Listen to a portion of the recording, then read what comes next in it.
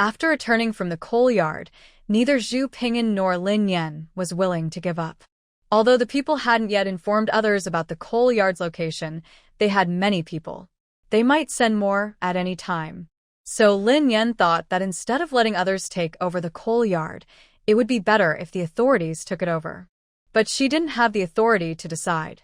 Zhu Ping'an was the one who found the coal yard, so he had to make the decision. She was just giving advice. At that time, Zhu Ping'an only said he would consider it.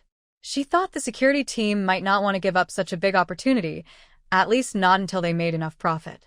But she didn't expect Zhu Ping'an to actually accept her suggestion and pass the message so quickly. "Did you see Captain Gao?" Lin Yan asked. She casually mentioned Gao Yang's name when giving advice.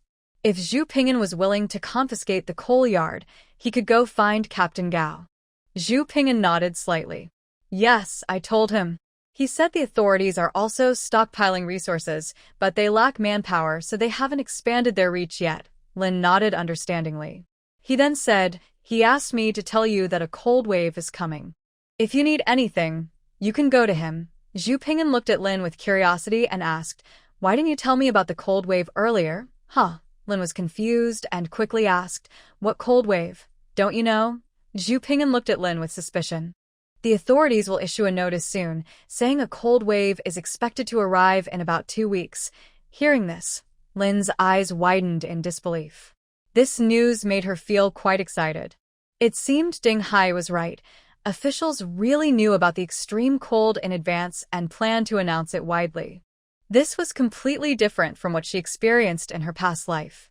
But why was that? No matter the reason, Lin didn't have time to think about it now. What puzzled her more was why Zhu Ping'an thought she should have known earlier. Seeing Lin stare blankly and say nothing, Zhu Ping'an directly said, "You went out to gather so much firewood and are determined to get coal. When you built the shelter, you even added an extra layer of tarp. Isn't that for warmth?" Hearing these suspicions, Lin suddenly smiled. "Big brother, you're really good at imagining things. I looked for energy because I had lived outside for a while and got scared.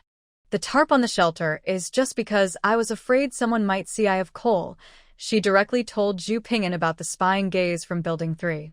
Then she pretended to realize something and said, "But you're right, an extra layer of tarp really does keep warm, doesn't it?" Seeing Lin smile so naturally, Zhu Ping'an's doubts about her disappeared. The reason he went to the authorities to find Gao Yang was first because he was truly unwilling to see the coal yard taken over by bad people, and second, because he wanted to learn more about Lin's identity. That day during the fight, he arrived late and only saw the last arrow Lin shot. However, Bao Enel and the others had seen Ding Hai's method of killing firsthand. According to their judgment, if she were to face Ding Hai directly, she might not be able to win. So, how could he feel safe letting these two unknown and powerful people wander around under his watch? However, unexpectedly, his trip turned out to be more rewarding than he imagined. He not only confirmed that the two siblings have reliable backgrounds in official circles, making them quite trustworthy, but also learned a major piece of news that could save lives. Thinking of this news, Zhu Ping'an nodded to Lin Yan. "All right, I understand. The cold wave is a big problem, and I need to act quickly. Please go ahead." After saying that, he strode away quickly. Watching Zhu Ping'an leave, Lin Yan's smile gradually disappeared from her face. Sure enough, these clever people are hard to deal with. Wei's mother listened to Lin Yan's worries about the outdoor toilet and explained with a smile. "It's not as bad as you think. There is some smell, but as long as it's handled properly, it's okay. For example, sprinkling ash from the bottom of the stove into the pit can help reduce the smell." She then sighed. "In our countryside, it's a big cycle.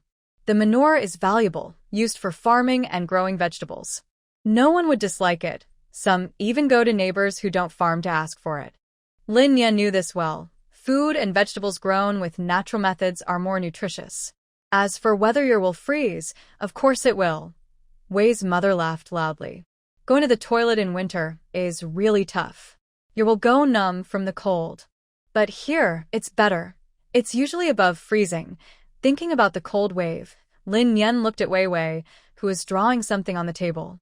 She hesitated, unsure if she should speak. Wei Wei noticed her gaze and sighed. You already know. They had been standing at the door for a long time, but he hadn't heard what they said. Still, he knew most of it. Yes, Lin Yan replied, confused by Wei Wei's attitude. She didn't say any unnecessary words. Thank you. Wei Wei suddenly stood up and bowed, which left Lin Yan stunned. Even Wei's mother looked confused and didn't dare say a word. Wei Wei looked serious and said, based on how bad the flood was, I think this cold snap is also serious. If the temperature suddenly drops, the consequences could be terrible. So, if it weren't for your news, we would have been caught off guard. Recently, internal thieves have been very active, and everyone has been busy with security measures. Outside, there are viruses and rat problems. He hasn't sent anyone to the official offices, so he hasn't received any news. If the official agencies wait until they are fully prepared before issuing a warning, they might have some time to get ready once they hear about it. But if they don't get the message, the results could be very bad, and he doesn't even want to think about it. That's why Lin Yan is grateful for his words, saying, Thank you. Wait. Wei's mother finally couldn't hold back and interrupted Wei Wei. What do you mean by this cold snap? I don't understand. She looked at Wei Wei and then at Lin Yan, confused by their mysterious hints. Wei Wei didn't explain anything to Wei's mother. Instead, he picked up the blueprint and left the room. You all talk. I need to go work. Stunned, Lin Yan slowly turned her head toward Wei's mother, her eyes shining with the realization that she had uncovered something important. Brother Wei and Brother Zhu, she stretched out the last sound, her eyes spinning with curiosity. Wei's mother saw that Lin Yan also understood what was going on. She sighed with a smile and decided to tell him everything. Those two brothers grew up together, even though they aren't related by blood. They went to the army together. They're like family, even closer than siblings. They can't stand seeing bad people in charge. They think that whoever gets promoted just needs to have real power. At this point, Lin Yan understood everything. Wei Wei blocked some people's path to wealth and became a thorn in their side. In that situation, he had to be removed from his position. At that time, Zhu Ping'an was the best choice to take over. So, the two of them staged a show for everyone, officially establishing the security team. As for the property management duties, doing them well wouldn't be appreciated, so it was better not to bother. This way, the two worked together. One inside, one outside. One obvious, one secret. One good, one bad. And their cooperation was even more effective than before. Under the threat of Zhu Ping'an's violent and savage intimidation, no one dares to look down on the security guards like before. Everyone is more cautious and respectful. I must say, they are playing their cards very well. Lin Yan couldn't help but admire. She was so busy guessing that she even thought Zhu Ping'an was someone's loyal follower. She went to great lengths to lead him to confirm that she had official connections, hoping that when he did something bad, he would avoid her. Otherwise, she would call the police to catch him. In the end, it turned out he was an undercover agent. Lin Yan laughed at herself and said, Brother Wei is a good person, but in these times of disaster, most good people don't have good luck. Hearing this, Wei's mother's expression changed. Her brows furrowed deeply, and her eyes showed worry and unease. Then she seemed to remember something sad, and her mood became a little down. Both of those brothers are just like their father, stubborn and unable to look after themselves. I can't do anything about them. If it were you, what would you do? Wei's mother knew Lin Yan was a clear-headed person and wanted to hear her thoughts. Talking about how hard it is to change someone's nature, Lin Yan understood this very well. People's true nature is deeply rooted and very hard to change. Like Lu Hongba, even after hearing her advice many times and making some choices against his usual self, he still ultimately took Feng's family away out of his own heart. From what Grandma Feng knew about Zhongwen, the two families had a long-standing friendship. Lu Hongba wouldn't be unaware of Feng's character, but he still chose to act kindly according to his heart. What else could she say? She could only say it once, but there would be countless times. Moreover, she was the same. In these 3 years of the apocalypse, she was repeatedly battered by reality, betrayed many times, and had seen the twisted and ugly sides of human nature. She had become cynical and dark.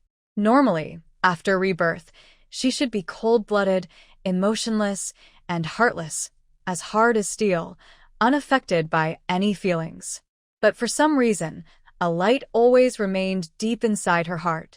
Because of this light, after rebirth, she gradually returned to herself, no longer a cold, ruthless demon who despised all living beings. As for Wei Wei's true nature, she didn't know. From Wei Mama's words, she could sense that Wei Wei was probably feeling conflicted about a difficult choice. Since Wei Mama brought this up, and she had nothing else to do, she decided to try to see things from Wei Wei's point of view and think carefully. Then she smiled and said, "I don't have the kind of big love that Brother Wei has. If it were me, I would focus on my own problems and not worry about others. But I think, whether living alone or with others, we need to deal with small problems first, or they might cause big trouble later." Listening carefully, Wei Mama seemed to understand part of what was said, but not completely. That's okay. She remembered it all and planned to tell her son later. Whether he listened or not was his own choice. As an old mother, she couldn't do much, so she could only leave it to fate. Seeing the conversation drifting away, Wei Mama quickly asked about the cold wave situation. Lin Yan briefly explained what was happening, and Wei Mama shivered all over. Cold wave? Do you mean the weather will get very cold? Yes. Maybe even colder than usual. Think about the recent floods that reached 7 or 8 stories high. Nothing is impossible. Lin Yan didn't want to scare Wei Mama, but the facts were there, so she had to tell the truth. Wei Mama sfaccia twisted in worry. What should we do? In our northeast winters, it's common to have temperatures below -30 or 40 degrees. But our equipment isn't good enough here. The houses are full of glass and drafty, and the walls are thin as paper. We can't handle -30 or 40 degrees, not even -10. Lin Yan nodded in agreement. So, we need to prepare early. Did they say how cold it might get? Wei Mama, panicked, started breathing heavily. Lin Yan thought for a moment and said, "Not sure. It could be extremely cold, maybe -50 degrees or more." Perhaps because she was from the northeast and used to cold weather, Wei Mama quickly calmed down after a sigh. She sighed heavily and said, "This weather is really terrible. Just now, Wei Wei told me there's a mouse plague outside. It scared me, so I put mouse poison around the house. In the past life, there was a mouse plague that lasted for a few days. The large mice, having eaten various corpses, grew bigger and caused trouble by damaging the survivors' food supplies. Many people also fell ill after eating food that had been bitten by mice. Not only mice, but also many cockroaches, insects, and bugs were widespread for a period. Fortunately, the authorities actively organized survivors to collect the dead, clean up the filth, and carry out large-scale pest control, which prevented the disaster from becoming worse. Otherwise, if a heat-resistant virus like the plague had broken out in the end times, it would have been extremely tragic. Since the current authorities have issued early warnings about extreme cold, I believe that dealing with these pests and rodents should be manageable." Lin Yan thought so and said it aloud. Mother Wei nodded and said, "You're right. I'm also worried that mice might come back here and bring germs. That would be troublesome." She shared her fears with Lin Yan. "I haven't experienced the plague myself, but my mother did when she was young. It was very frightening. She said that people in the village kept dying one after another. Those not infected had to go door to door to collect the dead and burn them in the cemetery. Those infected were also taken to be burned. Some hadn't even died yet but were still burned alive." Ugh, Lin Yan shivered at the thought, feeling a bit scared. "How did the virus finally stop?" Mother Wei sighed. "It ended after everyone died. The remaining few were immune." Lin Yan understood what Mother Wei was worried about and comforted her. "Don't be too pessimistic. Since the authorities are working to eliminate mice, the virus shouldn't spread here. The proliferation of snakes, rats, insects, and ants was due to the flood and eating contaminated city waste and corpses. The environment here is still similar to before the disaster, so it should be okay." Mother Wei was comforted and showed a faint smile. "I'm just worried. Things are not much different from what the older generation experienced. There are no hospitals or medicine now. Hearing this, Lin Yan remained silent.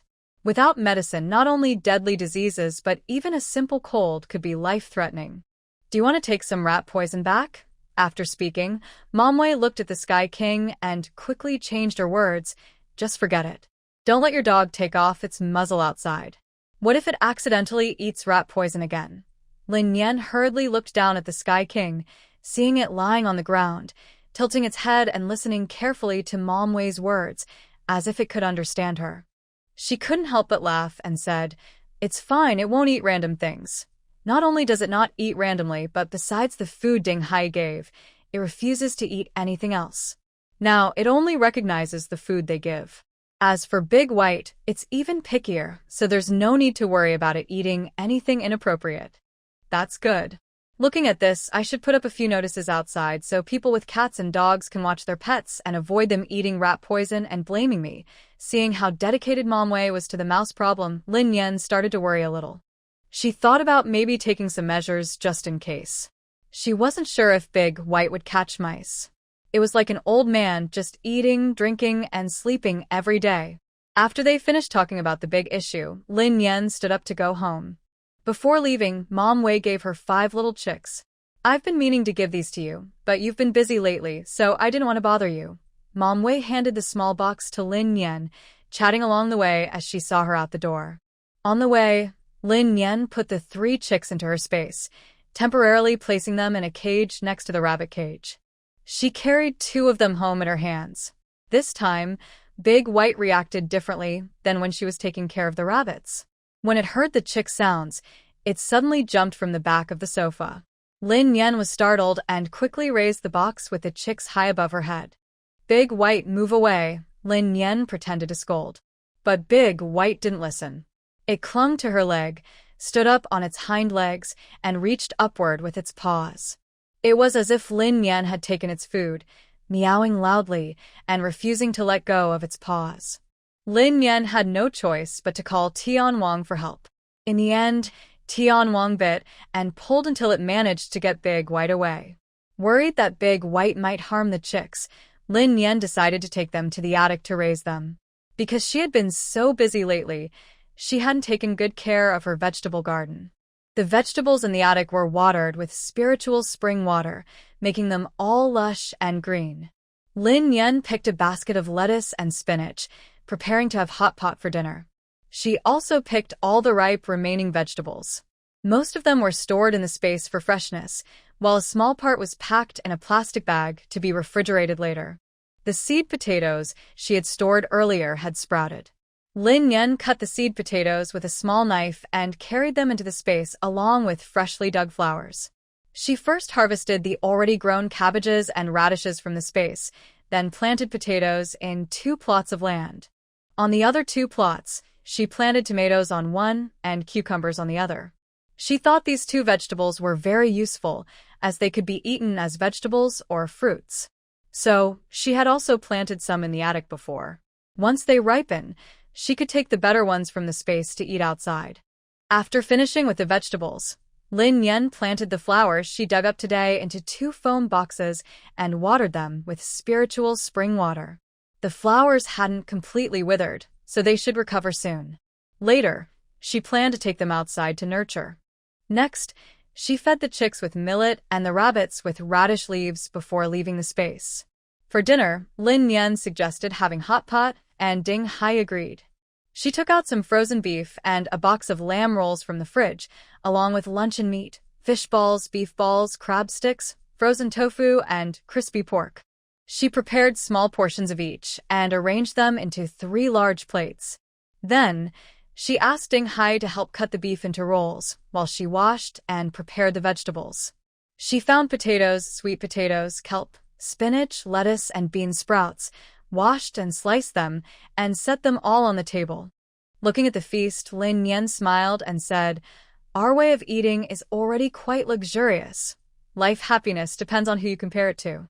Ding Hai smiled faintly and said, "A little bit." They started enjoying the hot pot together, using the yin-yang pot.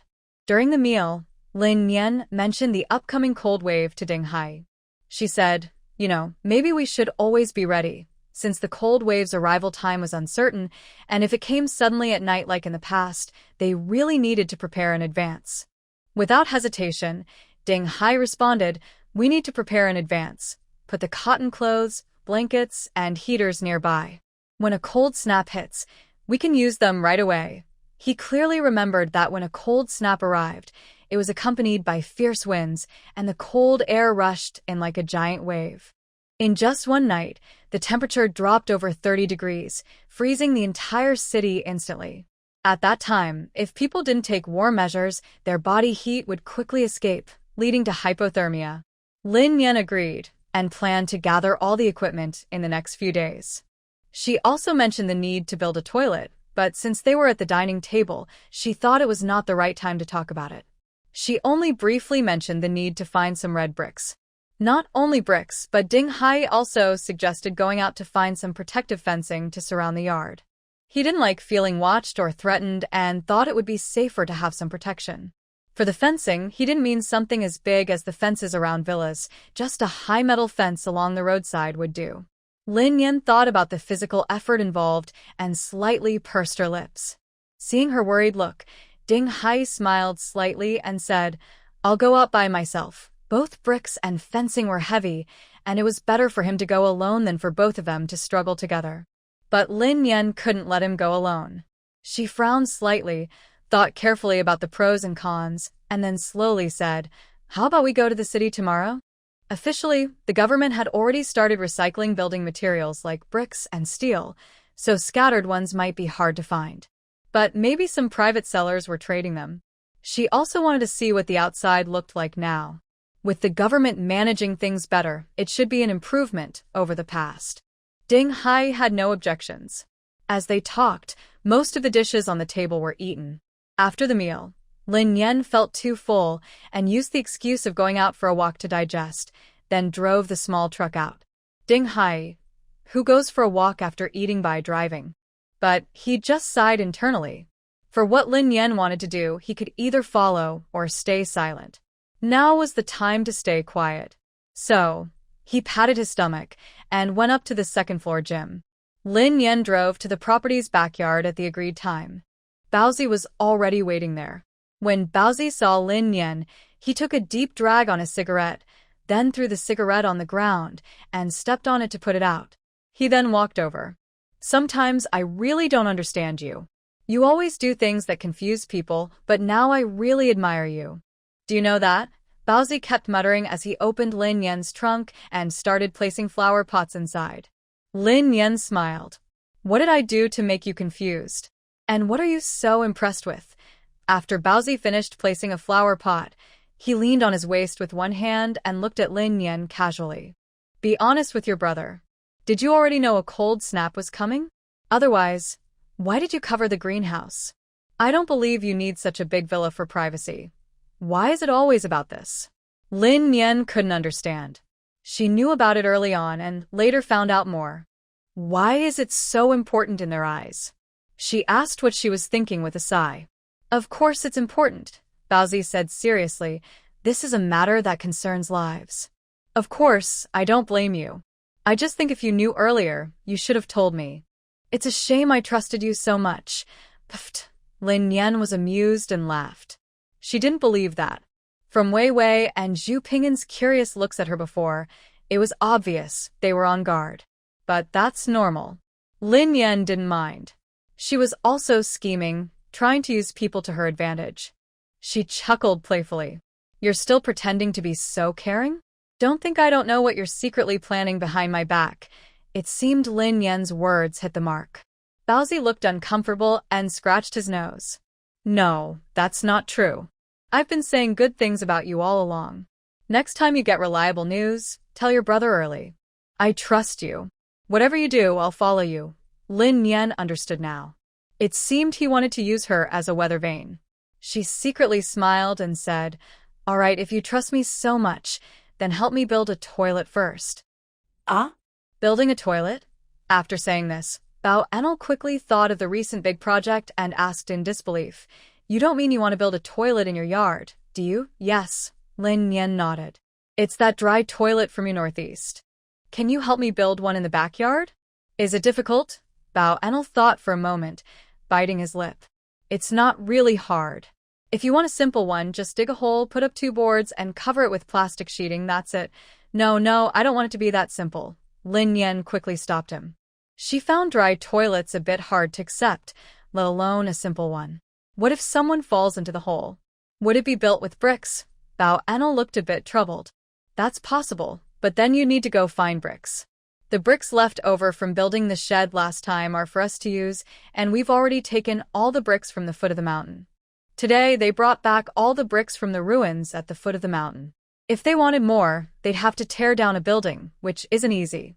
Lin Yan tilted her head and asked, "Are you also building a big shed?" After she said that, she realized how silly her question sounded. Since the security team knew a cold snap was coming and understood that her real reason for building the shed was to stay warm, they would probably think of this right away. Maybe they would even build a better version. Bao Enel replied, "Yes. Not just us, the homeowners committee might also want to build one. I don't know if other residents will want to build more later." Really? Everyone's building. This news made Lin Yan's face light up with happiness. This was truly great news for her. In this closed villa community, everyone was almost bored to tears, with nothing to do all day but gossip or make up stories. When she was building the shed, it was like breaking news. Not an exaggeration. Everyone talked about it after dinner. Some looked down on her rustic ways, like Dew next door, who always looked at her with disdain when passing by. Others were curious, probably because it was the first time they saw a fancy villa with a shabby blue plastic shed at the door, and they all had their opinions about her. Every time someone passed by her house, they would start whispering and speculating. Some people with bad intentions naturally wonder what is inside the shed, and sometimes try to peek inside. If it weren't for the dog at home, these people might have tried to climb over the wall to get in. Lin Yan was worried that their house might be targeted by thieves. She thought she should follow Ding Hai's idea and add some protective netting to strengthen the fence. But now that might not be necessary. If building the shed is mainly for warmth and many families have similar ones, then suspicion would be less. Bao Enel nodded and said, "Yes, we will all need to work together later. That's the only way." Then he suddenly added, "If one person eats well, but the whole village goes hungry, then no one can rest easy." His words made sense and fit the situation well. But when Lin Yan heard them, she felt a bit uncomfortable. She suspected he might be secretly planning something, but she had no proof. Knowing that bricks are rare, Lin Yan decided to handle the brick issue herself and asked Bao Enel and others to help build the shed later. Bao Enel happily agreed. Soon, the two of them talked about various things while quickly loading all the flower pots onto the car. Lin Yan handed the black bag with medicine to Bao Enel and also gave him half a box of cigarettes. She thanked him and then got into the car. "Hey, wait a moment." Bao Enel handed Lin Yan a diary. "This is a flower gardening diary from the old couple in the Chiao family. It has all the cultivation methods written inside. You should study it when you get home. Make sure to keep all the plants alive, especially my sleeping water lotus watching the car drive away." Bao Enel wished he could run after it to see his lotus flower and say goodbye. Goodbye here is literal. He felt that if the flower fell into Lin Yan's hands, it wouldn't last many days. On the way home, Lin Yan got off the car halfway to pick up the flowers.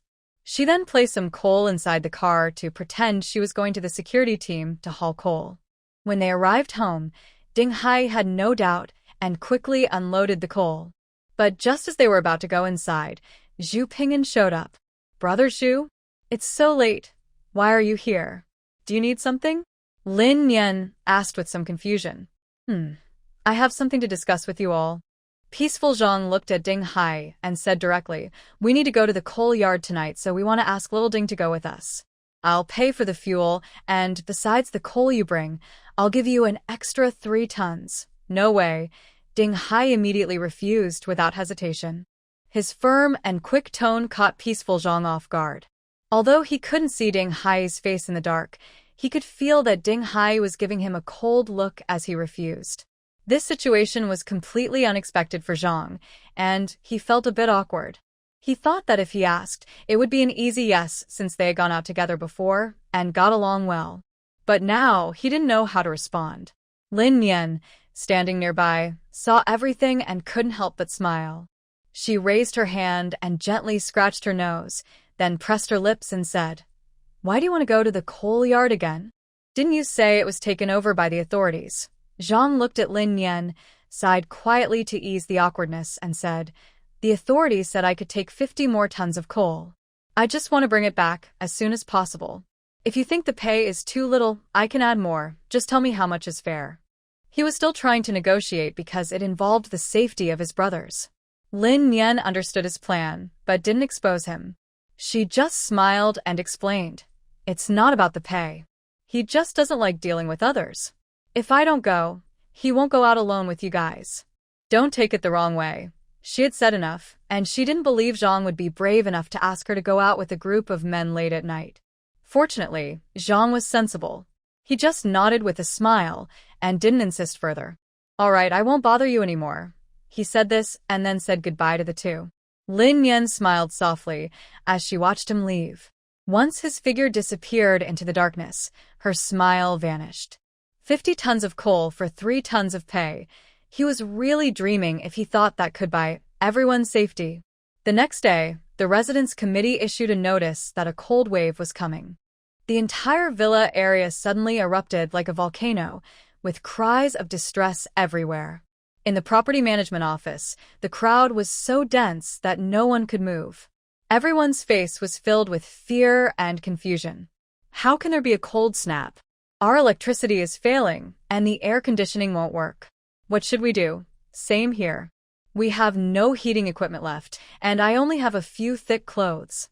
Is this some kind of disaster from heaven? Oh my goodness, what do we do?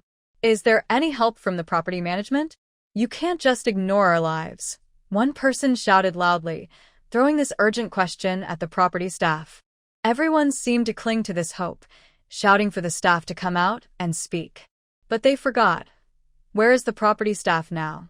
Li Lao, the head of the homeowners committee, said helplessly, "Our committee can't provide the support everyone is asking for." The news about the cold snap came from Wei Wei. He risked everything to save us, and we should be grateful.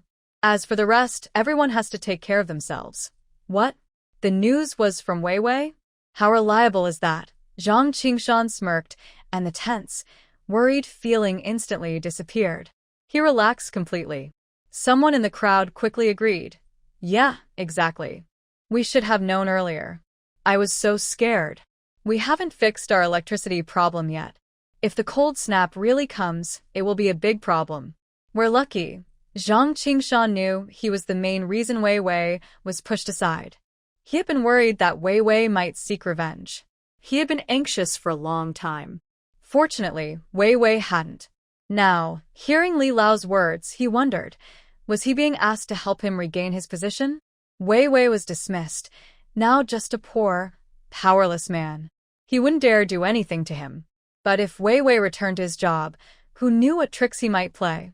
So, Zhang Qingshan was determined not to give him that chance. Seeing that the crowd was following his lead, Zhang Qingshan quickly added, "Maybe Wei Wei is angry at us and came up with this plan to trap us." "Did you see the notice posted at the property entrance?" "No, I haven't seen any notice." Zhang Qingshan sneered and said, "They say a villa area needs a public toilet, and it requires manpower. If someone is willing to work, they can get 2 kilograms of coal a day." As soon as he spoke, the crowd burst into laughter. What? "We're supposed to fix the toilet? He's so funny. Isn't it obvious? He just wants to humiliate us, right? Oh my, how sneaky he is. It's really hard to understand." Listening to the lively voices in the meeting hall, 2 people leaned against the wall outside, leisurely smoking. Zhu Ping'an took a puff of his cigarette, tapped the ash, and showed a mocking smile. "See? This is the kind of person he is. Now, you should give up, right?"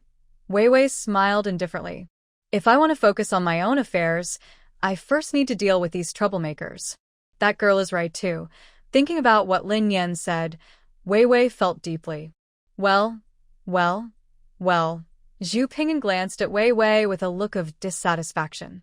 I told you long ago, if someone doesn't like you, just deal with them. You refused to listen and kept saying that to be a good leader, you need to be tolerant. Now, suddenly one sentence from others makes you change? No tolerance at all. Wei Wei took a deep drag on his cigarette, slowly exhaled a smoke ring, looked up at the sky, and said softly, "Our personalities are opposite. One tough, one gentle. We're evenly matched. Neither of us should criticize the other. If you're going to do something, just do it." Zhu Ping'an's head heated up and he almost lost his temper. But in the next second, he hesitated. He could act, but how? Like those bandits, if someone annoyed him, he could just rob their house. Actually, he thought that might not be a bad idea. Over the years, if Wei Wei hadn't kept his temper in check, he would know how many times he would have caused trouble. Of course, if he did that, he probably wouldn't last long here. The people living here are all noble. No one would accept his violence. But now, things are different. Now, whoever has the stronger fist is the boss. So, what do you plan to do next? Zhu Ping'an didn't believe Wei Wei would just clean up his own front yard. After all, his father, as the village secretary, inherited his grandfather's position and dedicated his life to the village. He even died saving others. Now, his older brother is the new village secretary, also a good official who cares deeply for the people. Growing up in such a family, Wei Wei wondered if he could suddenly live for himself. Wei Wei put out his cigarette and threw it into the trash, then took a deep breath and said, "Let Mao remember all the names clearly. They'll be useful later. The people going to the coal yard should be back soon. I'll check on that. You keep an eye here." Then he strode out of the meeting hall and headed toward the back of the property. Zhu Ping'an turned to look at the noisy meeting hall, his eyes growing colder. The voices inside the hall were now divided into three groups. Some radicals believed Wei Wei was giving false information and kept mocking him. A small group listened skeptically, feeling there might be some truth to the radicals' accusations, but their worries and frowns still remained. Most people, however, were smart and perceptive. Since the flood crisis, the property dispute, and the theft case at the Yu family, they had been quietly observing. After each big event, they would close their doors, weigh the pros and cons, and make their own judgments. Of course, this time was no different. Thanks to Zhang Qingshan's publicity, these people quickly left the meeting hall and headed to the notice at the property entrance. Some turned around and went into the property office to sign up secretly. It's just building a toilet, not digging a pit. Whether Wei Wei's news was true or not, the coal was real. Anyway, staying at home was boring. If they got coal, they could stockpile it. Even if a cold snap didn't come, they could still have food when the power went out later. The first person signed up and soon a second followed.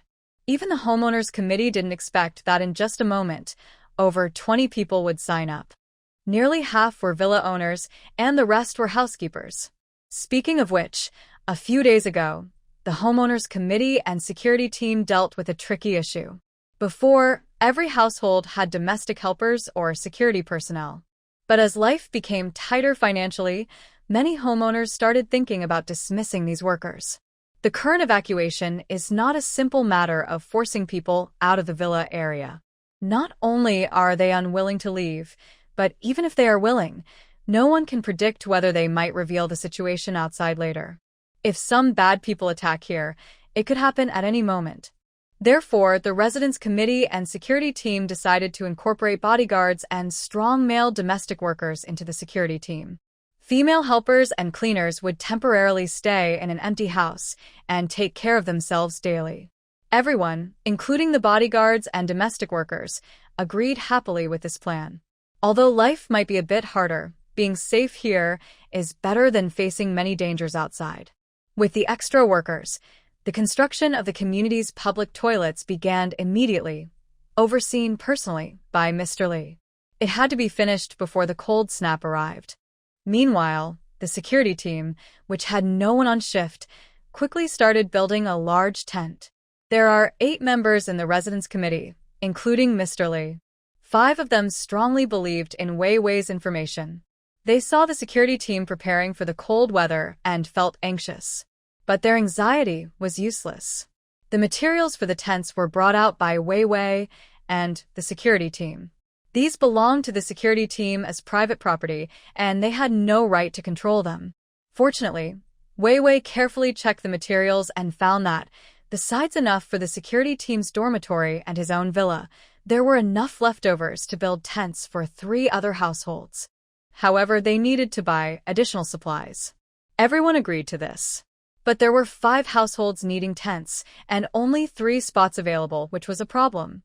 For members of the residence committee discussed and decided that, since Mr. Li was a respected elder and a learned professor, everyone admired his knowledge and character. They agreed to give him 1 spot. For the remaining 2 spots, it was too hard to decide. In the end, the 4 members chose to draw lots. The 2 who didn't get a spot were not discouraged. They quickly approached Wei Wei and asked for his help to get more materials from outside, promising to pay him. Wei Wei also planned to go out and look for winter supplies, so he agreed to keep an eye out. A group of people was busy working on carpentry in a lively manner. Lin Yan and Ding Hai's car had already driven into the city center. Stepping into this ruined part of the city again, Lin Yan felt like she had fallen from heaven into. Her mood was very complicated. By now, the floodwaters had completely receded. The once wide streets no longer looked the same. They were full of potholes and uneven patches, barely wide enough for 2 cars to pass each other. On both sides of the road, mud and discarded building debris piled up high. Large rats scurried back and forth among the trash, occasionally darting out and then quickly disappearing into the mess. The tall buildings along the street, soaked by the flood, looked as broken down as old houses that hadn't been repaired for 100 years. They seemed ready to collapse at any moment, burying everything underneath. Seeing all this made Lin Yan feel very scared. She unconsciously pressed the gas pedal harder and quickly drove past this dangerous area. As they moved closer to the city center, more pedestrians appeared on the street, and sometimes cars rushed past loudly.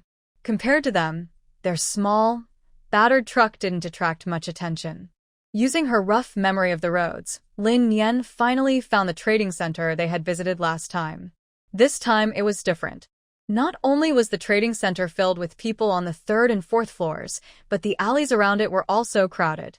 After quickly observing the situation, Lin Yan ran back to the car and said to Ding Hai, "Stay here and wait for me. I'll park the car and come back." She quickly walked around the car and headed straight for the trunk to get the supplies they had prepared. They had traveled a long way, hoping to find something useful to trade. They brought some vegetables and coal, just in case. After Ding Hai got out of the car, he stepped over to the trunk, and Lin Yan opened the door first, then took out a small cart and a bag of supplies. "I'm going to park the car." He handed the handle of the cart to Lin Yan, closed the trunk, and headed toward the driver's seat. Seeing this, Lin Yan hurriedly pulled the cart and followed. "Are you familiar with this area? I know the roads here. There's a hidden alley that should be a good place to park." "I should go." The alley wasn't the most important thing. What mattered was getting the car into a safe space. Otherwise, with their car, no matter where they parked, it could be broken into at any moment. However, Ding Hai didn't give her a chance to speak. He directly opened the door, got into the car, and started the engine. At the same time, he looked at Lin Yan. His usually cold and indifferent face surprisingly showed a playful smile. "Do you know the way?" Yet you kept going around, making 7 or 8 wrong turns before finally reaching here. After being teased, Lin Yan was speechless. Just as she was about to get angry, Ding Hai quickly added, "Don't worry, I can handle it." Then he stepped on the gas and sped away like the wind. "Ding Hai, you're done for." Lin Yan took a few steps forward, watching the car's distant back, and started to laugh despite her anger. "Really, can I be blamed for taking a wrong turn? Now the road isn't really a road, and the house isn't really a house. It's good enough that I found it, and yet you still mock me." Looking around at the scenery, Lin Yan pulled her car to a clearing. She tightened her mask, lowered her hat brim, and leaned against her bag, waiting for Ding Hai to come back. But in just a short while, several people approached her one after another. "Miss, do you want some rice?" "Not soaked, fresh rice, cheap for you," said a sweaty man with a toothy grin. Lin Yan looked down and waved her hand to refuse. Soon after, an older woman came over, holding a bag and softly said, "Miss, I have some sanitary pads for sale. Just 5 contribution points for a pack. Would you like one?" Lin Yan shook her head again. She kept refusing a series of sales pitches from different people. Finally, a man with a pointed face and mischievous eyes looked at her with ill intent. She raised her eyes cautiously and looked at him. The man couldn't see Lin Yan's face clearly through his mask, but from her bright, lively eyes, he could tell she was quite attractive. He quickly abandoned his idea of trading supplies and instead focused on her. "Beautiful lady, are you looking for a job? I can guarantee you earn 10 contribution points a day." "Oh? Is 10 contribution points a lot?" Lin Yan asked, knowing what kind of job he was talking about, but she still inquired. In the past, Jingcheng had no official base and no unified currency. Even the official trading stations used barter instead of money. At this moment, she kept hearing people mention contribution points, which made her curious. The man saw Lin Yan's response and became very excited. He quickly moved closer. But suddenly, he was stopped by a long iron rod pressed against his chest. "Stay back and stand there to talk," Lin Yan said coldly. The man didn't expect that a woman alone outside would dare to be so bold. He immediately wanted to change his expression. However, thinking about the contribution points he could earn soon, he forced himself to hide his displeasure and not argue with her. He secretly planned that once he caught this woman, he would see if she could still be so arrogant. Then he smiled flatteringly and said, "10 contribution points isn't much, right? Hardworking people earn about 30 points a month. You can finish a month's work in just 3 days. If you're lucky, you might even earn that much in a day." He was eager to see her face behind the mask. If she could meet the standards of the big bosses, he would make a lot of money.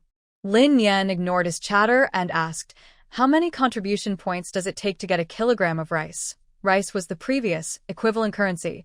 Confirming this would help understand the value of contribution points. The man was caught off guard by her sudden question and looked surprised. But in an instant, a wave of uncontrollable joy spread in his heart. If he didn't know the local prices, it meant this woman was an outsider. She probably didn't have a new ID card and wasn't protected by the authorities. That was like a stray mouse. Whoever caught her could take her. Thinking this way, the man already saw Lin Yan as something he could take advantage of. His words carried impatience as he replied, "Rice, right? The official rate is 1.5 contribution points. I can get it cheaper for you. Why don't we find a place to sit and talk? I'll tell you everything I know." He was eager to get rid of Lin Yan, but also worried. So, he asked cautiously, "Did you bring your Jingcheng ID with you? This job requires real name registration. If you don't have one, I can help you get it." Lin Yan received some new information and looked curious. "I haven't registered yet.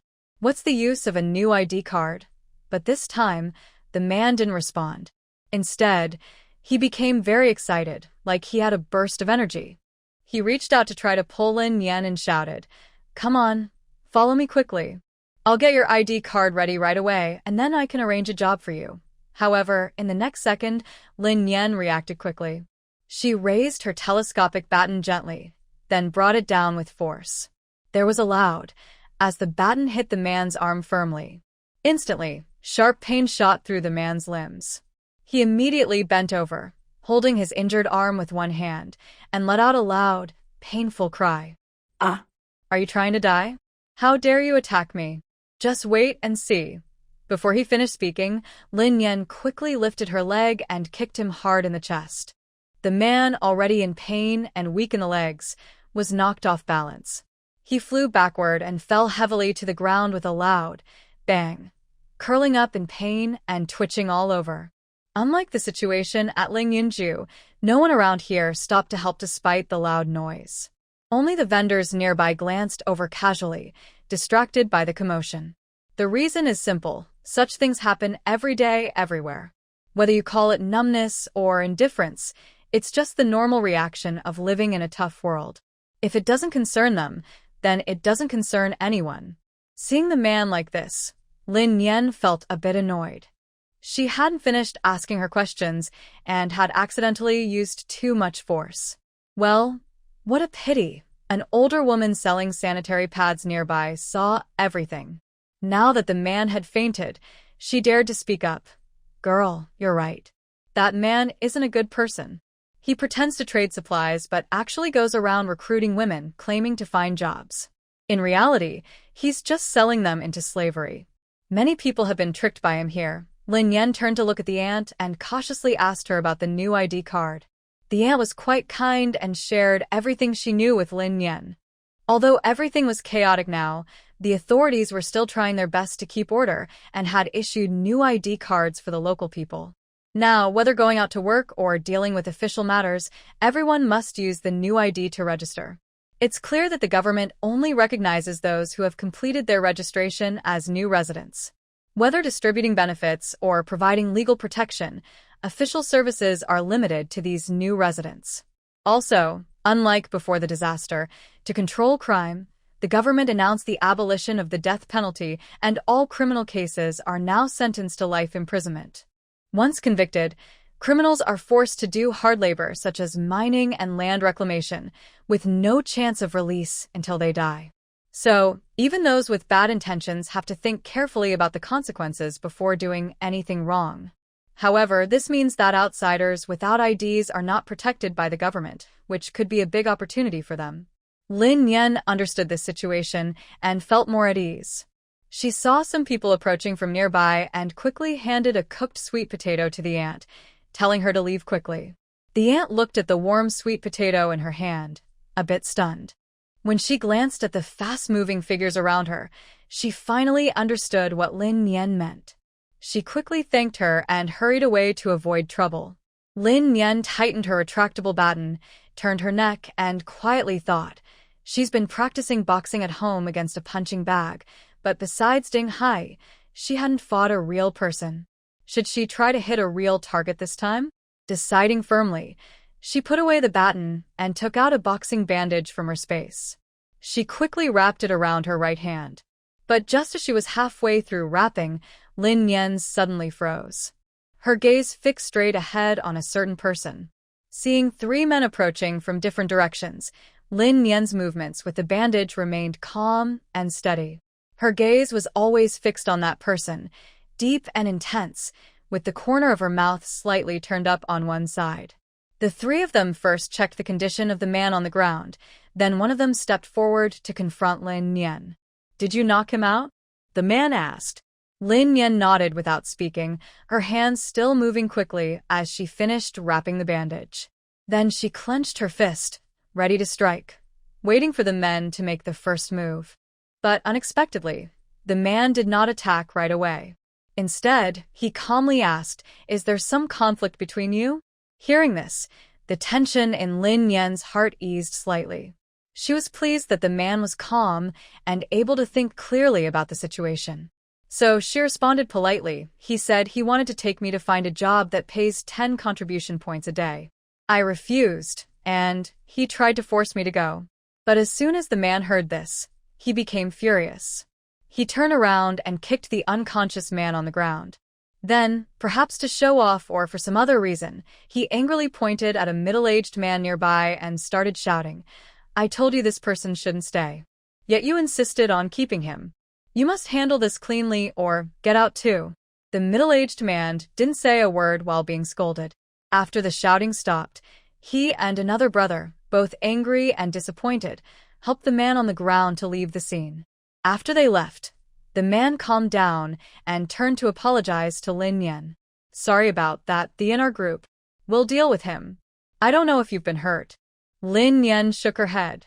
"I'm fine, but..." She paused, then took off her mask and smiled at him. "Long time no see. Old fat second, you've lost some weight." The man was momentarily stunned by this nickname, thinking she had mistaken him for someone else. But when he saw Lin Yan's face clearly, his eyes widened in surprise. You're Mao Jia. Wow, I didn't even recognize you." Hearing the nickname Old Fat Second, Lin Yan rolled her eyes and corrected him firmly. Yeah. Why did it always have to be a fight with Mao Jia?" He, the chubby guy, chuckled happily. "Sister Nian, yes. Everyone calls me Sister Nian. Well, I'm not really called the chubby guy. My name is Lu Jia. But as long as you like, you can call me whatever you want. He didn't know why Lin Yan called him that, but it sounded comfortable and friendly. Lin Yan wasn't sure what these people's real names were, but it was enough that she could tell them apart. Are you all here now? She asked halfway through her sentence but didn't finish. She wasn't sure what these people were doing now. From the scope of the man she had just knocked out, she couldn't be certain. The chubby guy nodded and said, "Still doing the same old work, just making a living." Then he looked at the bag behind Lin Yan and asked, "Are you here to buy something or sell something?" Just as Lin Yan was about to speak, she turned her head and saw Ding Hai rushing over at full speed. As soon as he stopped, he pulled her behind him. At the same time, he looked angrily at the chubby guy. "Are you okay?" Ding Hai slightly turned his head toward Lin Yan, but kept his eyes on the chubby guy. He had seen Lin Yan talking to these people from afar, and didn't think much of it at first. But before he could walk away, he was shocked to see two of the three men lifting another person off the ground. It looked like the person being lifted was badly injured. This scene made his heart tighten with fear. Without hesitation, he hurried toward Lin Yan. "Are you fine?" Lin Yan whispered. Although it was just a misunderstanding, she felt warmth from Ding Hai's actions. A faint, almost unnoticeable emotion flickered in her eyes. The chubby guy, who was being stared at by Ding Hai, shivered and didn't dare to move. It was as if any movement might get him kicked away. He wisely raised his hand slowly, tilted his head toward Lin Yan, and asked with a mix of confusion and pleading, "Sister Nian, who is this?" Lin Yan patted Ding Hai's shoulder to comfort him, then took a step forward and said to the chubby guy, "He's my cousin. I thought you were a bad person. That was all a misunderstanding." Then she pointed at the chubby guy and introduced him to Ding Hai, "Lu Jia, a brother I knew before." Seeing the misunderstanding cleared up, the chubby guy lowered his hands and smiled politely at Ding Hai. Ding Hai ignored him, and his look at Lin Yan was a bit awkward, but he also seemed to relax a little. After a moment, the two of them were invited to sit at the stall of Fat Old Second.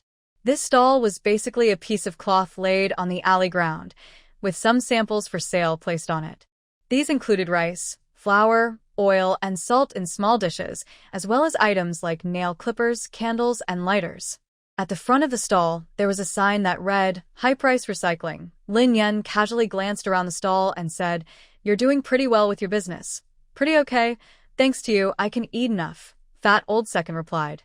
He then asked his younger brother to get 2 bottles of unopened mineral water from a cabinet behind him and handed them to Lin Yan and the others. Ding Hai didn't take the water. Lin Yan took it but held onto it without opening it. According to Fat Old Second, Zhou Peng's team was growing bigger, now almost 20 people. Their main business was still buying low and selling high, acting as middlemen. They also worked as agents, helping people find needed supplies and taking a small fee for the service. Thinking about the man she had just knocked out, Lin Yan's eyes flashed with disgust. She didn't hold back and mocked him. Having a bigger team is good, but it's better to avoid those people. Fat Old Second understood what Lin Yan meant and looked a bit embarrassed. To save his and his boss's reputation, he quickly explained, "That guy was from Old Zhong's hometown.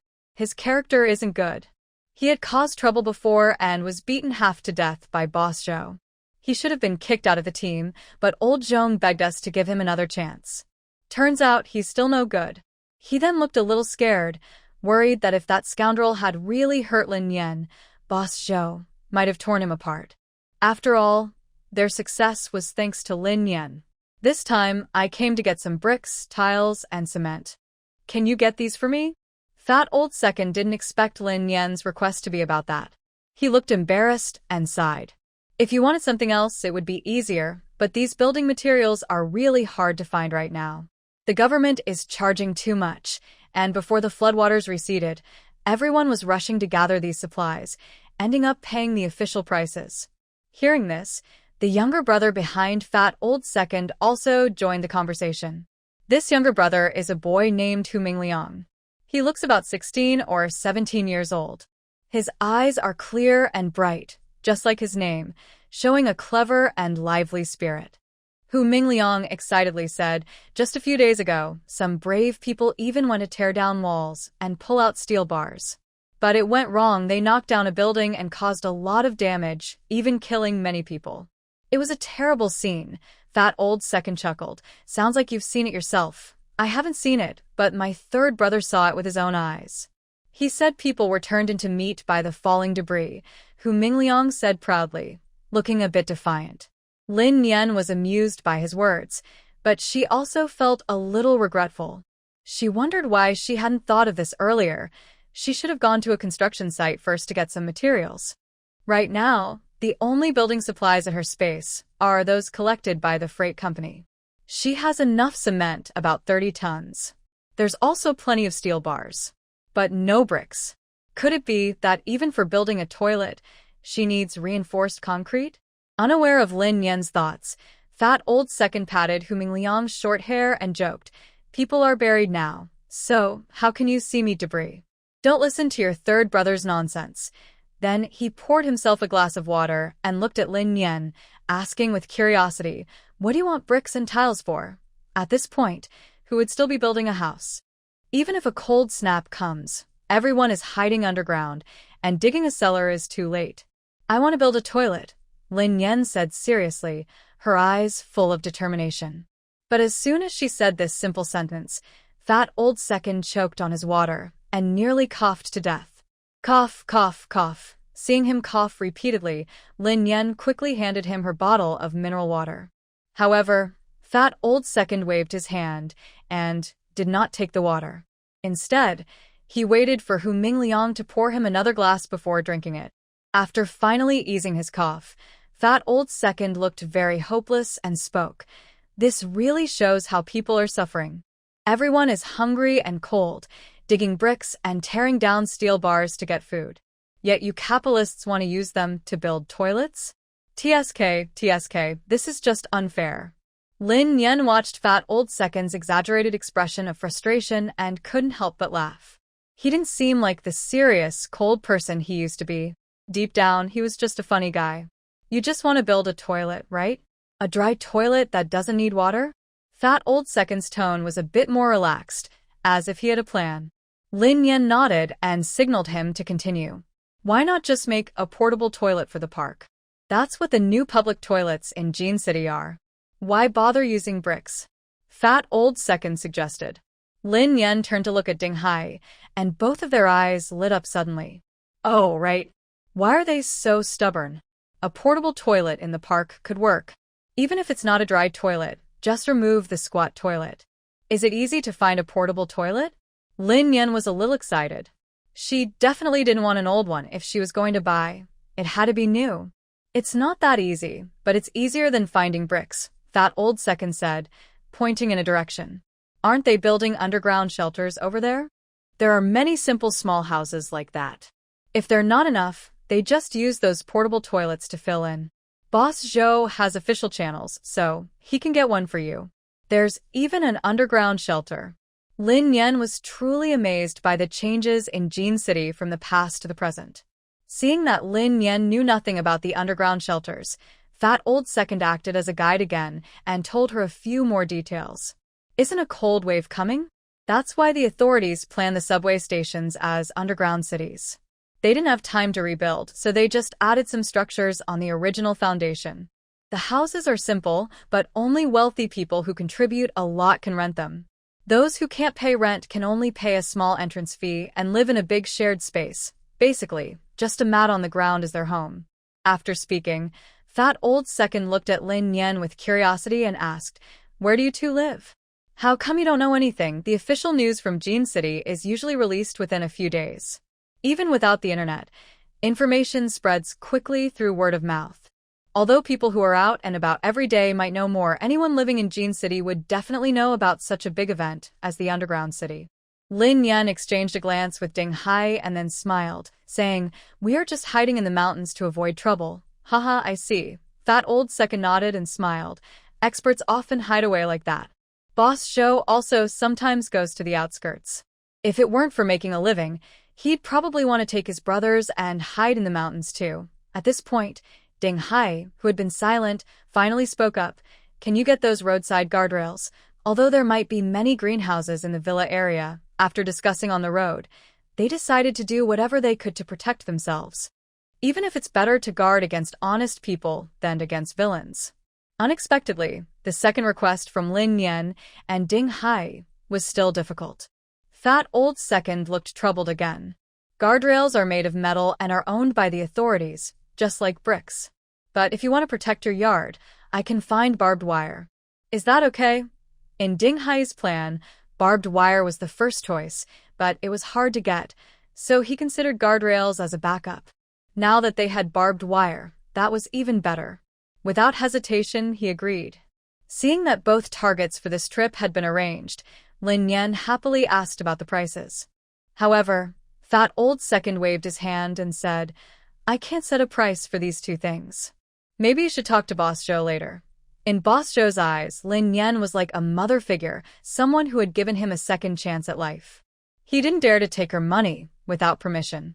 But Lin Yan didn't know Fat Old Second's concerns.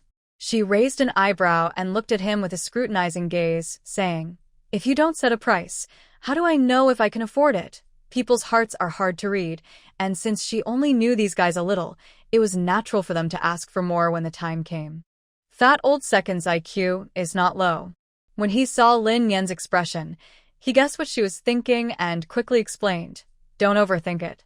I can't say for sure what Boss Joe means. Maybe he can give you a discount. Although he suspected that the portable toilet might be a gift from Boss Joe, he wasn't certain and didn't want to guess randomly, so he said nothing more. Lin Yan thought for a moment and agreed. She asked, Where is Boss Joe now? Hearing this, Fat Old Second looked helpless. Usually, Zhou Prung would be here managing things, but today he was absent due to some matter. It seemed like he had some hidden motives. But that was indeed the case. He could only tell the truth. Boss Joe is in the suburbs, a bit far from here. How about we set a time to meet after we find the portable toilet? Lin Yan was a little dissatisfied. She wanted to get the existing barbed wire first. As for the toilet, it would be better if they could get it later. If not, she wouldn't insist. Like Bao Enel said, digging a simple hole and setting up 2 boards could work as a temporary solution. Understanding Lin Yan's idea, Fat Old Second thought for a moment and gave a reasonable suggestion. How about this? I know the seller of the barbed wire. If you don't mind the price, you can talk directly to him. If Boss Joe is involved, maybe you can get a better deal. As for discounts, Lin Yan didn't mind much. At this point, as long as it wasn't a special price for friends, the discount probably wouldn't be significant. What's the normal price? She asked. It depends on how much you need. Fat Old Second showed them the last transaction quote. A roll of blade barbed wire can stretch about 10 meters, costing around 5 contribution points per roll. If you buy more, I can probably get you a 2-point discount. Usually their transactions earned at least a 2-point profit margin, but since the buyer was Lin Yan, Fat Old Second was straightforward. But unexpectedly, Ding Hai's words made him pause suddenly. We need 40 rolls, but we don't have any contribution points. Hearing this, Fat Old Second's expression turned confused. He looked at Lin Yan, and his words started to stammer. What does that mean? 80 contribution points are not too much for Brother Zhou to give. But what does my cousin mean? Is he thinking of that idea? I'm a bit unsure. Seeing Fat Second Brother's silly look, Lin Yan couldn't help but chuckle softly, but she didn't tease him further. Instead, she added based on Ding Hai's words, We don't have contribution points, but we can exchange other things. Fat Second Brother relaxed slightly and felt a bit embarrassed about his earlier behavior. Based on the general price list for supplies provided by Fat Second Brother, Lin Yan roughly judged the value of various items. After thinking it over, she finally took out a bottle of 100-pack drinking water purification tablets from her backpack. Seeing the purification tablets, both Fat Second Brother and Hu Mingliang's eyes lit up. Currently, there isn't a shortage of water outside, but clean drinking water is scarce. Drinking unclean water can be deadly. Many people have died recently because of this. On the other hand, a single clean drink of water can save a life.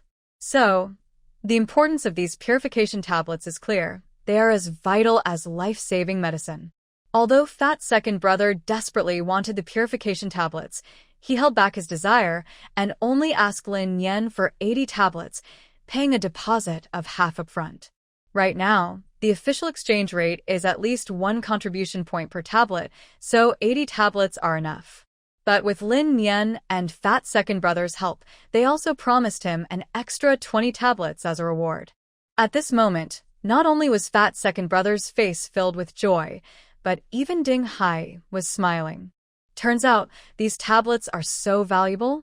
When he was collecting supplies at Yu family's villa, he took nearly 20 boxes of purification tablets. Some were large barrels, about 10 boxes, and others were boxes of 3 bottles each, about 10 boxes.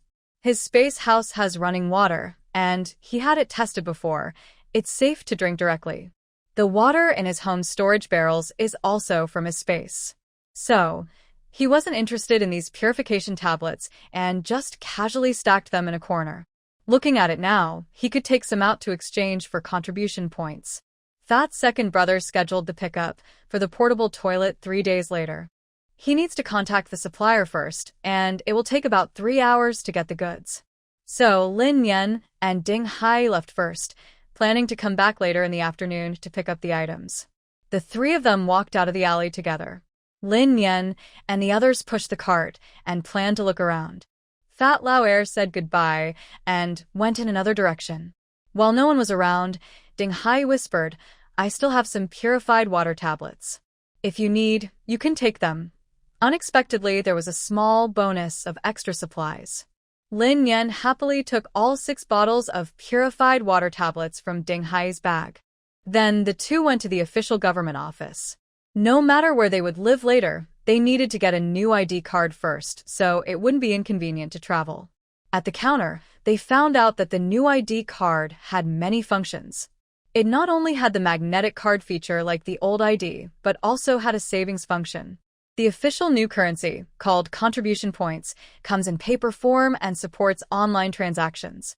This new ID card can store online contribution points, and they can use a card reader to make transactions or withdraw cash. It's similar to a social security card, which is both a real name ID and a bank card, convenient and safe. Since Lin Yen's ID was local, it was easy to get the new one. But Ding Hai's ID was from Wuxi City, which made the staff a bit hesitant. "Can you provide proof of your connection to Jin City?" "We can only accept local residents for now," the staff said. The staff was polite and honest. Seeing Ding Hai look confused, Lin Yen asked, "What other proof of identity do you have?" The staff answered mechanically. Things like a temporary residence permit, household registration book, property certificate, or a student ID from a local school are all acceptable. Lin Yen nodded and pulled Ding Hai to leave. "It's okay. I just need to get an ID card. The contribution points are stored inside, and I can take out the paper version when needed. We don't have to live in that underground city." Ding Hai came from Wuxi City to find her.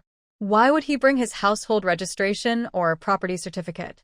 She said this partly to comfort Ding Hai, but her words were also truthful. They are now living well in Lingyun residence, with no worries about food or drink, so they don't need to verify their identities officially.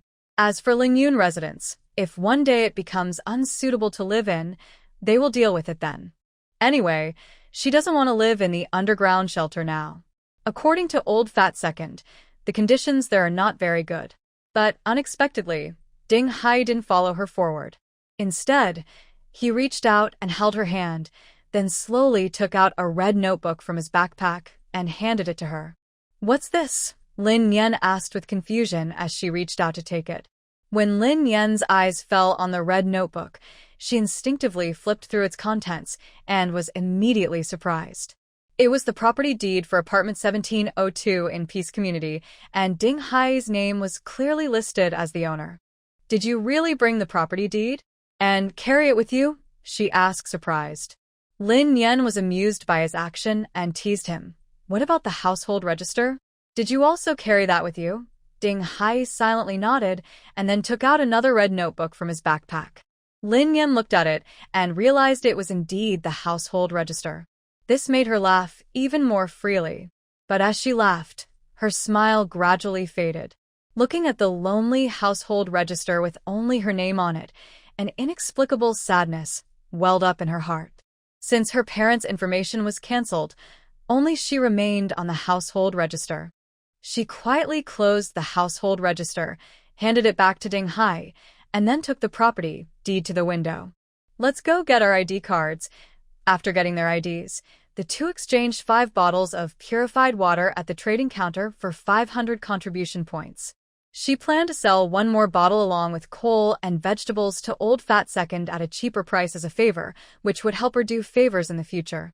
Lin Yen stored 200 contribution points in each of their Idaho cards and also took 100 paper contribution coins of different denominations for easy use later.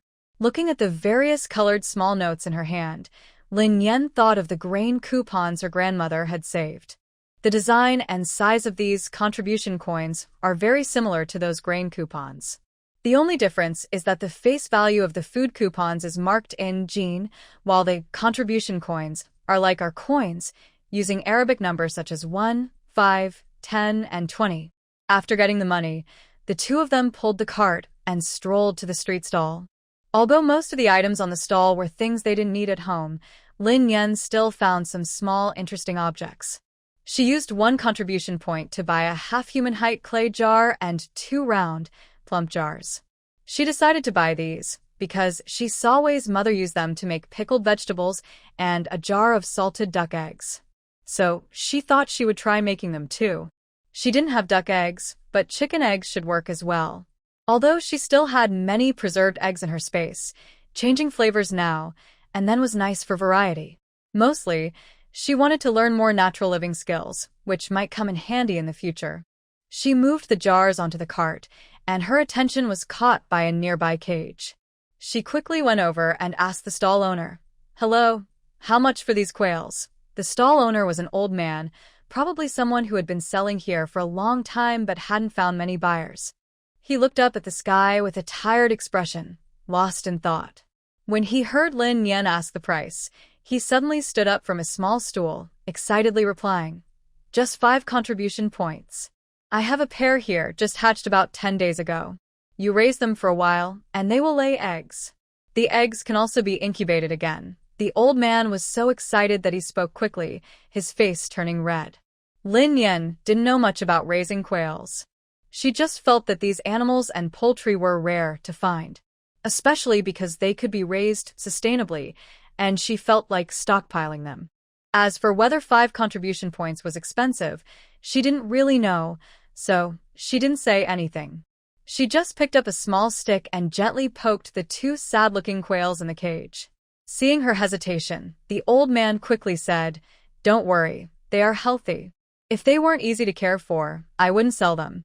Plus, they'll start laying eggs soon." Lin Yen watched as the 2 little birds slowly moved and curled up again, feeling a bit unsure and asking, "Are they easy to raise? Do they need special food?" Although the old man really wanted to sell the 2 birds quickly, he did not lie or deceive. He said, "Before, I fed them breadworms, bran, millet, and vegetables mixed together, but now I can't afford that, so I just give them some food each day." He looked a bit guilty and didn't mention that he only gave them a few grains of rice each day. Lin Yen understood and nodded. Breadworms, right? She quickly used her mind to check inside her space and found quite a few supplies from the pet hospital. "Are these the only 2?" she asked. "Since they just hatched, there should be more than 2, at least parents, right?" But surprisingly, the old man sighed. "There were originally 4 big ones, enough for my little granddaughter to have eggs, but recently there was a mouse plague. One got bitten and died." Thinking that his granddaughter would no longer be able to eat eggs, the old man's eyes turned red, and he choked up. 5 eggs hatched, but they are hard to raise, so only these 2 survived. Now, he couldn't even take care of these 2. Lin Yen was caught off guard and accidentally touched on the old man's sad memories, feeling a bit embarrassed. In the end, she didn't bargain further and bought the 2 quails along with their cage for 5 contribution points. After receiving the contribution coins, the old man trembled as he kept thanking Lin Yen. The young man selling guinea pigs nearby looked on greedily and kept trying to sell her more. But Lin Yen wouldn't buy a big mouse to take home. Ding Hai stood by the cart, curious when he saw Lin Yen happily carrying 2 brown objects. "What's this?" he asked. Lin Yen lifted the cage slightly. "Quails. I'll figure out how to raise them, and then we can enjoy fresh quail eggs." Ding Hai smiled slightly, but didn't say anything. It's almost freezing, and what poultry can still lay eggs? Just surviving is good enough, right? But as long as she liked it, that was fine. When they got tired of wandering, they found an open space to sit and eat a little. To be convenient, Lin Yen brought bread and ham sausage, and they ate and talked while drinking warm water. Results, they had only taken a few bites when Lin Yen suddenly let out a loud "ah," and jumped up. Surprised, Ding Hai also quickly stood up and instinctively protected Lin Yen behind him. A mouse. There's a mouse. Lin Yen pointed to the spot where she had just sat, her body covered in sweat and her hair standing on end. She wasn't afraid to kill people, but she was genuinely scared of this creature. It was like a snake. Just looking at it made her feel uncomfortable all over. Ding Hai looked in the direction Lin Yen was pointing and saw a black mouse, about the size of an adult cat, squatting on the ground. It was holding the half of a ham sausage that Lin Yen had just dropped and was happily nibbling on it. Seeing this, he quickly took out a nail gun and aimed it at the mouse, ready to shoot. Suddenly, a person darted out from the side, using a piece of clothing they had just taken off to pounce on the mouse. At the same time, another person rushed over, also targeting the mouse. The two of them struggled and, in no time, managed to catch the mouse with their clothes. "This is mine. It belongs to me," one said. "No, I caught it first." "You took it from me," the other replied. "So, what if you took it?" "Whoever catches it owns it," they argued. They completely ignored Lin Yen and Ding Hai, pushing and shoving each other as they left the scene. It seemed they were dividing the spoils. Lin Yen and Ding Hai looked at each other in silence, both seeing the same expression of helplessness in each other's eyes. In the afternoon, on the way home after collecting the barbed wire, Lin Yen was slumped in the passenger seat, thinking about what old Fat Second had said. Her feelings were complicated. It turned out that the authorities only collected large rats, and 10 rats over 3 gene about 1.5 kilograms, could earn 1 contribution point. 1 contribution point might not seem like much, but considering the wages of laborers, about 30 points a month, that was equivalent to a day's pay. During the rat plague, catching 20 or 30 rats a day was not difficult. So, she could understand why those 2 men kept risking themselves for it. Similarly, cockroaches could also be exchanged for money. 10 gene of cockroaches could earn 1 contribution point. Lin Yen remembered that after the floodwaters receded in her previous life, the land was covered in mud and dirt, the air was humid and hot, and pests like cockroaches, mosquitoes, and flies were everywhere. Especially cockroaches. They crawl all over the ground and walls. Sweeping them up with a broom results in a bag full of insects. However, in the past, the authorities did not pay high prices for these pests. Instead, they treated them the same as cleaning up dirt and waste. They recruited workers from the whole city, paying based on work points. If they completed their daily goals, they could receive a certain amount of supplies. With such treatment, the people quickly helped clean up the environment. In this life, it seems the authorities were prepared in advance. By offering large rewards, they not only improved the cleaning process but also turned waste into useful resources. According to Old Fat 2, after mice and cockroaches are collected, they are specially processed and made into edible food, which is then distributed to survivors in shelters. No matter how good or bad the food tastes, no one complains. Faced with hunger and discomfort, everyone knows what to choose. What used to be harmful creatures to humans has now become a way to save lives. Lin doesn't understand why she has changed so much in this life, but these changes make her feel genuinely happy from the bottom of her heart. Natural disasters are ruthless, but human strength is endless. As long as there is hope, there is a chance to turn the world around. Lost in these thoughts, Lin's consciousness gradually blurred, and she soon fell asleep. She didn't know how much time had passed, but she felt someone gently shaking her. She slowly opened her eyes. "Are we there yet?" Seeing that the car had stopped, she blinked sleepily and looked around, her mind gradually clearing. "Not yet." Ding Hai saw Lin wake up and raised his binoculars, staring ahead. After a moment, he handed the binoculars to Lin. Something happened up front. Hearing this, Lin immediately became alert. She took the binoculars eagerly and looked forward. Through the binoculars, she saw a large crowd gathered on the road not far ahead. They were fighting chaotically, as if in a brawl. In this remote countryside, with no village or shop nearby, such a fight probably wasn't accidental. Most likely, it was a band of robbers blocking the road to loot. Thinking of this, Lin instinctively checked their positions. Fortunately, Ding Hai had parked the car at a bend in the mountain. If the other side didn't retreat, from their angle, they probably wouldn't see them. I don't know if the victorious side will come in this direction later. But whether they come or not, this road is the only way for both of them to go home. They can't retreat, so they can only wait here and watch what happens. The two of them silently took out their self-defense weapons, sitting in the car and waiting for the fight to start, ready to respond at any moment. Ding Hai looked at the stun baton and trench knife that Lin Yan took out, then handed over his gun. Use this. Hide in the car and don't get out. If there's a chance, drive away quickly. No need, I brought my gun too. Lin Yan pushed his gun back and smiled. You don't always have to think about protecting me. You said before that the shortcut to becoming stronger is to challenge powerful people. I need to practice more. Today, she planned to use Fat Old 2 and the others as targets to practice, but they behaved properly and didn't give her a chance. Now the opportunity has come, and she can't miss it. Of course, if she can't handle them, she will cheat and shoot. She won't risk her life over it. In Ding Hai's mind, a scene flashed of her being beaten up and bruised from challenging others everywhere. He couldn't help but laugh at himself inwardly. You're right. Being protected is not as good as becoming stronger, but only if your life is safe. Then Lin Yan picked up the binoculars to continue watching the scene. There are quite a few people, at least 40 heading up. If they are robbers, the front car is probably in danger. But it could also be two gangs fighting over resources. She had seen this many times before, and even participated in a few. If that's the case, maybe they can play the fisherman role and benefit from the chaos. She was happily watching the scene when suddenly she sat up straight and widened her eyes.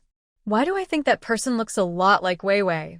She handed the binoculars to Ding Hai, pointed ahead and said urgently, the guy in the plaid t-shirt, do you think that's him? Ding Hai took the binoculars and looked ahead. Just as he precisely identified the person in the plaid t-shirt, he saw that person's arm was just then struck with a solid. After realizing that the unlucky person in front of them was actually their guardian, both of them changed their expressions at the same time. Fine, they couldn't watch this chaos any longer. Otherwise, if one of the two guardians of Lingyun residence was missing, they might leak information. How could they live peacefully then? Although saving people was urgent, neither of them acted blindly. There were too many enemies. They needed a chance to succeed. Otherwise, risking their own lives would be pointless. However, Lin Yan suddenly thought that if they didn't save the person, the enemy would win later, and both of them would face life and death danger. So, they had to fight. Ding Hai didn't care much about Lin Yan's considerations. He only focused on what Lin Yan said. If one guardian was missing, they couldn't live peacefully. To help Lin Yan live peacefully, he decisively started the car, stepped on the accelerator, and sped out. Wei Wei, in the crowd, ignored his bleeding arm, endured the pain, clenched his teeth, and fought hard. But there were too few of them. Only 6, against more than 40 fierce bandits, some of whom knew how to use formations. No matter how strong their fighting skills, they couldn't hold up. Wei Wei glanced at Mao Yuan, who was wounded by several knives but still resisting fiercely, and felt a sharp pain in his chest. Could they really be defeated here today? No, absolutely not. Today was Mao Yuan's birthday. They had just been talking about celebrating with drinks when they returned. Even if Wei Wei couldn't escape death today, he wouldn't let Mao Yuan's birthday turn into a day of mourning. Thinking of this, Wei Wei shouted loudly, gathering his strength, and fiercely cut at one bandit's neck. Then he stabbed another bandit's stomach with his knife. After several strikes, he finally made a path to Mao Yuan's side. There was no time to hesitate. He strode forward, using all his strength to lift Mao Yuan and rush out. But the enemies wouldn't let them go. One after another, they followed closely, waving their knives and closing in. The two of them huddled together to fight back. When the enemies were pushed back, they hurriedly retreated toward the car. At that moment, a persistent bandit raised his knife and stabbed toward Wei Wei's back. Mao Yuan saw the scene with his peripheral vision. He quickly pushed Wei Wei aside, but due to inertia, he faced the knife himself. He had no strength left to dodge the deadly strike and could only accept his fate, standing still, closing his eyes, and waiting for what would happen next. At the moment Wei Wei fell, he hurriedly looked back. The scene before him made his pupils dilate in shock and fear, and he let out a loud, desperate cry. However, in the next second, Mao Yuan, who was already prepared for death, did not feel the expected sharp pain. He opened his eyes in confusion, and at that moment, a strange scene appeared. Blood was pouring out of the bandit's neck like a bursting flood. As the bandit collapsed, Ding Hai, who had been hidden, appeared in Wei Wei and Mao Yuan's view. Both of them widened their eyes, full of surprise. After a moment, they finally understood what had happened. They struggled to get up, wanting to fight alongside Ding Hai. But the strength they had just lost in despair could not be gathered again. At this time, Ding Hai was not fighting on the fierce battlefield. Instead, he simply stood beside them. One person kills one, two people kill a pair. His movements were clean and quick, each strike precise, killing instantly so they didn't need to move at all. But what shocked them most was not Ding Hai's fighting ability, but Lin Yan, who was moving through the crowd like a ghost. Lin Yan's figure was darting around at an astonishing speed. She didn't realize it herself.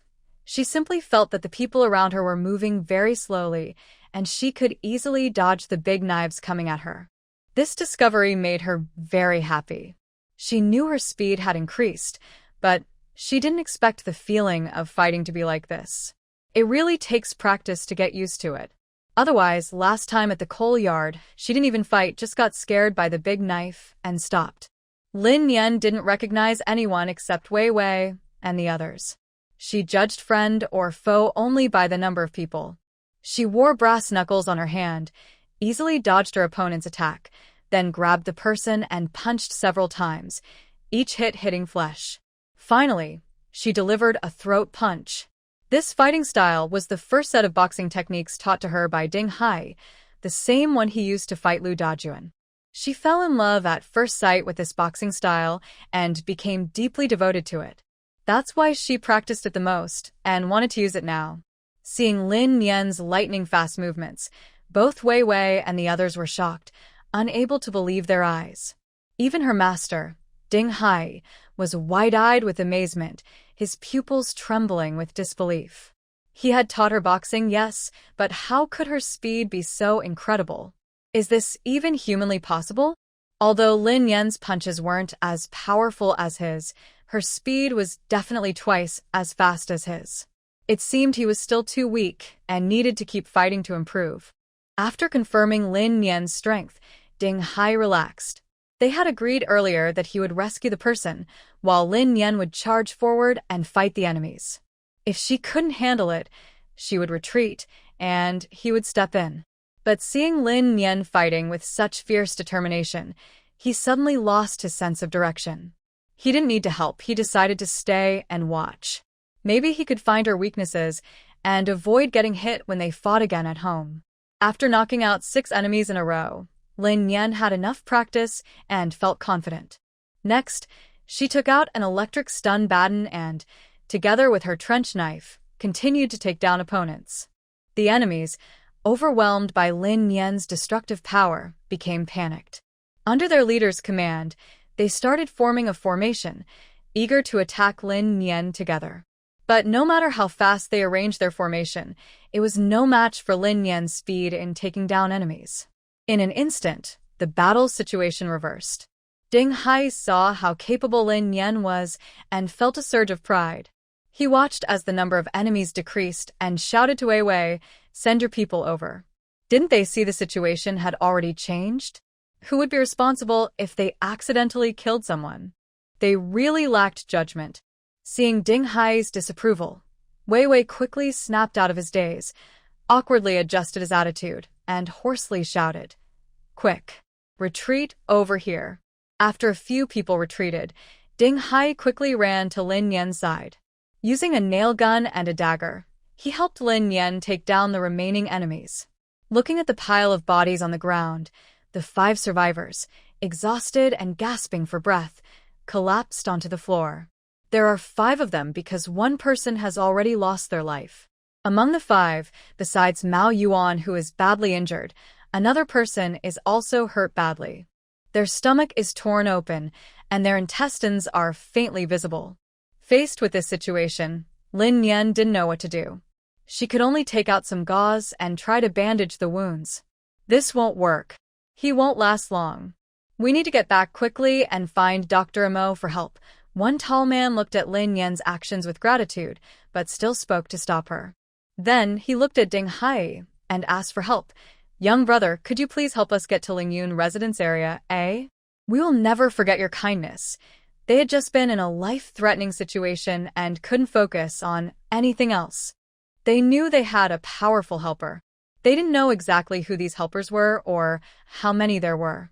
After they retreated, they saw the 2 helpers more clearly and learned from Wei Wei that these 2 were from Area C. However, there was a difference from the truth. They saw Ding Hai's quick and deadly attack and automatically believed that he was the main force pulling them back from death. Lin Yan felt that this name sounded a bit familiar, as if she had heard it somewhere before. She couldn't remember where, so she didn't think too much about it. She looked at Ding Hai, who still had his usual cold expression, and asked, "Do you have a doctor in Area A?" She wasn't sure if there was a doctor in Area C, but she hadn't heard of one. Oh, there should be one, the shameless quack doctor. But he doesn't seem very capable. Jiang Sheng nodded. Yes, but we need to act fast. When we get you there, I will give you half a carload of supplies. He saw that his brother's eyes were starting to lose focus and was anxious. Lin Yan didn't want to take advantage of the situation. She looked at Wei Wei and Mao Yuan with confusion, not understanding why they didn't speak. Still, she asked what was on her mind. Then, can the 2 of them go together? Jiang Sheng looked at the 2 men and nodded. Of course. Lin Yan knew that saving people was urgent, so she didn't delay. She pulled Ding Hai along to help move the injured and the sacrificed person onto 2 vehicles. The 6 of them drove 3 cars.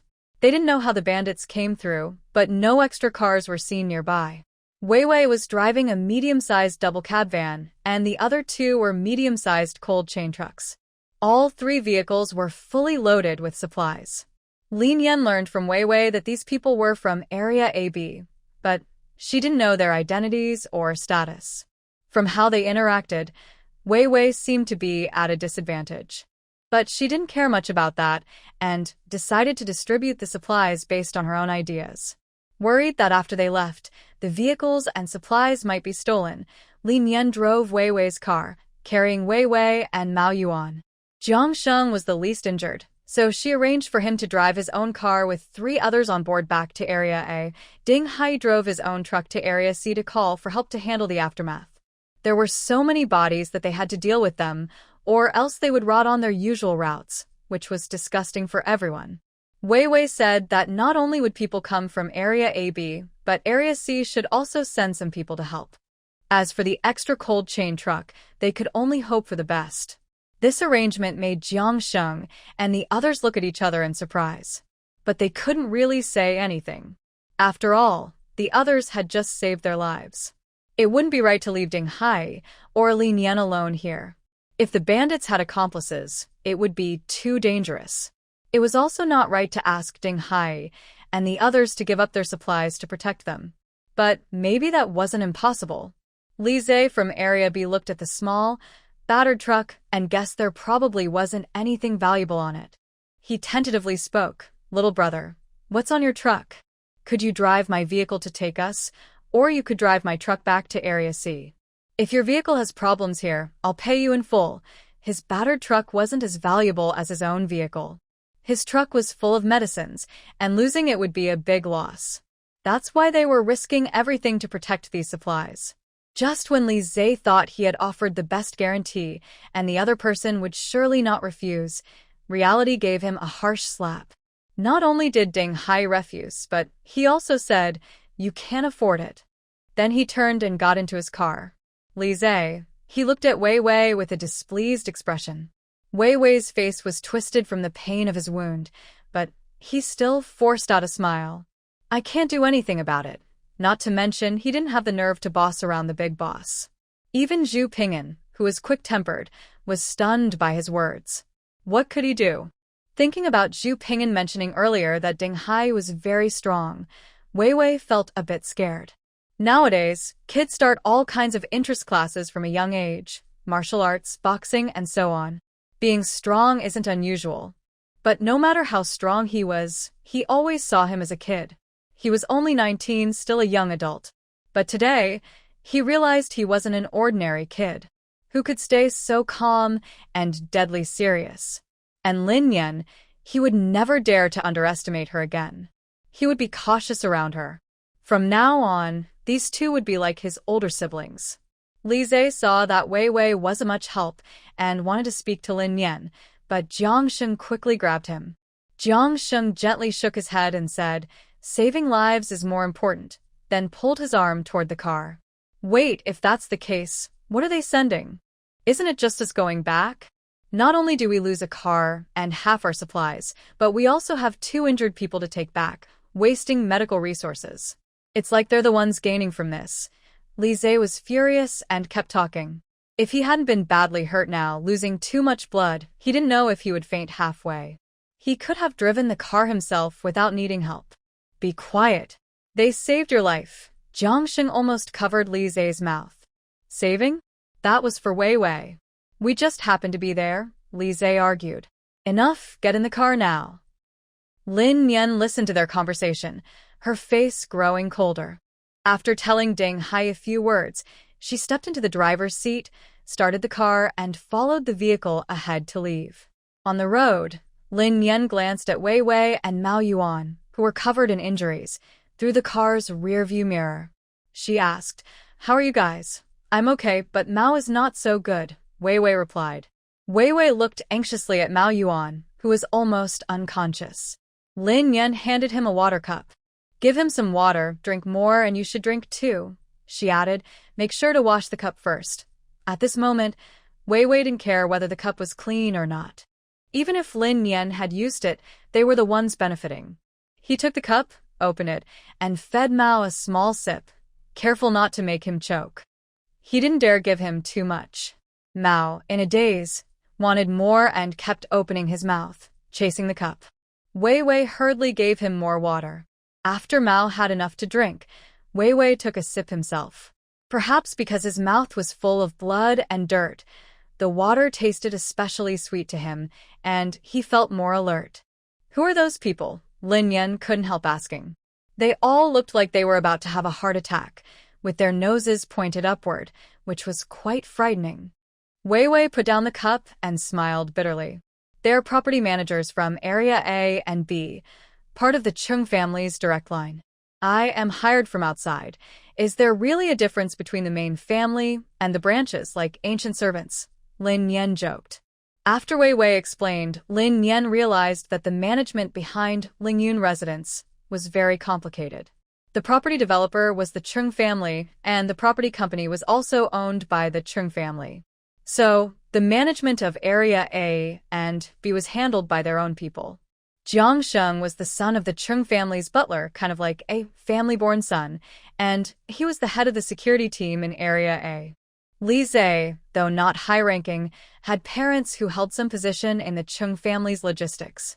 As for Wei Wei in Area C, he was an external contract worker.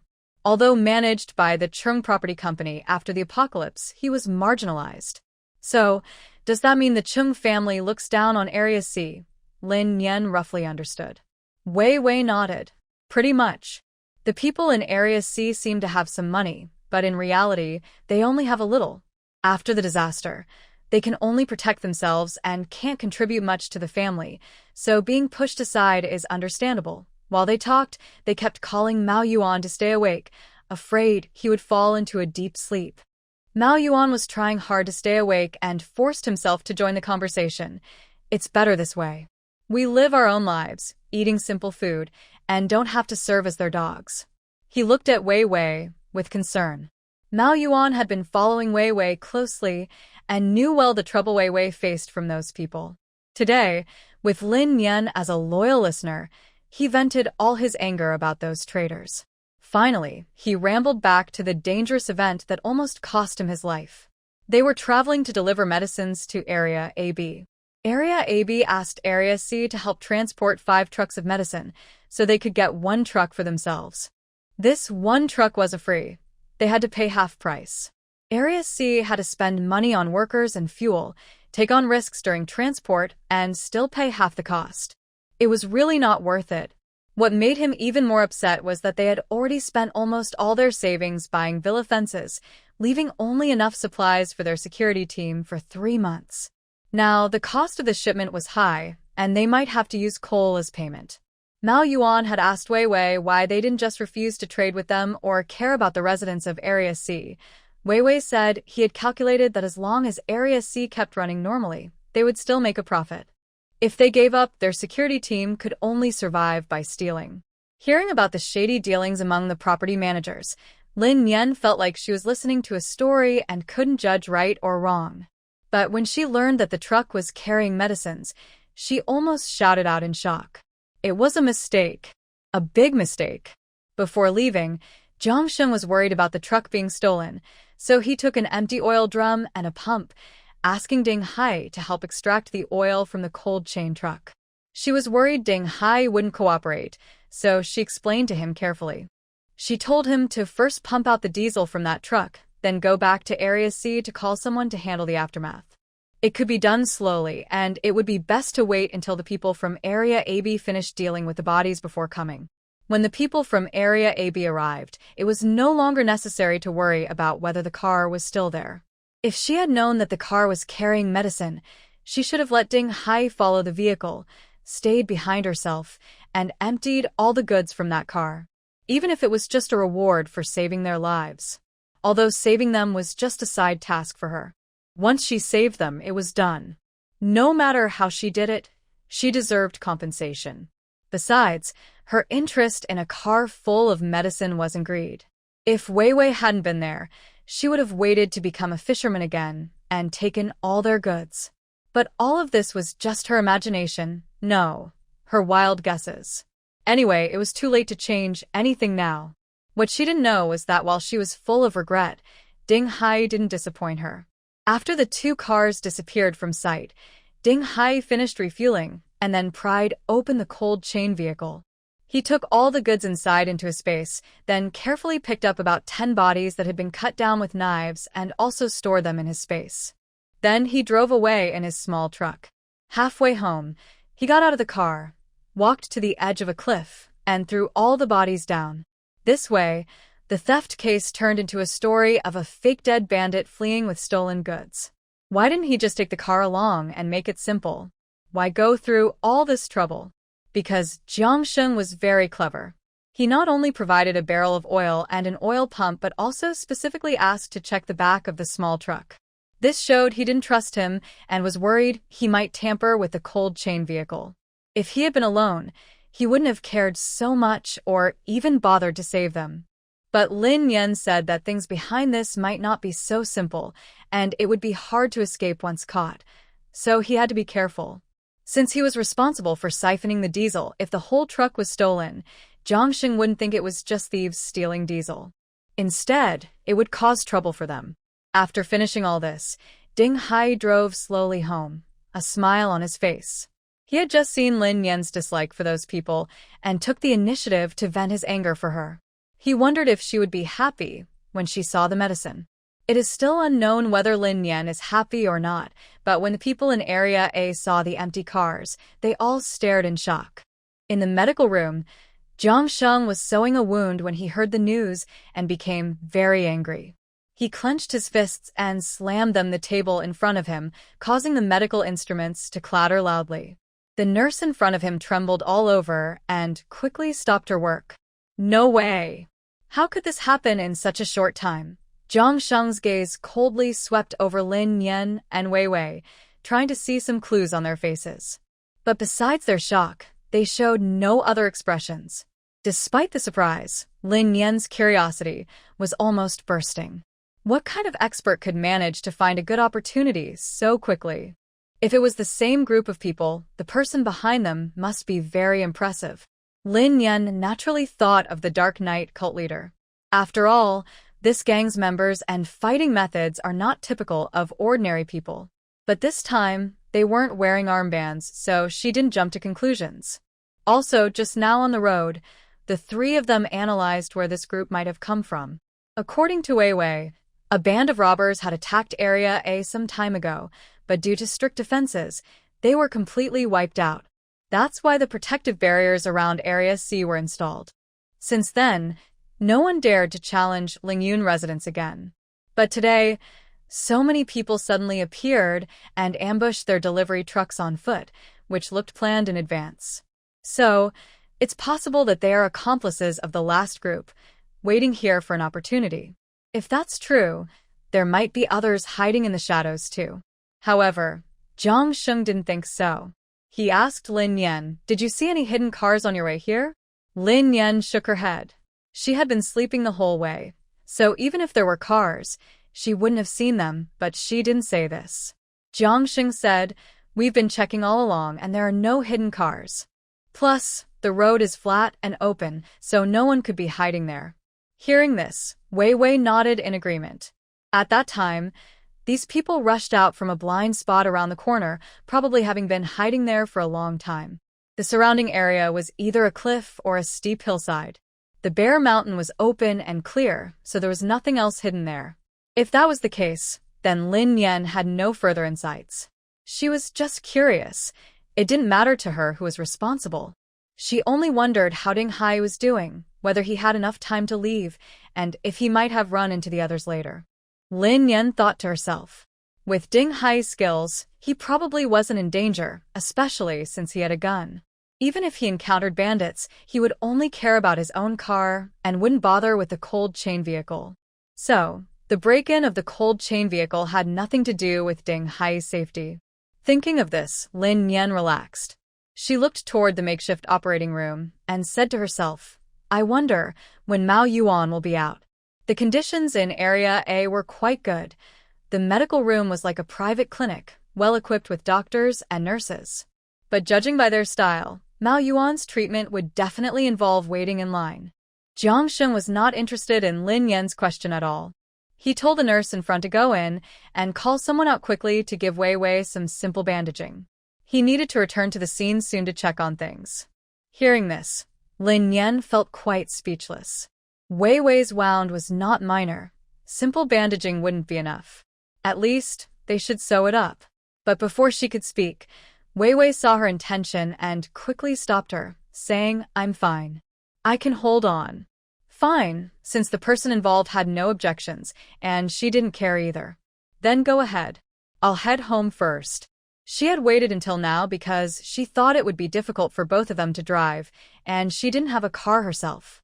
Since Wei Wei was still full of energy, she didn't need to worry about her. And what about the car for the return trip? Lin Yan packed her backpack, slowly stood up, and slung it over her shoulder. She slightly smiled at Zhang Sheng and asked, "The supplies you promised me, can you give them to me now?" Zhang Sheng's expression froze when he heard this. Then he thought for a moment and blurted out, "You have to come with us." "Why?" Lin Yan stared at Zhang Sheng with confusion. "Because the situation on site is unclear, we need to go and find out the truth and recover the goods." "Isn't that easy to understand?" Zhang Sheng, already anxious because the goods had disappeared, was also in pain from his many wounds, which made him irritable and impatient. But Lin Yan wouldn't sympathize with him or understand him just because of that. Instead, she was angry at his attitude. "You find your goods, I go home. What's the conflict here?" After a pause, her eyes became meaningful. "Or, do you want to refuse to pay?" Earlier, Li Zai's rude words kept going on about how she was taking advantage of them. Now, it seemed Zhang Sheng was also pretending not to care and was ready to make a scene. Zhang Sheng didn't reply to Lin Yan's question. Instead, he looked down at his stitched wound, put on his clothes from nearby, and stood up from the chair. He was tall, about 185 centimeters, and muscular, standing in front of Lin Yan with a strong presence. But Lin Yan was not afraid. She kept her sharp gaze on him, showing no weakness. The atmosphere became tense. Seeing their negotiation falling apart, Wei Wei quickly stepped in. He pulled Lin Yan behind him and faced Jiang Sheng directly, his eyes full of warning. His patience with Area AB was only for the bigger picture. That didn't mean he had no temper. In an instant, the two men's cold eyes clashed, as if they were about to fight. Finally, Jiang Sheng looked away first. He sneered and said, "Don't worry, I'm not ungrateful. I promised to give the supplies, and I will. That little bit of stuff won't make me lose my dignity." Lin Yan knew he was not a good person, but she didn't expect him to be so shameless. Was he calling her a beggar? Jiang Sheng turned and walked toward the door. When he reached Lin Yan, he glanced at her sideways. "Aren't you worried about your teammate? Once we confirm he's not involved, we'll naturally hand over the supplies." Hearing this, Lin Yan suddenly looked sharply at Jiang Sheng's back. At this moment, she finally understood that Jiang Sheng wasn't trying to avoid paying, but was suspicious that Ding Hai had stolen the supplies. This thought suddenly appeared, and Lin Yan felt her whole body flood with adrenaline. "Stop right there." As Jiang Sheng stopped, Lin Yan quickly stepped beside him and stood firm. She looked ahead down the corridor and spoke loudly enough for both of them to hear. "If those supplies were taken by us, you can settle your accounts. But I also want you to figure out the worth of your 3 lives today. I want every penny of my reward back." She turned her head, her gaze sharp and cold like a blade, locking onto Jiang Sheng's surprised eyes, and said coldly, "Let me remind you again, don't underestimate me. If I think this deal isn't worth it, be careful. I might take your lives at any moment." After saying this, she took a few steps forward, then suddenly stopped. Casually, she waved a blue pen in the air, then quickly left as if the wind was behind her. Meanwhile, Jiang Sheng's eyes stayed fixed on Lin Yan's back, trembling with disbelief. When Wei Wei finished bandaging and hurried out, Jiang Sheng's legs still felt nailed to the ground, unable to move. He slowly swallowed and called out to him, "Look at my neck." Wei Wei didn't understand what Jiang Sheng was up to and looked impatiently at his neck, then asked, "Why did you draw a line on your neck?" Cough, cough, cough. After hearing this, Jiang Sheng's pupils widened suddenly, and he felt extreme discomfort in his throat, starting to cough desperately, tears streaming down. Wei Wei was confused by this scene, but he didn't have time to stay and watch him freak out. He hurried to chase after Lin Yan. After finally stopping his cough, Jiang Sheng leaned against the wall, trembling and touching his neck in fear, lost in thought. The pen in Lin Yan's hand was his. He had always kept it in the pocket of his shirt. But just a moment ago, Lin Yan had taken it and drawn a line on his neck. He hadn't even noticed. If Lin Yan really wanted to kill him, he would have died twice in those few seconds. This was a huge insult to him. No, this is clearly a death threat from Hongguo. For a moment, Jiang Sheng suddenly had the idea of killing Lin Yan. But the next moment he snapped back to his senses. Killing one person, and there's still another. If this method is so powerful, how powerful must the other be? Wouldn't he still be at risk then? Thinking of this, Jiang Sheng took a deep breath, gave a few instructions over the walkie-talkie to his men, then headed towards the parking lot. Lin Yan, who had succeeded, leaned against the car, feeling proud of himself as he watched this scene. "You're not afraid of losing in your own territory, but you're still scared of me?" 20 minutes later, everyone gathered at the crime scene. Lin Yan got out of the car and hurried to Ding Hai's side, asking anxiously, "Are you okay?" Ding Hai saw Lin Yan arrive and clearly relaxed. Jiang Sheng quickly examined the scene and finally came to a strange conclusion. The fake dead bandit stole the goods. But how is that possible? Not only Jiang Sheng found it hard to believe, but Wei Wei also thought this was too strange. He didn't believe in superstitions and checked the bodies on the ground repeatedly. After looking carefully, he found that the number was indeed fewer, and they should all have been killed with knives. The few people Lin Yan killed were all dead, with obvious fatal wounds to the throat. Later, The two of them killed others by slitting their throats, and the numbers matched up. So, it means that these 6 people were not skilled at killing, and despite risking their lives, they still left many witnesses? This is extremely damaging and insulting. It was not possible to just take one car. They would have to leave the other behind. If he tried to hide the items, he alone couldn't move all of them in half an hour. The A area is about 20 minutes away. He contacted someone via walkie-talkie halfway there, and they arrived at the scene in half an hour. Therefore, the chance of Ding Hai stealing alone was 0. As for calling others to help steal, the C area is farther from here than A and B areas. Even if he called for help quickly, it wouldn't be faster than bringing people from A and B areas. So, despite all his plans, he was still caught by that exclusion. Fine, he accepted defeat. Jiang Sheng stepped over to Lin Yan, looking stiff as he spoke. I was rude before. I apologize. Then let's settle the score now. Before Lin Yan could respond, Ding Hai threw a small bucket of diesel onto Jiang Sheng, his tone cold and harsh. Lin Yan had just described Jiang Sheng's actions to Ding Hai. Now, with Ding Hai supporting her, she looked innocent and sweet, leaning against the car and smiling as if she hadn't just threatened Jiang Sheng's life. Jiang Sheng forced a smile that was worse than crying. In the end, Jiang Sheng exchanged the promised half a truck of supplies for cash, filled the other half with medicine, and added a truck of daily necessities as a payment for his life. Of course, this one truck was based on a cold chain vehicle, and Jiang Sheng didn't cheat in this regard. Additionally, at Lin Yan's request, he didn't charge for Wei Wei's truck of medicines and was responsible for providing treatment medicines until Wei Wei and Mao Yuan recovered. Although Lin Yan didn't think these items were many, she reluctantly accepted, considering that enemies should be resolved peacefully rather than kept grudges. Back home, looking at all they had gained, Lin Yan couldn't help but smile brightly. Ding Hai initially wanted to find a reason to give Lin Yan that truck of medicines, but what they had now was enough for their use for a while. So, he stayed silent and happily helped Lin Yan move all the supplies into the basement. The good day quickly came to an end. The next morning, 4 security guards came to their door, saying they were there to help build a barbed wire fence. This surprised both Lin Yan and Ding Hai. But after thinking for a moment, they guessed that Wei Wei probably saw their car loaded with barbed wire yesterday, so today he arranged for someone to come and help. It must be said that this housekeeper is very skilled at his job. Being so considerate and caring made them very happy. While Lin Yan and Ding Hai ate breakfast, the 4 of them quickly unloaded a whole truck of barbed wire into different parts of the yard and started setting up. After finishing breakfast, Ding Hai put on gloves, grabbed tools, and joined them. This kind of physical work is for men, so Lin Yan didn't join in. She carried 2 small quails and 2 chicks, sitting in the sun in the yard. They said they were sunbathing, but really it was just getting some light.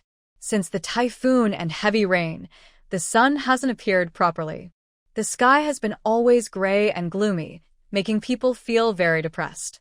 But having some light is better than none. Lin Yan took out a box of mealworms from her space, cut some lettuce, and grabbed a handful of millet. She mixed them together and fed them to the quails. When the small birds saw the food, they didn't care about being shy. They pecked at the worms precisely and swallowed them. Lin Yan watched with a smile. As long as they eat well, that's good. Add some spiritual spring water, and they should lay eggs soon. Once they lay eggs, she can continue incubating them. In the future, with a flock of quails, there will be a steady supply of eggs. After feeding the quails, Lin Yan also fed the chicks, then leaned back in a chair to rest with her eyes closed.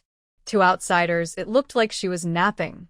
But in fact, her consciousness had entered her space to tend to the plants and animals inside.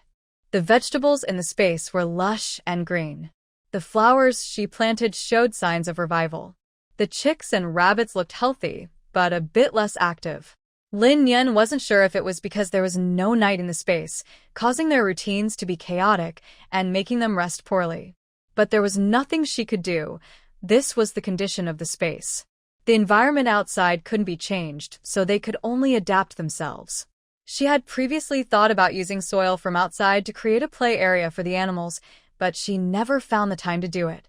Currently, I am stacking some cement bags to create an open space, then building a shade cover for their cage so that the chickens and rabbits can adjust their schedules naturally. As for the overgrown land, she will gradually work on planting it later. After a short while of working, Lin Yan's mind was pulled back to reality by the doorbell at the entrance. She opened her eyes and went to the door, where she saw a young girl with short hair holding a small basket, smiling at her. "Hello, my name is Lin Ya. I am a neighbor from Building 3. Building 3 again?"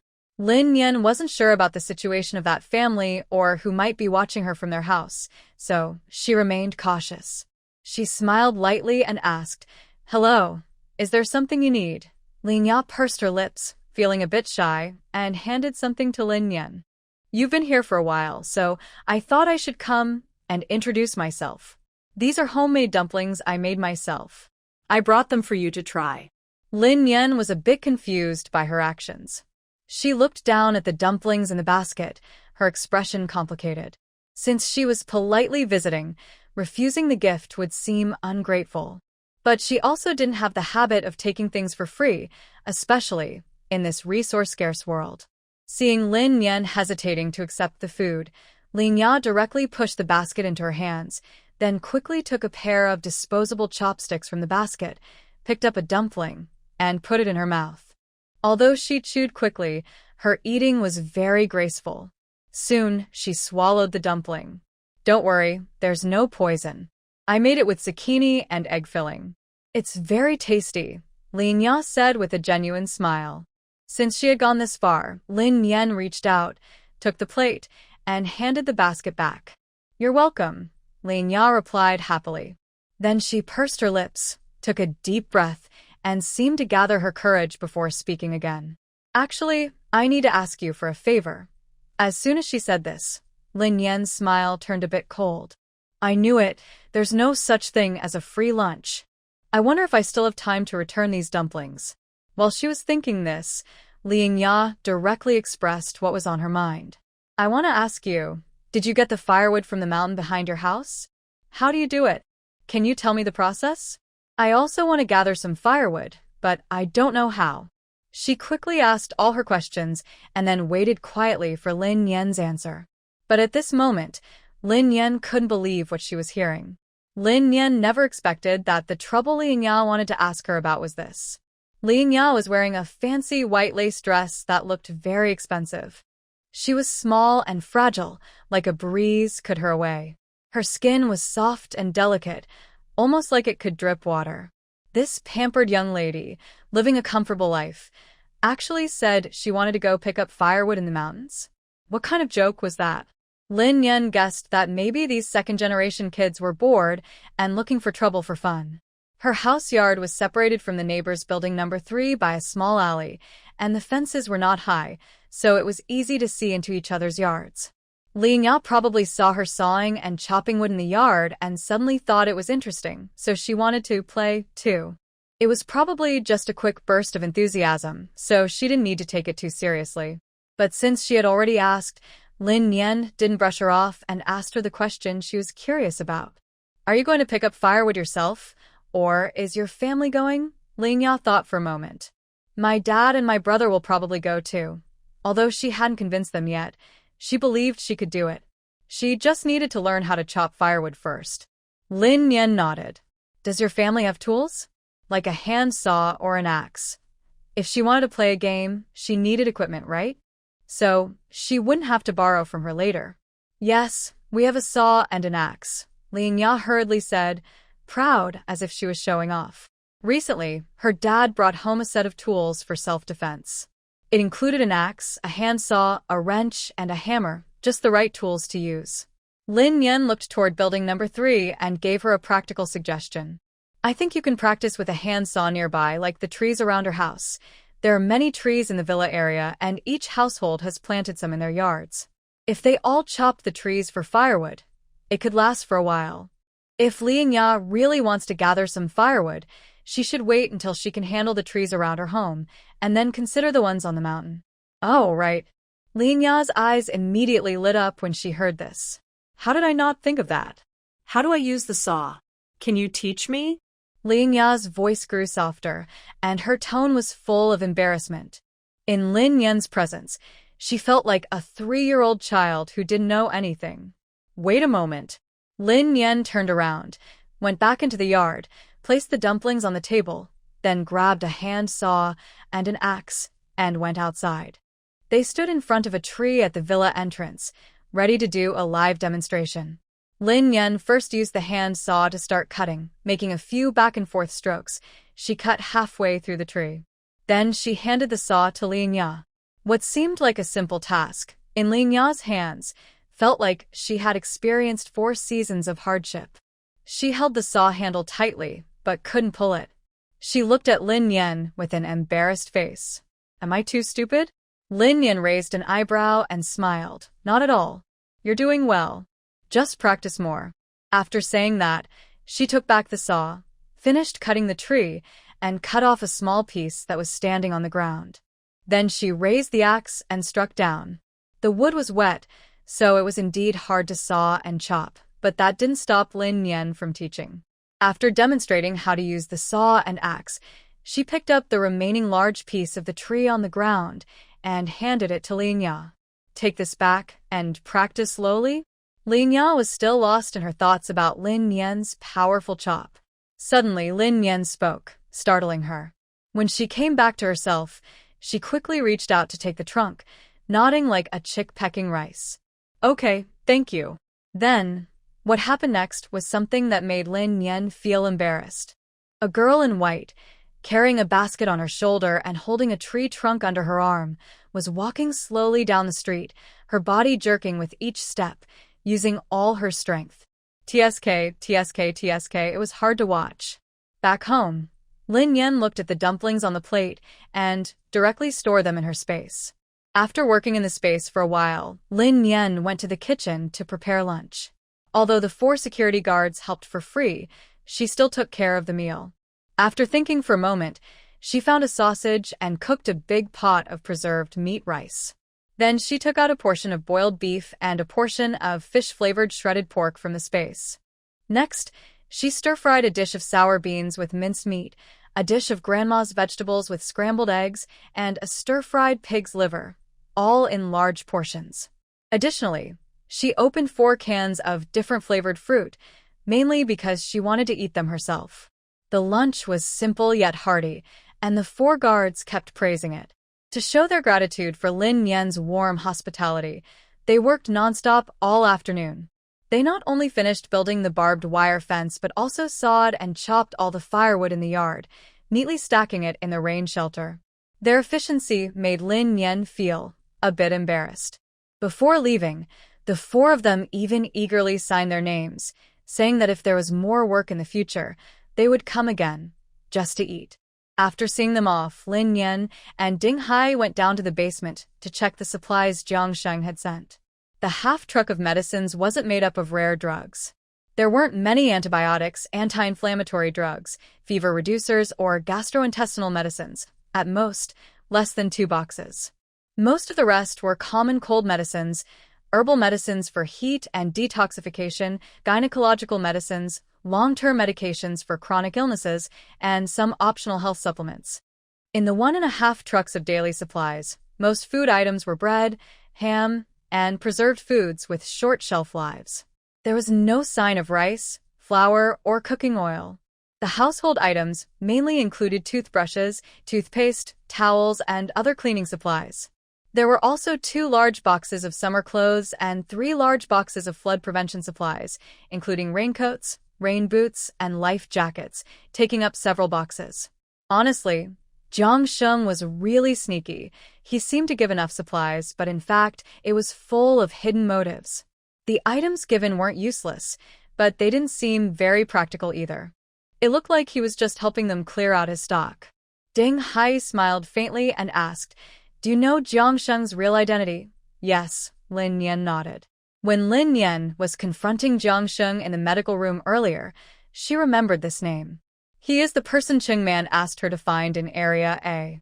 Because of this, she dared to challenge Jiang Sheng in Area A. If this person was really a tough guy who wasn't afraid of danger and wanted to hurt her, She still had Chung Man as a backup.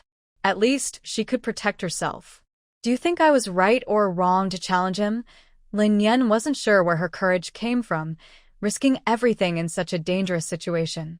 At first, when she thought Jiang Sheng wanted to cheat her, it was just stubbornness and a desire to stand up for herself. But when she heard Jiang Sheng treat Ding Hai as a suspect, her mind instantly became irrational. Ding Hai said without hesitation, "You're right. The strong should act with strength." "What do you mean?" Lin Yan was drawn in by his idea, tilting her head to look at him, full of curiosity. "The reason people want to become strong is to have the confidence to stand tall." Ding Hai spoke calmly but firmly. Lin Yan chuckled. "Got it. So, whoever is stronger is right." "Overbearing." "Yes." Ding Hai rarely showed a bright smile. "May I ask, this overbearing, strong person, can I have the honor to challenge you?" Lin Yan immediately understood Ding Hai's intention. She secretly glanced at him, noticing his deep eyes staring at her without blinking, which made her feel a little guilty. But then she thought, a master leads the way, but practice depends on oneself. No matter how she trained, it was her effort, and there was nothing wrong with showing it. So she agreed. "All right, but remember, be gentle." She didn't want to turn into a panda again. "Yes, I'll try my best." He didn't think his punching speed could hit her. So, both of them moved to the second floor, each with their own thoughts. After an exciting fight, both of them collapsed on the ground, looking exhausted and hopeless. Lin Yan was very fast, but her speed was just that, speed. She wasn't good at analyzing or breaking down boxing techniques.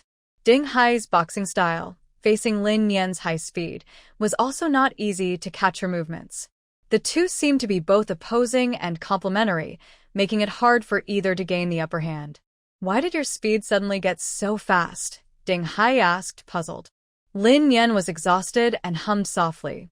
When she heard Ding Hai's question, she turned over and lay on the ground, resting her arm under her head and looking at him sideways with a muffled voice. "I don't know. I just kept practicing and it happened. Do you know how to do hand-to-hand combat?" She changed the subject. "Yes. I'll teach you someday," Ding Hai replied. He listened to Lin Yan's tiny responsive okay and turned to look at her. Seeing her slowly close her eyes, his heartbeat suddenly slowed. Realizing something, he quickly turned his head to look at the ceiling, feeling very anxious. At that moment, the doorbell suddenly rang, pulling him back to reality from his messy thoughts. He slowly sat up, pinched his nose, and prepared to get up and open the door. Meanwhile, Lin Yan, who had just closed her eyes for a minute, was also awakened by the doorbell. She frowned and slowly opened her eyes, sounding impatient. "Who is it? Why are you here so late?" Ding Hai cleared his throat and said, "I'll go see. You go wash up and change your clothes." Both of their clothes were soaked with sweat, and going out into the wind could easily cause a cold. Lin Yan nodded and then went downstairs back to her room. When she appeared in the living room again, she was really shocked by the mess of things everywhere. "What's going on here?" Looking at the security guards moving things into the living room one after another, Lin Yan looked at Wei Wei with surprise. Wei Wei's arm was carefully bandaged and hung on his chest with a bandage, looking much more reliable than before. After instructing his brothers to place the items in the designated spots, he smiled and said, "I've been in Area A all day. I just picked up Mao Yuan and rushed over. These are half a truck of medicines, all earned back by you. And these," he pointed to a large open box filled with dried ducks, cured meats, canned foods, and other supplies. "I don't have the wealth of Jiangxing to give you a whole truck of supplies. These are all my personal belongings. Although they're fewer, please don't mind." He knew he had to repay his own life-saving kindness himself and couldn't use his brother's rations for his own benefit. Just like before, the property and grain fees that he waived for Lin Yan were all deducted from his salary. Wei Wei's actions left Lin Yan feeling confused and unsure. She never intended to ask Wei Wei for payment when she helped him. The reason she asked Jiangsheng for life-saving money was because he was not acting like a decent person. Now, Wei Wei was coming to thank her with supplies, using Jiangsheng as a standard, which made her a bit uncomfortable.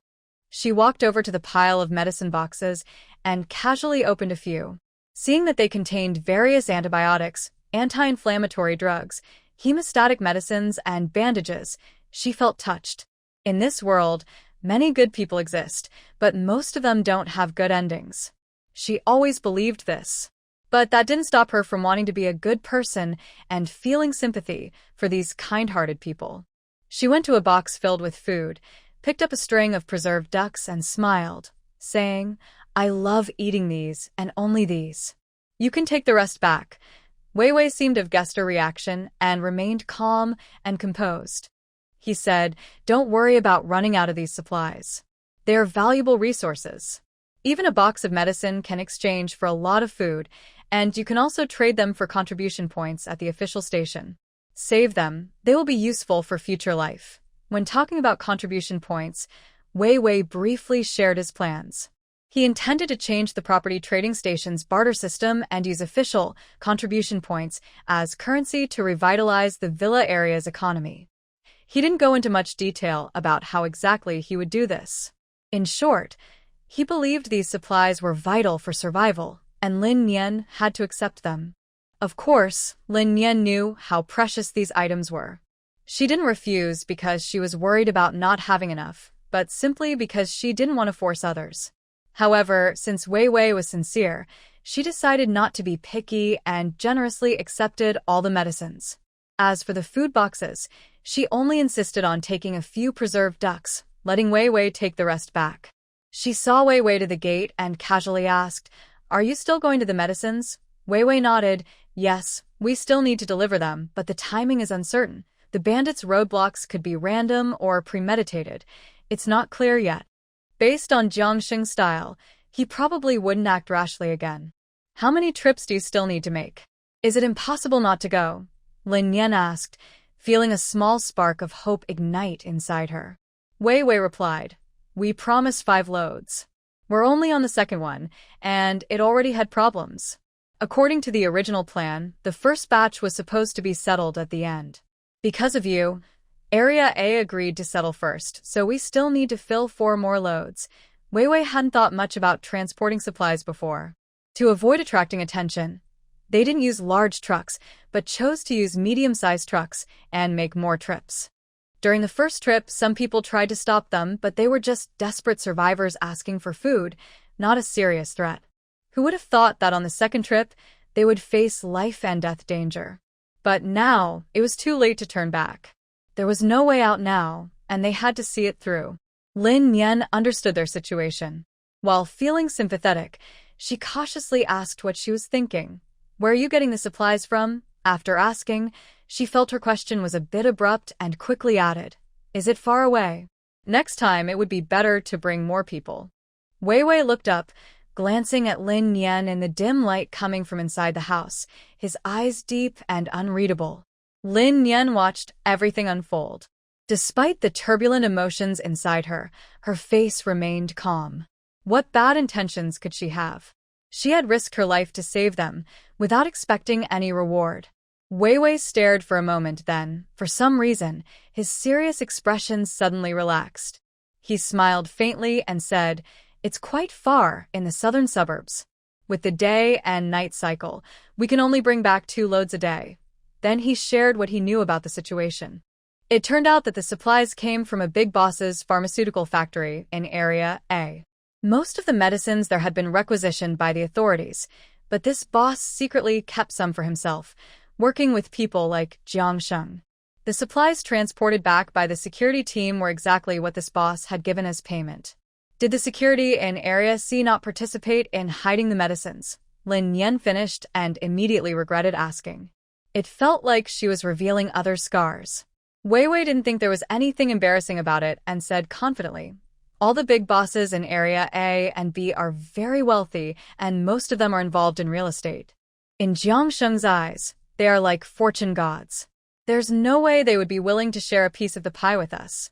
Hearing this, Lin Yan felt even more sorry for Wei Wei. It was like being a child under a stepmother's care, unable to even get a warm meal. However, whether Wei Wei could sit at the table to eat or not, Lin Yan didn't want to miss this meal. In the southern suburbs, Lin Yan remembered that Lu Hongba's factory was located there. Meanwhile, Ling Yinju was in the northern suburbs, which was quite far away. She wondered if she could make it there before the cold wave arrived. I have a neighbor with a factory in the southern suburbs. I left him and came here. His family went to the factory too. I don't know if they heard about the cold wave. I was thinking of visiting him sometime. Maybe I could go with you all, Lin Yan said casually, pretending it was unintentional. She had been thinking about this yesterday when she was downtown, wondering how Lu Hongba and his family were doing on the mountain. Now, Jin City was starting to build underground shelters, and things were likely to improve in the future. When the cold wave hit, the temperature didn't drop much at first, so people could still survive on the surface. But later, it fell to -50 or 60 degrees, and at the coldest, it could reach -70 degrees. She thought Lu Hongba and his family shouldn't stay on the mountain. It was better to go underground where there was a chance to survive. Or maybe coming to Ling Yinju wasn't a bad idea. She had no stable place herself back then, and the future of Ling Yinju was uncertain, so she didn't think too much about it. Now that she was here, she could settle down and help if she could. Are you guys going to the southern suburbs? Wei Wei's eyes lit up instantly, but then a flicker of worry crossed his face. He was injured and wouldn't recover quickly. The task of escorting the goods would fall to Zhu Ping'an, which made him anxious. It would be perfect if Lin Yan and Ding Hai could go with them. But he was conflicted because, after this incident, Jiang Sheng might not trust them both. Even though there was no evidence that Ding Hai took the goods this time, Jiang Sheng's mind would still be troubled. Jiang Sheng's position was different from his. Having two powerful experts in Area C was a help to him. But to Jiang Sheng, they were a challenge and a threat. Lin Yan didn't know what Wei Wei was thinking, so she continued to share her plans. I'm not sure when I'll go. If you need us, just say so. If not, we can leave anytime. Okay? I'll think about it. Wei Wei didn't refuse outright. He smiled, waved at Lin Yan, and then left toward his home. The next day, Ling Ya from Building 3 came excitedly again. This time, she wasn't wearing a dress but sports clothes, and she was carrying a big durian. Hurry, I just took the durian out of the fridge. It's cold. Opening it up and eating is perfect. Ling Ya was very familiar and urged her on as if they had been friends for years. Your snacks are quite diverse. Lin Yan didn't invite her inside, but her attitude was better than yesterday, and her smile was more genuine. Seeing that Lin Yan still kept her guard and didn't let her in, Ling Ya tentatively asked, how about coming to my place for a visit? Just as Lin Yan was about to refuse, a voice suddenly rang out from nearby. Li Xiaoya, what are you doing? Both Lin Yan and Ling Ya looked toward the sound. They saw two men standing in the middle of the road, hands in their pockets, looking curious and watching this way. Brother? You're back again, Ling Ya scolded playfully. Then she raised the durian in her hand, speaking cheerfully and happily. I'm here to play with Lin Yan. Do you want to join us for some? Hearing Ling Ya's invitation, the two men looked suspicious. When did you two get so close? Li Jia chuckled and looked at Feng Hao. The two started walking over. Lin Yan's mouth twitched in frustration. She didn't seem to agree to anything, yet she was called a friend. She didn't have strong feelings about these two men, neither good nor bad. At least, they weren't as annoying as that screaming chicken. She didn't expect these people to appear so often in front of her, always at Building 3 or Building 1. Feng Hao followed Ling Jie to Lin Yan's villa door and casually glanced at her. Then his expression suddenly paused. Feng Hao believed he had seen many beautiful women, but Lin Yan's appearance was not particularly outstanding. However, her unique aura was unmatched by any other woman. Her neat short hair made her face look especially firm and determined. Her deep yet lively eyes, along with a faint smile, made her look charming and a little wild. This naturally gave people a desire to conquer her. Hey, what are you doing? Ling Jie nudged Feng Hao with his shoulder, looking a bit annoyed. My sister's talking to you. Huh? Oh, really? How so? Feng Hao's thoughts were suddenly interrupted. He looked a bit awkwardly at Ling Ya and quickly put on a proper smile. Ling Yao looked at Lin Yan with a slightly uncomfortable expression, but she quickly returned to her usual self and smiled at Feng Hao. Hey, are you okay? Feng Hao knew Ling Yao was talking about the theft at his aunt's house. He gently shook his head. It's nothing. Their matters have nothing to do with me. That's good. My brother was worried sick and even came to stay with you, not even going home. Seeing the three of them still chatting outside his house, Lin Yan coughed to remind them. Realizing this, they all instinctively looked at Lin Yan, each with different expressions. Ling Jie, hand in his pockets, said casually, I heard it's just you two siblings at home. Lin Yan tilted her head and gave him a cold look. Lin Yan, don't misunderstand. My mom was just talking about how your family is abroad, and now it's just the two of you living together. It's quite sad. If there's anything we can do to help, just let us know. Ling Ya saw her brother being so rude and quickly tried to smooth things over. Thinking of Song Wan's gentle and generous manner, Lin Yan believed she could say such words, so she didn't argue further. Later, at Ling Ya's strong request, Lin Yan took Tian Wang to Building 3 as a guest. She mainly doubted the family in Building 3. The small yard of Building 3 was designed very carefully, especially the relaxation area. There were trees, flower beds, and a fish pond arranged in a scattered way, making the whole area very comfortable. However, something strange was that the old trees inside and outside the yard now only had stumps, standing bare and unsightly. Lin Yan guessed that this was definitely the work of Ling Ya. Ling Jie also seemed to notice this. He was very surprised and ran over to the stump that looked like a pine tree, shouting, Wow! What's going on? Where's the sacred pine? What are you yelling about? Songwan came out carrying a plate of nuts and a teapot. As she passed by Ling Jie, she gave him a side glance. She placed the food on the table and warmly greeted Lin Yan and Feng Hao. Our home doesn't have much good stuff right now, so please don't mind. Lin Yan smiled and thanked her. Feng Hao, taking the lead, poured a cup of water for Lin Yan from the teapot, then poured cups for Songwan and the two siblings. Lin Yan didn't touch the food but focused on the siblings arguing about the pine tree. They are twins, born as a pair, and they've been fighting since they were little. I'm used to it. Songwan sat down on a chair, smiling helplessly. So they were twins, Lin Yan thought, praising Songwan for her good fortune. Songwan's face showed a gentle smile. I heard Xiaoyu say that you taught her how to saw wood. Lin Yan nodded. She asked me, so I told her. Songwan said, yesterday, after she came back, she took a saw and cut down all the trees near the house. Her father was so surprised and kept praising her, especially since she had never even used a kitchen knife before. Hearing this, Songwan sighed deeply. Lin Yan smiled silently. Listening to the siblings arguing loudly, Lin Yan couldn't figure out what they were fighting about. One said they shouldn't cut down the sacred pine, while the other said the other was neglecting the family. They kept talking back and forth, not really focusing on the same thing. Finally, Songwan stepped in to stop the fight, and the two of them, pouting, sat back down. Unlike Ling Jie, Ling Ya quickly calmed down and started wearing gloves to handle the durian. While everyone was eating durian and chatting, Li Ziqing returned home from outside with a serious look. Seeing this, everyone immediately stood up to greet him, and Lin Yan also got up. After scanning the group in the yard, Li Ziqing finally focused on Lin Yan. Then he composed himself, smiled, and said, We have a guest. Ling Ya hurriedly introduced, Dad, this is Lin Yan from Building 2 next door. Lin Yan, this is my dad. He's a lawyer. Lin Yan politely nodded. Hello, Uncle Li. After greeting Lin Yan, Li Ziqing waved everyone to sit down, then pulled a chair and sat. This made Lin Yan feel a bit uncomfortable. She thought that someone like Li Ziqing, as the head of the family, wouldn't sit and chat with them, because the topics are different, and his authority as a parent might make things awkward. But after Li Ziqing took a glass of water from Songwan and drank it, he said directly, The security team has started going up the mountain.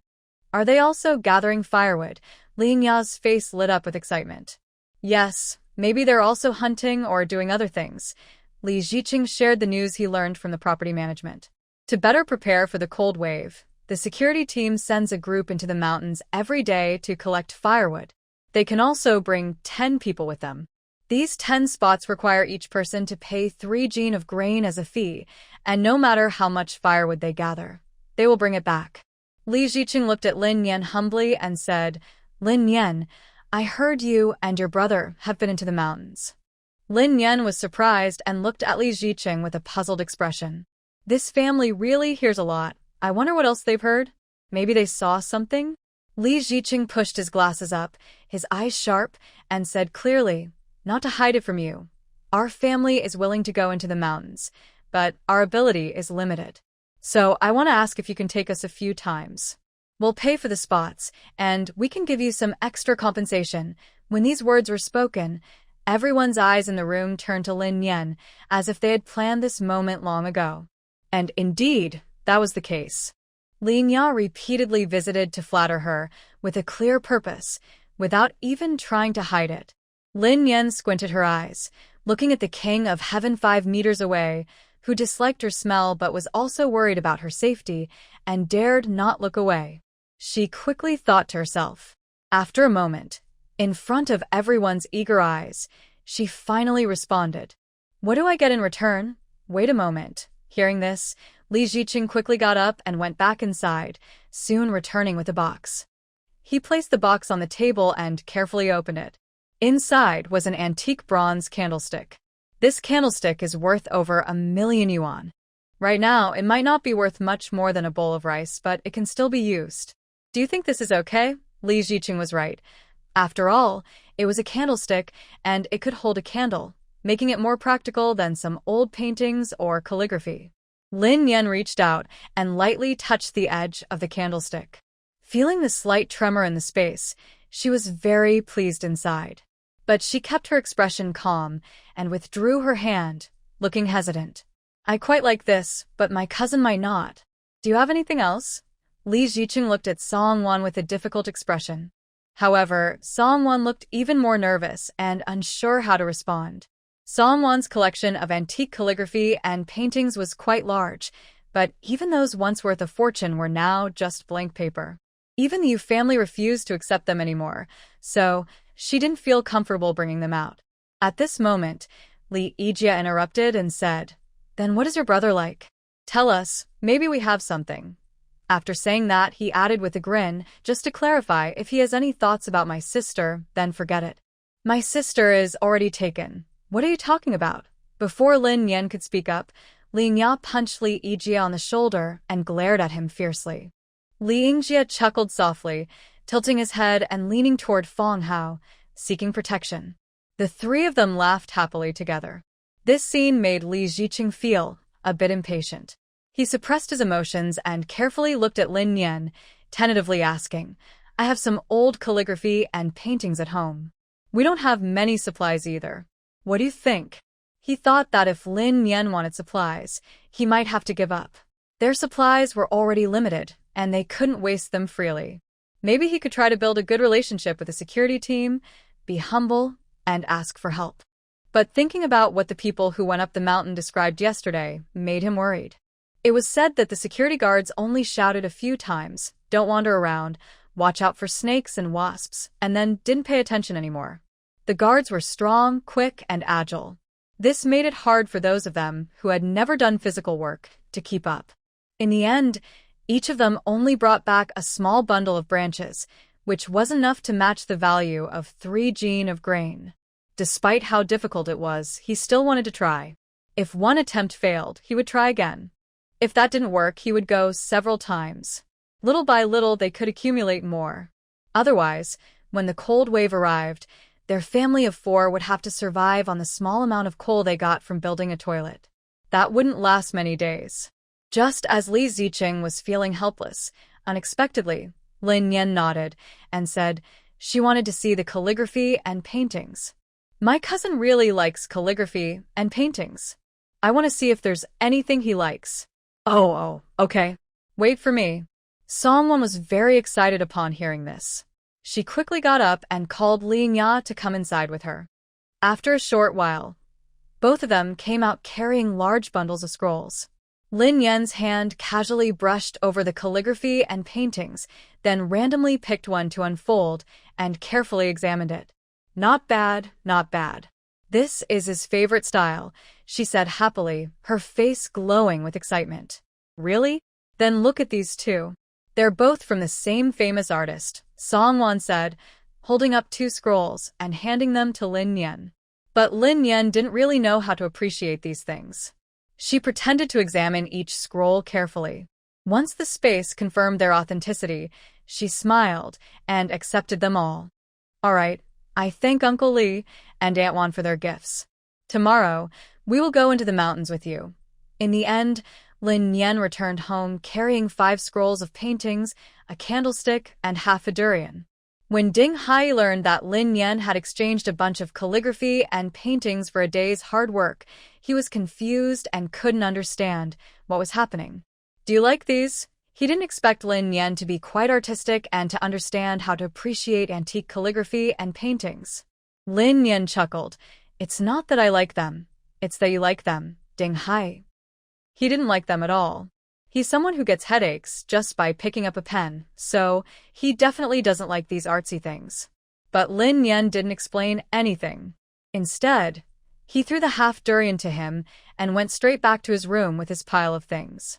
The King of Heaven is gagging at the door.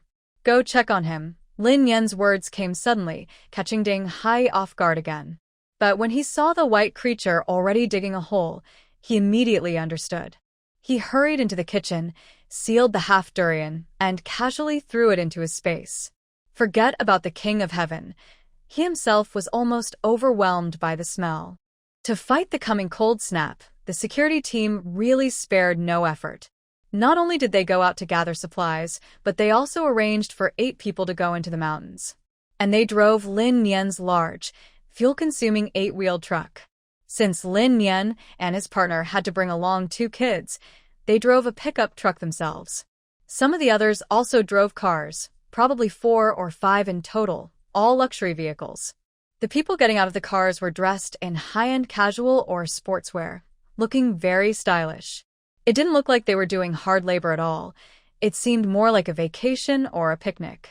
The security team was led by Bao Enel. When he saw Lin Yan, he happily approached him. Are you two going too? Lin Yan smiled and nodded, just killing time. Great. Maybe we can catch a big pig too. Bao Enel remembered the delicious smell of pork and couldn't help but start salivating. Hearing this, Lin Yan paused for a moment, then burst out laughing. You're craving meat so badly, huh? Well, I hope your wish comes true. There is definitely a way. Without domestic pigs, wild boars will do just fine. Recently, we've caught quite a few small animals, but none are enough to fill us up. Banla looked at Ding Hai's proud and strong companion, feeling very confident. Then your teeth must be really big, Lin Yan teased. Are you worried you'll accidentally let some air out when you talk? While they joked and laughed, they heard a group of people arguing nearby. Seeing this, Banla quickly ran over to handle the situation, while Lin Yan leaned against the car, holding Big White and watching the scene. At that moment, the Li family members approached. There were 4 of them, Li Zicheng, Li Yingya, Li Yingjie, and Fong Hao. When Lin Yan started the car, Li Yingjie hurried over. Wow, you're amazing.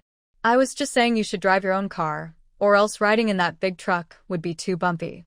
He reached out to open the car door. Seeing how Li Yingjie didn't treat her like an outsider, Lin Yan looked displeased. She spoke calmly. This back seat is reserved for my companion. If you're not afraid, you can sit there. There's nothing to be afraid of with the dog. I haven't done anything wrong. Before Li Yingjie finished speaking, he suddenly heard a deep, animal-like roar at his feet. He looked down and saw the companion standing proudly by the car door, baring its teeth fiercely, making a low growl. Its whole body looked ready to fight, as if saying, "Try opening the door and see what happens. I won't hesitate to tear you apart. Maybe I should just sit in the big truck instead." Li Yingjie quickly let go of the door handle, pulled Li Yingya and Fong Hao, and tried to slip away. Come on, Dad has already gone far. If we wait too long, there won't be any seats left." However, Fong Hao, who was pulled a few steps, suddenly stopped as if he remembered something. He slowly turned around and looked at Lin Yan, then strode toward her. Fong Hao calmly opened the box and handed it to Lin Yan, wearing a perfect smile on his face. "This is a treasured inkstone of mine. Do you think my younger brother would like it? If possible, could you do me a favor?" Lin Yan looked at him with suspicion and slowly took the box, her eyes falling on the inkstone as she examined it carefully. The space system showed no reaction to the inkstone, indicating it was not an antique. However, the inkstone was finely made, with detailed carvings, and even an outsider like her could tell it was a rare item. So, she thought, it didn't matter if the space system didn't value it. Such a good item was worth collecting. Seeing that Lin Yan clearly liked it but was hesitant to give an answer, Fang Hao thought for a moment and then handed her another long box. "This pen." Before Fang Hao could finish, Lin Yan quickly covered the box containing the brush with a loud snap. This brush was a good thing. She liked it, and the space system liked it too. Just as Lin Yan was about to give up the front seat, Ling Jie suddenly rushed over. "Wow, Fang Hao, I knew you couldn't stand to see my sister suffer. Come on, I'll remember this. When I get back, you can choose any of my figurines." He pushed Ling Ya toward Lin Yan and forcibly pulled Fang Hao toward the truck. Before leaving, he also gave Ling Ya a meaningful look. No, that's not it." Fang Hao hadn't had a chance to bargain with Lin Yan before being cut off and started crying out loud. Seeing this scene, Lin Yan couldn't help but laugh. Actually, she thought that if Fang Hao spoke again or showed some good stuff, she wouldn't mind giving up the driver's seat. The road was full of potholes and very difficult to drive on. She and Ding Hai could sit in the back with the two kids, which was also fine. But now it wasn't necessary. Since Ling Ya was sitting in the front passenger seat, Lin Yan would drive, and Ding Hai and the kids would sit in the back. Soon, the main group set out in a grand procession toward the mountains. On the way, Ling Ya kept talking non-stop. She kept praising Lin Yan for being beautiful, having a good personality, being strong, skilled at survival, and even being able to drive. In short, I almost wanted to praise Lin Yan's hair strand one by one. This flattery was so excessive that Lin Yan found it hard to handle. It seems that this girl's way with words is completely inherited from her father. She talks constantly, full of her own opinions. If she were a lawyer, she could probably talk her way out of any situation. The convoy traveled for nearly 2 hours before reaching the destination. Because there were many vehicles, 2 security guards stayed at the foot of the mountain to watch and assist. The other 6 people led the crowd into the mountain. Lin Yan thought that the people from the Li family were very weak and unable to carry anything.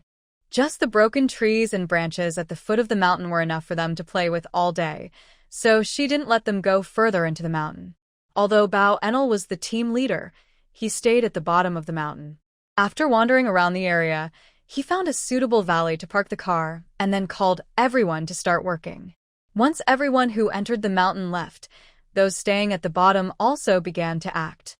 But before they even entered the forest, Bao Enel suddenly twitched as if electrocuted, his whole body spasming and dancing. Zawen, hudi up, hudi up. Bao Enel frantically tugged at his collar and jumped around. Dawen quickly understood and ran to his side, patting him along with him. After a short while, both of their strange movements finally stopped. Seeing this, Lin Yan's mouth twitched repeatedly. "What are they doing?" Bao Enel acted as if nothing had happened and continued walking forward naturally. Hao Dawen had helped Lin Yan install a wire trap last time and was quite familiar with her and Ding Hai. When Lin Yan asked about it, he stifled a laugh and whispered to her about Bao Enel's fear. Boss Bao is afraid of spiders. Lin Yan was genuinely surprised. Such a strong, burly man was afraid of spiders? The contrast was too much. Hao Dawen was worried Bao Enel might find out he was betraying him, so he kept shaking his head and smiling at Lin Yan, winking at her. Lin Yan understood immediately and tried to hold back her laughter. Lin Yan and Ding Hai weren't there to gather firewood, so they didn't bring an electric saw this time. But unexpectedly, Li Zicheng brought a foldable electric saw. Although chainsaws are useful, electricity is precious. They prefer not to rely on it too much. For small branches, they try to use manual tools whenever possible. So Lin Yan and the others, along with the 4 members of the Li family, found a place with many trees to practice. With Ding Hai present, Lin Yan didn't need to exert much effort. Ding Hai demonstrated the work for them. Ding Hai carried an axe, picked up a branch, placed it on a tree stump, and chopped it down directly. With a series of bang bang bang sounds, the branches in his hands were chopped into sticks and neatly stacked on the ground. Everyone in the Li family was amazed by his quick hands. Lin Yan looked at the three men from the Li family and said, "Men are stronger. This way will be faster." Then she picked up a handsaw, pulled Ling Ya aside, and guided her on how to saw the branches into pieces. Ling Ya, using the handsaw, found it hard but was much better than before. Seeing that the Li family was making good progress, Lin Yan asked Ding Hai to watch over them so they wouldn't accidentally hurt themselves. She then focused on her own tasks. She gathered a lot of rabbit grass, putting some into bags and tossing others into her space. She also collected many small branches to use later as supports for vegetables. But just as she was busy and focused, a sizzle, sizzle, sizzle sound suddenly reached her ears. Realizing what it was, she quickly stood up, looked up, and precisely locked her gaze on the source of the sound. "What's that you're looking at?" Fong Hao saw her and came over, asking curiously. Lin Yan kept her head tilted up, standing still, her voice calm and steady, like she was talking to herself, softly saying, "I'm watching a bird's nest." Fong Hao smiled and said, "A bird's nest? What's so interesting about that?" Do you like birds? I have 2 talking parrots at home. If you like, I can give you one." Lin Yan swallowed hard, her voice trembling slightly. "The bird's nest isn't pretty, but the things next to it are a bit interesting." Hearing this, Fong Hao finally looked away from her, raised his head, and looked upward. But in just a moment, his eyes suddenly widened in shock, showing an expression of fear he had never had before. In their view, a large black snake, about the thickness of an arm, was tightly coiled around the tree trunk. Its big head was gently moving, constantly flicking its tongue, slowly shifting toward the bird's nest between the branches. Perhaps sensing the presence of the 2 people below, the black snake suddenly turned its head to look at them. Its glowing eyes met theirs directly, red and bright. In that moment, the air seemed to freeze. Then, an overwhelming wave of fear swept over both of them, like a rising tide. A sharp scream burst from both their throats at almost the same time, startling the birds in the forest into flight. With the scream, Fong Hao's legs completely lost control. He took a step forward and immediately fell to the ground, scrambling backward on his hands and knees. Meanwhile, Lin Yan's mind went blank. She forgot she still had a small shovel in her hand. Instinctively, she turned to run, but she collided head-on with Ding Hai rushing toward her. Ding Hai quickly caught her in his arms, moved her to the side, and raised his nail gun, firing several shots at the snake, pinning it to the tree. At this moment, the others heard the noise and rushed over. When they saw the half of the snake hanging from the tree, taller than a person, they gasped in shock. Bao Enel, after confirming the danger was gone, looked at the snake and then at the panicked Lin Yan and unexpectedly chuckled. "I say, girl, you don't even blink when you're fighting, but you're scared stiff by a snake. Look at you, so timid." He wasn't mocking Lin Yan, he was just noting that her battle mode, whether seen firsthand or described by teammates, looked like that of a female Special Forces soldier, decisive and fearless. People naturally thought she should be unafraid of anything. Seeing her so frightened by the snake, he couldn't help but feel a little amused. Lin Yan snapped out of her shock, stepped out of Ding Hai's embrace, and looked at the small shovel and a bunch of rabbit grass in her hand. She then threw the rabbit grass at Bao Enel. "You're the only one with a backbone. Wait till I catch 100 spiders to make you a blanket." When Bao Enel heard the word, spider, his pupils shrank suddenly. Then he turned to look at Hao Dewan, who had already run far away, and shouted loudly, "Hao Dewan, how dare you betray me? Your brother isn't here. You're doomed today." Ding Hai ignored the 2 who ran off. His gaze lingered on Lin Yan for a moment. After confirming she was fine, he turned coldly to Fong Hao. He thought this person was busy picking up sticks nearby, but it turned out he came here to bother Lin Yan. It seems he has little interest in this world anymore. He didn't mind giving him a lesson. At this moment, Fong Hao didn't realize he was being watched. His grayish sportswear was covered in mud, and his messy hair had a few weeds on top. He looked very disheveled. Li Yingjie stepped forward to help him up, and Li Yingyao worriedly leaned toward him. "Brother Hao, are you okay?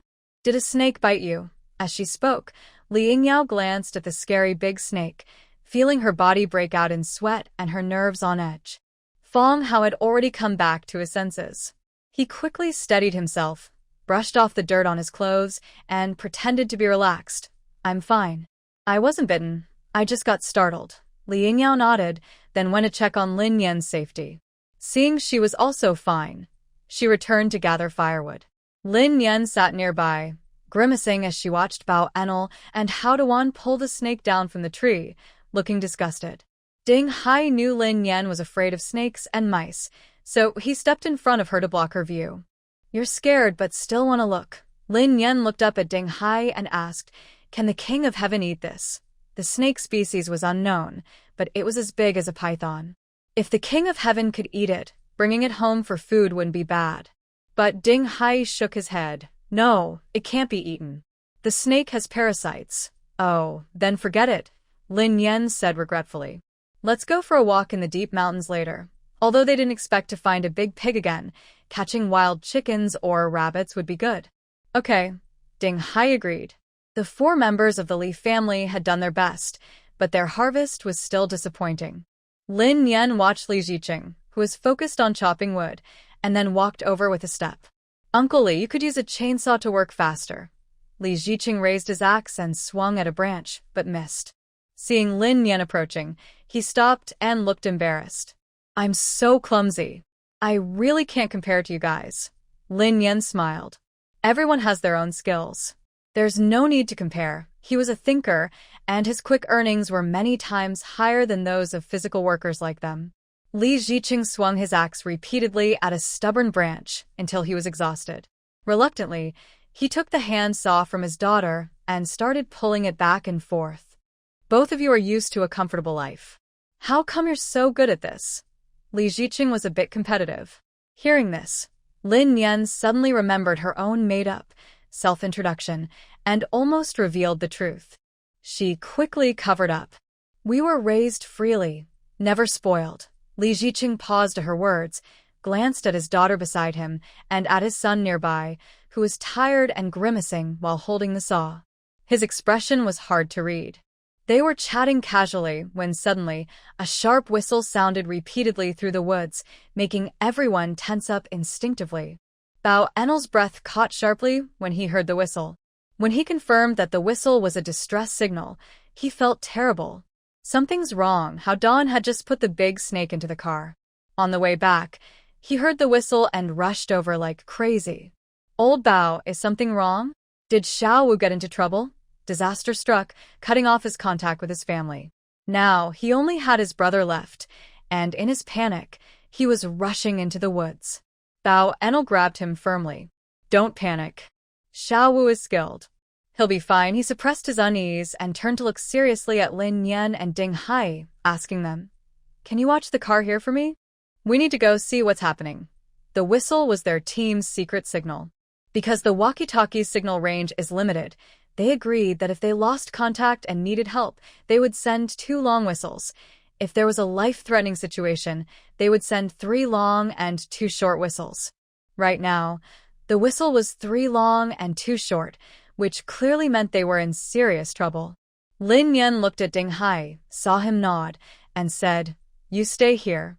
We'll go check it out." With Tian Wang present, the 2 of them could find someone more easily. "Do you have anything of theirs?" Let Tian Wang smell it. Yes. After understanding Lin Yan's meaning, Hao Duan quickly took off his coat and handed it to Lin Yan. "This is my brother's clothes." "Good." Lin Yan took the coat, let Tian Wang smell it, then picked up her backpack and bow and arrow, and followed Ding Hai into the mountains. "Wait a moment." At this time, Li Yingyao spoke up. "Can I come with you?" Li Ziqing hurriedly grabbed Li Yingyao. "What are you going to do following us? You're just going to cause more trouble. Didn't Captain Bao say they're in danger? This isn't a game. You really don't understand." But Lin Ya shook off Li Ziqing's hand, picked up an axe from the ground, and confidently told Lin Yan, "Take me along. I will face life and death myself. Then I want to go too."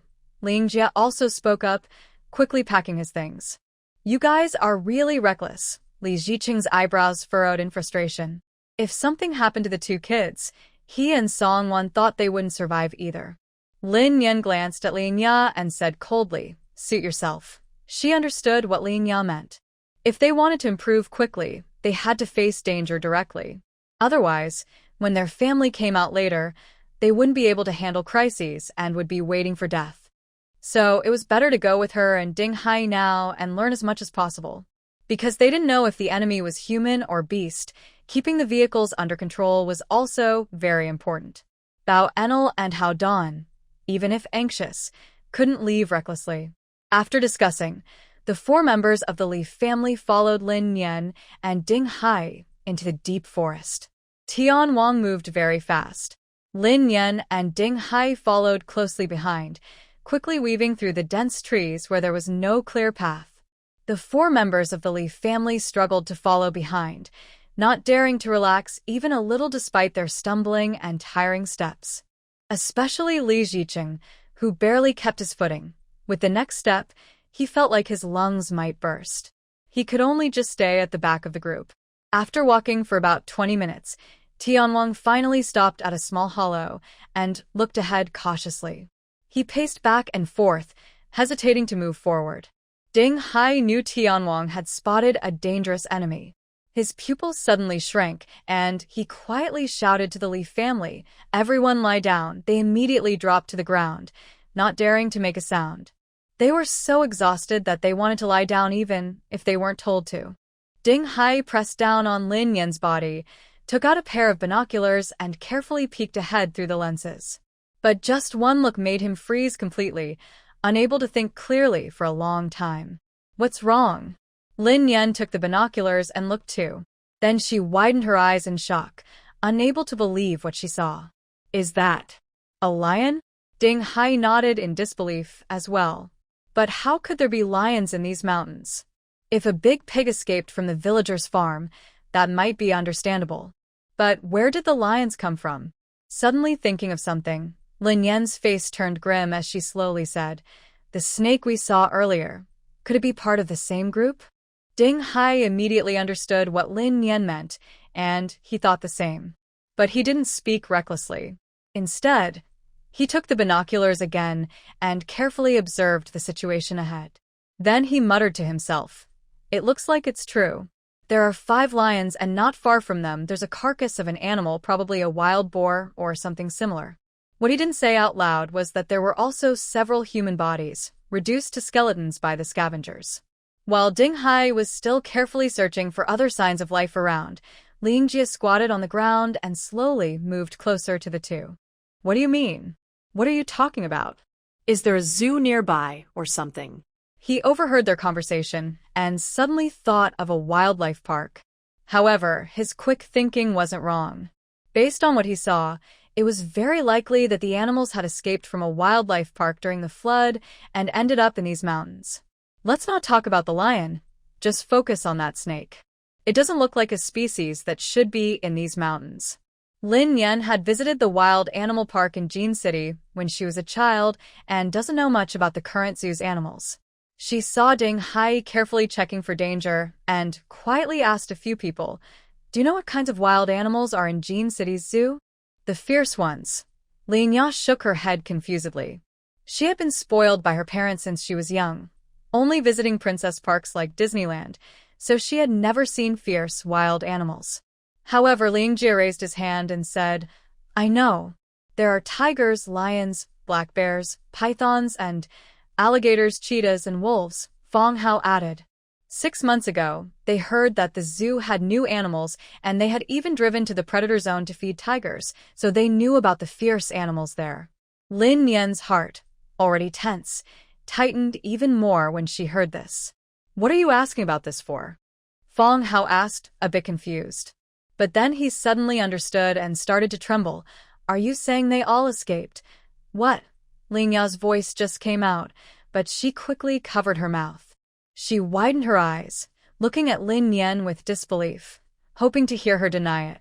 But that wasn't what she wanted to hear. It's very possible, Lin Yan said slowly. Not far ahead, there are 5 lions. Those people must have been attacked. Seeing everyone look shocked, Lin Yan didn't hesitate and turned to Ding Hai, asking, "Did you see any survivors?" She had seen some bodies on the ground that had been badly bitten, but the number didn't match.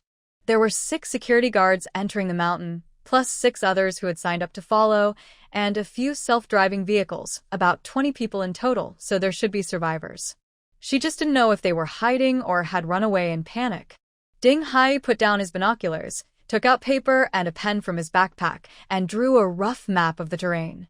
Here, it looks like there's a cave, but from our position, we can't see it clearly. What about the trees? Are there people in the trees? Lin Yan asked. Generally, when normal people encounter wild animals on the ground, besides running away, their instinct is to climb a tree. Ding Hai shook his head. The trees are too dense, so we can't see clearly right now. But those lions finished eating and are still staying there, not leaving. I think there must be some prey nearby. Lin sighed heavily. Even though there are 5 lions and they are kept in a zoo, they are still dangerous animals. It would be easy for them to attack a person. Although the 2 of them have guns, they are only handguns, not rifles. Right now, they are more than 100 meters away from the lions. Tianwang stopped moving, which shows that this is the safe distance lions usually keep when hunting. Moreover, they don't know if there are other dangerous animals around. If shooting doesn't solve the problem and attracts other creatures, it could become very troublesome. So, what should we do now? Li Ziqing's face was as white as paper. Li Ziqing was feeling very regretful. He wondered why he didn't insist on his idea earlier and stop his children from coming. But then he thought that the snake was already coiled at the foot of the mountain. Other wild animals might hear the sound of chopping wood or the electric saw and come over. At that time, they might still not escape death. Maybe. He wanted to say that with their current abilities, they couldn't even scare the lions, let alone save anyone. If they quietly leave now and get down the mountain safely, there might still be a chance to survive. But before he could finish his thought, he heard Lin Yao speak. Lin Yan, what do you think we should do to save the people? I'll listen to you. She believed that Lin Yan and Ding Hai planned to save the people. After all, there are more than 10 lives at stake. Even though she felt weak and couldn't do much, she didn't want to ignore the situation. As long as she could help, even a little, she was willing to try. Li Ziqing raised his hand, about to give Lin Yao a slap. But then he hesitated and slapped his own forehead instead. Where did his gentle, obedient daughter go? Why did she suddenly become so disobedient? At this moment, Ling Jie also became excited. He usually liked to seek thrills, and now that he was faced with real danger, he refused to back down. Although he was still a little scared, the rush of adrenaline completely overwhelmed his fear. At this moment, Fong Hao did not express any opinion, neither rushing forward nor retreating. He simply stayed quietly on the side, watching carefully. Lin Yan and Ding Hai were also at a loss for what to do. On one side was unknown danger, and on the other were the lives of more than 10 people. Honestly, Lin Yan didn't care much about the lives of those property owners. To her, they were just strangers. But the security team members had helped her before, shared meals with her and talked with her. Watching them wait for death was hard for her to bear. After careful thought, Lin Yan decided to try to save them as much as possible. If she couldn't handle it alone, she could still protect Ding Hai and the King of Heaven, and she believed she had done her best for those brothers. Although she decided to save them, she didn't include these burden people in her plans. Everyone climbed the trees. At this moment, Lin Yan also regretted bringing them along. She thought they might be caught in a confrontation with another group or be chased by wild boars or similar animals. She never expected to face such a situation. They wouldn't be able to help much, so she planned to get them to a safe place first. Hearing Lin Yan's plan, even Lin Ya, who was reluctant, knew her abilities were limited. It was good enough if she could protect herself without causing trouble, so she obediently climbed a tree with her family's help. After settling the 4 of them, Lin Yan and Ding Hai quickly headed to the scene with the King of Heaven. Meanwhile, inside the cave, Hao Xiaowu leaned against the wall, gently shifting his bloodied, flesh-torn leg, which made him sweat cold with pain. "Xiaowu, how are you?" a brother named Yong asked worriedly. The lions looked very hungry. Suddenly, they charged out of the woods, each pouncing on a person and starting to eat eagerly. These people could have taken the chance to escape during this chaos. But unfortunately, a property owner named Wang Qin was so scared he urinated himself, sat on the ground, and kept crying loudly, refusing to run or shut up. This scene caught the attention of a nearby lion, which released its prey and pounced toward him. Hao Xiaowu instinctively raised his machete to defend the man and swung it directly at the lion. As a result, Wang Qin was saved, but he injured one leg. The intense pain made Hao Xiaowu feel numb all over. Because his thigh artery was torn and he was bleeding heavily, his vision gradually blurred. "Xiaowu, hold on. We sent out a signal. Baozi will come to rescue us. Don't sleep. Keep fighting." The anxious and sad shouts of his brothers kept echoing in Hao Xiaowu's hazy mind. He slowly opened his eyes, trembling lips, and with great effort, managed a weak smile filled with longing and reluctance. His breath was faint. He struggled to speak.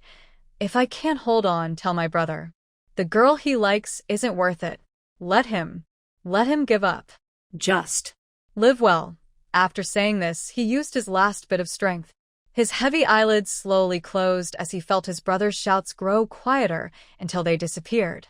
That silly brother of his, since he couldn't be persuaded, he should at least hear his final words. Looking at Hao Xiaowu's limp arm, the brothers beside him burst into tears. Yong was heartbroken. Without thinking, he stood up and kicked Wang Qin, shouting, "It's all your fault. If it weren't for you, Xiaowu wouldn't have died." Wang Qin, already frightened and shaken, was kicked again and lost control, shouting, "I gave 3 gene of grain. He should protect me. If he died, it's his fate, to with your 3 gene of grain." A few security guards nearby hadn't intended to blame anyone. In the face of danger, risking their lives to save others was Hao Xiaowu's kind nature. But when they heard this fool talking about 3 gene of grain, they all went crazy. They pounced on him, punching and kicking, venting all the frustration they had from dealing with these owners. Seeing this brutal scene, the others nearby panicked. They instinctively curled up, staring tightly at what was happening, not daring to breathe. Until Wang Qin was beaten nearly to death, everyone finally stopped. They turned and looked coldly at the few quails in the corner. Some owners reacted very quickly. When they saw the security guards' suspicious looks, they immediately spoke loudly to show their understanding. We know. The 3 gene of grain is just the fee for guiding the truck, not a protection fee." Others, as if awakening from a dream, quickly agreed and thanked the security guards for saving them. "It's good that you understand. There's no need to thank us. Whether everyone can go back alive today is still uncertain. Don't thank us too early." Yong's words were like a cold splash of water, making everyone in the corner feel icy and hopeless. Yes, they had forgotten that the lions outside hadn't left. Maybe the next ones to be eaten would be them. After all, these security guards were quick and agile. If they could throw the weaklings out, they could hold back the lions, and then the 5 of them might escape. Thinking of this, all the owners looked terrified and hopeless, curling up even tighter. But at this moment, the security guards weren't thinking about that. They had just been shaken out of their grief over losing Xiaowu and were focused on figuring out how to escape together. If they knew what these owners were thinking, they might even thank them for coming up with the simplest way to survive. Meanwhile, as the 2 groups in the cave had different thoughts, Lin Yan and Ding Hai, along with their dog, were moving closer as carefully as possible. Throughout the movement, Lin Yan kept a distance of about an arm's length from Ding Hai and Tian Wang, ready to pull them into safety if danger appeared. Their lives were more important than exposing the space. At this moment, Ding Hai was even more cautious. He wrapped Tian Wang's leash around his left wrist and kept his right hand holding Lin Yan's arm. Even though the mountain path was difficult and they had to separate a few steps, he maintained a position where he could grab Lin Yan at any moment. Slowly, the two of them and the dog moved closer to about 30 meters from the lion group and stopped. Perhaps because of the strong smell of blood and the human scent in the cave, the lions didn't notice them. From this position, they could clearly see the scene of the incident.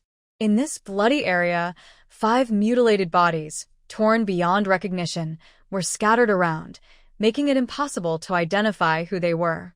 Not far away, there is also a wild boar's carcass that has been completely eaten, leaving only half a tusk skull to identify its species. There are 5 lions, 1 male and 4 females. Each one is about the size of a large pig. They can easily knock down a person and suffocate them with a quick bite. The male lion is not finished eating yet. He is lazily lying on the ground, holding a bone and chewing on it. You can hear the sound of the bone being crushed. The 4 female lions are patrolling around like guards. They seem to be on patrol, but in fact, they are watching intently straight ahead. Looking along the female lion's gaze, the 2 people see a cave at the bottom of the mountain. However, the entrance to the cave is tightly blocked with some logs and stones. This confirms that there are definitely animals inside the cave, but they cannot make noise or ventilate the inside at the moment. The 2 crouch in the grass, quietly observing the situation and making their final decision. Because there are too many lions, it is almost impossible to lure them all away at once with food or noise. Using fire might work, but this is deep in the forest. A small flame could set the whole mountain on fire. Killing all of them is also not feasible. Lions are the king of beasts, with top speed and attack power. Even if they are in captivity, unless absolutely necessary, the 2 do not dare to gamble on their ability to handle them. Just when they are at a loss, Lin Yan suddenly has an idea in her mind. Do you think what methods do keepers use to tame them? Her voice is so soft that only the 2 nearby can hear. Ding Hai's eyes brighten. He takes out a training whip from his backpack. He guesses that tools like sticks and whips are commonly used.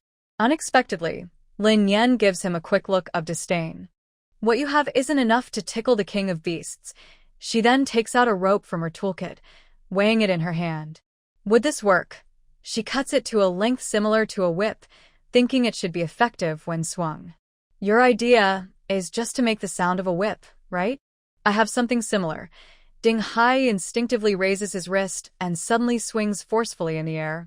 A sharp snap echoed through the air, sounding like a sudden lightning strike in the forest. Startled, several lions trembled, as if driven by some force. They quickly became confused, their steps chaotic as they looked around nervously. This sudden scene frightened the 2 people and the dog, causing them to hide in the grass, holding their breath. After everything calmed down, Lin Yan, lying on the ground, stared at Ding Hai. She hit his arm several times softly and muttered, "Are you trying to get us killed?" Ding Hai shrank back, looking apologetic. He had been eager to show off his skills but forgot where he was. He used to be different. In the past, everyone praised his agility and alertness, comparing him to a cheetah, like a top soldier, even better than a special forces soldier. Now, he acted like a fool, as if his mind was not right, acting on impulse. Although Ding Hai's mistake was dangerous, it proved that his method could work. To weaken the lion's fighting ability, Lin Yan quietly climbed a tall tree. She sat on a branch, held her breath, drew her bow, and aimed an arrow dipped in anesthetic at the male lion's neck. She shot steadily. With a whoosh, the arrow hit precisely. The male lion shuddered violently and let out a deep, painful roar. Then, it pushed up with its front paws, wobbling as it stood. But in just a moment, it fell straight to the ground with a loud crash. After twitching a few times, it stopped moving. Because of Ding Hai's whip, the 4 female lions had already become more alert. Seeing the scene again, they instinctively stepped back a few paces. Once they realized what had happened, they erupted into deafening roars. Their fur bristled, and their eyes burned with anger. They growled lowly and looked around cautiously, trying to find the source of this unknown threat. At that moment, Ding Hai raised his arm and swung his whip forcefully again. The cracking sound of the whip hit the female lion's ears, making them instantly lose their ferocity. They retreated in fear. Seeing the lions become confused and disorganized, Lin Yen quickly nocked an arrow, pulled the bowstring, and shot several arrows in succession. Each arrow whistled sharply through the air toward the lions, which quickly darted through the trees to dodge. Because the lions were so fast and the dense branches blocked Lin Yen's view, only one arrow hit a lion's leg. The injured lion let out a loud, painful roar, but did not slow down its escape. Soon, their figures disappeared into the forest. This outcome was exactly what the two wanted. Avoiding a direct fight was best. But time was running out. Lin Yen hurriedly used the walkie-talkie to contact the people in the cave. The trapped people, hearing the sounds outside, felt hope ignite. Now, with the confirmed news from the walkie-talkie, they were instantly excited. Just as they prepared to push the wood blocking the cave entrance and leave, their faces suddenly changed again. Ding Hai looked at Xiao Wu's leg, which was stained with fresh blood, and frowned deeply. Receiving such a serious injury in this remote wilderness, it seemed unlikely he would survive. Moreover, the strong smell of blood in the forest made them obvious targets. But he knew these people wouldn't abandon their teammates, so he didn't say anything. He led everyone to quickly retreat in the direction they had come from. Lin Yen saw everyone leave the cave and tidied up her belongings, preparing to leave together. Suddenly, a lion burst out from the woods and lunged fiercely at the crowd. Lin Yen glanced at Ding Hai, who was at the back of the group, and her voice became sharp and urgent. At the same time, her whole body was filled with adrenaline, like a bowstring released, and she shot forward at full speed. In just 2 breaths, she collided with the lion. Using the momentum of her sprint, Lin Yen leapt at the last moment, aiming her knee at the lion's belly, while stabbing her dagger deep into its body. Everyone heard the sound and turned to look back. Before they could react, they were stunned into silence by what they saw. The lion was wounded by Lin Yen, but not killed instantly. It suddenly used its powerful limbs to break free from her grip, its beastly instincts taking over. It opened its mouth wide and let out a deafening roar, attacking Lin Yen furiously. Lin Yen was fearless. She quickly jumped onto the lion's back and continued stabbing her dagger into its body.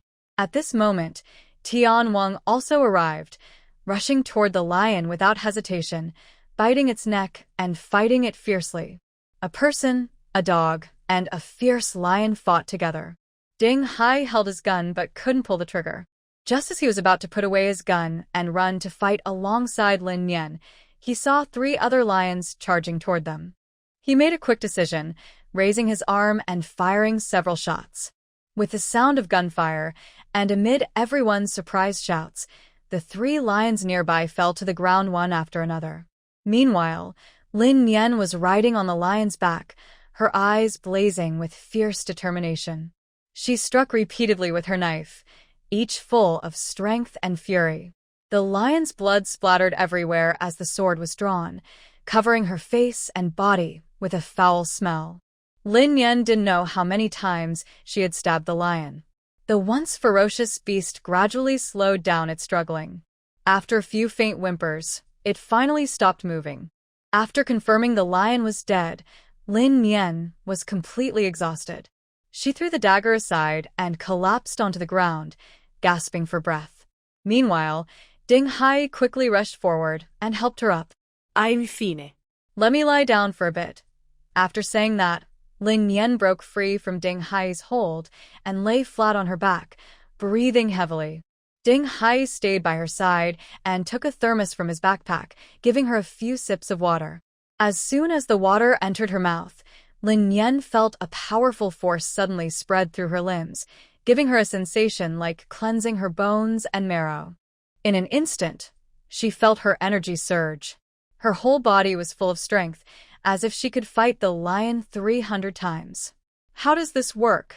Could it be that the abilities granted by the space and the spiritual spring water need to be used together?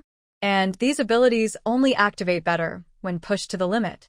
The space's expansion when swallowing spiritual objects is a breakthrough. She gained speed during this process, and during intense battles with bandits, she combined speed and strength. Just now, she knew her extreme panic caused her to unleash her speed skill again, reaching a teleportation level. Moreover, her mental strength was also replenished and upgraded after being exhausted and filled with the spiritual spring water. She believed her control over space would improve too, but she would need to verify this at home. While Lin Yan was meditating and gazing at the sky, everyone else was already excited. Some people marveled that Ding Hai had a gun. Others were amazed by Lin Yan's bravery, which challenged their views. Oh my god! She's really fierce. Is she even a woman?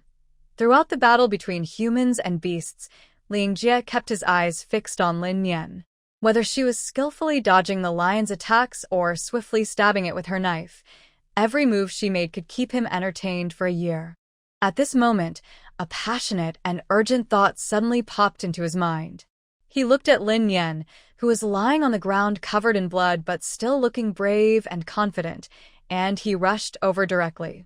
Fong Hao and the others behind him only realized what was happening at this moment. They thought Lin Yan was hurt and quickly followed. However, to everyone's surprise, Ling Jie suddenly knelt down on one knee just 1 meter away from Lin Yan with a loud plop. "Master, please accept my bow." This sudden shout immediately made everyone tense and stop in their tracks.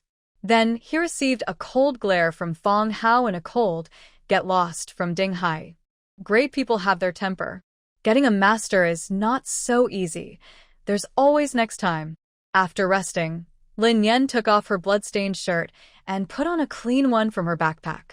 Then, she used the mineral water poured out by Ding Hai to wash her face briefly, picked up her backpack, and prepared to leave. But what puzzled her was that Ding Hai, who was sitting on a rock, showed no intention of moving and kept staring at her. "Why are you looking at me?" Lin Yan instinctively wiped her face with her hand and then looked at her hand. "Is there still blood on my face?" Ding Hai shook his head slightly and said, "Why are you so foolish?" "How am I foolish?" Lin Yan asked, confused. "Do you know how dangerous it was to rush over?" Ding Hai said, feeling scared just thinking about it. If Lin Yan had misjudged, it wouldn't have been her fighting the lion, but the lion fighting her. Given the lion's strong bite, it would most likely be deadly in one bite. Hearing this, Lin Yan smiled slightly, raised her hand, and gently tapped his head. "You heartless person, if I hadn't rushed out, it could have knocked you down in seconds, and you wouldn't have had a chance to fight back." She then turned her head and estimated the distance she ran just now. About 20 meters, she reached there in 2 or 3 seconds.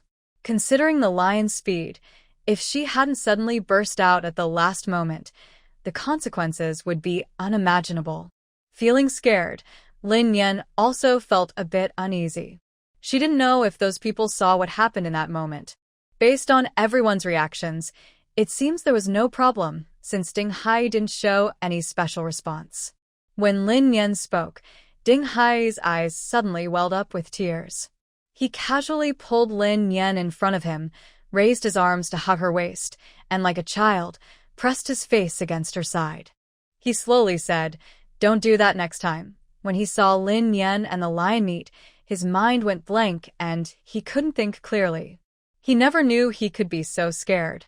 That feeling was like when the jade pendant was taken away from him, making him feel like he lost the whole world. Lin Yan was surprised that Ding Hai could be so clingy. For a moment, she was stunned.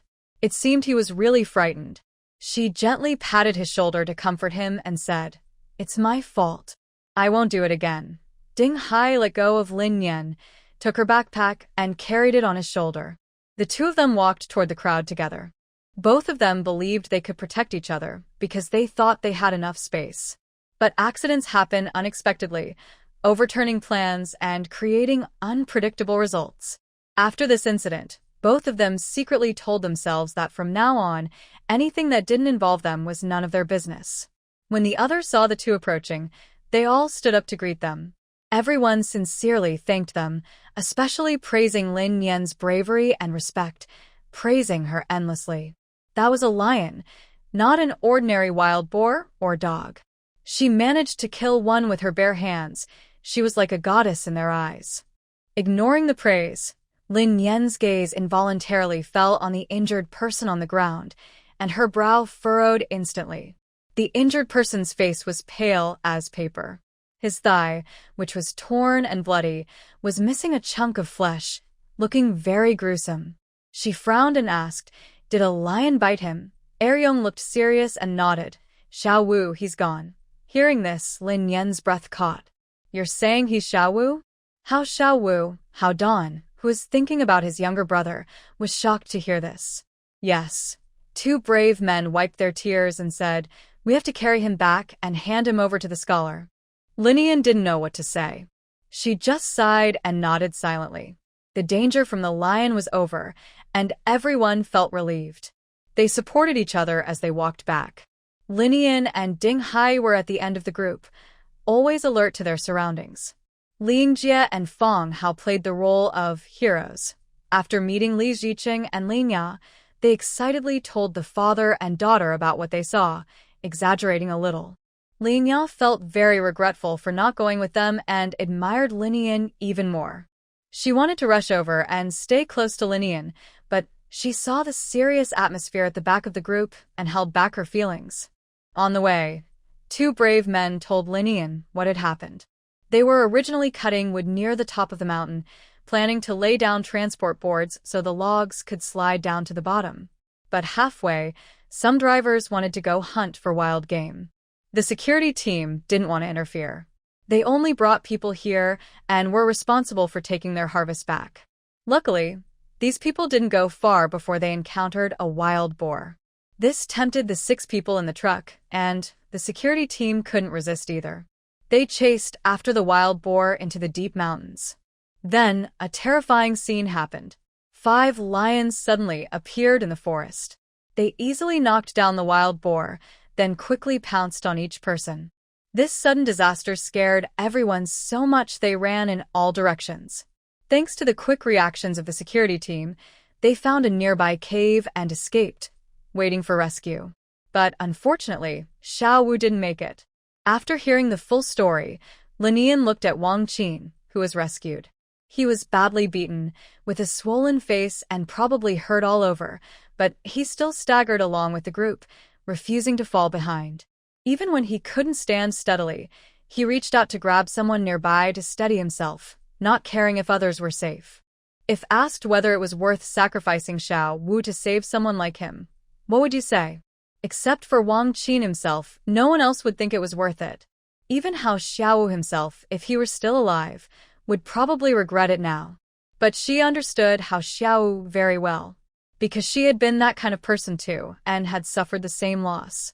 Kind-hearted people, in that moment, only act instinctively. Their minds don't weigh the pros and cons otherwise. How could there be so many people in society who sacrifice their lives to save others, becoming victims themselves and causing suffering for their families? Do they not consider the risks? They want to live, but are willing to face death. It just shows that some things are more important than others. The group quickly reached the place where they had been chopping wood before. Aryong looked at the large pile of firewood and discussed with his brothers, deciding they should take it back. Now that things have come to this, they can't just lose everything and go home empty-handed. Other owners had different opinions. Some wanted to continue chopping wood. Others wanted to leave quickly to save themselves. So, the security team sent one person to carry Xiao Wu, along with a few owners, and they continued down the mountain with Lin Yan and the others. Hao Dewan had been hoping and waiting, but in the end, he only found his brother's body. His emotions broke down, and he vomited repeatedly. Then he hugged his brother's jacket and cried loudly. Not only he was sad, the families of the 5 victims, among the survivors, also felt overwhelming grief and cried bitterly. After the sadness, Hao Dewan, with everyone's help, dug a deep grave in the mountain and buried Xiao Wu there. As for the 5 bodies, no one asked to retrieve them, so naturally no one paid attention. The team, originally excited and full of hope, ended in tragedy. This lively scene did not interest Lin Yan at all. She drove the car without stopping, taking the Li family straight home. When the car stopped at the gate of Villa No. 2, the three men from the Li family jumped out of the back of the pickup. The family repeatedly thanked Lin Yan and her companion, then hurriedly headed home. On the way, the men were still caught up in today's strange adventure and couldn't help but feel excited. But as they talked, they realized they had narrowly escaped death today. If Lin Yan and Ding Hai hadn't been there, they would have followed the main group into the mountains. At that time, even if they weren't attacked and killed by a lion, they could have been trapped inside a cave. Even if the security team went to rescue them, who could really do it? Besides saving their lives, Lin Yan and Ding Hai's abilities made it clear to them. In a dangerous world, just having supplies isn't enough to stay alive. They also need strong fighting skills. So, they thought, why not hold on to these strong helpers? They should take the chance to get close and seek protection. Unaware of their plans, Lin Yan returned home and immediately went to the bathroom. She washed herself repeatedly until she was completely clean, removing the smell of blood and dirt. Then she ate a tomato and entered her space. Right now, her mental energy was stronger than ever. She couldn't wait to test how much her control over the space had improved. First, she carefully examined all the supplies inside the space, then chose a few ways to test her abilities. She started by controlling the movement of several tons of materials at once, which was easy. Next, she made a few cars stacked on the RV float in the air, then withdrew her consciousness to hold them in place. She managed to do that too. Feeling happy, her eyes fell on the bubbling spiritual spring. Suddenly, she had an idea. She waved her hand and controlled a stream of spring water, then sprinkled it over the dark land. The spring water instantly dispersed and fell, like artificial rain, evenly watering all the vegetables within seconds.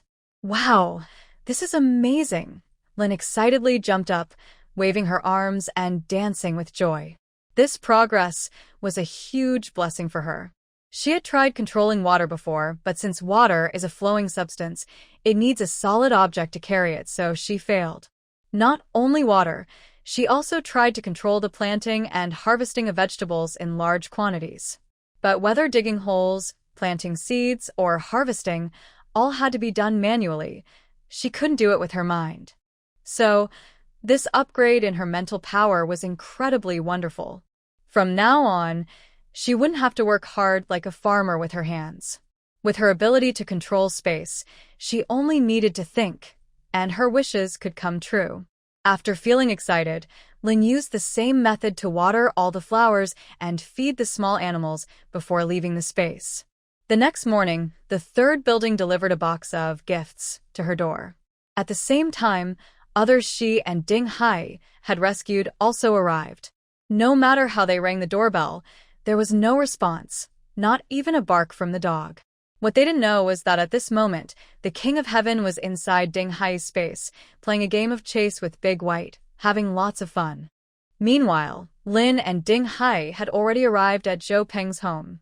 Seeing her again after many days, Zhou Peng was overjoyed. If Ding Hai hadn't stopped him, he would have hugged Lin tightly. "Senior Sister Nian, you have no idea.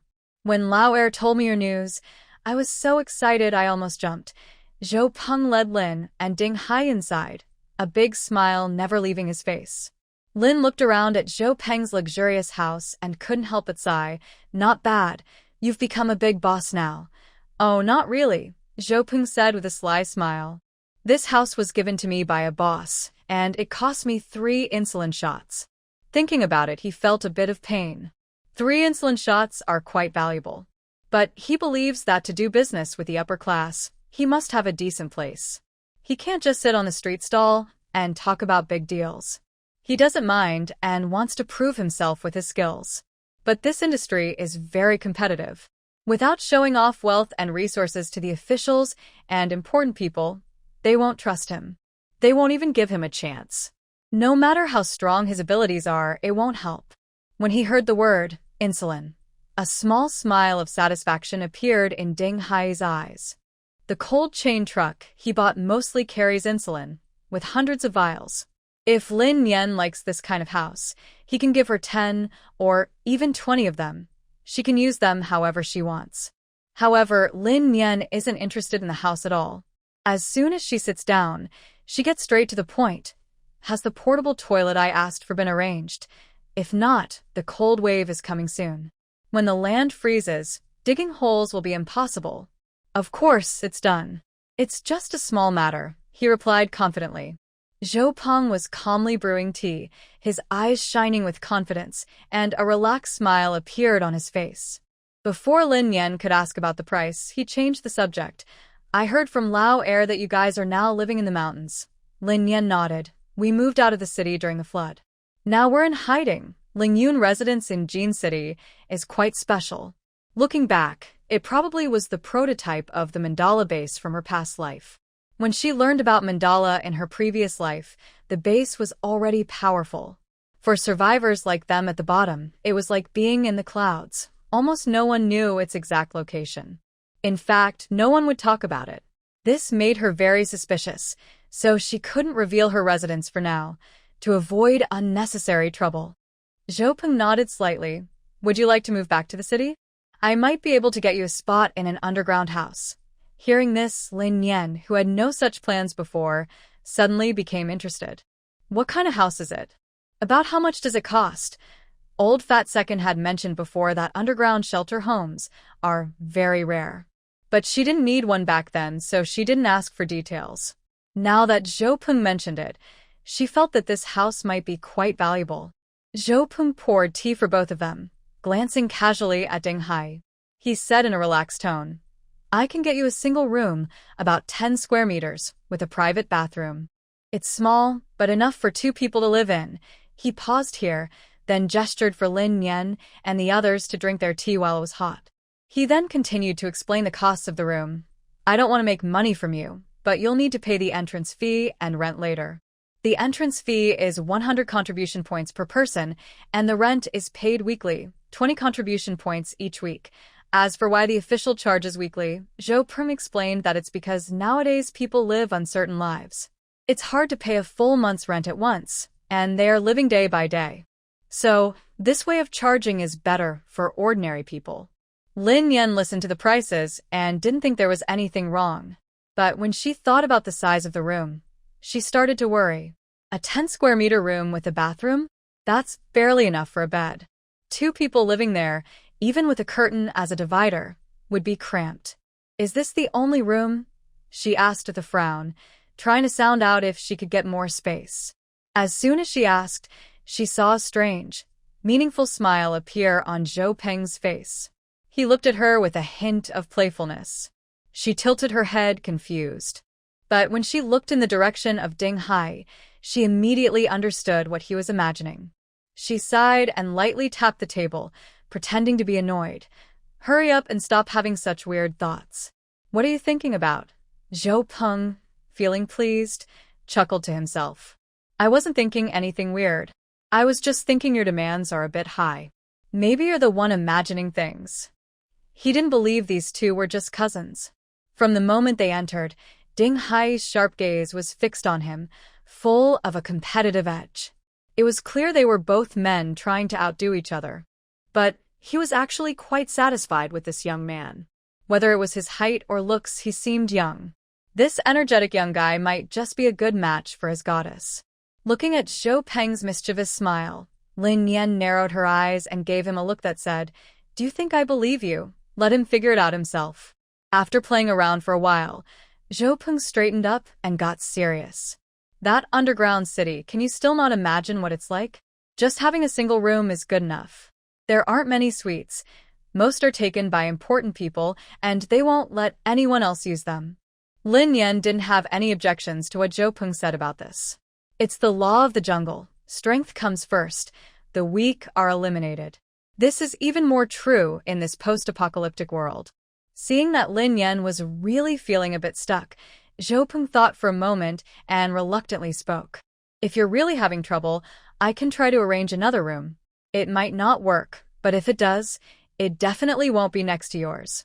Since Lin Yan didn't want to keep arguing, she decided it was pointless to dwell on the house. It seemed like she wasn't meant to have it, and worrying about it wouldn't help. But in the end, she still asked hesitantly, Can I buy this house? She wasn't planning to move in right now, but that didn't mean she wouldn't in the future. The current environment was full of uncertainties. Maybe one day they'd have to relocate. Having official ownership would give her some security. Unexpectedly, Zhou Peng gave her a definite answer to her casual question. You can buy it, but I don't recommend it. The underground construction is very basic. They rushed to finish before the cold wave arrived, so everything is very minimalistic. If you want some security, I can keep an eye on it and let you know when the time is right. Zhou Peng knew Lin Yan wasn't short on money, but he didn't want her to waste it unnecessarily. The house matter was put on hold. Since Lin Yan had no other plans, she didn't want to stay here any longer. She wanted to grab the portable toilet and head home quickly. But no matter how much she insisted, Zhou Peng refused to take her money. If it weren't for you, I wouldn't have stocked so many supplies in the first place. And it was also because of you that I prepared well for the cold wave. So these things don't matter. If I hadn't been away last time, I wouldn't have accepted that money for the barbed wire. Zhou Peng rambled on, saying a lot. Lin Yan quickly interrupted him. Stop, stop, stop. Don't bring this up again. She almost wanted to cover his mouth, afraid he might say something inappropriate. In Ding Hai's mind, he was the one who told her about the cold snap. After that, they stayed together, so he had no time to inform Zhou Peng. As expected, when Ding Hai heard Zhou Peng's words, his face darkened immediately. However, Lin Yan didn't notice his reaction. Actually, she didn't dare to look and just pretended nothing happened, continuing to argue with Zhou Peng. If you can prepare early, that's because you're very sharp, not because of me. Besides, I will definitely need your help in the future. Business is about mutual benefit for it to last, right? Zhou Peng knew he couldn't win against Lin Yan, so he didn't argue further. A happy smile unconsciously appeared on his face. Sure enough, Sister Nian is the most perceptive. I won't be polite anymore. I'll take 20 contribution points from you. He then stood up, picked up a bag, and handed it to Lin Yan. This bag of fruit, take it home and enjoy. Lin Yan looked at the cloth bag, about the same size as a backpack. Without fuss, she reached out and took it. Before leaving, Zhou Peng tried again to ask Lin Yan for her address. But Lin Yan waved her hand and said, I know your address. That's enough. See you next time. Zhou Peng was speechless again. Then he smiled knowingly and waved goodbye in the direction Lin Yan was leaving. On the way, Ding Hai asked the question that was on his mind. Did you tell him about the cold snap? What was coming still came. Lin Yan sighed quietly. She knew Ding Hai had definitely heard that sentence. But luckily, she had already thought about how to answer. Lin Yan naturally took out 2 bananas from the cloth bag, peeled one, and handed it to Ding Hai. She also ate her own leisurely. Earlier, when Zhu Ping'an reported the coal, wasn't the news about the cold snap brought back. Gao Dui told him to inform me, so he probably also told Zhou Peng. Anyway, Ding Hai didn't know her relationship with Zhou Peng or Gao Dui. She casually mentioned it, and he just listened casually. Ding Hai turned to look at Lin Yan, his gaze lingering on her face for a moment before shifting away. Does he care about this answer? Seeing that Ding Hai didn't pursue the question further, Lin Yan secretly breathed a sigh of relief. Lying is really a difficult skill. She only made up a few things randomly, and she was almost unable to turn back. I truly admire those who are so confident. I wonder how they enjoy it. Looking at the smooth road ahead, Lin Yan thought about her curiosity and started a conversation with Ding Hai. Why do you think no one goes to Lingyun residence? Whether in the city or on the outskirts, survivors are everywhere searching for resources to stay alive. Most of them are at the refugee level, clothes are torn, and they barely have enough food. But why don't these people go to the wealthy area to find a way out? In her past life, she didn't have the ability or courage to challenge the top people. Most survivors are probably in the same situation. Either they don't know where the rich area is, or they are afraid. Because the weak naturally fear the strong, staying away from them is also a way to survive. But this is just the logic of some lower-class people. In this society, there are still some who act differently, like those bandits. Whether they are determined to survive at all costs or harbor resentment towards the wealthy, they shouldn't just isolate Lingyun residents. Moreover, She remembers that Lali warned everyone that once the floodwaters receded and the survivors' paths were no longer blocked, they would naturally think of this place. But the reality was completely different from what they expected. Apart from a few groups of bandits, no survivors came to seek help. Ding Hai tilted his head slightly, pondering silently, then calmly shared his thoughts. From the terrain, Lingyun residence is far from the city center, relatively remote. Ordinary people's daily lives and the activities of the wealthy don't overlap much, so they don't know much about this place. When in danger, they might not think of it. From the ability perspective, internally, these wealthy people have abundant resources. The three areas, A, B, and C, are sealed off. Ordinary people can't enter, even if they reach there. Unless there's a large-scale invasion, security guards would handle it directly and news wouldn't reach the residents. Externally, perhaps the big bosses of Lingyun residents have the ability to block the news by some means. As for Ding Hai's guesses, Lin Yan remained silent. But she preferred the latter option. Rather than trying to stop the problem temporarily, it was better to solve it at the root. Waiting for waves of survivors to come knocking probably wasn't their style. But she was increasingly curious about how the mandala base was built. When she got home, Lin Yan went straight to the property office to find Bao Enel. At that moment, Bao Enel was on duty. After Zhuang Ping'an learned her purpose, he arranged for 2 other brothers to help out. "Wait here, I'll ask someone to call them over," Zhuang Ping'an said, handing Lin Yan a bottle of water. Lin Yan didn't take it or sit down. Instead, she stood at the property gate, watching the busy trading station. "Are they now using contribution points here too?" She saw some people inside holding contribution coins and asked Zhuang Ping'an. "Yes, it was announced at the morning meeting." "You didn't attend, right?" "Do you want me to tell you the details?" Zhuang Ping'an handed her a piece of paper, showing the prices of main supplies in contribution coins. Lin Yan took a quick look and shook her head. "I just came back from the city center. It looks about the same outside. The usage is the same. Prices vary mostly due to interest. This way, the villa area could connect with the outside world, making resource trading clearer." After saying this, Zhuang Ping'an's lips pressed into a slight smile, and suddenly his tone became serious and deep. "I was planning to find you earlier. Since you're here now, I want to tell you something." Lin Yan looked up at him, noticing his suddenly serious expression, and thought there was something important to say. She automatically straightened up. Zhuang Ping'an also instantly stood tall, his eyes shining with intensity, speaking carefully. "Yesterday's matter, I won't say thank you. But from now on, if you need anything, remember to come find me." He expressed his gratitude in this way, and Lin Yan wondered if she would understand. And the answer was undoubtedly yes. Lin Yan definitely understood. Zhuang Ping'an and Wei Wei were both straightforward people. For her repeated help, if they only said thank you or gave gifts, she would think she had misunderstood them. Looking into Zhuang Ping'an's sincere eyes, Lin Yan immediately gave a firm reply. They looked at each other and smiled. Suddenly an idea came to mind. Zhiping and hurried into the office. "Wei Wei asked me to stop those people who brought you gifts. He said they might disturb you. Those people have mixed characters, so it's better for you to avoid them." As he spoke, he took a large cloth bag from a cabinet and placed it in front of Lin Yan. "This is from the Wu family and the Shui family. They sincerely want to thank you for saving their lives." Lin Yan looked at the bag with a slight surprise and curiosity in her eyes. Zhiping and unzipped the bag and showed her what was inside. These 2 families are quite practical. They gave real things like canned food. Lin Yan happily picked up a can of tuna and looked at it. Then she checked the luncheon meat, vegetables, and fruit cans, agreeing with Zhiping and's words. These are really good items. Not only do they last long and are easy to store, but the quality looks quite valuable.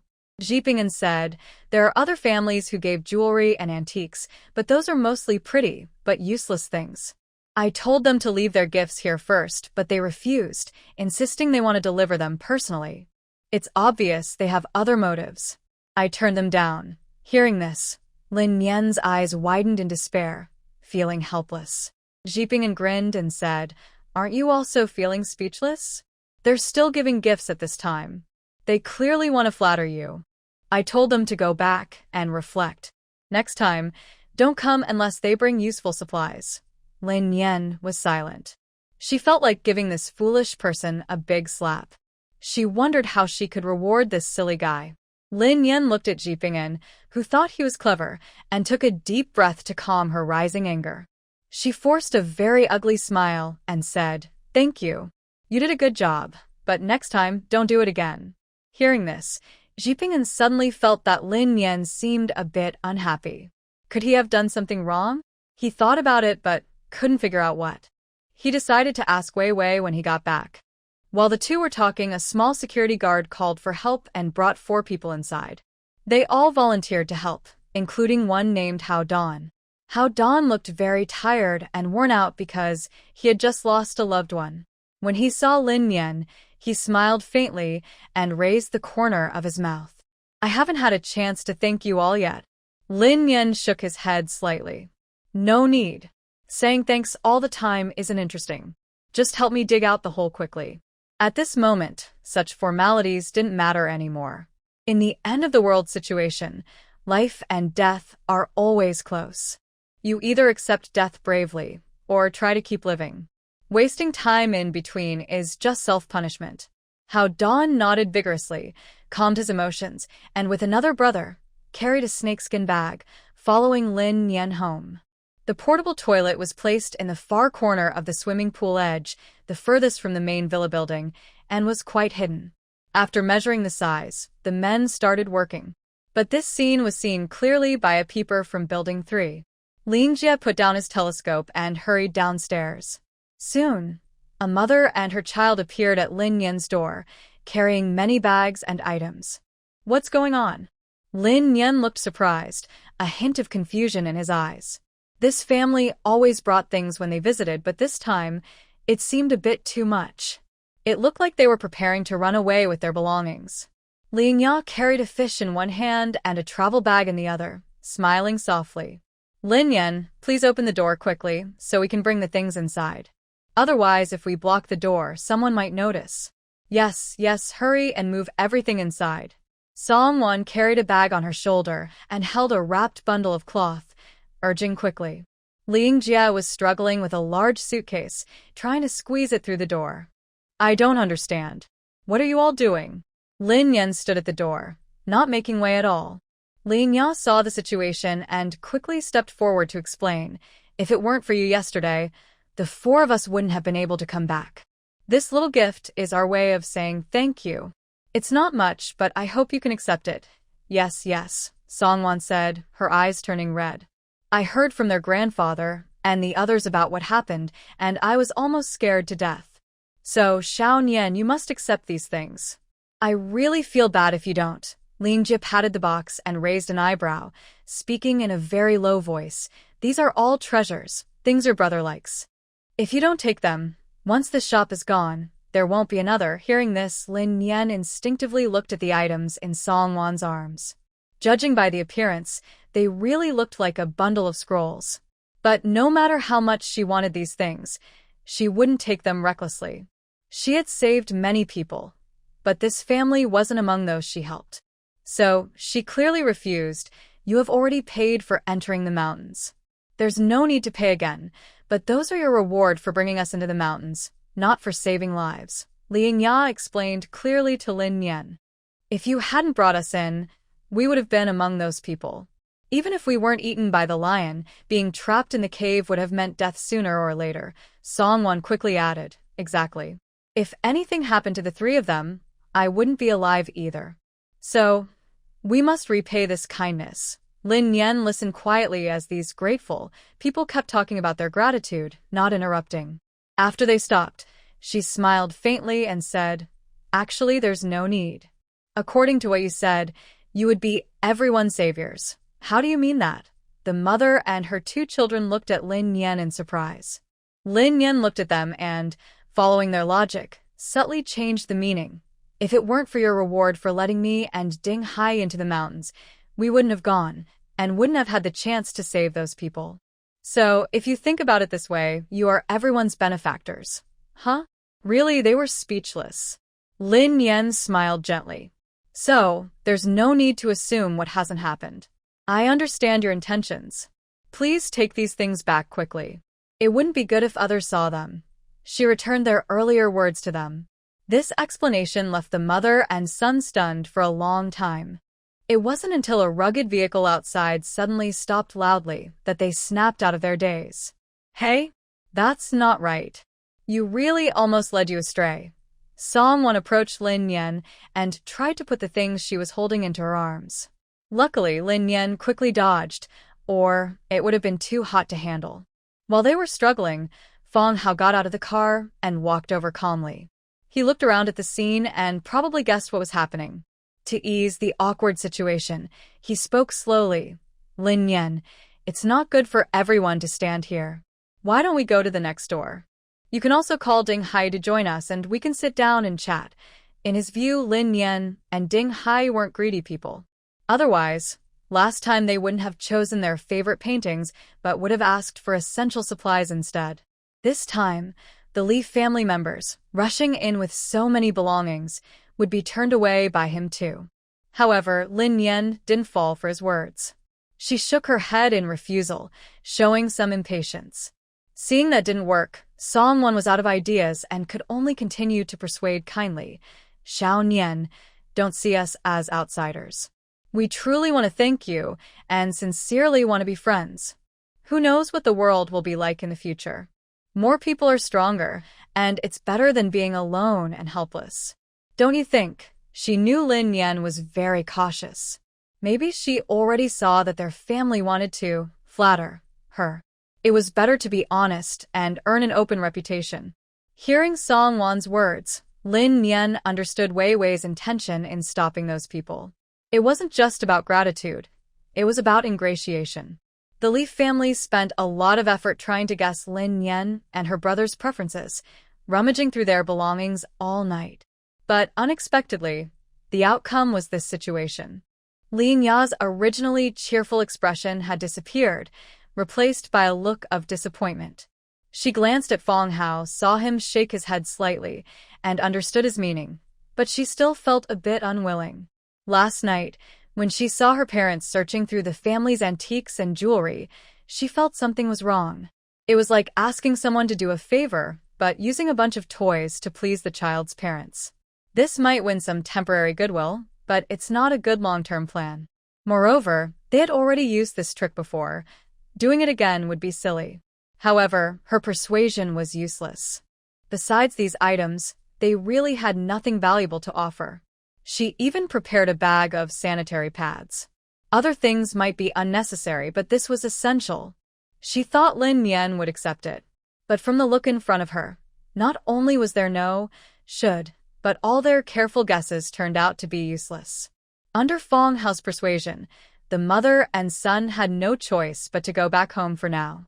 After they left, Fong Hao turned back and smiled at Lin Yen. They are good people, just a bit simple-minded. Don't take it to heart.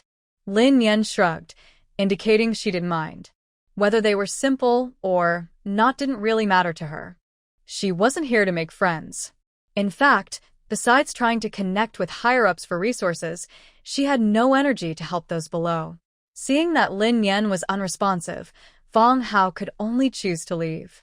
But just as he was about to step forward, his inner struggle and hesitation made him pause. His hand, nervously clenched in his pocket, seemed to gather courage. He took a deep breath and slowly pulled out what he was holding. This is my modified off-road vehicle, bulletproof. I saw my brother has a gun, so he might need this in the future. Lin Yen didn't expect Fong Hao to turn back. Her hand, about to close the door, paused as she instinctively looked at the car key in his hand. A bulletproof off-road vehicle? Honestly, this gift made her feel a little moved. Her garage had enough cars, but none were bulletproof. Given the fierce nature of those bandits, they might need to have guns someday. Equipment like bulletproof cars and vests will become essential in the future. Since she encountered them, she didn't want to miss this good opportunity. Although she couldn't take things for free, she could definitely pay to buy them. When this idea appeared in her mind, Lin Yen's originally furrowed brows instantly relaxed. But before she could speak, she heard a cold voice suddenly ring out behind her. I don't need it. Ding Hai, with a grim face, walked up to Lin Yen, directly pulling her back, then angrily glared at Fong Hao. Fong Hao had just seen a look of joy in Lin Yan's eyes, thinking his gift might finally win her favor, and secretly felt happy. But unexpectedly, someone suddenly interrupted him. Even if he was angry, he couldn't direct his anger at Ding Hai, so he suppressed his emotions and tried to show friendliness. "Brother, I didn't give you the car for free. If you need it, I can sell it cheaply. The price is up to you." Fong Hao was indeed good at controlling people's emotions. Ding Hai, who was furious earlier, calmed down a bit after hearing this. He turned to Lin Yan and said, "They are discussing changing the door's direction. You should go take a look." Lin Yan was eager to see what the bulletproof car looked like, but after Ding Hai's words, she agreed. As Lin Yan left, the two men each had their own thoughts and headed toward the car. Meanwhile, Lin Yan had just finished observing the construction site when she suddenly felt a sharp pain in her stomach. Thinking it might be her period, she didn't bother which way the door opened and ran straight back to her room. After she finished packing and washing her clothes, she saw Ding Hai sending off some security guards who had finished their shift, then returning to the living room. Lin Yan poured a warm cup of water from the water dispenser and sipped slowly. When Ding Hai entered, she eagerly asked, "Did you buy the car?" Ding Hai looked calm, with no extra expression on his face, and answered in a neutral tone. Hearing this, Lin Yan couldn't help but feel a bit confused. Why? Was it too expensive? Realizing this, she felt a bit regretful for not telling Ding Hai earlier about the leftover supplies at home. Just the medicines Jiang Sheng gave would be enough to trade for several cars. However, Ding Hai shook his head. "I don't want to buy his. If you want an explosion-proof car, I'll find one for you." He already had space in his vehicle for an explosion-proof car, so he just needed to find a chance to take it out. When faced again with a problem involving space, Ding Hai thought it was time to have a serious talk with Lin Yan about his space. There will be more dangers in the future, and he will need to use his space more often. If he keeps hiding the secret, it will only cause more worries and be no good for anyone. Also, after spending so much time together, he believed that Lin Yan probably wouldn't see him differently anymore. While he was quietly thinking about this, his gaze accidentally fell on Lin Yan nearby. He suddenly noticed her expression changed completely. Her gentle face became tense, and she looked a bit impatient. "Are you looking for a car? Where are you planning to find one?" Lin Yan asked. Ding Hai was about to say something impulsively, almost revealing that he had space, but he quickly stopped himself. Bringing it up suddenly now would be too abrupt, and he hadn't figured out what to say yet. In a rush, he came up with a reason. He could say he was going to see an old friend of his grandfather's. But before he could speak, Lin Yan continued, "Resources are very hard to come by now. When you find something, don't miss it. The bandits are getting more aggressive. Maybe one day they'll attack us. Having an extra car for safety isn't a bad idea. You don't want to buy one? Why not? I don't like him." Thinking of Fong Hao, Ding Hai's emotions suddenly flared up, and he blurted out. Lin Yan gave a faint, amused smile. "You don't like him? Do you choose a car based on whether the owner is good-looking or handsome?" She frowned and took out a bag of brown sugar from the cabinet. While making the sugar water, she said, "I know Fong Hao and the Li family both want to please others. But they're kind enough to think that since you have a gun, you might like this kind of car. It's a way to be nice.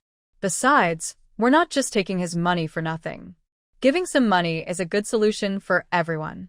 After hearing Lin Yan's explanation, Ding Hai was still thinking about his own actions just now, trying to decide if he was right or wrong.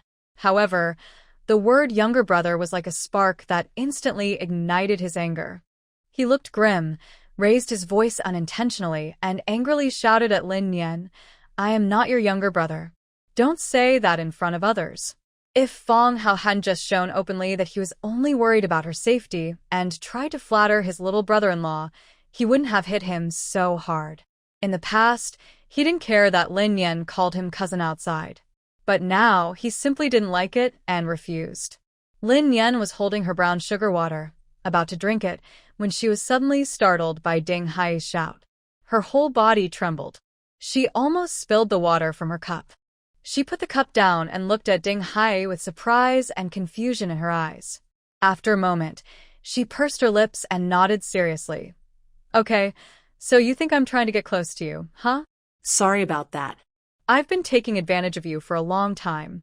From now on, we'll just be roommates. I'll keep my distance.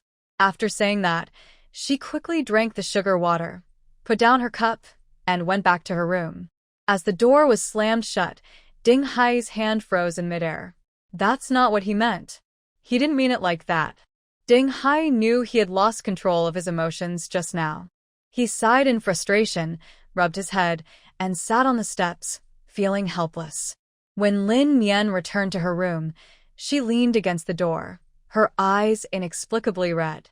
She took deep breaths, trying to calm herself down. The previous scene happened so quickly that she couldn't understand how it turned out this way. It was just about discussing buying a car after all. Not buying it isn't a big deal, and there's no need to make such a fuss. Moreover, she didn't say anything inappropriate, did she? She was only analyzing the pros and cons at the moment, without forcing him to do anything.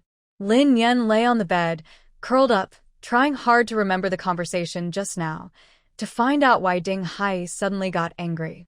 But no matter how she thought about it, she couldn't figure it out.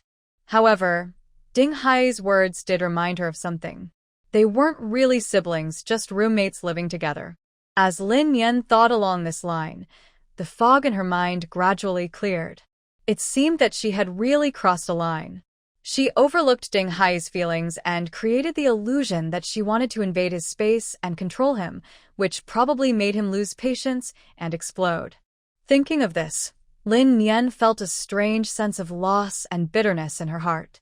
After spending so much time together, she had forgotten that Ding Hai was a star kid and that he had his own rules.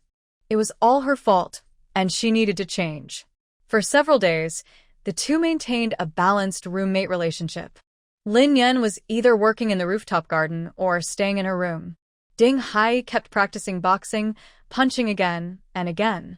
During this time, Li Ziqing came by once more, apologizing for his family's reckless behavior earlier. Lin Yan accepted it happily and was willing to give them a way out, since they often saw each other. Also, Zhu Ping'an occasionally visited, bringing some thank you gifts from those they had rescued. After meeting Lin Yan last time, Zhu Ping'an went back and told Wei Wei about his lingering doubts. Unsurprisingly, Wei Wei scolded him harshly. After listening to Wei Wei's analysis, Zhu Ping'an suddenly realized that he wasn't wrong to feel that way. In his rough way, sincerity meant giving food, drinks, and supplies. Maybe if someone handed him a pack of cigarettes, he would think that was sincerity. But Lin Yan was a young girl who liked jewelry and gold, and he took the initiative to stop her from doing so, which probably made her unhappy. After realizing what was happening, she quickly sent someone to inform those families. Later, she was not only open to receiving things but also bargained a lot. She refused only when she could get 2 items instead of 1, and specifically chose the more expensive ones. Thanks to her efforts, Wei Wei finally made Lin Yan smile, bright and beautiful. Indeed, this careful work was best done by Wei Wei. Lin Yan suddenly gained a lot of treasures and was so happy she almost floated. She fed all the treasures into her space, which had expanded to an unmeasurable size. But she didn't need to look at everything, so she didn't bother. What mattered most to her was the small patch of black land in the space, which remained the same size and hadn't grown at all. However, the crops on the land seemed to grow much faster. Tomatoes and cucumbers, still in early stages, had already started to set fruit without her noticing. Lin Yan picked a half-ripe tomato, wiped it lightly, and took a bite. Instantly, sweet and sour juice burst in her mouth. So delicious, she closed her eyes happily. After seeing the changes in the black land, Lin Yan felt very happy. She chewed the tomato while humming a cheerful tune, walking lightly in the space, planning to visit the small animals. Suddenly, her eyes fixed sharply ahead. Her pupils shrank, and her relaxed, happy smile froze instantly. What did she see? Holding the tomato in her mouth, Lin Yan rubbed her eyes hard, then looked forward again. Yes, she wasn't mistaken. Right there, in what was once an empty space, a house had actually appeared. Full of surprise and doubt, Lin Yen teleported quickly to the house's gate. Standing at the gate, her heart pounded wildly, and her eyes sparkled with excitement and anticipation. After a few seconds of hesitation, Lin Yen suddenly pushed open the gate. Oh my God! As soon as the gate opened, she couldn't help but gasp at what she saw. In front of her was a yard filled with all kinds of supplies. A neat pile of wood is stacked on one side, reaching up without a visible top. In the corner, dark coal is also piled high. Several cars are stacked on multiple levels of a metal rack, looking like a parking garage, which is very impressive. There are also many boxes and packages filling the yard completely. How is this possible? Lin Yen quickly moves among the various items in the yard, full of disbelief. Isn't this her space? Upgrading the space to include multiple houses is normal. But what exactly is going on here? They not only sent a house, but also included supplies? Not only supplies, but they even sent a dog. Suddenly, a clear dog bark sounds, and Lin Yen's body stiffens. Her surprised eyes suddenly widen. Then she sees Tian Wang, familiar and ghost-like, suddenly appear from the corner of the yard. Even though the yard is filled with countless items, it doesn't stop Tian Wang. It leaps over obstacles easily, as if walking on flat ground, rushing toward Lin Yen. Because of its speed, it even performs a smooth drift around the corner, clearly very familiar with the terrain here. A few seconds later, Tian Wang stops steadily in front of Lin Yen, happily barking woof woof, wagging its tail like a helicopter blade, circling around her feet excitedly, full of joy. Tian Wang, how did you get here? Lin Yen pets the dog's head, feeling as if her mind has been struck by lightning, shattered into pieces. Has her space sprung a leak? How did this dog get in? Did she accidentally bring it in earlier? But that can't be right. She entered the space from the bedroom, and Tian Wang wasn't with her then. Her thoughts are now a tangled mess, impossible to sort out. But before she can figure things out, in the next moment, her peripheral vision catches a flash of a figure in the corner of the house. That figure stands still like a ghost, making her almost gasp in shock. She suddenly turned her head to look at that person, while also holding a gun in her hand. However, just this one glance made her feel as if her worldview was collapsing instantly. Because she suddenly relaxed all her tension, Lin Yen's legs went weak, and she collapsed onto the ground. She felt as if her soul had been pulled out, her eyes empty and confused. So, is this house your space? Lin Yen sat cross-legged on a large box, looking up at the tall, old-fashioned building. She hadn't fully regained her senses yet. Ding Hai stared intently at Lin Yen, nodding mechanically. Everything happening in front of him also shocked him beyond words. He opened his mouth, wanting to say something, but didn't know what or where to start, so he remained silent. How is this possible? Lin Yen looked back toward the distant plantation, and then at this place again. It was clearly one whole thing. But what exactly was going on? One space. Two owners? How did you get this space? Confused, Lin Yen decided to trace everything back to the beginning. But to her surprise, Ding Hai shook his head, indicating he didn't know either. What? You don't know how you got the space? Could it be something you were born with? Lin Yen didn't know what to say anymore. That's not it. I don't know how to explain. Ding Hai truly had no idea at that moment. He had previously fabricated a wild story about how he obtained the space to hide the truth, but now he had completely shattered that story. Seeing that hiding the truth was pointless, Ding Hai pressed his lips together. After revealing that his jade pendant had been taken, he told Lin Yen about what had happened to his mind when his brain was stimulated after the pendant was stolen. After hearing his story, Lin Yen suddenly realized something and took out the jade pendant.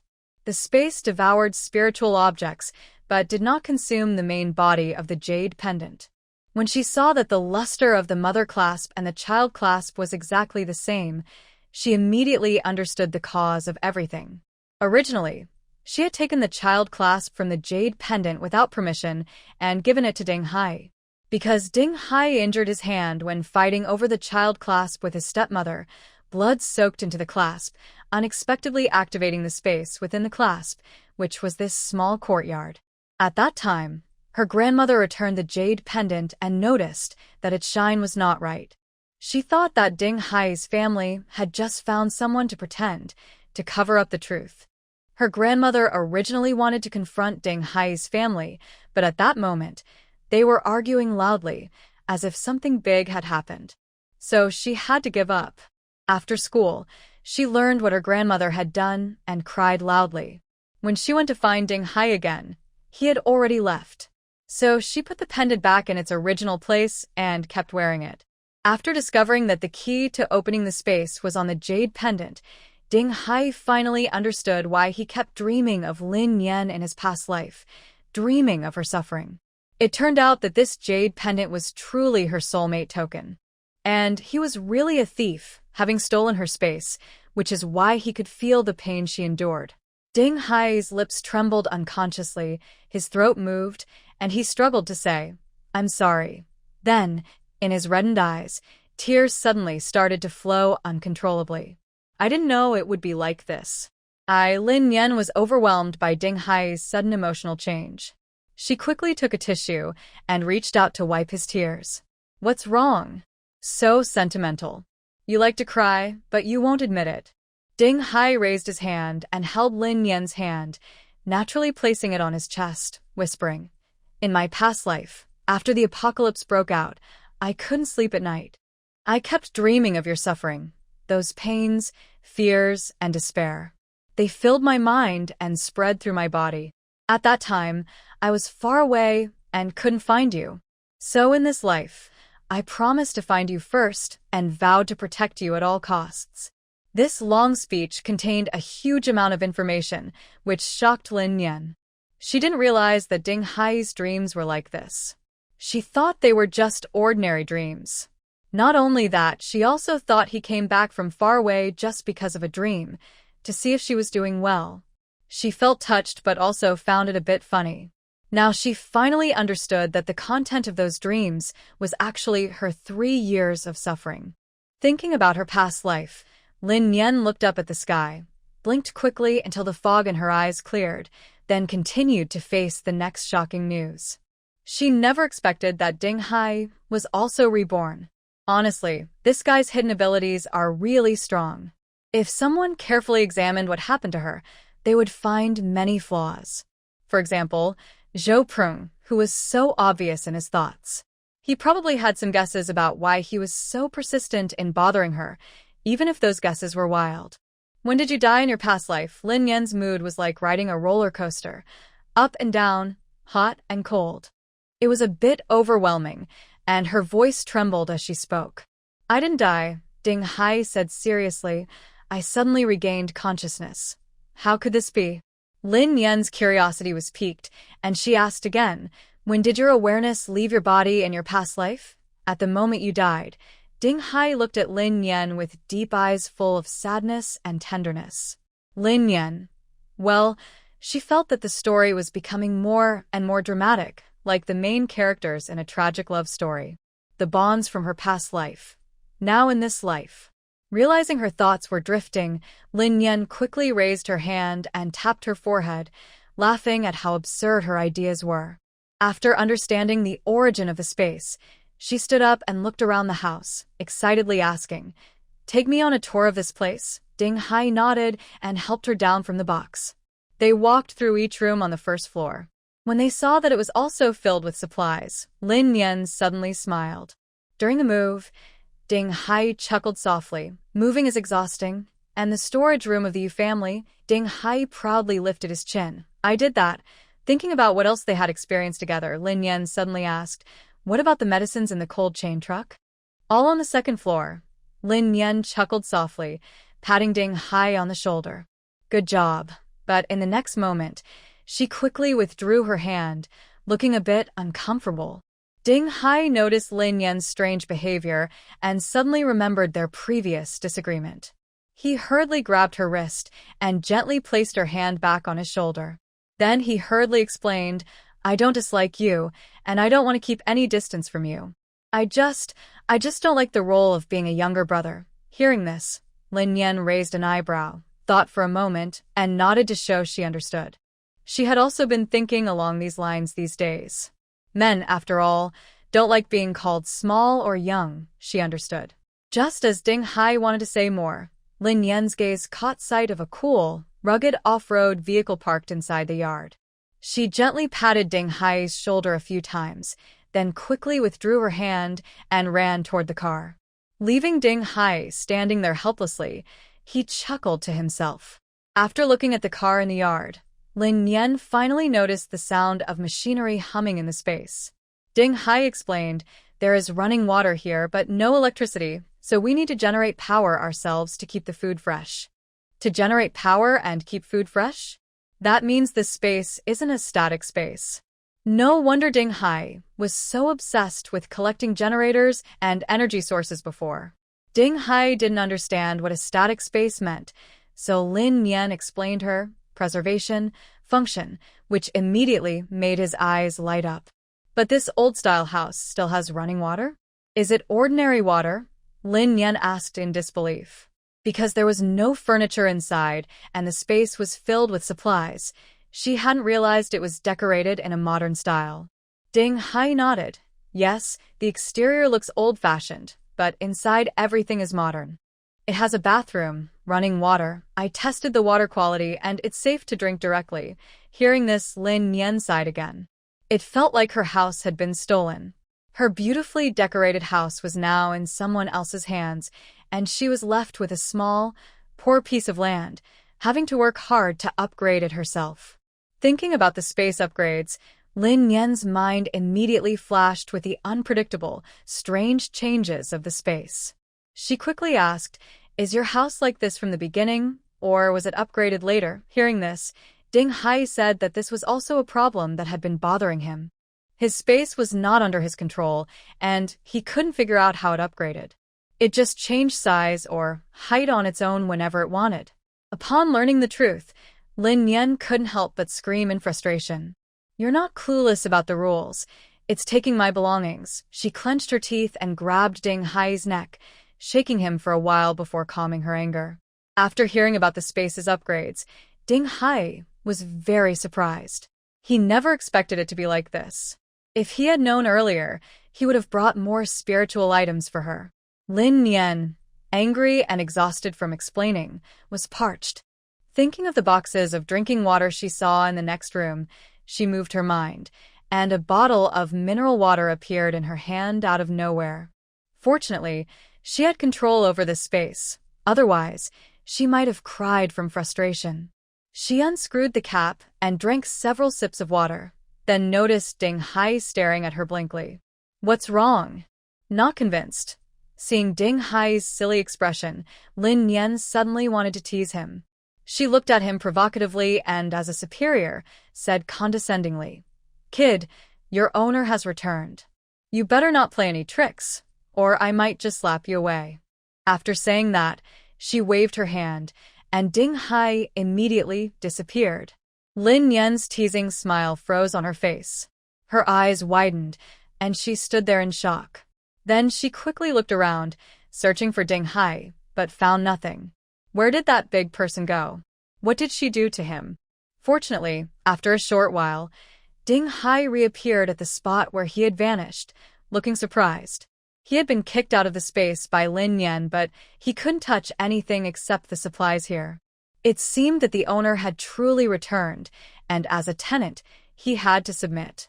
At this moment, Lin Yan suddenly thought of something. Since their spaces are now connected, could they also freely take things from each other? Soon, the truth was confirmed. Ding Hai's space was connected by Lin Yan, becoming part of her space. She could enter and leave freely and take whatever she wanted from inside. However, Ding Hai had many restrictions. He could only control his own space. He could step into Lin Yan's territory, catch chickens, feed rabbits, and eat or take things, but he couldn't take anything away. He was holding a tomato given by Lin Yan. As soon as he returned to his own yard, the tomato seemed to face an invisible barrier and dropped outside on the ground. This made Lin Yan very happy. Ding Hai was also very satisfied. In his eyes, Anything he had was available for Lin Yan to take if she liked it. He didn't care at all whether he could take Lin Yan's things. At Ding Hai's request, Lin Yan moved all the perishable items in the house to her side. Most of the non-perishable food was also moved, leaving only a small amount in the house for Ding Hai to use. In no time, Lin Yan had completely cleaned out Ding Hai's belongings. This scene made Lin Yan secretly chuckle whenever she thought about it later. Since the spaces were connected, and they learned they were both reborn, they started having endless conversations. They spent every day together, not wanting to sleep, and completely forgot their previous disagreements. They talked about how Ding Hai's space changed when they expanded Lin Yan's space and all the silly things they did hiding things from each other. They laughed so hard they couldn't stop. With Ding Hai's help, Lin Yan's already comfortable rural life in her space became even more colorful. First, they tidied up the space's pavilions and redecorated the soft furnishings. Mostly, they focused on their own rooms. Although they didn't plan to stay in the space long term, they still came here sometimes to rest. Lin Yan didn't measure exactly how long she stayed in the space. But based on Ding Hai's past experiences in the space, she guessed that the duration was limited and depended on her mental strength. Ding Hai should be considered a foreign species in space, just like the animals.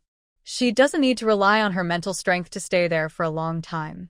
So, to live comfortably in space in the future, Lin Yan still needs to improve herself more.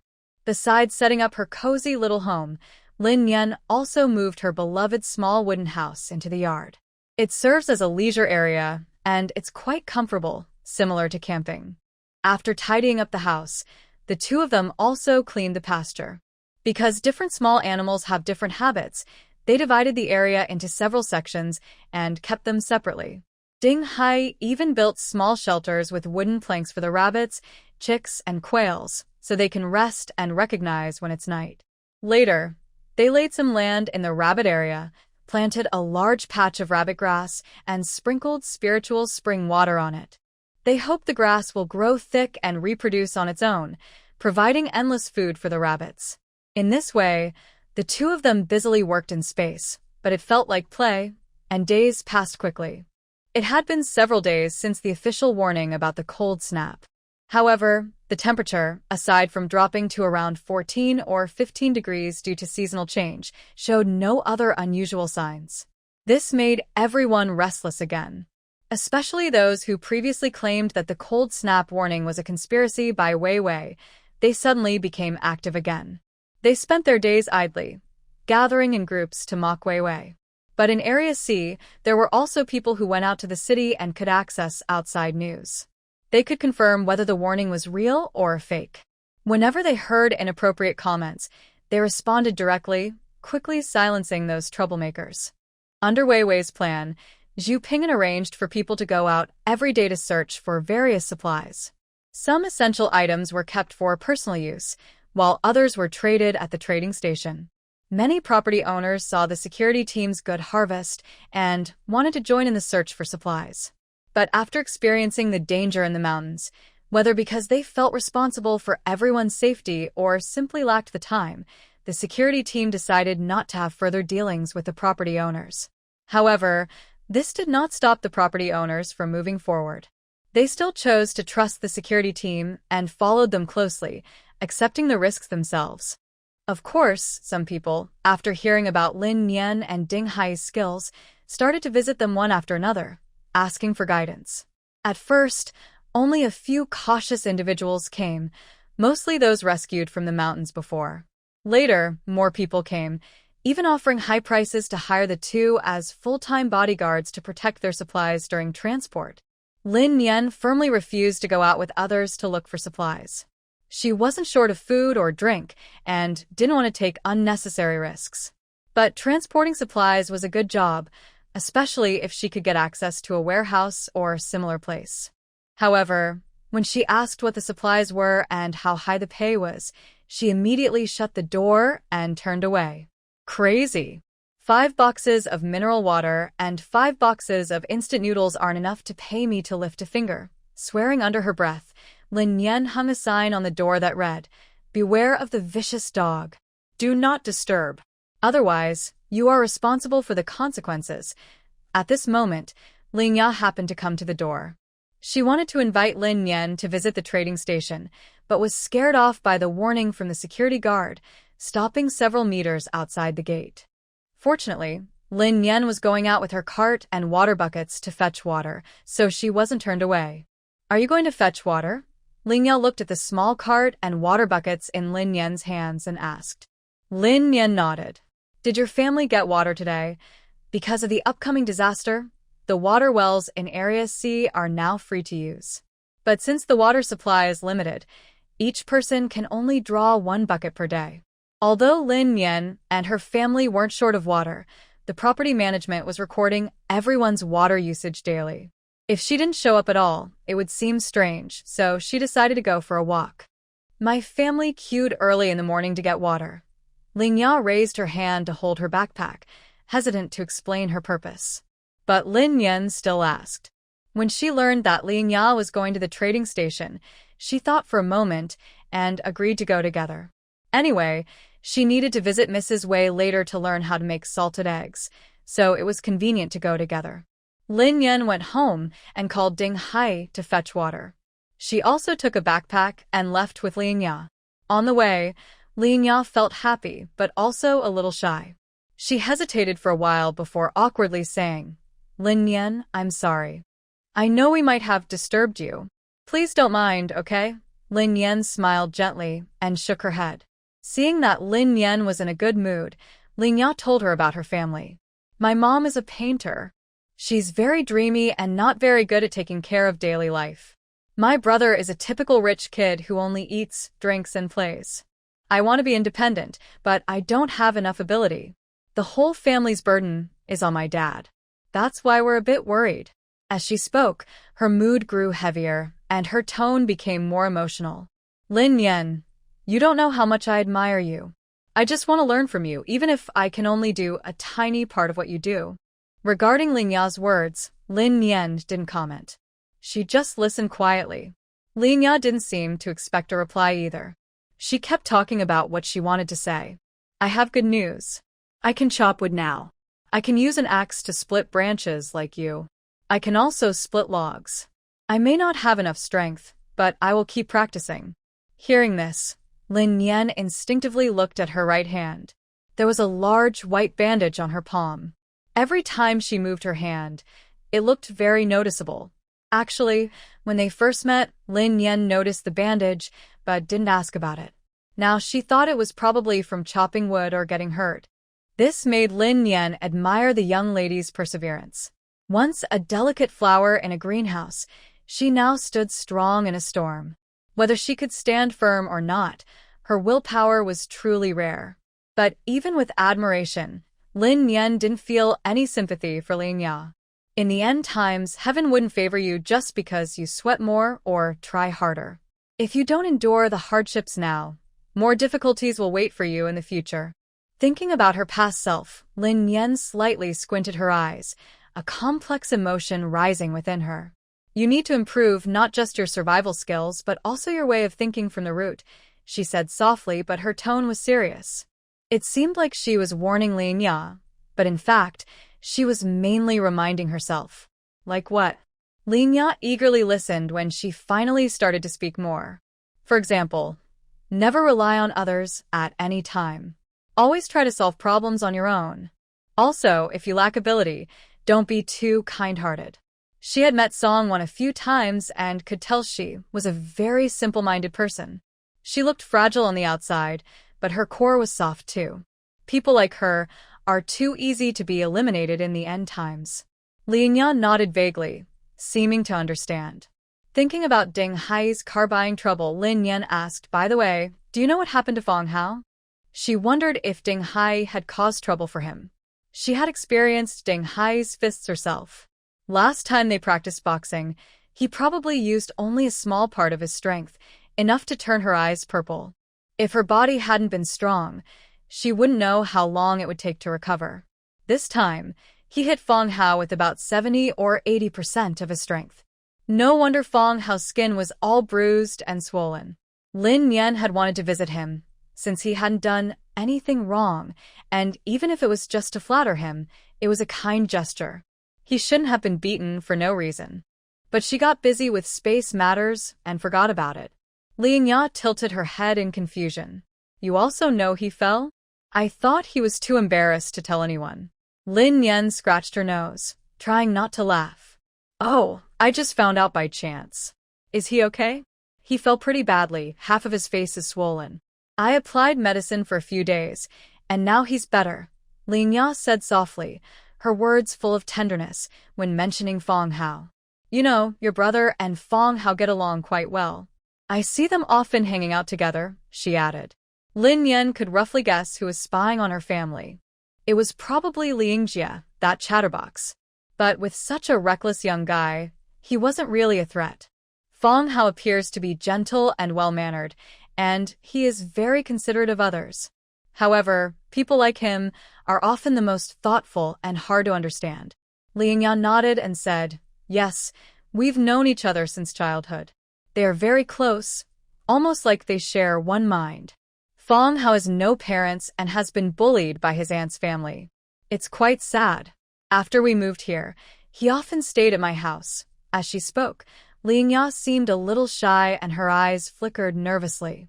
Lin Yan saw her blushing and looking shy, like a young girl in love. She couldn't help but smile slightly and didn't say anything more. The two of them chatted casually and soon arrived at the trading station. Now, the goods in the trading station are no longer the flashy, useless items from before. Instead, they are practical supplies needed for survival. There are canned foods, drinking water, outdoor tools like knives and cooking utensils, and warm clothing and blankets.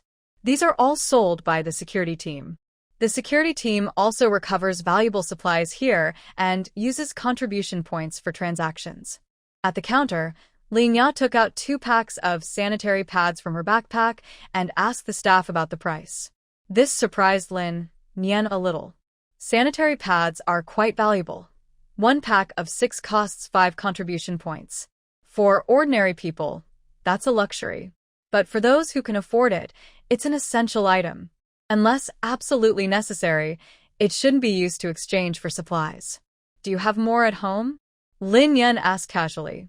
I have some more. If you want, I can go back and get some for you, Lianya quickly replied. Lin Yan shook her head. I don't need them. I just think this is very important for you. Hearing Lin Yan's concern, Lianya felt happy. She smiled softly and said, I understand. Since I have some extra now, I'll exchange them for contribution coins and store them. If I ever need something urgently, I can buy it directly. Lianya's idea was reasonable, so Lin Yan didn't say anything more. After wandering around the trading station, Lin Yan didn't find what she wanted. However, she exchanged half a bag of salt for 8 contribution points. Not for anything special. After Lianya mentioned it, she felt that having some money in hand would make future exchanges more convenient. After both of them finished getting what they wanted, Lin Yan decided to visit Wei's mother. Lianya went along with her. When they arrived at the gate of Wei's villa, Lin Yan was immediately stunned by what she saw. Mom Wei, what are you all doing? Inside the villa's yard, there was a busy yet warm scene. Several women were focused on their tasks. Some were pushing and pulling a stone mill, grinding something unknown. Others were frying food in flat pans set up in the yard, and the delicious smell drifted far with the breeze. Both Lin Yan and Lianya couldn't help but swallow their saliva at the smell. Some women were playing with cloth bags on a rack, with white liquid flowing into a large iron pot below, looking quite interesting. Mom Wei saw Lin Yan visiting and smiled happily. She straightened up, stopped stirring the pot with an iron ladle, and waved to greet Lin Yan. Xiao Nian coming quickly. I was just thinking of making some delicious food to send you later. Hearing that there was tasty food, Lin Yan's eyes lit up and she hurriedly strode into the yard. What are all these? Lin Yan approached Mom Wei and pointed at the cloth bag, asking. This is soy milk. Do you want to try some? It's just the right time, still warm, Mom Wei said, then picked up the iron ladle, scooped out a big spoonful, and looked for a bowl to serve it in. I'll get my own bowl. Smelling the rich soy aroma, Lin Yan couldn't help but swallow her saliva. She didn't hesitate and quickly took 2 bowls. Mom Wei served each of them a large bowl and asked, "Try it and see if it's tasty. Do you want to add some sugar?" "No, no." Both Lin Yan and Ling Ya quickly waved their hands. At this time, sugar and salt were quite expensive, so they couldn't just drink soy milk without adding anything or ask for extra flavor. After drinking a bowl of pure soy milk, both of them looked satisfied with starry eyes. Then, guided by Mom Wei, they watched the entire process: grinding soybeans, boiling soy milk, filtering out soy pulp, making small tofu, making tofu skin, pressing large tofu, and frying dried tofu. They couldn't help but be amazed. Besides soy products, on another production line, some people are grinding corn into cornmeal. Isn't Wei Wei bringing back some grains? They are mostly corn and soybeans, which can't be eaten directly. I quickly called these old sisters to help turn them into finished and semi-finished products before the cold snap arrives. The old sisters Wei's mother mentioned are former housemaids who were dismissed by the main family. They live together in a villa and need to make a living. So, Wei Wei often finds small jobs for them so they can earn some money for food and daily needs. This time, Wei's mother hired them to work, giving each 2 contribution points per day and providing meals. Wei's mother picked up a handful of ground corn and said, "Look at this corn. Without grinding, it's not edible. No electricity, no pressure cooker. Only fire to cook it, which uses a lot of firewood. Grinding it into flour allows us to make steamed bread and various noodles. These soybeans are the same. I plan to make small tofu, tofu skin, and dried tofu, then freeze them for easy eating." Listening to Wei's mother explain, Lin Yinjin was deeply impressed. She wished she could go back and get some of this grain to have them prepare it for her. Next to her, Ling Ya was even more amazed. She had never seen these before and found it incredible. Driven by curiosity, she carefully watched each step and even wanted to try some herself. When she heard that Lin's family also had these coarse grains, Wei's mother happily agreed. She told Lin to go home quickly and bring the grains, as the brine for making tofu was enough. After finishing their chores today, they could make it for Lin tomorrow. Hearing this, Lin didn't hesitate. She ran back home quickly, then, with Ding Hai, used a cart to bring a large bag of soybeans weighing about 100 jin and a small bag of corn. She had plenty of corn in her space, bought from the wholesale market, but she kept it for planting seeds, so she didn't want to eat it all. For now, she planned to eat some of it and wait until she could plant the corn later.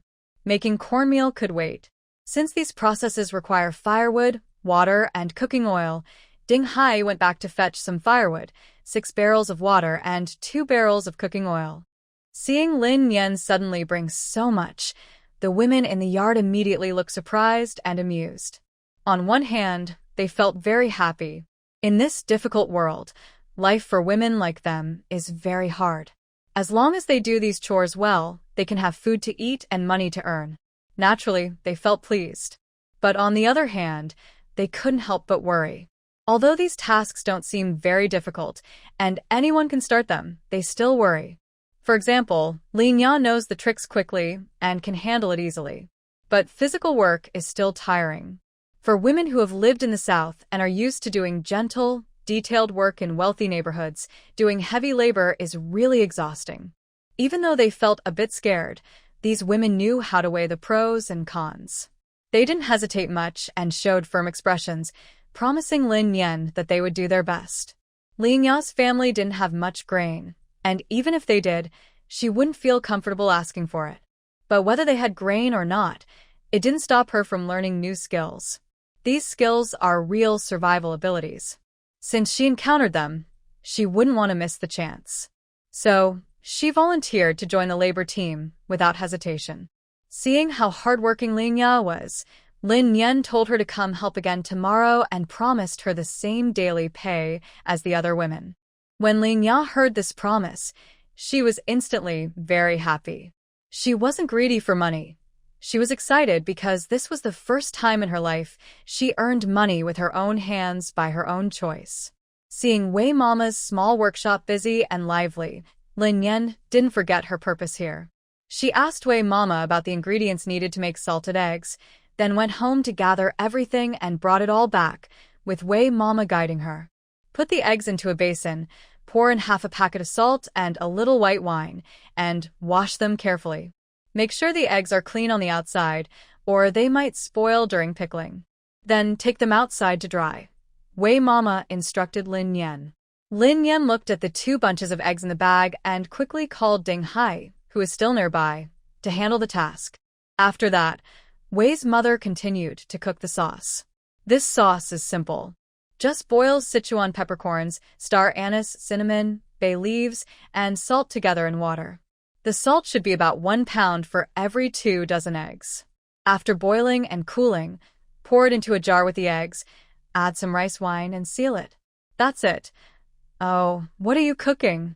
Putting in so much salt must be expensive. An older woman carried a large plate of dried tofu into the kitchen and saw the 2 pouring a bag of salt into the pot. She looked pained and muttered. In the past, this would only cost a few yuan. But now, a bag of salt is very expensive. Wei's mother looked up at her and smiled, saying, "There's no other way. Otherwise, the eggs won't stay fresh. After pickling, they last longer and are more nutritious." The older woman put down what she was holding and hurried to the stove, leaning forward to peek into the pot. Soon, a flash of envy appeared in her eyes. But in an instant, her lips curled down slightly, and a look of disdain appeared on her face. Lin Yan ignored her. After learning how to make the sauce, she left the kitchen and went to the living room to wash eggs with Ding Hai. Just a few steps out, she heard the older woman excitedly say, "Hey, young lady, whose girl is this? She looks so lively. Why don't you think about your Weiwei?" Hearing this, Ding Hai, who was focused on wiping eggs with a soft cloth, suddenly paused, and her eyes turned fierce like a wolf. Lin Yan also frowned and looked back at the older woman with a look of annoyance. "I wish I could, but Weiwei doesn't like girls like Xiao Nian." Wei's mother's voice then came. The older woman, hearing this, seemed to have caught a big secret and hurriedly asked, "What kind of girl does Weiwei like? Tell me?" Wei's mother stirred the sauce in the pot and smiled lightly, saying nothing more. The older woman was eager to ask more but was interrupted by Lin Yan suddenly speaking. "Excuse me, Andy, have you finished your work?" While talking, Lin Yan looked at the plate on the table with obvious disgust on her face. "Your tofu frying isn't very good. Look, this one is burnt, and that one is half burnt and half raw. Your skills need improvement." Hearing this, Mrs. Wei quickly put down her spatula and walked briskly to the table, casually picking up a few pieces of tofu to examine. Her expression changed suddenly when she saw the tofu. She sharply threw the dried tofu into a bowl and sternly scolded the older woman. "Zhang Fang, look at what you've done to this pot. You're an adult, and you still need someone to watch over you to do things." "Well, it's not a big deal." Zhang Fang's mischievous smile froze on her face under Mrs. Wei's strict scolding. "It is a big deal. Besides the burnt parts, these pieces are still wet and not cooked through. They could spoil easily," Mrs. Wei said sharply. She picked up the plate and dumped all the dried tofu into a basin. Then she told Lin Yan to continue cooking the sauce while she took the plate outside, muttering as she went, "I think you only care about your mouth. If you're holding in gossip in your stomach, you might as well go home and talk. Don't come here to ruin my food." Zhang Fang blushed deeply from the scolding and felt very embarrassed. She instinctively fidgeted with her clothes, bit her lip, and tried hard to control her temper, knowing she must not fight back. Otherwise, she knew what would happen. Being kicked out of the villa area was just a matter of minutes. Seeing this, Lin Yan smirked and secretly chuckled, pretending not to notice as she picked up her spatula and continued stirring the water in the pot. After Mrs. Wei's anger, the once relaxed atmosphere in the workshop suddenly became serious. Everyone dared not chat anymore, all silent and focused on their work. Mrs. Wei, having sealed the eggs for Lin Yan, couldn't help but complain, "This person, honestly, I don't know how her previous family could stand her. She's not smart, and her hands aren't quick. Is it really that easy for rich people to make money?" Lin Yan smiled and said, "Maybe she just hasn't done this before. She's slow to get started. If I were doing it, I might not understand it right away either. You don't need to do anything. Tomorrow, I will cook those for you myself.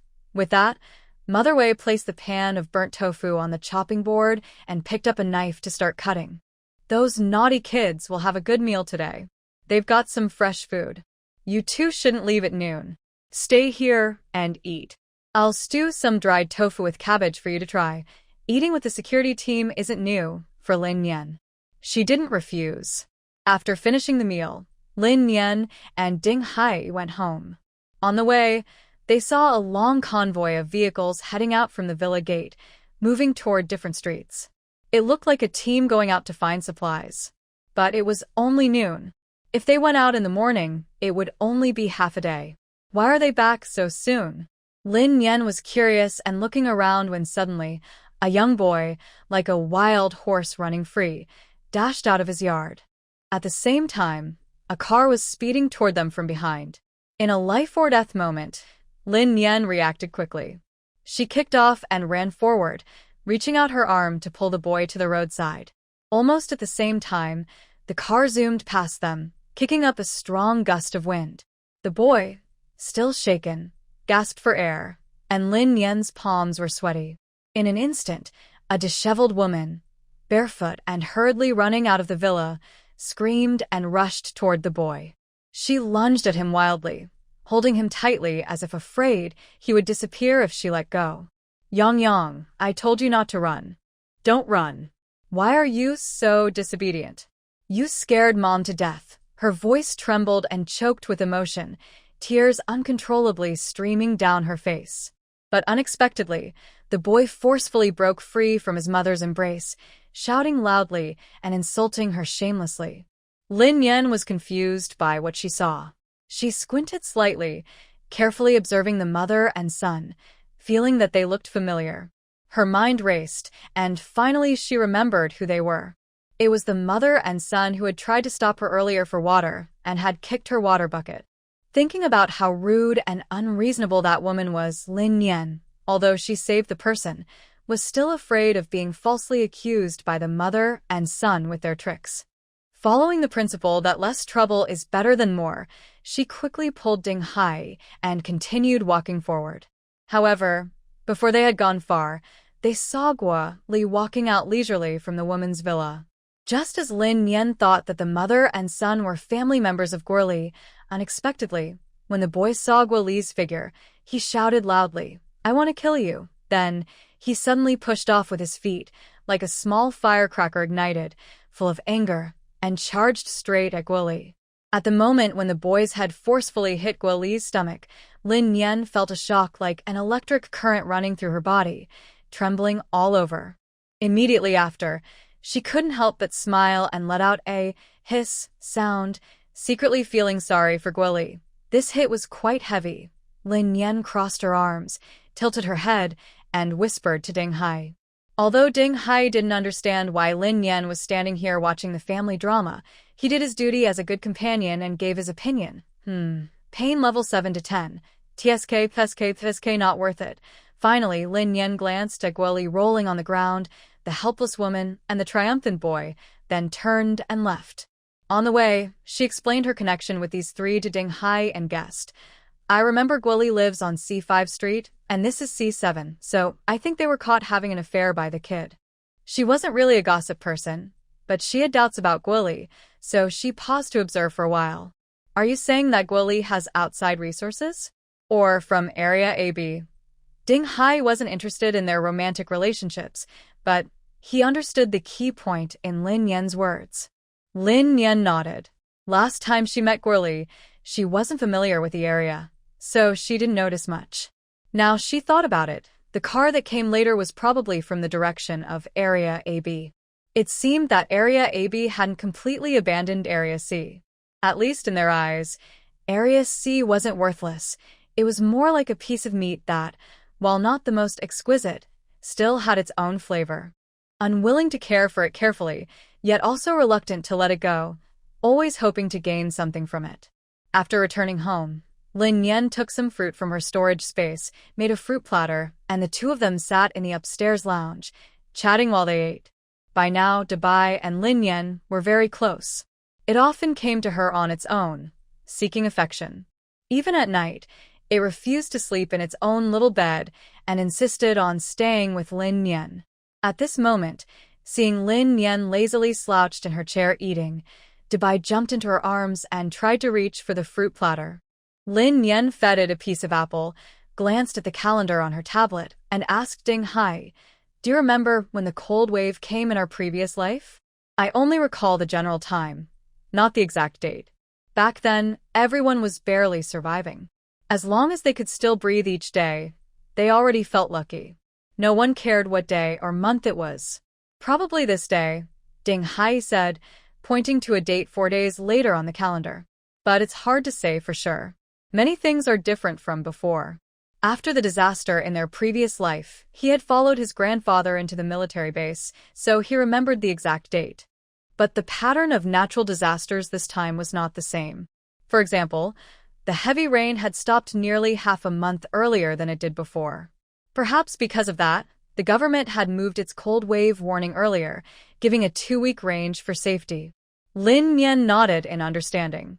No matter when the cold wave came, it wouldn't affect them much. They were fully prepared. As they talked about the changes in the government this time, Lin Yan voiced her guess. "You must have informed the authorities, right?" In their previous life, Jincheng had been a place of chaos. Private groups grew like wild weeds, and fights over resources led to endless violence. The government's power was weak back then, unable to control the city's disorder. They could only retreat to small safe zones, struggling to protect those few places that still represented hope and justice. But in this life, for some reason, the government seemed to have suddenly become much stronger. Previously, she was just curious, but now she naturally started to guess about Ding Hai. Ding Hai nodded slightly in response. You guessed right. "After I was reborn, I immediately told my grandfather." "Did your grandfather trust you at that time?" Lin Yan was very curious. If it had been her, upon hearing Ding Hai claim he was reborn, she would probably think it was just a mental issue or nonsense caused by his illness. Rebirth is too strange and far beyond normal understanding. But her grandfather believed Ding Hai without hesitation and even acted on that trust, which is not easy. This wasn't a small personal matter, but a global disaster that threatened everyone's life. Every decision made by the people above was about life and death, and the cost of mistakes was very high. Ding Hai smiled slightly when asked about this. At first, he didn't believe me. After all, he had retired and no longer participated in decisions. But I have the space, so I showed him some proof. He had no choice but to believe. Lin Yan had truly forgotten about the space. Real evidence made disbelief impossible. "How did he let you out?" This was always her deepest worry. She knew that once the space was exposed, it could be used by others as a storage or be taken for research. But Ding Hai was different from her. He was a real person from the upper class, protected by his grandfather. No one could exploit him, and he wouldn't be sliced for research. In fact, he might even become a national treasure. How could they let him go so easily? "Because my grandfather loves me." Ding Hai thought of that kind-hearted old man, and his whole face softened. "My grandmother passed away early. My mother was his only child. Since my mother died, I've been his only family. He gave me enough freedom and confidence." Hearing this, Lin Yan said nothing. She just quietly looked at him, listening to his stories about his family. Her eyes gradually filled with tears. Ding Hai's childhood was undoubtedly unhappy, but he was also very lucky. In endless darkness, fate quietly opened a window for him, giving him a ray of light. This light was so warm that it provided him with enough companionship and strength. Ding Hai was completely unaware of the thoughts swirling in Lin Yan's mind at this moment. If he had known, he would have undoubtedly agreed with her feelings. However, he and she had very different opinions on one point. The true light that illuminated his life did not come from his grandfather, but from her. Since the topic had already been brought up, Ding Hai decided to share everything about his rebirth. "My grandfather first learned about the news from above. When he found out there was indeed a change in the weather, he believed my information without question. But the predictions about natural disasters from the higher-ups were far less severe than what I described. So, He asked me to record all the related information about the disasters in detail, leaving no step or detail out. Hearing this, Ding Hai felt somewhat grateful that his previous life's awareness of Lin Yan had made him pay attention to the disasters. Otherwise, with his personality, he would probably have stayed in his small world, unaware of what was happening outside. After all, besides the extreme cold being a global disaster, the disasters in different cities had varied before that. What happened next? Lin Yan listened eagerly. Seeing Ding Hai pause, she hurriedly asked. After that, he gave me some supplies and let me go. He returned to the military district. After speaking, Ding Hai looked at Lin Yan with deep eyes and said seriously, "So, you also share the credit for saving lives." Hearing this, Lin Yan felt as if an invisible current struck her, causing her body to stiffen suddenly, and a flash of surprise crossed her face. She instinctively thought Ding Hai was just flattering her. But when some childhood memories flashed through her mind, her expression gradually became serious. A strange emotion suddenly spread from her heart, making her feel a deep sense of fear when she thought about it carefully. Lin Yan looked back on the past. According to her grandmother, the old Taoist who gave her the jade pendant was a mysterious master who traveled the world and wandered freely. At that time, she was weak and often in danger of losing her life. In her despair, her grandmother decided to seek help from the divine. I was fortunate to meet a wise person and asked her for this jade pendant. The old Taoist priest once solemnly declared that she was destined for greatness, with a special fate that carried extraordinary luck from birth. But this luck was not just personal fortune, it was connected to the rise and fall of all people. Because of this, her ordinary body could hardly bear such a heavy burden.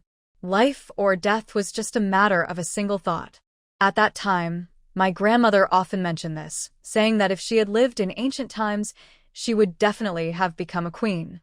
However, her parents did not pay much attention to the fact that the old Taoist gave her the jade pendant to keep her safe for life. In their eyes, her health and safety were thanks to skilled doctors. Besides her grandmother, no one else took the jade pendant seriously. Looking back now, her past life was too late to open her space. She only managed to survive a few difficult years without any real achievements. But in fact, by chance, she had secretly set a trap for Ding Hai. It really seemed like fate's plan. In her previous life, as a lowly person, she couldn't have helped humanity even if she had survived. But unexpectedly, she activated Ding Hai and tightly linked him to herself, as if setting a trap for this life. Later, her rebirth triggered Ding Hai's rebirth, and he then passed on news of the end times. So when Ding Hai said, "She has a part in saving the world," it was truly not wrong. Thinking of this, Lin Yan suddenly changed the subject and joked, "I wonder if the country will give me an award, like the Unsung Hero Medal." As soon as she said that, both of them couldn't help but laugh. They spent the afternoon chatting happily over food and drinks. By dinner time, neither of them had much appetite. Lin Yan cooked 4 small dishes to eat: celery with lily bulbs, stir-fried shredded pork, tomato scrambled eggs, and a side of stir-fried Dutch green beans. Lin Yan noticed that Ding Hai liked vegetables very much but wasn't very interested in meat. "Did you stock up so much meat just for Tianwang?" she asked. In the spacious tower, Ding Hai had about 10 large freezers, each filled with frozen meat, along with some convenience foods. Besides that, there were 7 or 8 upright refrigerators from supermarkets, all storing vacuum-sealed meats. Interestingly, there weren't many vegetables and fruits stored. Ding Hai nodded and said, "Yes, and I also got some for you. Since it's hard to keep fresh vegetables, I stocked up on vitamin tablets instead." Lin Yan understood this well, but just thinking about Tianwang's huge appetite made her feel uneasy for no clear reason. That guy's eating capacity is simply astonishing. One meal can use up enough meat to last her a whole week. Given his eating habits, she wondered how much meat it would take to satisfy him. So she secretly thought that in the future, it would be better to raise some livestock in the space. After eating and drinking enough, Ding Hai took responsibility for washing the dishes, while Lin Yan took Tianwang for a walk around the villa area. However, not long into their walk, Lin Yen saw a convoy of vehicles coming out from various streets one after another, heading toward the villa entrance. Seeing this scene, she remembered what she saw at noon and felt full of questions. Her eyebrows furrowed into a worried V-shape. What exactly is going on here? She muttered to herself, wishing she could go closer to see what was happening, but it wasn't allowed. She secretly planned in her mind that she must ask Wei Wei clearly tomorrow, no matter what. The next morning, Lin Yen and Lin Ya met at Wei's villa. They thought they were quite diligent, but when they arrived, they were surprised to find the small workshop already bustling with activity. Lin Yen looked around the yard but didn't see the old lady from yesterday. Instead, there was a young girl. The girl looked delicate and lively, with a gentle appearance. When she saw Lin Yen walking in, she immediately smiled brightly, as if they had known each other for a long time, and approached with familiarity, saying, "Hello, Lin Yen. My name is Yu Qian. I've heard about you for a long time. Seeing you today, you're truly extraordinary." Lin Yen was a bit surprised by this unfamiliar friendliness. She smiled faintly and nodded without replying. What achievements! This sounded like a greeting from a superior visiting a rural area, which made her feel uncomfortable. Seeing Yu Qian's face full of smiles and still trying to get close, Lin Yan's heart tightened. She quickly stepped toward Wei Ma's direction. She learned from Wei Mama that Yu Qian was the daughter of the woman from yesterday. What surprised her even more was that Yu Qian was Hao Dawn's girlfriend. This information made Lin Yan find it hard to believe. She remembered that Hao Xiaowu's last words were for his brother not to care so much about that girl, saying she wasn't worth it. Also, she learned from Bao Enel that the foolish brother who once asked her for a small umbrella was Hao Dawn. Looking at it this way, Hao Dawn didn't listen to his brother and still stubbornly kept Yu Qian close. Because of this, Lin Yan's good impression of Yu Qian dropped to 0. Not because she was biased or judging others unfairly. Apart from Yu Qian's past, just from the clever look in her eyes when she was trying to get close to her earlier, Lin Yan could tell she wasn't a helpless victim. She was even someone who liked to plan and scheme. Even if Lin Yan didn't like Yu Qian, she couldn't say anything. After all, Yu Qian was doing her work very well and seemed very friendly. Maybe because they were about the same age, Yu Qian and Lin Ya quickly became friends and worked together. When Lin Yan had nothing to do, she sat by the stove, chatting with Wei Mama and adding wood to the fire for boiling soy milk. The peaceful atmosphere didn't last long. Wei Wei hurried back home from outside, looking very serious and worried. Big brother Wei. Yu Qian was the first to greet Wei Wei with a big smile. But Wei Wei only glanced at her without saying anything. Just as Wei Wei was about to look away, he caught sight of Lin Yan sitting by the stove. His eyes suddenly brightened. "Lin Yan, come with me." Lin Yan was a little surprised and curious, but quickly got up and followed him into the house. "Be careful these days, both of you." Wei Wei sat down and hurriedly warned. Lin Yan tilted her head slightly. "What happened?" Wei Wei sighed helplessly. "There was some trouble with the recent drug shipment." Next, Wei Wei briefly described what happened in Area A. Since Jiang Sheng experienced the last bandit incident, he suspected there was a traitor betraying the plan. He deliberately went out a few more times, which actually led to him catching someone. If Wei Wei hadn't spoken, Lin Yan would never have guessed it. It was Li Zhe from Area B. Li Zhe was just a small team leader in the security team of Area B. He didn't have much say in the team. The supplies he received daily were only enough for basic living expenses. For someone who liked to spend money freely, this was not enough. Even his parents, who used to support him, were now considered dispensable by the main family. They might be kicked out one day as a burden. So, he started to covet the supplies in the villa area. And the batch of medicine just caught his eye. He teamed up with a gang outside to plan a coordinated theft. Initially, the person responsible for transporting the medicine wasn't him but Hu Hai, the captain of the security team in Area B. But somehow, just before departure, Hu Hai suddenly had a terrible stomach ache, to the point he almost needed to weld a toilet to himself. With no other options, the team leader in Area B had to replace Hu Hai with Li Zhe at the last minute. Only now did they realize that all this was Li Zhe's doing. To ensure they could successfully steal the goods, the gang used almost all their best members. If Lin Yan and Ding Hai hadn't unexpectedly appeared halfway through, turning the situation around in just a few minutes, the plan would have failed. With their skills and preparation, this operation was sure to succeed. At this point, Wei Wei couldn't help but feel grateful. He wondered what good deeds he had done in his past life to meet Lin Yan in this one, repeatedly saved from danger by her. He secretly vowed that as long as Lin Yan needed him, he would do everything to protect her. After hearing this, Lin Yan instinctively recalled the scene at that time. Li Zhe indeed wasn't injured, but the brother accompanying him was killed directly.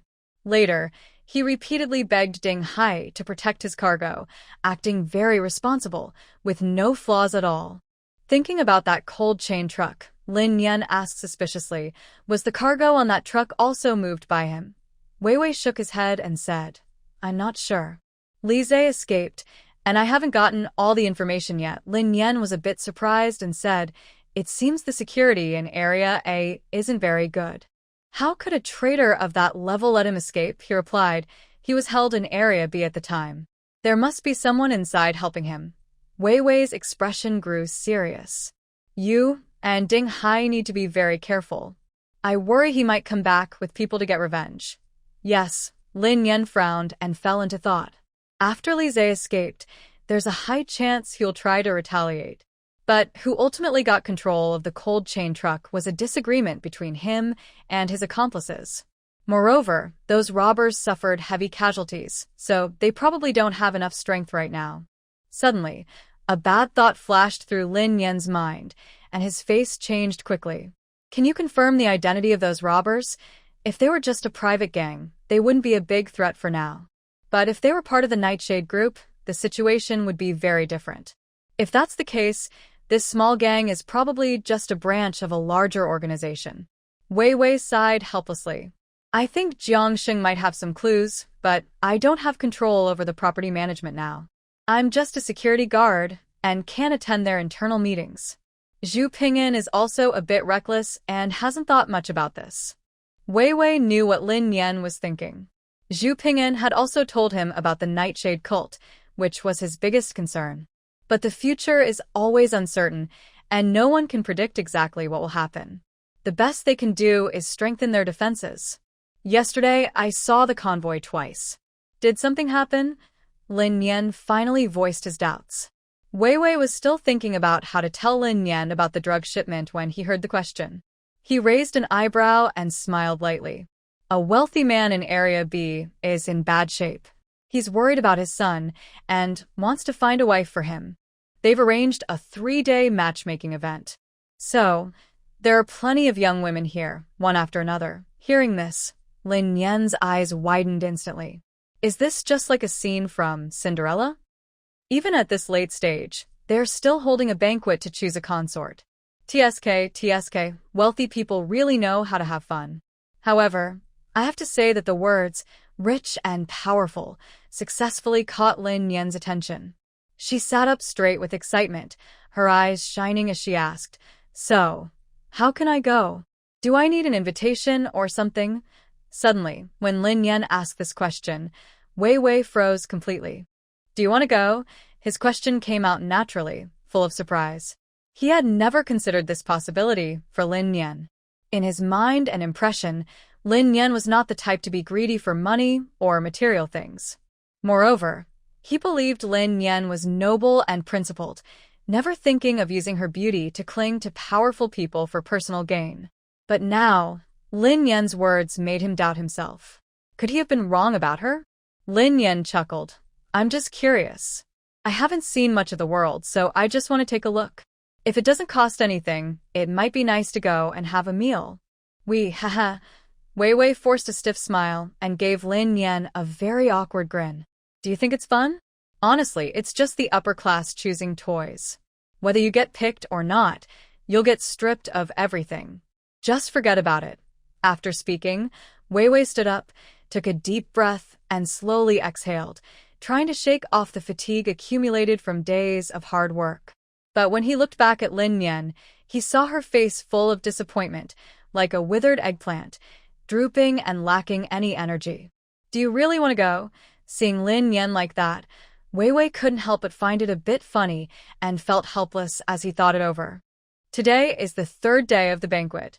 Based on the past 2 days, the girls in Area C haven't shown any unusual behavior. In fact, they seem quite hopeful. It seems the wealthy are just looking for entertainment, so there shouldn't be any big problems. And with Lin Yan's skills, the people in Area B probably won't be able to take advantage of her. With that in mind, he decided not to stop her and let her go. Alright, if you really want to go, just ask Zhu Ping'an for an introduction letter, and you can get in. But there's one thing you must listen to me on. Once inside, you need to stay hidden and avoid drawing their attention directly. After thinking for a moment, Wei Wei added, if there's any danger, go to their security team and find someone called De Chun. Say I sent you, and he will help you. Lin Yan didn't feel curious about this De Chun. She knew these people often played secretive games. Seeing Lin Yan walk away happily with light steps, Wei Wei's smile slowly faded. He wanted Lin Yan and her friend to help transport medicine, but he couldn't bring himself to say it out loud. The food Lin Yan brought was quickly taken by the small workshop, turned into finished and semi-finished products in buckets and plates. After paying the workers at the workshop, Lin Yan gave Wei Ma a big bag of green leafy vegetables, all packed in vacuum bags, to thank her. Wei Ma kept refusing at first, but finally, under Lin Yan's insistence, she accepted and gave Lin Yan a bag of pumpkin seeds. I didn't expect you to like gardening too. You can plant these at home, or, if you don't want to, you can roast and eat them. They taste really good. Lin Yan didn't refuse Wei Ma's kindness. She put the pumpkin seeds in her pocket, ready to take the food home. Wei Wei then called 4 or 5 security guards to help carry everything. With their help, Lin Yan didn't even need to lift a finger, and all the food was carried back home. Lin Ya watched this scene with envy in her eyes. Suddenly, she remembered what Yu Qian had said earlier and wanted to ask Lin Yan something. Her lips moved slightly. But just as she was about to speak, her mind flashed with Lin Yan's cold and distant attitude toward their family before. Now that their relationship had finally eased a little, she worried that asking questions might upset Lin Yan again and ruin this hard-won harmony. So she swallowed her words and said nothing. Do you want to say something? Just say it. Lin Yan turned to look at Lin Ya, her sharp gaze clear. Lin Ya had been with Yu Qian all day and probably didn't have anything good to say. Lin Ya didn't expect her little secret to be discovered so quickly by Lin Yan, and she felt very embarrassed.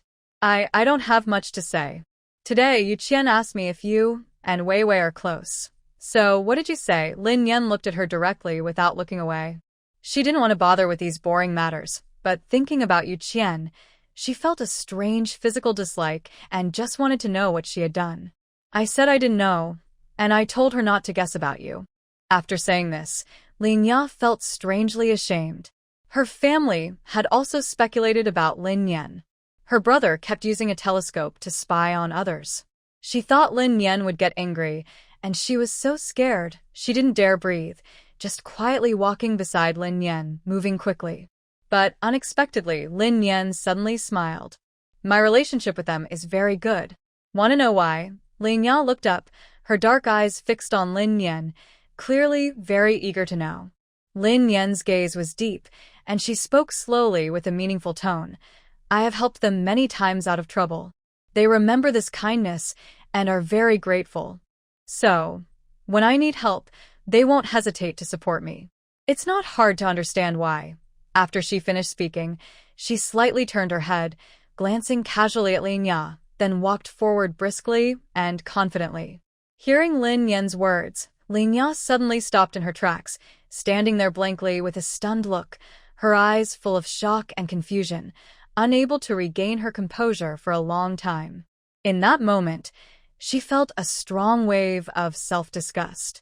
Yes, compared to the security team, her family had received such great kindness from Lin Yan. Not only did they not treat her sincerely, but they repeatedly tried to use morality to control her, hoping to rely on her protection, and even wanted to gain more benefits from her. Aside from all that, under Yu Qian's influence, She even thought Lin Yan must have a special relationship with Wei Wei or Zhu Ping'an to have such a strong backing from the security team. And she even fantasized that if possible, she might do the same. For the first time in her life, Lin Ya clearly and deeply realized how unworthy she was inside. So shameless, it was almost beyond words.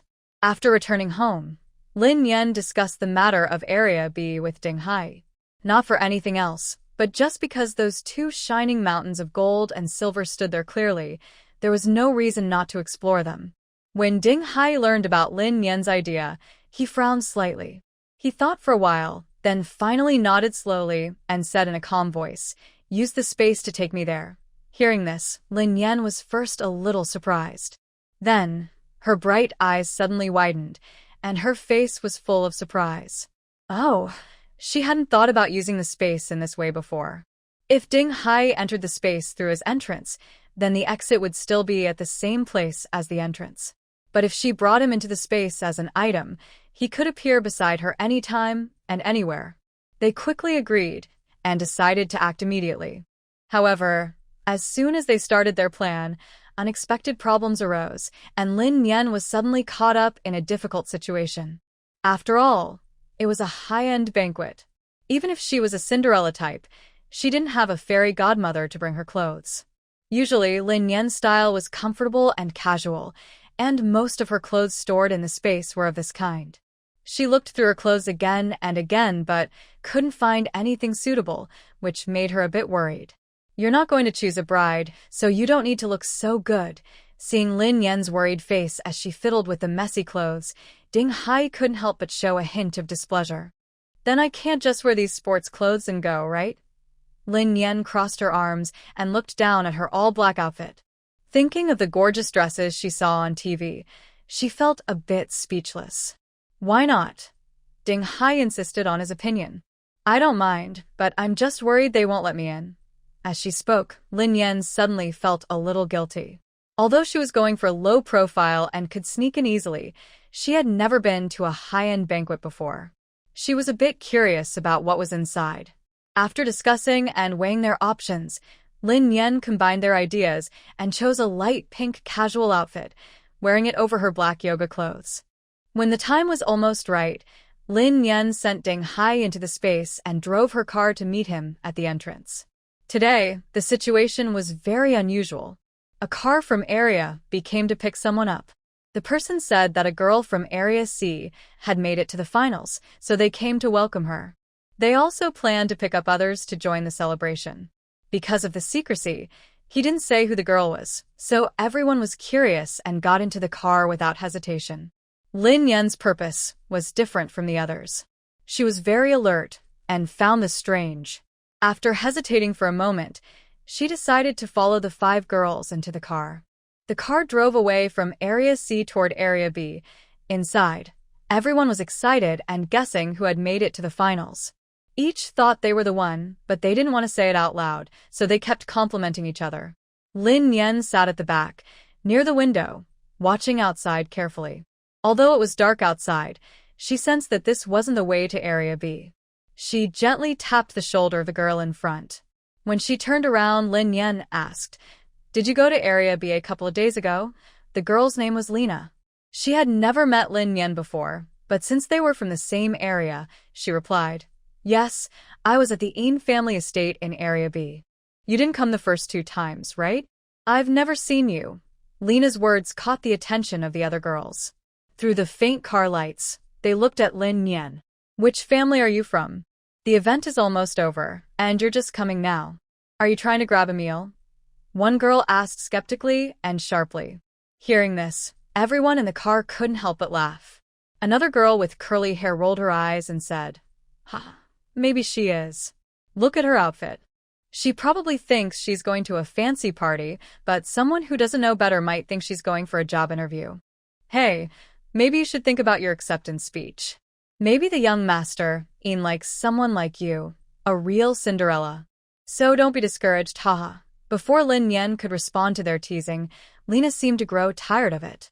She looked cold and immediately said, "Enough, everyone. You're all from the same area. Why are you acting like this?" So, What if we go to the finals? There is only one spot for the young lady, and the rest are all losers. Who is more noble than whom? The girls were silenced by Lena's words. Although they felt upset, they didn't say anything further. They turned away angrily, pretending to talk about beauty. Lena quickly turned to Lin Yan and said kindly, "Don't mind what they say. They're always like this." Lin Yan didn't respond to Lena's comfort. Instead, she looked serious and said quietly, "This isn't the way to Area B." "What?" "No way." Hearing this, Lena's face suddenly showed a hint of panic, and she froze stiffly. Then she hurriedly leaned on the car window, eyes wide with worry, looking outside. But it was too dark to see anything clearly. No matter if Lin Yan's words were true or not, Lena didn't dare take any chances. She anxiously shouted to the driver, "Driver, aren't we going to Area B?" As soon as she said that, the girls inside the car fell silent, as if paused. They looked at Lena blankly first, then with confusion and worry, all turning their eyes to the driver. Soon, the driver's indifferent voice came softly, "Yes, we're going to Area D. The banquet is there." "Where is Area D?" The car suddenly erupted in chaos. The girls panicked completely, shouting and asking each other, their faces full of confusion. Usually, when they went out, they were always accompanied by a driver or bodyguards. After the apocalypse, danger lurked outside, and their families kept them close, protecting them like treasures. They had never left home before. This time at the banquet, their families had been with them the whole time. But now, they had to go alone, and the destination was a strange, unfamiliar Area D. How could they not be scared? The girls immediately looked terrified, their faces full of fear. They could no longer hold back their anxiety. They shouted loudly, begging the driver to stop immediately. However, the driver ignored their calls. Instead of slowing down, he pressed the accelerator harder, speeding up the car. It seemed he didn't want to deal with these girls, but he had to. He forced himself to stay calm and said coldly, "That's our young master's villa over there." After choosing his wife, he immediately got engaged. Where else would he be if not there? Suddenly, he slammed on the brakes. The car jolted forward, and everyone inside was thrown ahead, screaming loudly. The car quickly stopped. The driver looked indifferent and said, "Are you sure you don't want to go? Fine, I'll take you back. But that means you give up your spot in the final." "It's your choice." The girls looked at each other, unsure. After a tough internal struggle and weighing their options, they clenched their teeth and decided to go on. They had almost run out of supplies at home. Yin's family was a famous and powerful family. Maybe taking a risk could help them become the young mistress of the Yin family. In this dangerous world, why should they be afraid? The bright future ahead gave the girls courage to move forward bravely.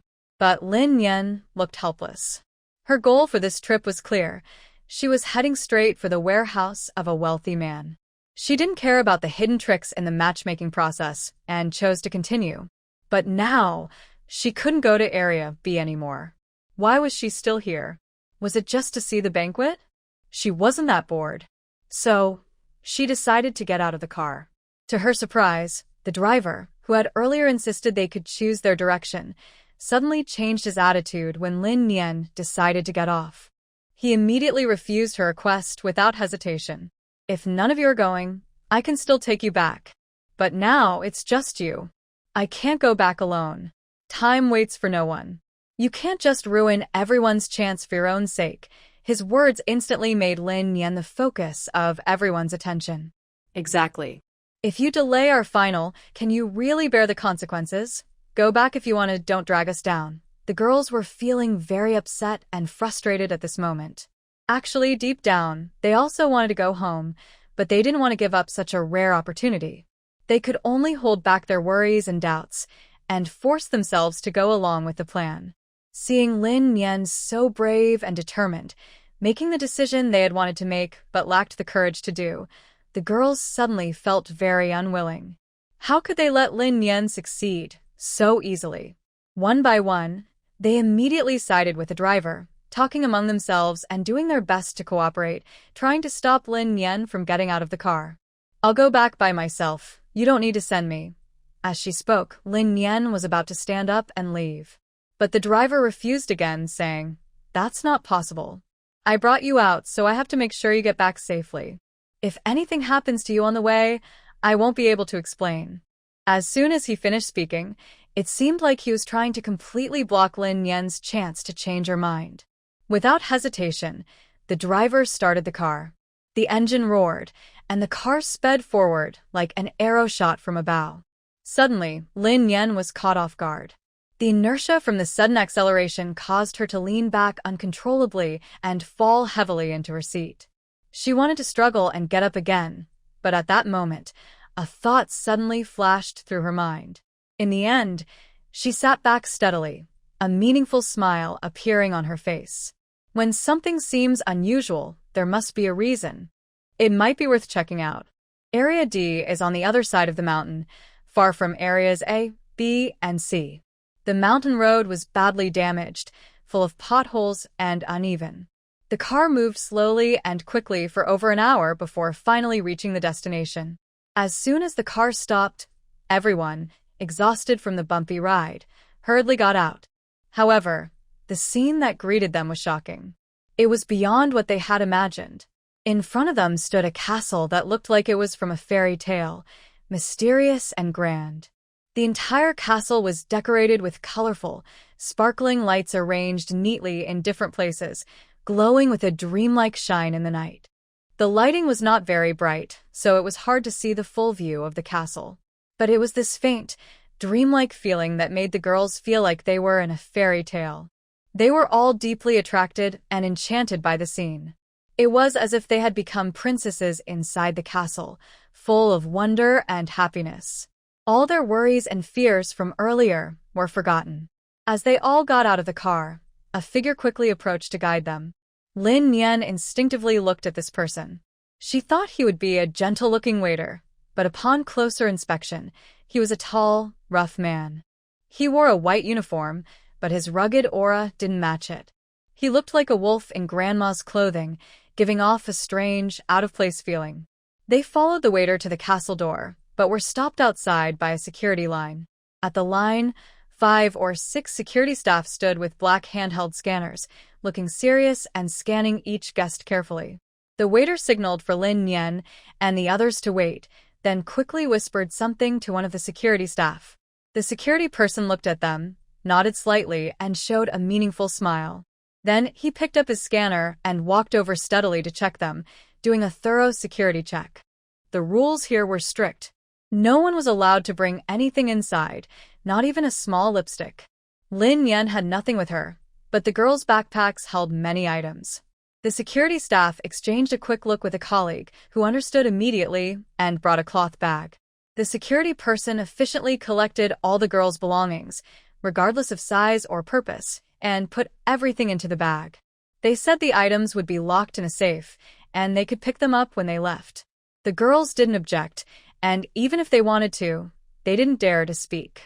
Soon, they were led through a side door into the castle. As they eagerly stepped inside, the scene before their eyes made them gasp in surprise. The environment here is completely different from the dreamy appearance. It is not the luxurious scene I imagined. Instead, it is an unfinished, bare house. The rough cement walls and dusty floor reveal a simple and hurried construction, quickly waking everyone from their beautiful fantasies.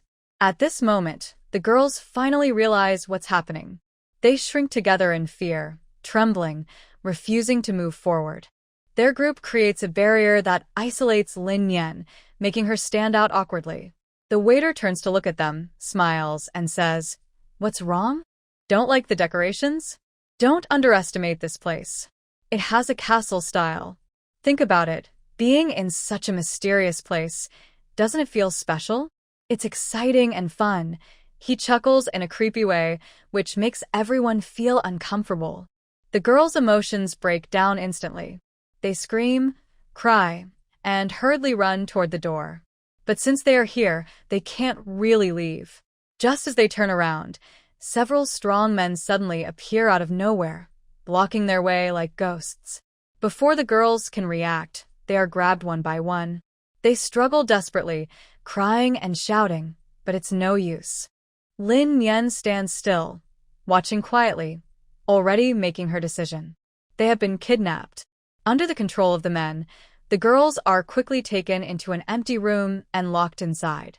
The door slams shut, and their screams fill the space. Help! Mom and Dad, come save me. I don't want to stay here. I want to go home. Let me out. They pound on the door and cry loudly. Their sharp voices echo in the empty room, making Lin Yan's ears hurt. Enough, shut up. Save your strength and think about what to do. Lin Yan snaps impatiently. Hearing this, the girls' crying suddenly stops. They sobbed as they turned to look at Lin Yan, seeing her calm and firm stance, as if she had found a life-saving straw. They hurried toward her. Do you have a way? Can you take me out? As long as you can, my father will give you lots of supplies. Me too. Just take me out, and my father will give you anything you want. The group suddenly changed their attitude toward Lin Yan, chattering excitedly and trying to persuade her with supplies, treating her like a savior. But then Lin Yan said something unexpected, instantly crushing their hope. I can't do anything. The people froze for a moment, then rolled their eyes and each left her side. They crossed their arms in despair and sat in the corner, quietly crying. Lin Yan ignored them and sat down nearby, her mind racing. Most of the visitors here are men. The women are probably used as goods to serve them in different ways. But there are only 6 women. The place has at least 100 visitors, which suggests either more women are held here or there are other forms of entertainment. Or maybe this is a dark trading place, and they're just here to warm up the scene. From another perspective, so many people gather here. To meet everyone's needs, the supplies stored here must be plentiful. Thinking of this, a faint excitement appeared on Lin Yan's face. Time passed. Roughly 20 minutes later, the door suddenly burst open from outside. Then, a middle-aged woman in a black uniform walked in slowly. Behind her, a staff member pushed a rolling clothes rack filled with outfits. The woman looked fierce, with a sharp, ruthless gaze. She surveyed the girls in the room, slightly raised her chin, and spoke proudly. You have 5 minutes to change into these clothes, then hang your number tags on your waist. Hurry up, don't dawdle. After speaking, she glanced at her notebook and coldly asked, Who is the newcomer? It sounded like they were all old players. A few people quickly understood the woman's meaning and, at the same time, looked at Lin Yan. Only then did Lin Yan realize that although she had shown her proof to Zhu Ping'an, the driver did not check it when she got in the car. After arriving here, no one verified her identity. They probably only needed to know she was from Area C or thought that as long as she was a woman, it was enough. Lin Yan slowly raised her hand and timidly said, I'm not a noble lady, nor am I here for the talent show. I'm just a little nanny, hoping to get a job as a waitress. When she said this, the other 5 people stared wide-eyed. Did they really guess right? This simple girl was actually pretending to be someone important. However, the middle-aged woman didn't care about that. She simply handed Lin Yan a number tag and asked coldly, What's your name? Lin Yan casually lied. My name is Yang Xian. Yang Xian, you're number 15. The woman noted Lin Yan's name in her notebook and then told everyone, Hurry up and change clothes. I'll take you all when it's time. Where are we going? Not going? Whatever you want, I can give it to you. Can you let me go? The group started chattering again, trying to persuade her. The middle-aged woman grew impatient and turned to leave. Just then, Lin Yan quickly stepped forward and said urgently, I need to use the bathroom. The woman was about to tell her to hold it, but Lin Yan spoke again. I'm on my period, so I can't wear this outfit. I need to change my sanitary pad. She clearly saw that the clothes on the rack were swimsuits. They were in many colors, mostly bikinis. She didn't want to wear those. She had to sneak out now. To prove her words, Lin Yan even reached into her collar and pulled out a sanitary pad from her underwear, waving it in front of the middle-aged woman. I hid this during the security check. The woman frowned and looked annoyed. Hurry back. She then called another staff member from the corridor to take Lin Yan away. Lin Yan was led quickly down the corridor. The corridor's lights were dim, only illuminated by a row of camping lamps hanging on the wall. Lin Yan appeared to be panicked, but her eyes were very sharp. She noticed that in some of the rooms along the way, the doors had 2 guards standing outside, just like the room they had come from. It was likely that some people were being held inside. Besides the guards, there were patrols walking back and forth in the corridor. What surprised her most was that many of them were holding guns. The presence of these guns made the place seem very dangerous. The tight security and dark atmosphere made Lin Yan feel like she was in an underground prison. She hesitated, unsure whether to stay or leave. To calm herself, Lin Yan asked the waiter, "Your young master has quite unusual tastes, liking this kind of style." The waiter didn't answer but simply guided her forward. "Is this really the scene of the Yin family's wine party? Do you know where we're going next?" Lin Yan kept asking, regardless of whether the waiter responded. The waiter didn't speak until they reached the bathroom door, then stopped and stood there. The security here was very strict. When they arrived at the bathroom, a guard with a gun quickly came over and stood at the door with the waiter. Seeing this, Lin Yan had no choice but to stay silent and go inside. The bathroom was unfinished, with a concrete partition at the door, probably marking the sink area. She carefully moved behind the partition, where the light was dim, only a small camping lamp hanging on the wall giving off faint light. The lamp flickered and cast her shadow in the small space, making the environment look very eerie and scary. As she looked around, Lin Yan suddenly screamed and turned to run outside. "This is too scary. I can't go in alone. Please come with me." She grabbed the waiter's arm and pulled him inside forcefully. The waiter was surprised by Lin Yan's action, but by the time he reacted, it was too late. Behind the partition, Ding Hai, who had just come out of the space, punched the waiter directly in the head, knocking him out instantly. Then, Ding Hai dragged the waiter into the space and took off his clothes to give to Lin Yan.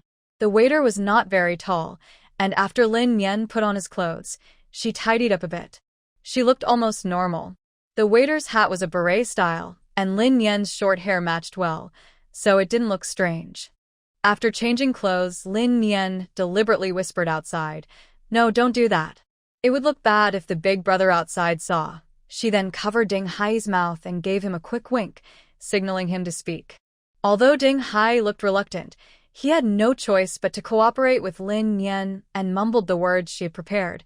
"He can't hear us, he won't come in." Lin Yan chuckled quietly and spoke again. "Oh, that's not good. You should let me go now, don't." While humming softly, Lin Yan peeked outside, adjusting her voice to be quiet.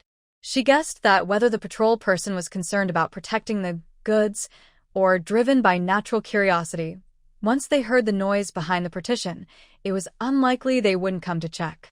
Sure enough, her guess was right.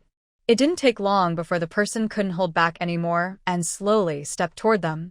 One punch, one kick, and a drag. Ding Hai quickly finished changing his disguise. The two exchanged quick thoughts in the bathroom, agreeing that since they were here, they shouldn't waste the trip. Whatever they could get was good enough. As for whether to rescue anyone, they would do what they could. After all, such a large and complex dark hideout was beyond what they could handle alone. Once they reached a consensus, they pretended to be calm and walked out of the bathroom, one after the other, heading toward the direction Lin Yan had come from. But not far out, a patrol officer with a gun approached directly. His gaze fixed on Ding Hai, eyes sharp and watchful. However, just as a major conflict was about to erupt, the man suddenly spoke, saying, "You come with me to Area 2. Hearing this, Ding Hai immediately froze and instinctively looked at Lin Yan. Lin Yan quietly sighed, gave him a reassuring look, and subtly made a 2 sign with her hand. Earlier, they had discussed two plans. First, both of them worked together to search for usable resources here and quickly make a getaway with whatever they find. Second, they split up, meet again inside the space after an hour, and then decide what to do next. But now, due to an unexpected situation, they had no choice but to go their separate ways. Watching Ding Hai's figure disappear into the distance, Lin Yan turned and hurried back along the path they came. Meanwhile, the middle-aged woman returned to the room. Seeing that Lin Yan hadn't come back yet, she looked a bit suspicious. But she was in a hurry and didn't care about the extra item. She directly took 5 genuine items to the display stand. Lin Yan saw this from afar and quietly followed them, hoping to find the storage place for supplies by tracing their steps. However, things didn't go as planned. Just then, a group of about 10 women came out of a nearby room. They were all dressed in swimsuits, but compared to the elegant women of Zone C, they looked very different. The hardships of the apocalypse had left deep marks on them. Each was very thin, with little energy left, and their eyes looked numb and empty. Seeing them stumbling along, a burly man escorting them was clearly annoyed. He seemed worried that hitting them might cause injuries, so he held electric batons and sternly told the women to walk faster. Suddenly, a woman in the group shouted, "Yen yen yen yen. Mom is here." Her eyes sparkled with excitement and hope as she shouted loudly, desperately trying to rush toward the back. But just as she moved, a quick-thinking burly man grabbed her like an eagle catching a chick and pulled her back into the group. She lost her balance instantly and almost fell to the ground. Before she could steady herself, the man ruthlessly pressed the electric baton against her waist. After being shocked by the electric current, her body suddenly twitched, and she immediately showed a pained expression on her face, letting out muffled screams. Hearing the noise, Lin Yan, who was about to follow the front group, turned back to look at the woman. But this glance made her gaze freeze instantly. Then she quickly looked at a girl behind her in the group, who was also crying and shouting. Could this be Zhang Wen and Lu Yanyan, the wife and daughter of Lu Hongba?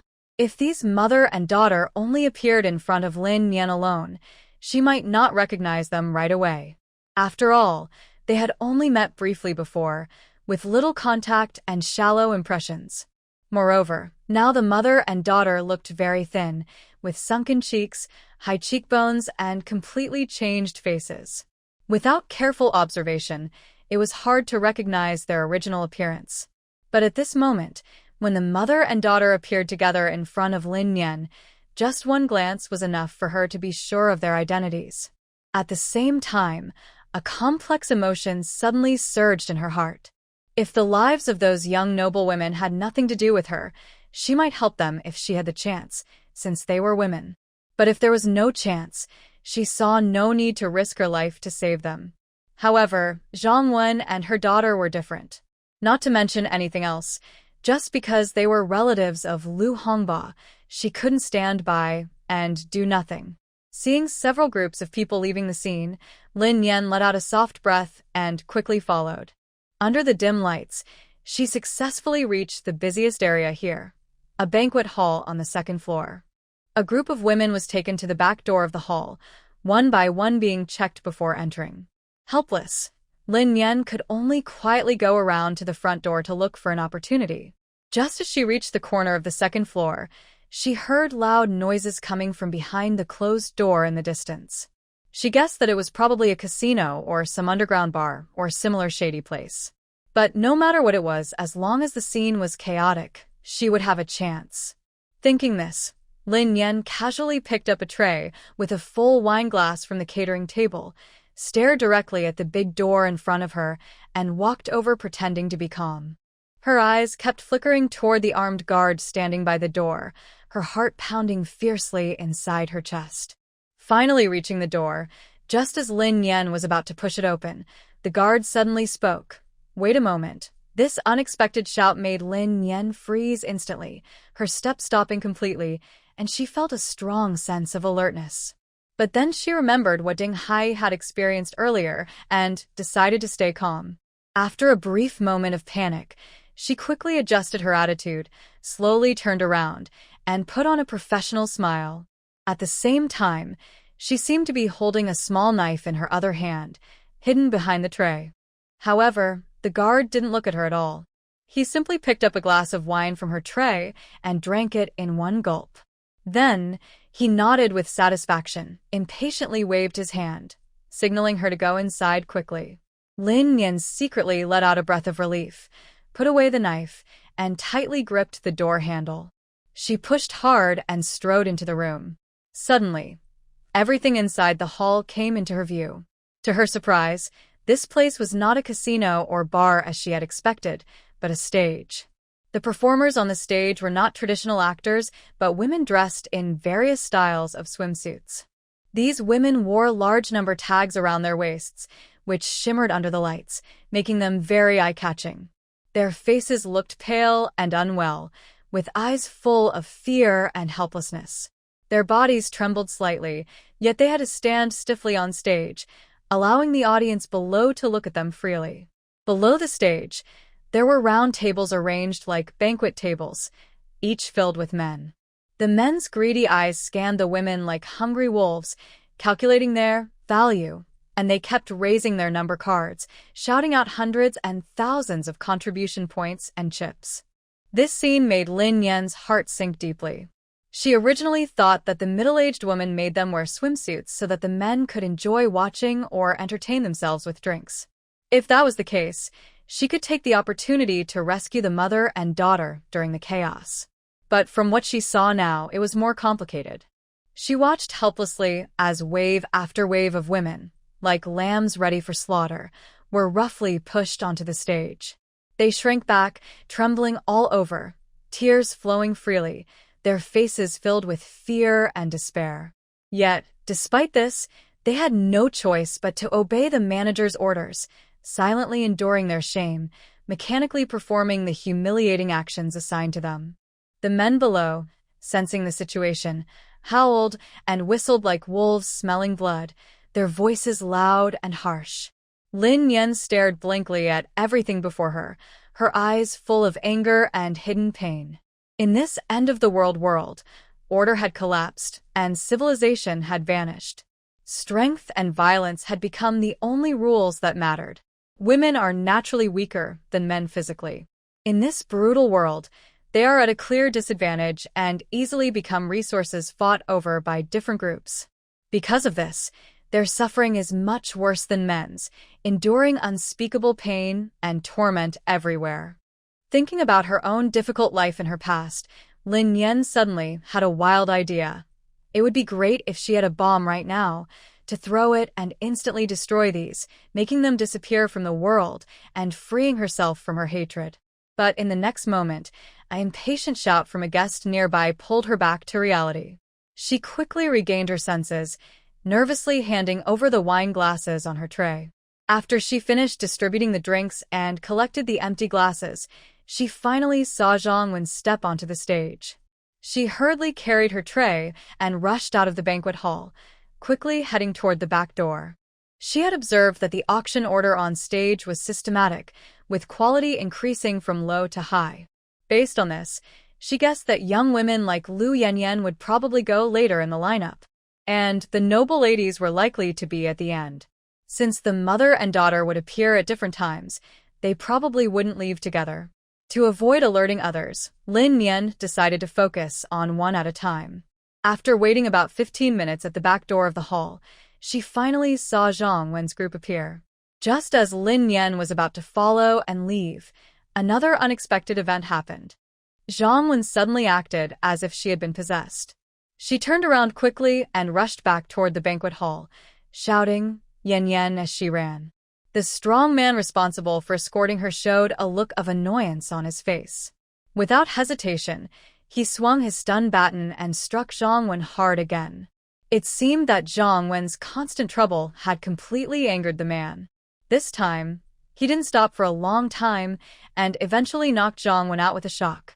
Just as Zhang Wen was about to collapse to the ground, Lin Yan took the opportunity to run a few steps in front of her.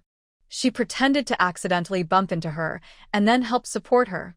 This crazy woman is really unlucky. She keeps causing trouble every day. If she weren't worth some money, I would just kill her. The strong man spat in frustration, then roughly lifted Zhang Wen and threw her onto Lin Yan. Take her to room number 5. As he spoke, the strong man cursed and turned back to complain to his brother nearby.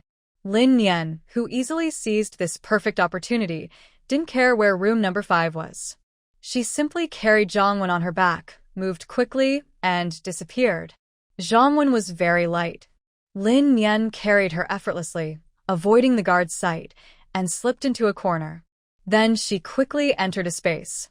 She placed Zhang Wen on the bed of a small wooden cabin, checked her body briefly, and worried she might be hurt from the shock, so she fed her some spiritual spring water. Afterward, She put one of her own clothes on Zhongwen and found a thick black cloth to cover her eyes. Then she tightly tied Zhongwen's hands and feet to the bed with strips of cloth. Only then did she leave the space, continuing to watch for Liu Yanyan. Unlike Lin Yan, who kept encountering unexpected situations, Ding Hai had luck on his side. He and 3 others had been assigned to the same task. They were quickly taken to Area 2 and then went together to the castle's underground parking lot. Ding Hai originally thought they were here for patrol duty, but unexpectedly, he found himself witnessing an arms deal. There were 12 people on their side, led by a man in a red suit. Everyone called him Brother Zheng. Brother Zheng didn't say a word the entire time. There was no hidden agenda as expected, and there was no extra explanation given to Ding Hai and the other temporary team members. It seems that both sides are familiar with each other and plan to work together for a long time. Just as they arrived at the underground parking lot, the arms dealers' convoy also arrived. They drove 3 trucks, and after stopping, about 10 people got out. The man in charge wore a cool black leather jacket and had a heavy gold chain around his neck. From afar, he saw Brother Zheng and immediately smiled warmly, opening his arms and calling out, "Ah Zheng, we meet again." Brother Zheng also smiled friendly and went forward to give the leather jacket man a warm hug. After exchanging a few words, they took out their money and goods to trade. The leather jacket man directed his men to unload about 10 large wooden boxes from the truck and showed them to Brother Zheng one by one. Same as last time, the quantity and quality are guaranteed. He confidently lifted his chin as he spoke. Brother Zheng smiled meaningfully and gave a subtle look to the strong man beside him. The strong man understood and nodded slightly, then led his men forward to carefully inspect the goods. Seeing this, Ding Hai quickly followed without hesitation. When he reached the boxes and saw the neatly arranged weapons and ammunition, his eyes lit up. He didn't expect these people to have such good equipment. Although not as advanced as military-grade gear, it was close enough. After a quick check, the strong man glanced at his men and then nodded at Brother Zheng for confirmation. Brother Zheng responded and took out 2 black leather cases from his car, placing them with a loud bang on the hood, then opened them smoothly one by one. He then turned to show the contents to the leather jacket man. While the leather jacket man examined the goods, Ding Hai couldn't help but be drawn to the scene. What shocked him most was that the arms dealer didn't want weapons or gold, but instead asked for 2 full boxes of 100 yuan contribution coins. This was truly unexpected. It's important to know that contribution coins are the official currency issued by Jin City. However, currently, Jin City has no base, only an underground shelter that can barely be called a simple base. Even they don't want to go to that underground shelter, so these people definitely won't. Moreover, the authorities have strict restrictions on material procurement, forbidding large-scale purchases. So, why are these arms dealers demanding a lot of contribution coins? What are they planning? Could it be that contribution coins are freely accepted nationwide? From what he knew in the previous life, the official base in Kyoto used points, not contribution coins. Although points and contribution coins are similar in use, they are not the same thing. It seems that either the two are unified across the country, or they can be exchanged like foreign currency. Or perhaps, in this world, there is no longer a point system, replaced entirely by contribution coins.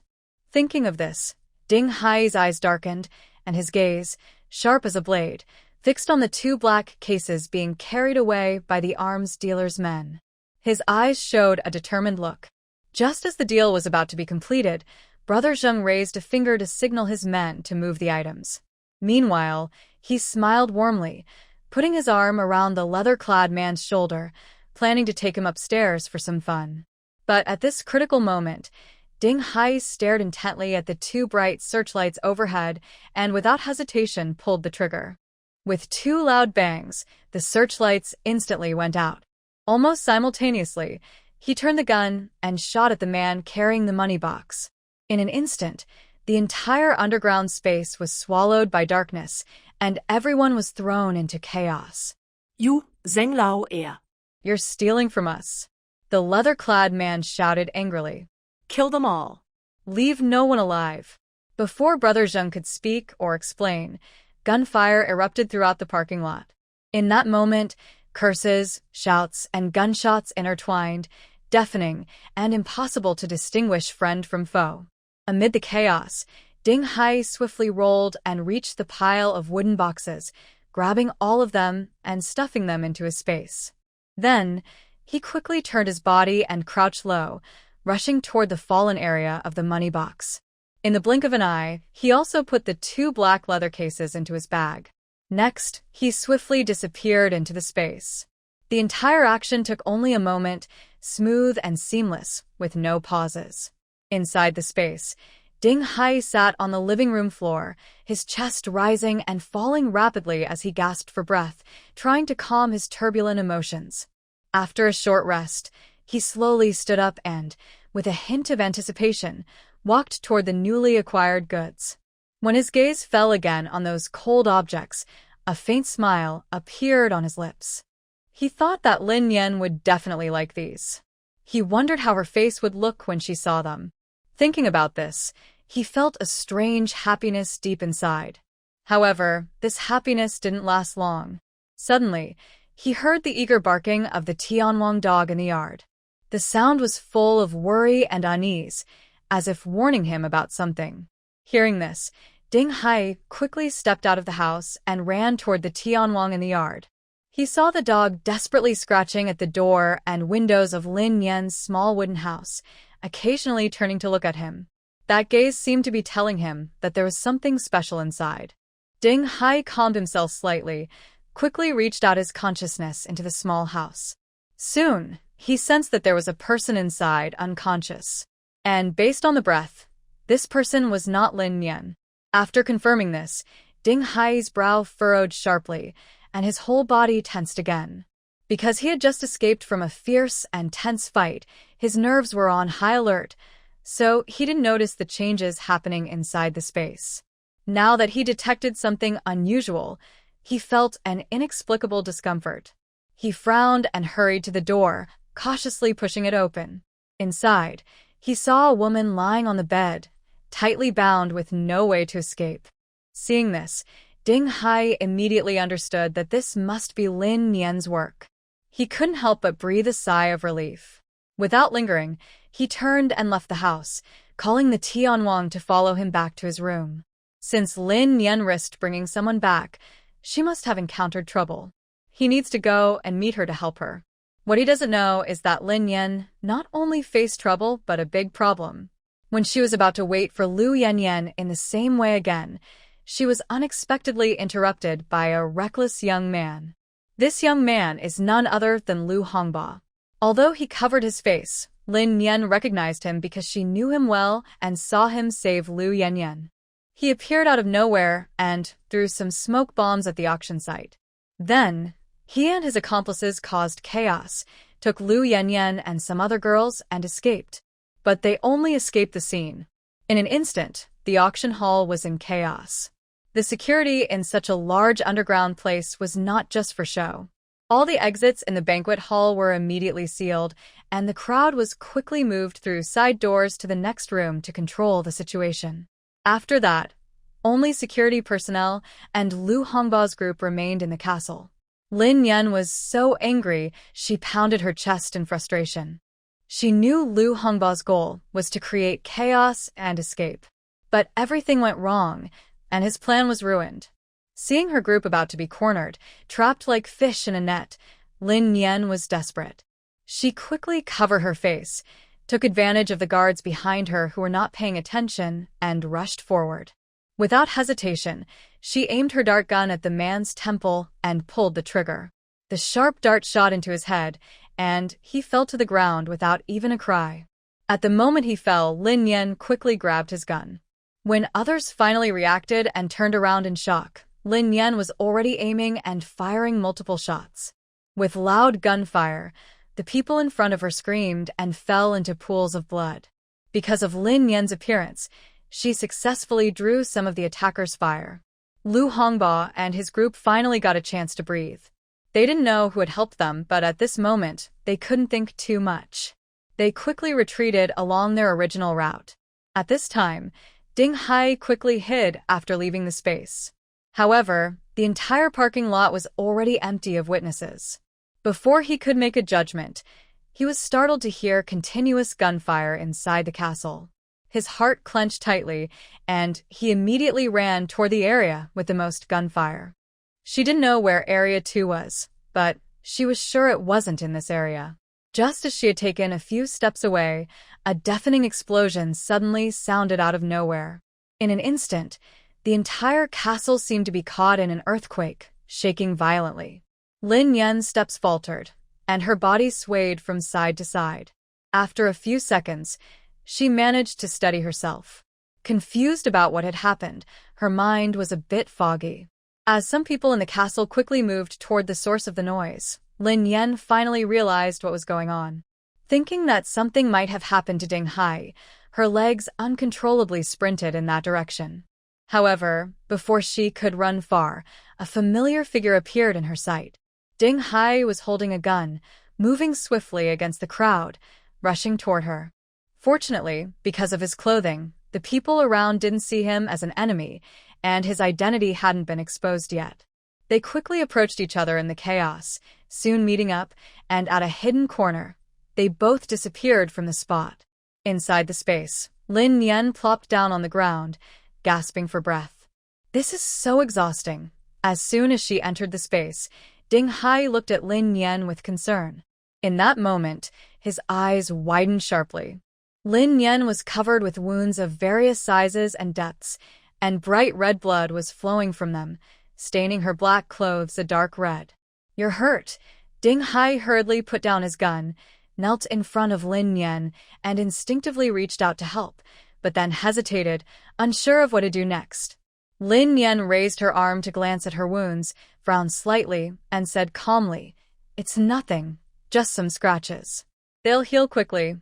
Even after being attacked by so many people, her speed was faster than the bullets, and luckily, they were only minor cuts. She could recover quickly by drinking some spiritual spring water and taking a few baths. In her past life, she had suffered more serious injuries than this several times, and she healed using the same method. Then, Lin Yan skillfully raised her hand and summoned a stream of spiritual spring water, quickly rinsing her wounds. In an instant, the bleeding wounds stopped bleeding, and small cuts showed signs of healing. Ding Hai watched Lin Yan's actions closely. After witnessing everything, he was full of surprise. Although he knew the power of the spiritual spring water, seeing it with his own eyes was even more shocking. Once he confirmed that Lin Yan was fine, he relaxed. Thinking about the danger outside that still hadn't been resolved, Ding Hai didn't hesitate. He hurriedly took Lin Yan to the small courtyard. As soon as they entered, Lin Yan's eyes were immediately drawn to the scene before her. She saw that the once empty courtyard was now filled with many large boxes, an astonishing number. Estimates suggested they could fill a room of about 40 square meters. Lin Yan didn't bother asking Ding Hai what those were. Instead, she focused her mind and looked inside. When she identified what was inside, she froze in shock. "What is this?" Her eyes widened in disbelief, and her tongue tied as she spoke. "Weapons. I've taken over the castle's armory." Ding Hai said this, feeling amazed himself. He had rushed here quickly and just happened to encounter the castle's security system activating its highest alert. Everyone rushed to the armory to get ammunition, and he was swept along with the crowd. Unexpectedly, he found a large stockpile of weapons and managed to seize it again. After securing the armory, he didn't care if the space was exposed. Anyway, throwing a bomb would wipe out everyone who saw it. Suddenly, Lin Yan let out a loud cry, instantly alert and energized. "Let's go. Up these." Lin Yan knew very well that in this huge castle, there were surely more hidden dark deeds. As for how many other dark secrets were concealed inside, she saw no need to investigate further. All she needed was to drop a few bombs and completely destroy this place, making all evil and darkness vanish in the explosion. Although Ding Hai did not personally witness the terrible acts of those scoundrels, just hearing snippets from the security team was enough to make his blood boil with anger. One of them said that among the bodies burned yesterday, there was a very attractive one, but unfortunately, It was all torn apart, or he wouldn't mind the body. Another person mentioned that Boss Zhang was too wild. While others prefer to drink milk slowly, he insisted on drinking it himself, which ruined a good, sustainable milkmaid. It's said that because of this, the higher-ups were furious. Due to a shortage of supplies, the pregnant women hadn't been able to get what they needed.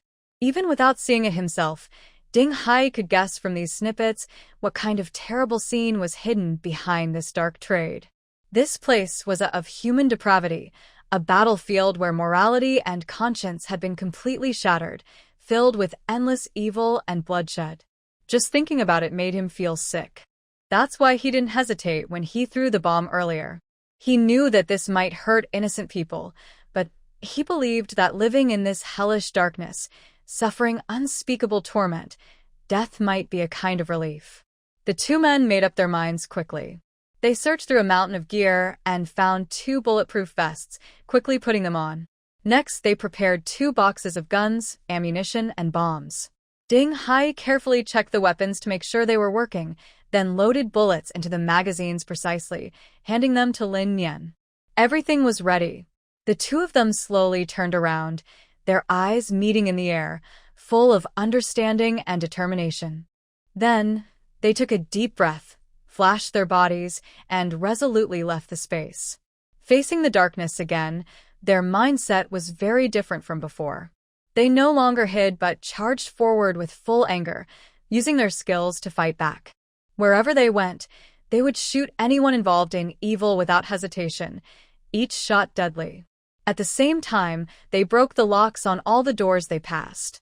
Women held inside the room screamed loudly and desperately ran outside to escape. In the fight for survival, the two of them worked hard to create a starting point. Whether they could escape completely depended on luck. Lin Yan had a clear goal and rushed like lightning toward the second-floor banquet hall. The group of people, originally guarded heavily inside the second-floor reception room, thought they had temporarily avoided danger when the two of them slipped into the space. They prepared to move quickly. However, just as they were feeling hopeful and stepped out of the reception room, a sudden, heavy rain of gunfire erupted without warning. The group could only scream and retreat back into the reception room. This moment played right into Lin Yan's hands.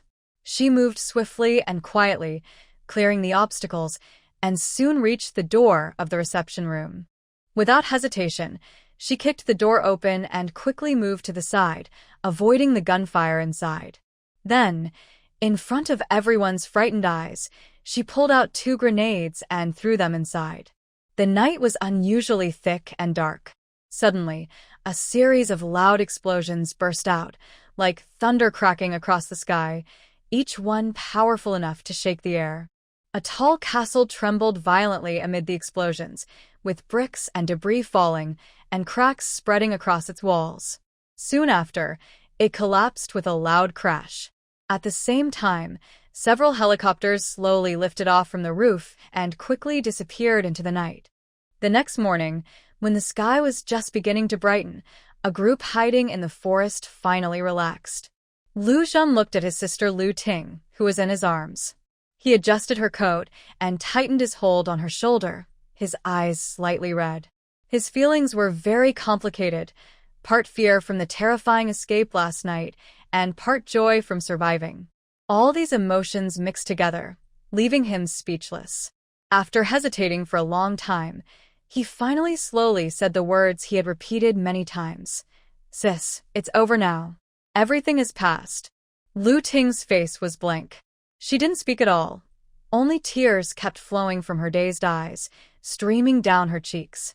She didn't wipe her tears or make any sound of crying.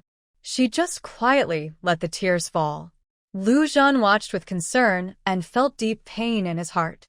He gently wiped away his sister's tears with his sleeve whenever he could, but the tears just wouldn't stop. He quickly looked over at Lu Hongba, feeling anxious. At this moment, Lu Hongba was even more worried and completely lost his composure. His daughter, in his arms, was in the same state as Lu Ting. Her whole body seemed to have lost its spirit, her eyes dull and empty. Seeing his daughter like this, Lu Hongba felt as if his heart was being cut out with a knife, hurting so much he almost couldn't breathe. Then he remembered his wife, Zhang Wen. His eyes instantly turned red, tears welling up and swirling inside. In a blink, tears streamed down his face. Their family had gone through many hardships together. Although it was difficult, they had managed to stay united. But now, facing such a heavy, his daughter so weak and his wife gone, he felt as if the sky above him was about to collapse. Yet in the next moment, he found new strength. He absolutely could not give up. His daughters still needed him. He had to be strong. Even if the sky was falling apart, he would hold it up for her. He opened his mouth, wanting to say something comforting to his daughter, but his throat felt blocked, and he couldn't make a sound. All he could do was gently her back again and again, hoping to pass his strength to her and help her find her lost spirit. Suddenly, a noise came from the mountain valley, startling everyone into seeking cover. Lu Yu and his two brothers quickly hid in tall grass nearby, gripping their guns tightly, their eyes fixed on the direction of the sound. Unexpectedly, two women emerged from the forest. Lin Yan had changed back into her pink outfit, but now the pink was stained with large patches of blood, making it look mottled and shocking. She walked with heavy steps, but still supported Zhang Wen steadily. Zhang Wen's face was pale as paper, her eyes still showing signs of collapse and exhaustion. With Lin Yan's help, she managed to stagger forward. Lu Yanyan's dull eyes suddenly lit up when she saw Zhang Wen. Lu Hongba's eyes, red with tears, suddenly overflowed, and in an instant, his face was soaked. While Lu Yanyan rushed toward Zhang Wen, Lu Hongba quickly moved forward in 3 steps to stand in front of her, raising his hand to hold both mother and daughter tightly in his arms. He held on tightly, refusing to let go. After a few moments of being moved by the reunion of the family, Lin Yan turned her gaze to all the survivors. There are quite a few survivors here, about 20 or 30 people. Judging by their clothes, most of them are women who escaped from the castle. Even 3 girls from Area C are among them. This place is at least 2 kilometers from the castle, and they had to cross a small hill to get here. She only found this place thanks to Tianwang, and Zhang Wen was just rescued from her space by her moments ago. How did these people gather in the dark and manage to run so far away? Just as she was puzzled, her eyes accidentally fell on the faces of 3 men who had just stood up from a tall patch of grass. In an instant, her eyes widened in shock. Her lips, slightly parted, instinctively closed, but because she was so surprised, they trembled, and she almost shouted their names uncontrollably. No wonder, having them here made everything that happened seem understandable. In her previous life, after leaving the refuge, Lin Yan joined a private team called Chasing Light. This team had 8 members, 5 men and 3 women, each one experienced and strong. The team leader, Lu Zhen, and deputy leader, Wang Yi, were originally police officers from a town under Jin City. They were very capable in combat, leading their team to become the strongest small group in the surrounding area. Right now, Lin Yan only recognized Lu Zhen and Wang Yi. She had never seen the other 2. She guessed that when she joined Chasing Light in her past life, something must have happened to these 2, causing them to leave the team. The other team members were probably added later by Lu Zhen, so she hadn't met them yet. She still clearly remembers her first encounter with the Chasing Light team. At that time, a group of vicious scavengers surrounded her, showing fierce and greedy expressions, pushing her step by step, trying to steal the supplies she had worked so hard to find. Despite feeling extremely scared and helpless, she clenched her teeth and fought them with an iron rod, showing no sign of backing down. Perhaps because of her strong will shown in desperate times, they were deeply moved. In the end, the members of the light-chasing team rescued her, and after a heated discussion, they decided to bring her into the team. After that, she grew quickly alongside the team. Led by Lu Zhen, the team's cooperation improved day by day, but each member still seemed independent, with their own ways to stay alive. No one in the team saw her as weak or as someone needing protection. When facing danger, they would not hesitate to push her aside to fight together. With her strong determination, She transformed from a helpless woman who knew little about surviving in the end times into a key member capable of handling tasks alone. It was also the team that helped her realize the importance of working together in battle. Because of this, she always believed in the idea that one person alone cannot do everything and valued finding teammates to walk with her. She lived with the light-chasing team for about a year and a half, but the team eventually fell apart due to sudden unforeseen events. One day, Lu Zhen led more than half the team out to scavenge, but they unexpectedly encountered a very fierce group of raiders. According to the only survivor from the team, those raiders were tall and strong, well-equipped, and clearly experienced fighters. Lu Zhen and the others were no match for them and were quickly overwhelmed. The survivor who escaped was lucky because he went far away to relieve himself and avoided the disaster. As for this story, the remaining team members couldn't tell if it was true or false, and it didn't matter. Because in the end times, life and death are common. After losing their leader and deputy leader, the remaining members gradually lost their unity and each went their own way to survive. Lin Yan became alone again, continuing to find her own way. During the dark and dangerous 3 years of the end times, her happiest memories were undoubtedly the year and a half she spent with the light-chasing team. So now, seeing these people again, she felt a surge of indescribable emotion. While Lin Yan was lost in memories of her past life, Lu Hongba finally noticed her presence. "Lin Yan, how did you end up here?" Lu Hongba hadn't fully recovered from the excitement just now and instinctively reached out to grab Lin Yan's arm. Suddenly, he hurt her wound, and she cried out in pain. Realizing his mistake, Lu Hongba quickly let go and hurriedly bowed deeply to Lin Yan. I'm so sorry. Thank you so much." "I don't know how to thank you, but thank you." His mind was very confused at this moment, and he was speaking incoherently, not knowing what he was saying. Lin Yan rubbed her arm to ease the pain. Seeing Lu Hongba's clumsy actions, she quickly moved aside. Then, she couldn't help but smile softly. "Uncle Lu, please don't do that. It's not good if others see." Lu Hongba didn't care about others' opinions. He straightened up, saw her and Zhang Wen's injuries, and hurriedly led them to sit down and rest. "How are your injuries?" Looking at the large bloodstain on Lin Yan's arm, Lu Hongba couldn't help but feel worried. In contrast, Zhang Wen had no injuries at all and was wearing a security uniform and shoes from the castle. Obviously, Lin Yan protected her very well. This made him feel a bit guilty. "I'm fine," Lin Yan said softly, shaking her head. "That person last night, was it you?" Thinking about the thrilling events of last night, Lu Hongba blurted out a sentence that had been stuck in his heart. However, as soon as he spoke, he suddenly remembered the foolish mistake they made when rescuing those soldiers, and he wished he could bite his tongue. Fortunately, Lin Yan didn't react strongly or show any displeasure. Instead, she raised her eyebrows slightly, blinked innocently, and said, "Last night was too dangerous. I also accidentally got caught. I was kidnapped, but luckily I made it out alive." Yes, we're all lucky." Lu Hongba quickly understood what Lin Yan meant and hurriedly agreed to make amends.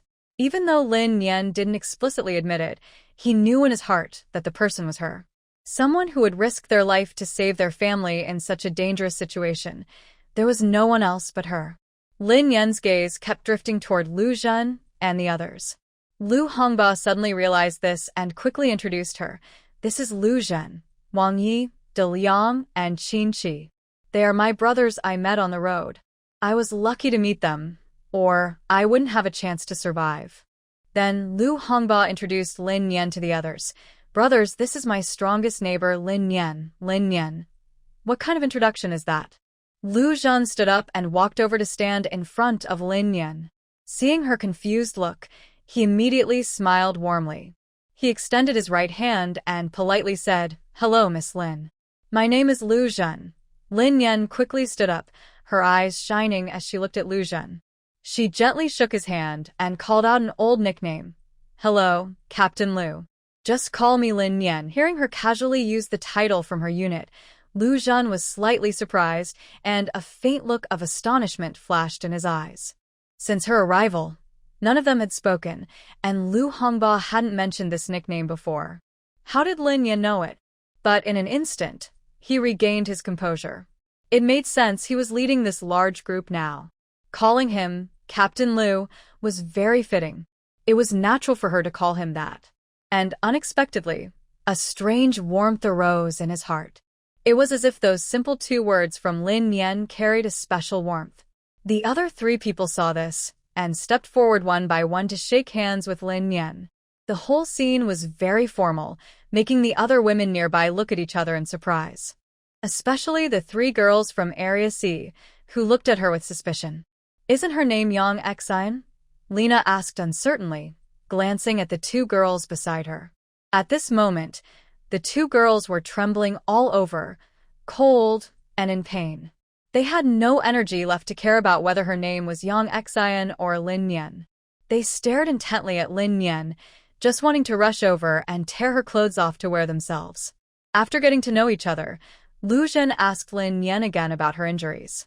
She also took out a small packet of hemostatic powder and a roll of bandages from her backpack, and she treated the most bleeding wound on her arm. Lin Yan's wound had already stopped bleeding, but to make her look like a real escapee, she had to tear open her clothes and open a few more cuts.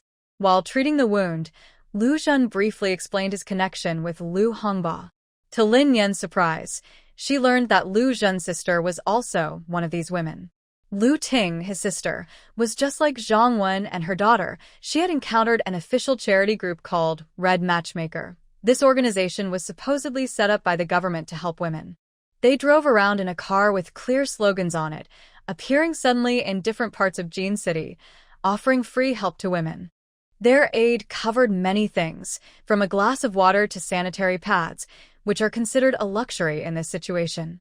These supplies were very useful for women survivors and attracted many women to seek help. However, surprisingly, this organization was actually a group involved in trafficking women. Most of the women who escaped from there had been kidnapped by this group.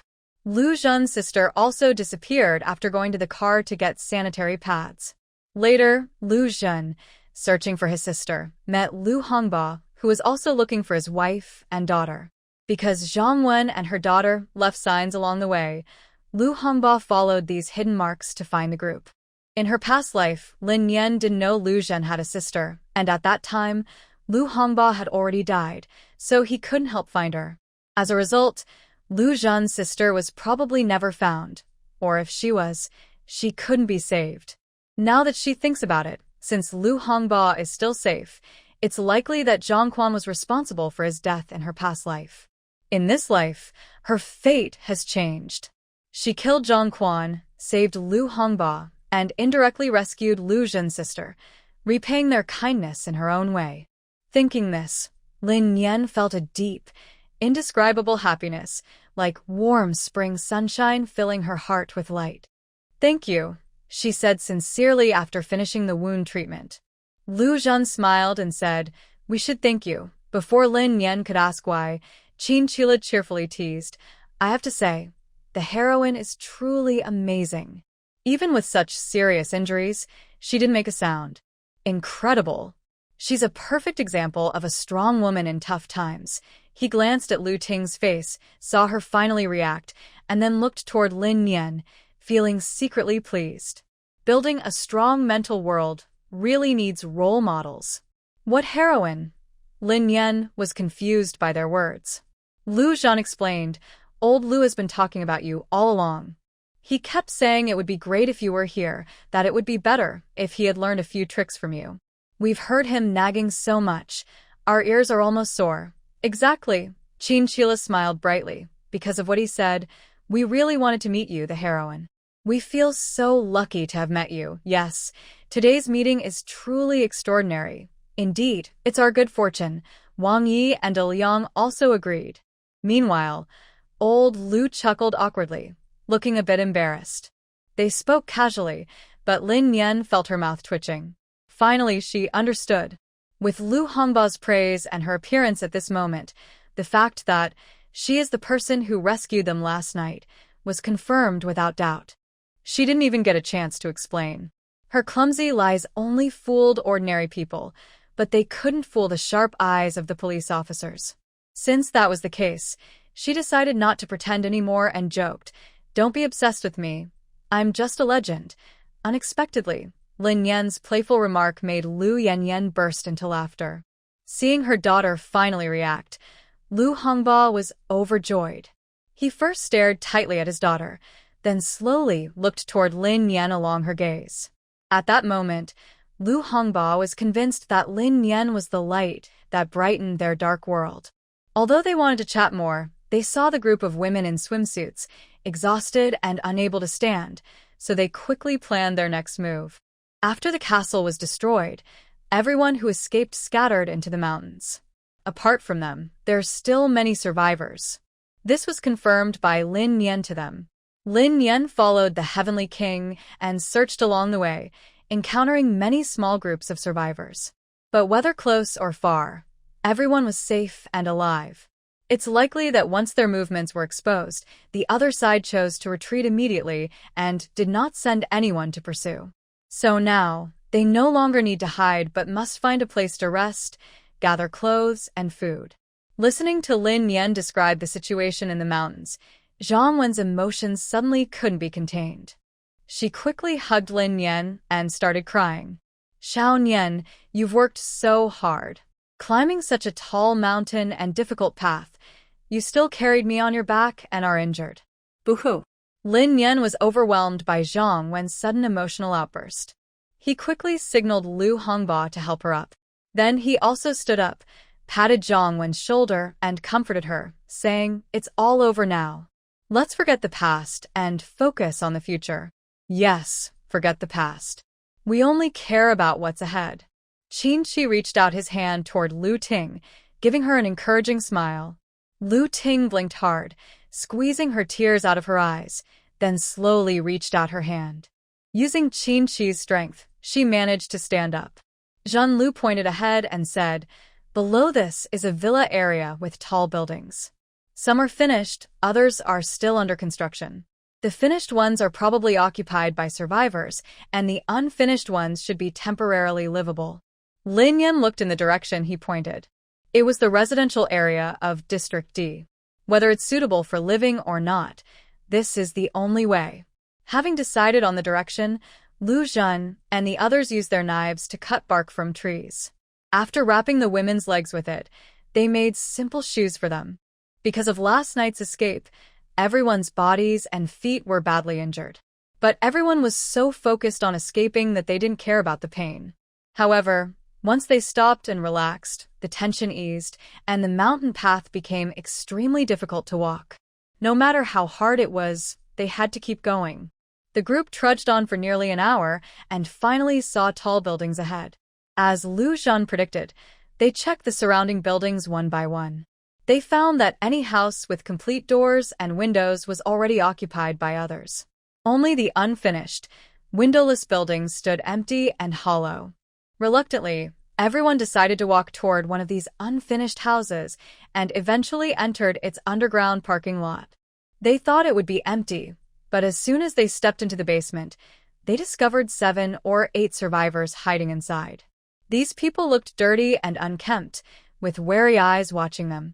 When they learned that these survivors had escaped from a dark organization, an elderly man among them showed kindness.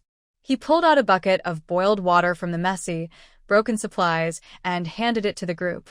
Because there was a water source nearby, the white bucket looked especially clean compared to the dirty, stained materials around it. Lu Zhan thanked the old man, took a metal lunchbox from his backpack, poured some water into it, and let the women take turns drinking.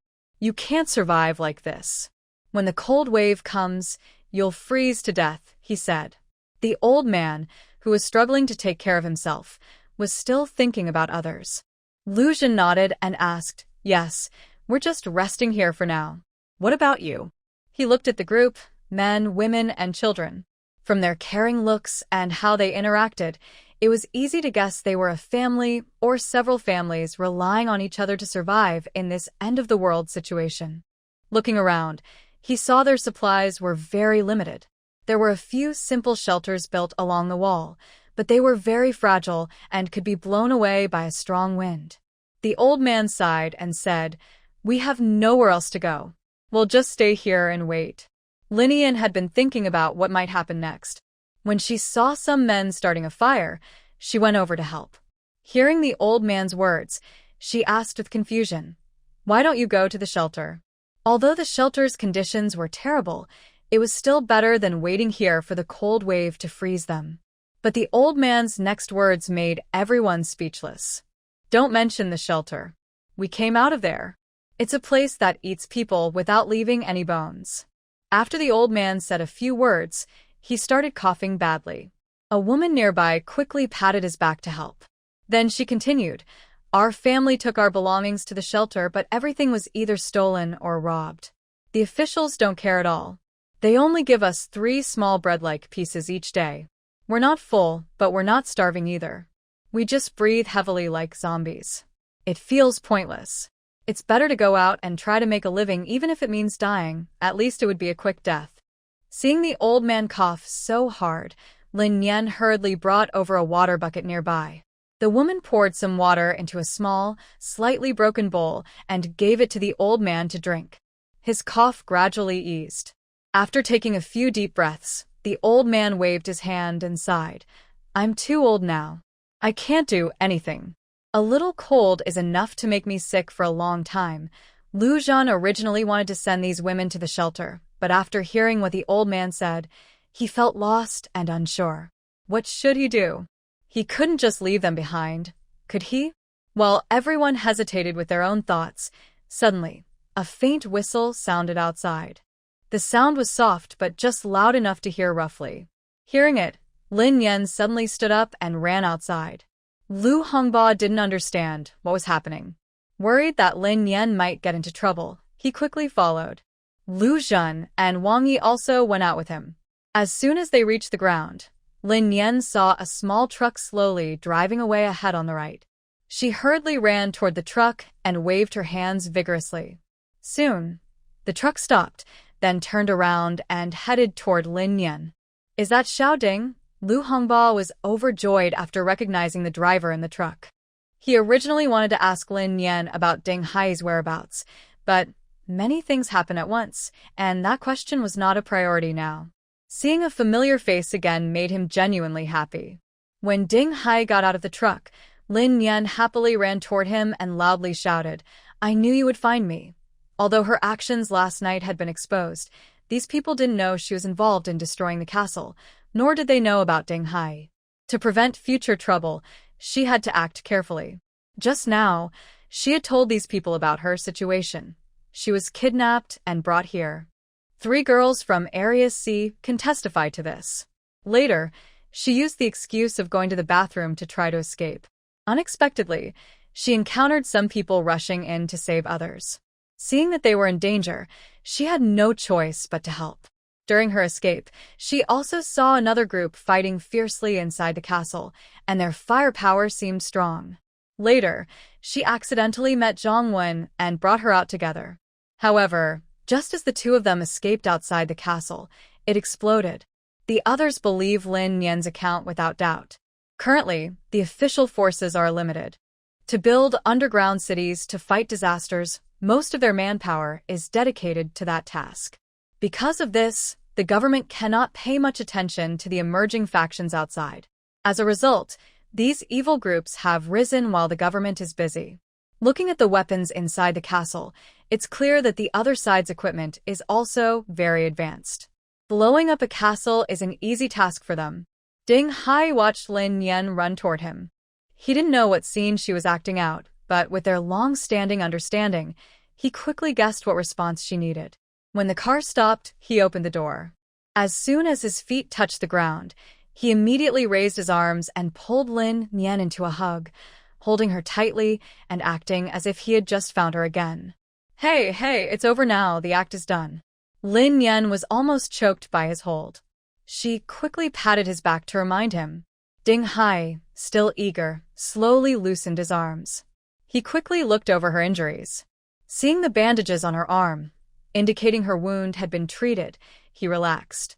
"Little Ding, long time no see." Lu Hongba came over, smiling as he greeted Ding Hai. Ding Hai glanced at him and nodded slightly in response. Under Lin Yan's guidance, Ding Hai drove directly into the underground parking lot. As soon as the car entered the building, he saw a large group of women in swimsuits. This made him frown and drive the car further inside. After getting out, Ding Hai also stayed on the other side of the car, not approaching the crowd. However, he showed no intention of approaching. The three noble young women from Area C suddenly rushed over like crazy. Yang Xian, is your family here to see you? Can we go home now? Lena asked anxiously. Lin Yan replied in a calm and indifferent tone, you all wait here first. We'll talk about it later.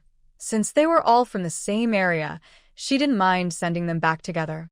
But in the next moment, the girl with big wavy hair, now called the Golden Mane King, suddenly became furious. She scolded Lin Yan harshly. Why do we have to wait? What are we waiting for? Are we just going to wait here to die? Another girl with short hair also impatiently urged, exactly, I'm freezing cold. I feel like I might pass out.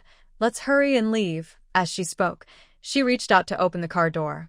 Seeing this, Lin Yan immediately grabbed her hand without hesitation and pushed it aside.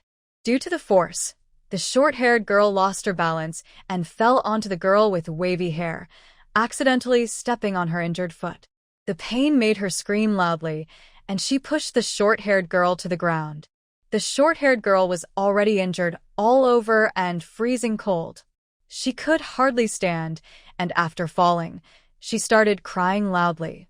Lena reached out to help the short-haired girl, but she also mildly scolded the wavy-haired girl for being a bit too much. The wavy-haired girl was unhappy and started insulting both of them. Suddenly, the scene became chaotic. Lu Hongba's family and Lu Zhen's team also arrived and saw the scene, feeling confused. Lin Yan didn't care about the others. She warned the three sternly, you'd better shut up right now and go back to your team. Otherwise, I won't mind telling the people in Area C that I've never seen you. Hearing this, the three immediately stopped talking. They looked at the faces of the men around them, instinctively feeling that they all had bad intentions toward them. One by one, they hurriedly covered their chests, limped, and grimaced as they ran back to the team. TSK, these ones look like spoiled rich kids, the usually quiet fatty De Liang suddenly said with a sigh. Shut up, you fat fool. Wang Yi elbowed him. Realizing he had spoken out of turn, De Liang quickly scratched his nose and awkwardly smiled. Lu Zhan was worried that Lin Yan might misunderstand their character, so he quickly explained, he's just a rough cook who speaks without thinking. Don't mind him. Lin Yan shook her head, indicating she was fine. Seeing that Lin Yan had no further issues, everyone else turned back to their original positions and did not bother her again. After the crowd dispersed, Lin Yan hurriedly bypassed the front of the car and leaned close to Ding Hai, lowering her voice to ask, is there any movement over there? Since the castle was blown up, Lin Yan had told Ding Hai to return to Area C first.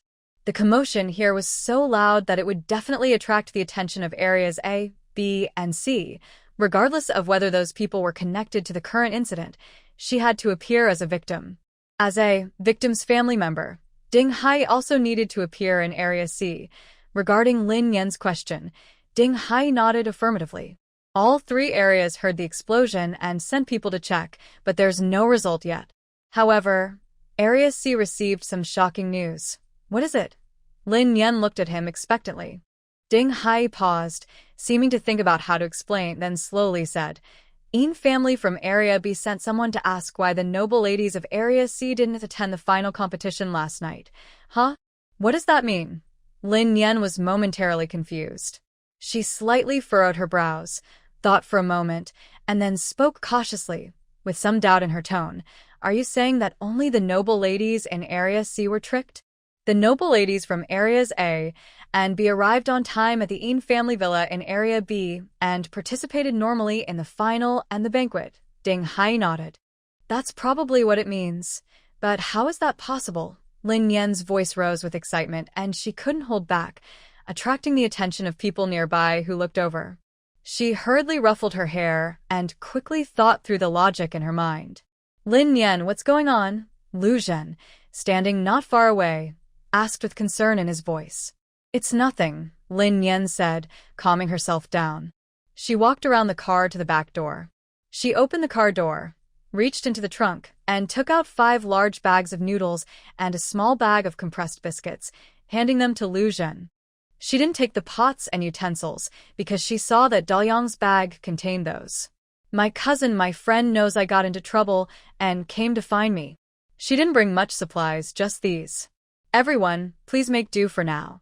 She almost accidentally said, younger cousin, but luckily stopped herself in time. Who knows if that guy would have gone crazy again. Seeing the food, Lu Zhen's eyes lit up instantly. Their food was running low. In the past few days, they had only 1 meal a day while guarding the castle in the mountains, and they could only eat a little, just enough to feel full 2 or 3 times. They also had to nibble on wild plants on the mountain to keep their strength. Not to mention whether the women were hungry. A few of them were already experiencing stomach cramps and sweating all over. Well, I won't be polite then. I'll return the food to you once I find more. Although Lu Zhen desperately wanted food, he knew how to keep his manners. Everyone was having a hard time now, especially since Lin Yan had saved their lives. They hadn't repaid her yet, and it wouldn't be right to keep eating her supplies.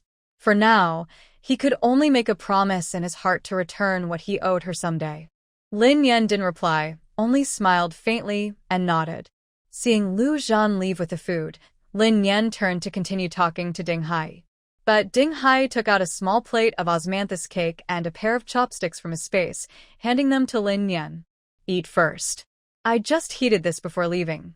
Lin Yan looked at the soft, sticky cake and felt a bit hungry. She took the chopsticks, picked up a piece, and took a bite. Chewing slowly, she murmured, "This situation really is complicated."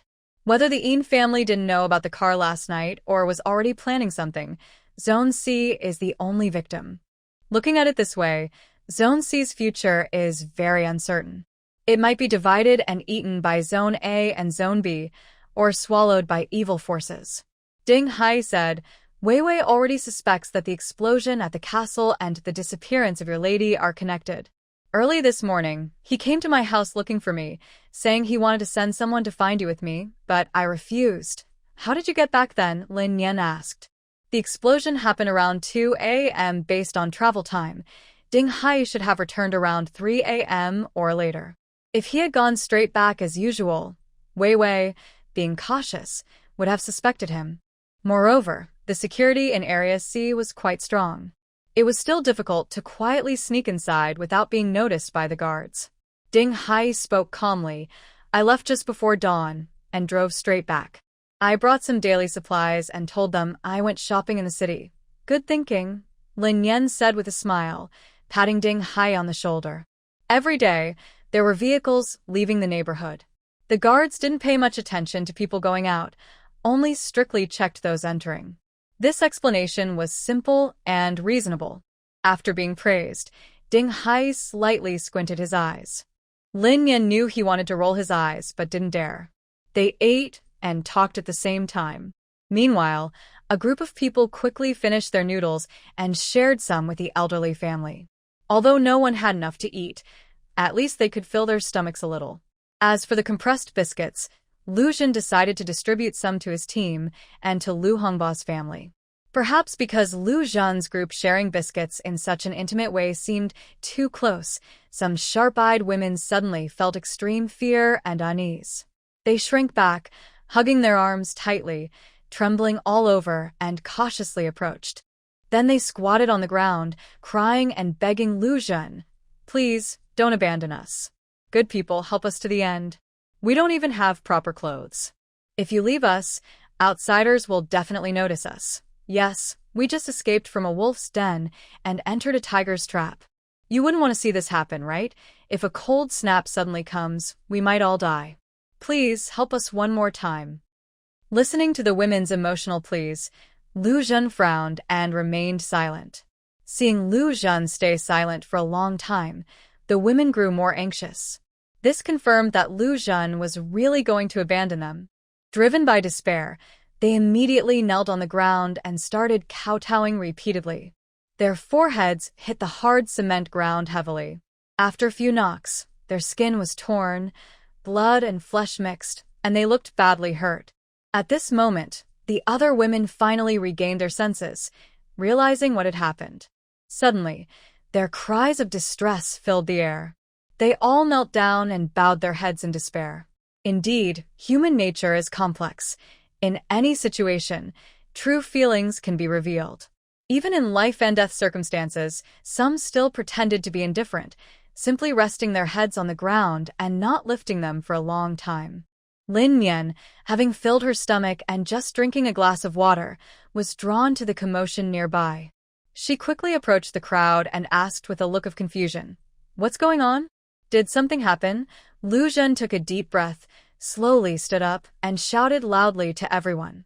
"If you want to waste your strength for nothing, risk getting tetanus, and hasten your own death, then keep kowtowing." After speaking, he looked worried as he left the group, walking heavily to the side, his back showing helplessness and exhaustion. Lu Hongba instinctively stood up, wanting to follow Lu Zhen, but after a quick glance, he saw that the other three brothers and Lu Ting remained seated, showing no signs of moving.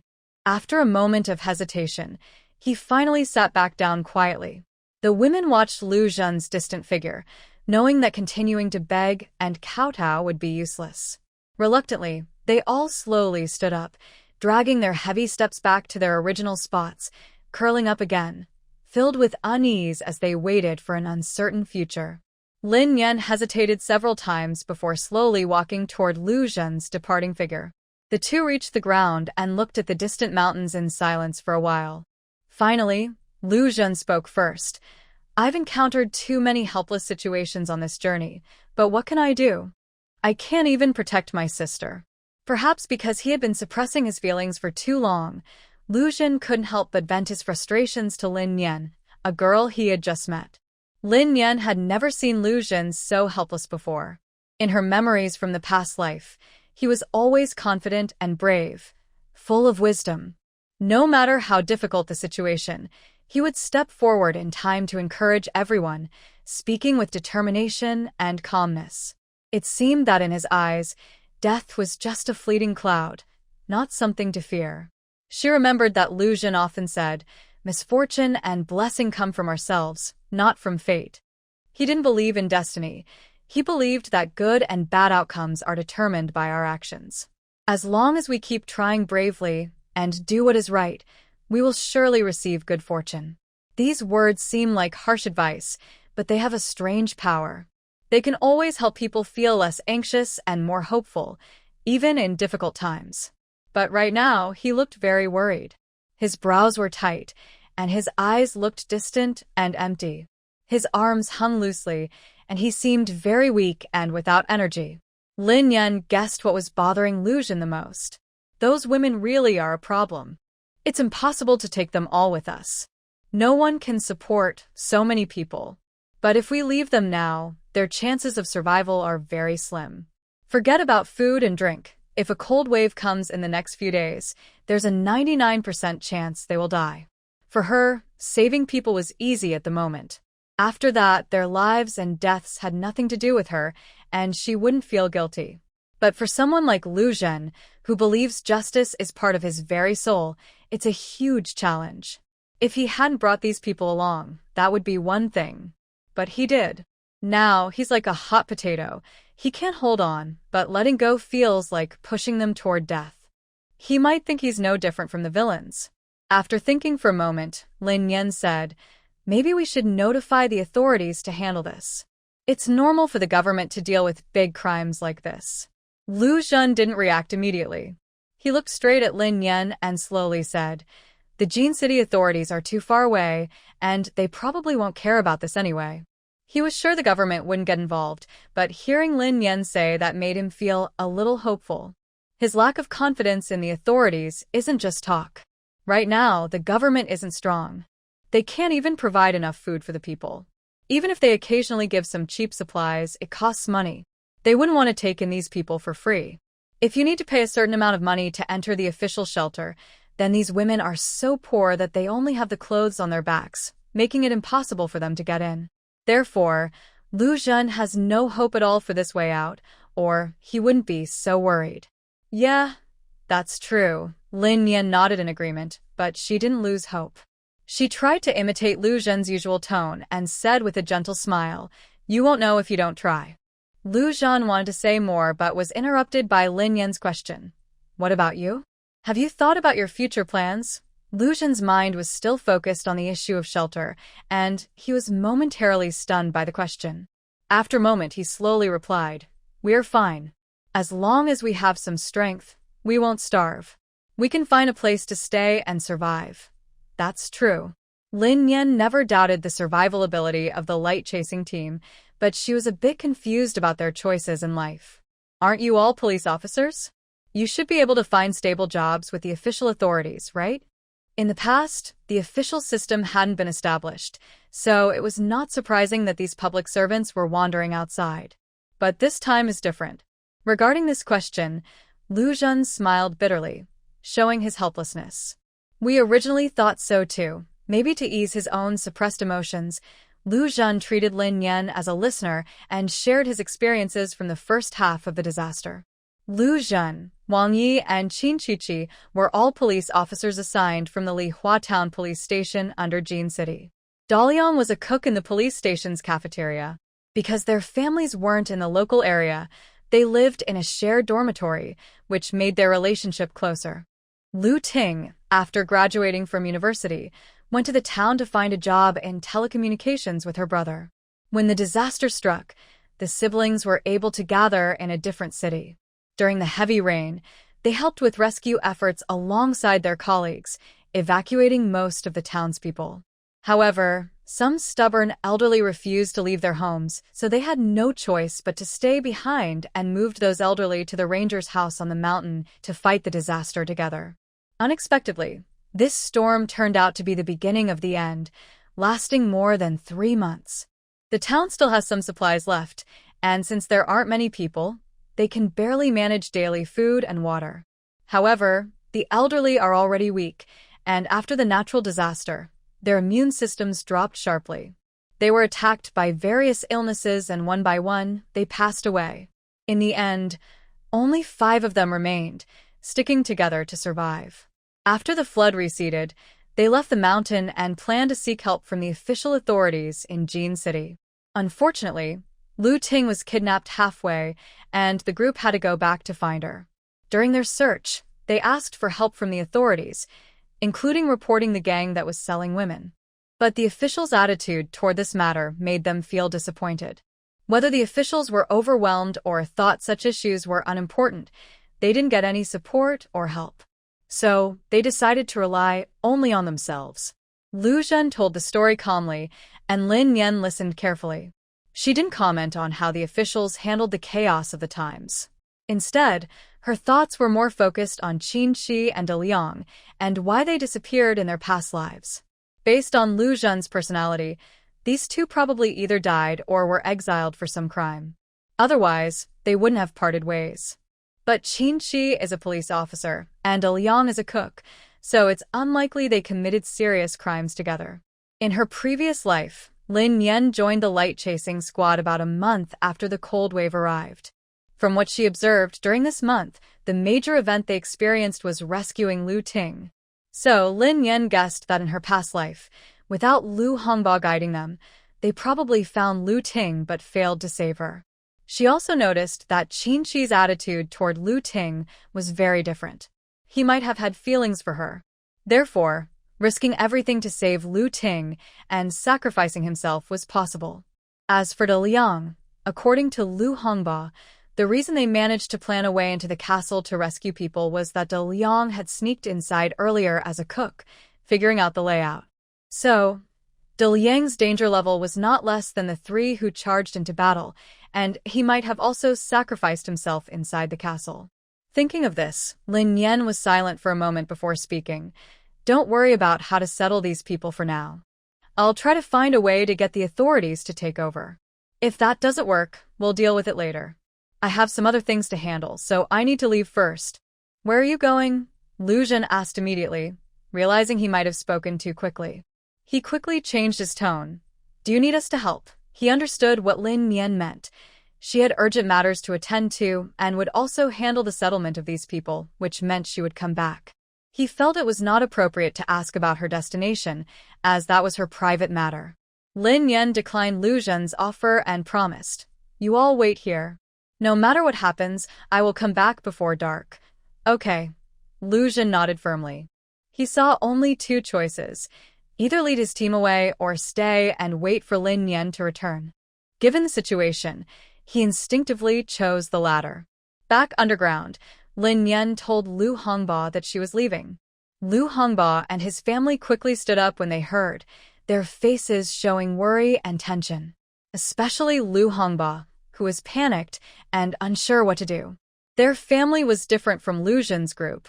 Lu Zhen's team had 4 men and 1 woman, all strong and capable. They handled various situations easily because of their skills. But their family had only him, and his mother and daughter had just escaped from a dangerous place. They were very weak physically and mentally close to breaking down. He had no idea what the future held for his family. Last night, he thought that Zhongwen was gone and even considered joining Lu Zhen's team to survive. Even if they didn't want him, he would kneel and beg to be allowed to stay with them for a while, to give himself some time to recover. But now, the situation was different. His mother and daughter were still here. Lu Zhen had often said that in this harsh world, to survive and stand firm, one must have strong skills and abilities to face difficulties alone. Relying only on oneself is not enough. It is also important to have resources to exchange with others.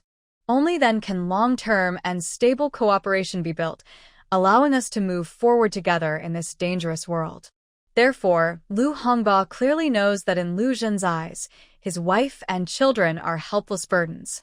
Lu Zhen would not agree to bring his family along. Moreover, Lin Yan has now appeared. Compared to Lu Zhen, who met her by chance, Lin Yan is seen as a more reliable family member in his eyes. Driven by a strong instinct to survive, Lu Hongba's family naturally and instinctively sees Lin Yan as a lifesaver. Seeing her about to leave alone, they couldn't help but feel anxious. Lin Yan keenly sensed the strong dependence Lu Hongba's family had on her, but she didn't respond. She had to go back and handle some things first. There was no time to talk about these now. So, she solemnly promised the 3 of them that she would come back. Then, she turned decisively and walked steadily toward the car. When Lin Yan was about to leave, the 3 girls from Zone C hurriedly appeared again. They ran towards Lin Yan, afraid she would leave them behind. Lin Yan rolled her eyes at them, opened the trunk of the car, and let them get in. "You're actually letting us sit here?" The girl with wavy hair asked in surprise. "What's the alternative?" "You can choose not to sit," Lin Yan replied patiently, though her patience was limited. The girl with short hair angrily pointed at the back seat of the truck and asked, "Why can't we sit here?" Lin Yan glanced at her and teased, "No particular reason. If you want an answer, it's because it's eye-straining. You think we're eye-straining? We haven't even minded your boyfriend taking advantage of us," the short-haired girl said, half crossing her arms. Through the car window, she looked at Ding Hai's head from behind, clearly understanding what was going on. Don't think she didn't know. This woman just liked their figures and minded her boyfriend looking. Such pettiness. Lin Yan rolled her eyes at her and made a move to close the car door. No sitting? Fine, then don't sit. She was busy and didn't want to argue with them.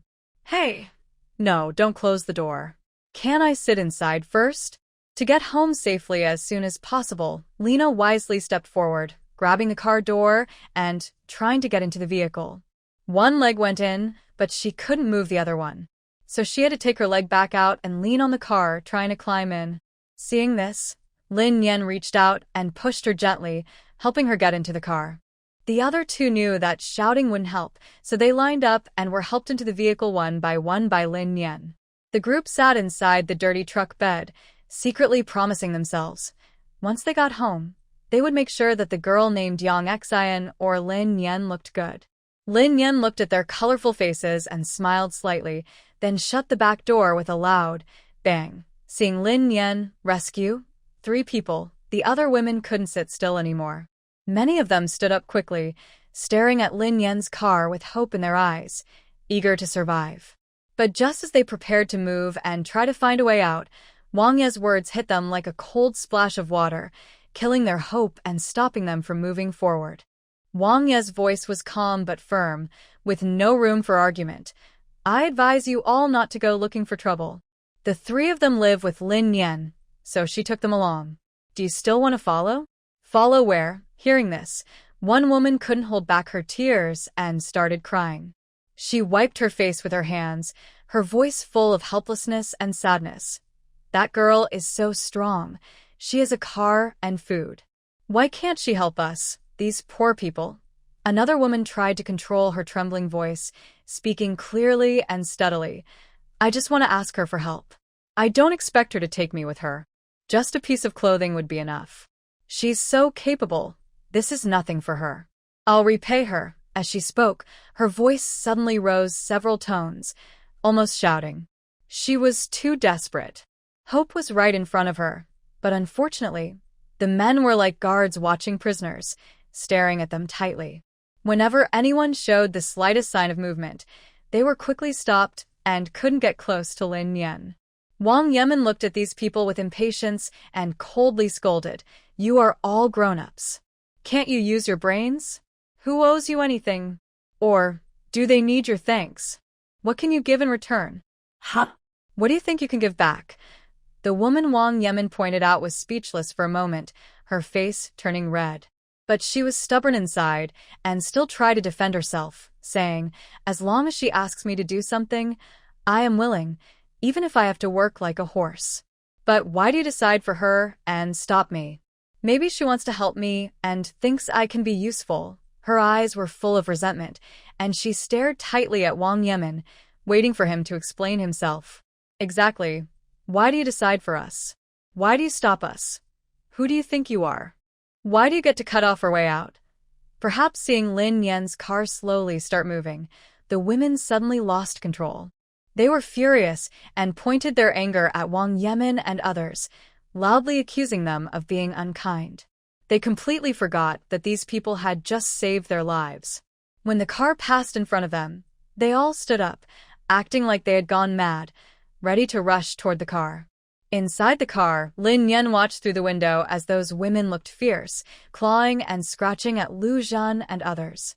Her heart tightened, her brows furrowed, and her eyes showed a mix of helplessness and annoyance.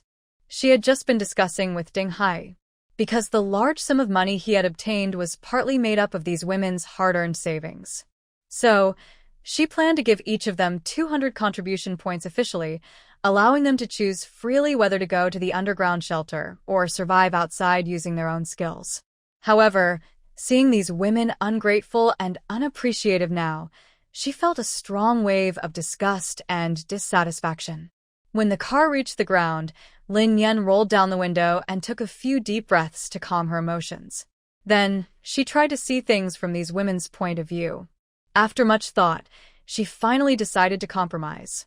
In her past life, she struggled desperately through many difficult and painful times, clutching every possible lifeline tightly, afraid of missing any chance to survive. Now, whether to feel at peace accepting the money or out of deep compassion and care for women in trouble, she believes she should offer empathy and help to women suffering in difficult situations. Back in Area C, as the car reached the gate, a group of security guards quickly gathered around. Lin Yan, you're finally back. Mao Yuan, who still had a bandage on his arm, saw Lin Yan in the front seat from the security booth. He hobbled out to greet her, his tone anxious and worried. Seeing this, Lin Yan hurriedly opened the car door and got out, smiling softly. I'm back, safe and sound. You're hurt so badly, and you still say you're fine?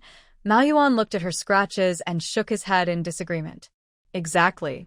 Those vicious animals are really terrible. One guard clenched his fists, full of anger. Another guard gritted his teeth and growled. I really want to do something about them, to teach those animals a lesson. Yes, they're all. They don't deserve to live. Perhaps something had touched everyone's emotions, and their eyes burned with fierce anger. Hearing the guards' righteous curses, Lin Yan couldn't quite tell which beasts they were talking about, so she just smiled vaguely in response. What are you arguing about here? Wei Wei quickly came out from inside the yard. His gaze immediately fell on Lin Yan in the crowd. Seeing her many injuries, His eyes showed concern. How bad is it? Are you seriously hurt? Lin Yan raised her arm and glanced at her wounds, shaking her head. Just superficial cuts from the branches on the mountain.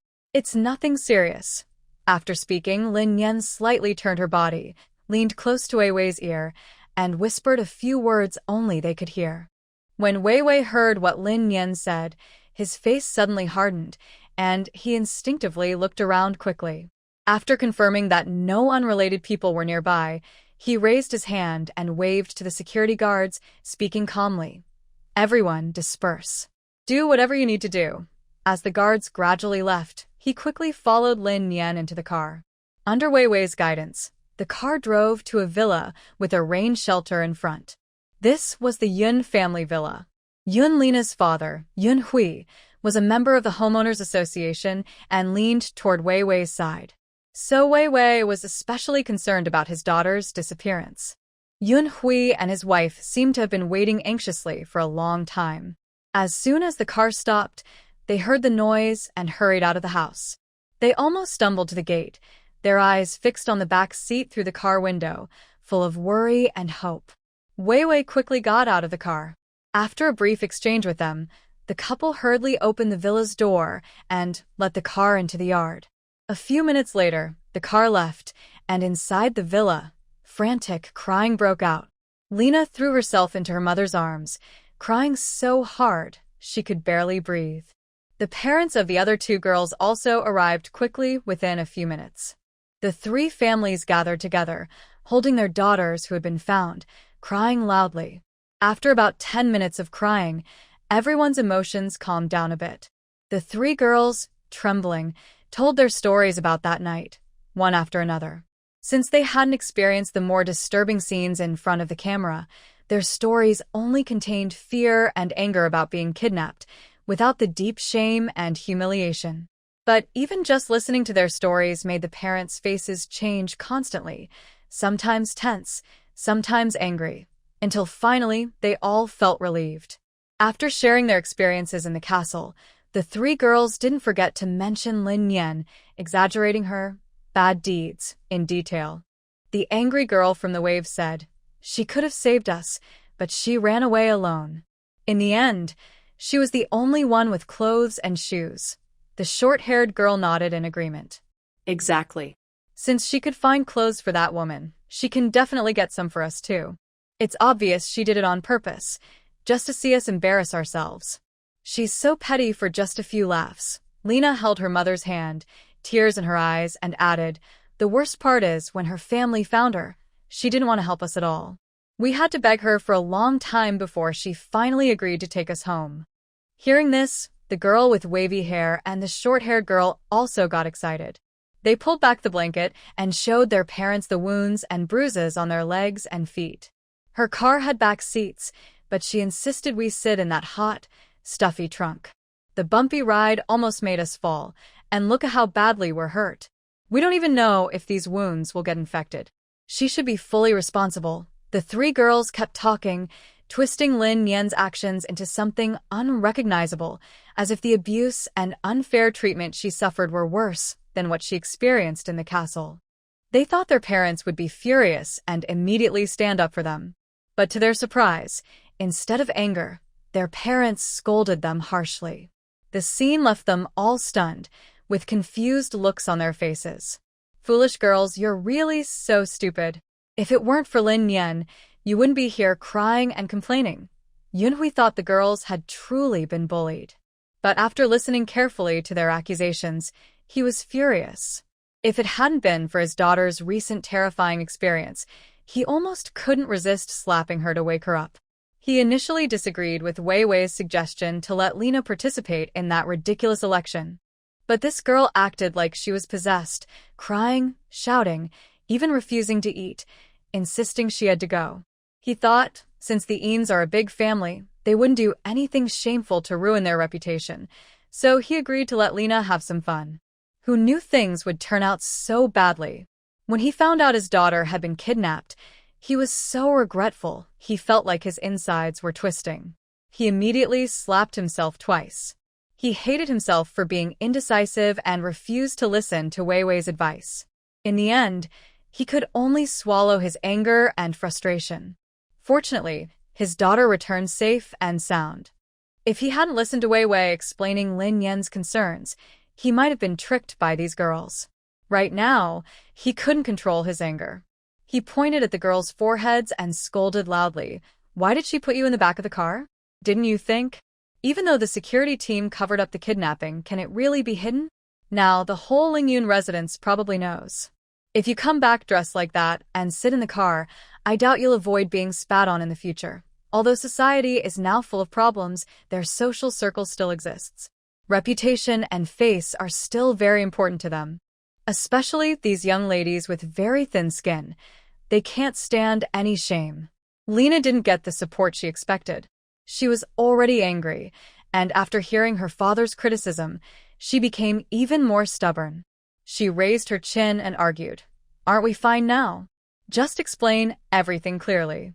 Besides, if it really would ruin our reputation, she was with us. Even if we didn't show up, she did. She's not afraid, so what are we afraid of?" The father of the girl with wavy hair shook his head helplessly. "You're so stupid, and you still won't admit it. When you left the villa, no one knew. If she came back alone, who would say anything? Also, I heard that the brother and sister are quite tough. She didn't kill you all, that's her luck. Otherwise, silencing you would be the best way to protect herself."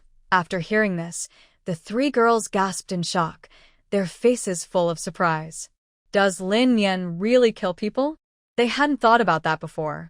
But now, they remembered that Lin Yan had said, if they caused trouble again, she wouldn't mind telling the people in Area C that she had never seen them. At the time, it sounded like a scare tactic, but now it was terrifying. Could Lin Yan really solve the problem just by saying she didn't know them? The security team in Area C had already sent someone to find them. Even if they didn't return with Lin Yan, they would be found eventually. When that happened, Lin Yan's lie would be exposed. There is only one way that might work, to eliminate them. In this way, the phrase, "I haven't seen," truly means "I haven't seen." The mother of the girl with short hair gently massaged her daughter's leg. Although she was full of concern, she still tried to give some advice. Once you go into that place, protecting yourselves is already very difficult. No one is responsible for others' lives. Things are not like before. Even if she gives you something disgusting to eat just to keep you alive, you must remember her kindness. Do you understand? At this moment, the parents felt an unprecedented sense of danger. These girls had been spoiled all their lives, with no survival skills. The most frightening part was that they couldn't tell right from wrong. If this continues, no one knew what kind of future they would face. After being scolded by their parents one after another, the three girls lost their previous arrogance. Two girls were scolded because of their behavior, but Lena truly understood something. They lowered their heads and thought quietly, realizing they had been too simple-minded about the situation. Aside from everything else, just looking at Lin Yan, who remained calm in a desperate situation and managed to find a way out, and who could lead someone to escape the castle successfully, even in the dark night, carrying injuries and guiding someone through mountain paths to find them, such courage and ability were beyond ordinary people. Thinking of this, she knew very well that she herself could never do these things. If it weren't for those men opening a path for them, they would have died in the castle. But so what? She thought again that Lin Yan looked like an ordinary person from the common people. Commoners do rough work and are strong. And they had lived delicate, pampered lives since childhood, naturally unable to endure such hardships. There was nothing strange about that. Thinking this way, she felt a bit more at ease, and her posture unconsciously straightened. Seeing that her children had calmed down and stopped talking, the parents of the three families quickly gathered together, nervously planning their next steps. According to the information revealed by Wei Wei, the banquet in Area B might hide a dark conspiracy. Therefore, they must not act rashly or react impulsively. Staying low-key and silent was the best strategy. Currently, 2 girls are still missing, and the situation is unclear. After thinking it over, they decided to pretend nothing happened and continue their normal lives. To make it harder to tell what is true or false, they planned to have the 3 girls appear outside as much as possible. If anyone asked about the situation, they would all give the same answer, that all rumors are baseless and false. They didn't attend the party because they were sick. One person's illness spread to two others. They spread mixed information, letting suspicious people figure out the truth on their own. After returning home, Lin Yan quickly washed up. Then she asked Ding Hai to help change her bandages, and they drove straight to the property management.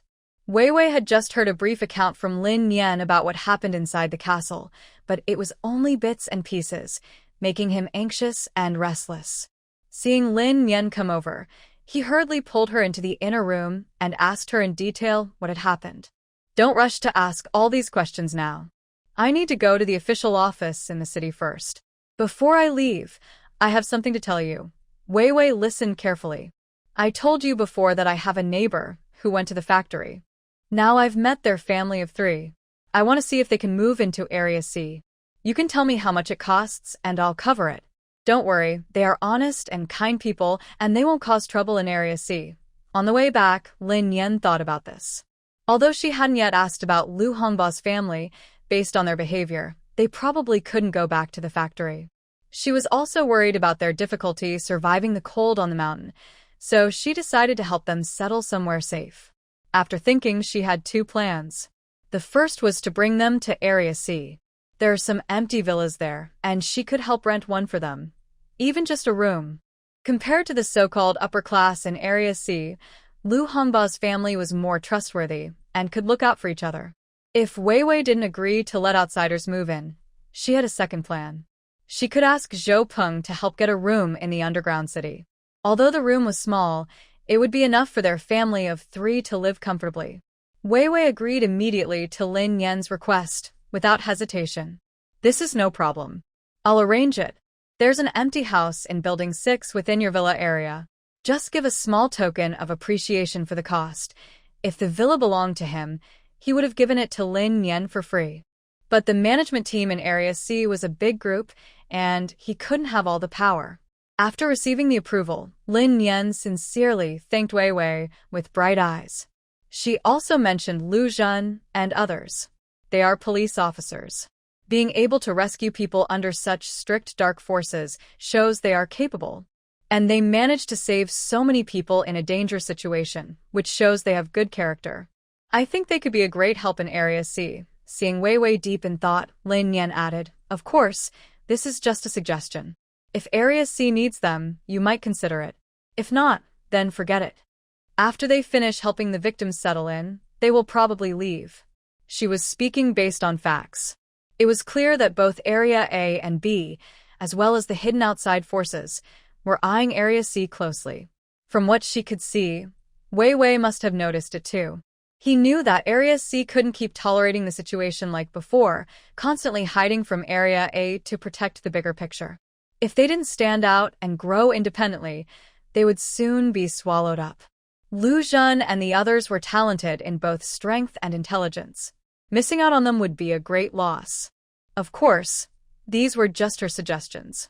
Even if Wei Wei wanted them to settle in Area C, Lu Zhen and the others might not obey him. Seeing that it was getting late, Lin Yan stood up to leave. Think about it. If you're interested, go to District D to talk to them. I need to head to the city.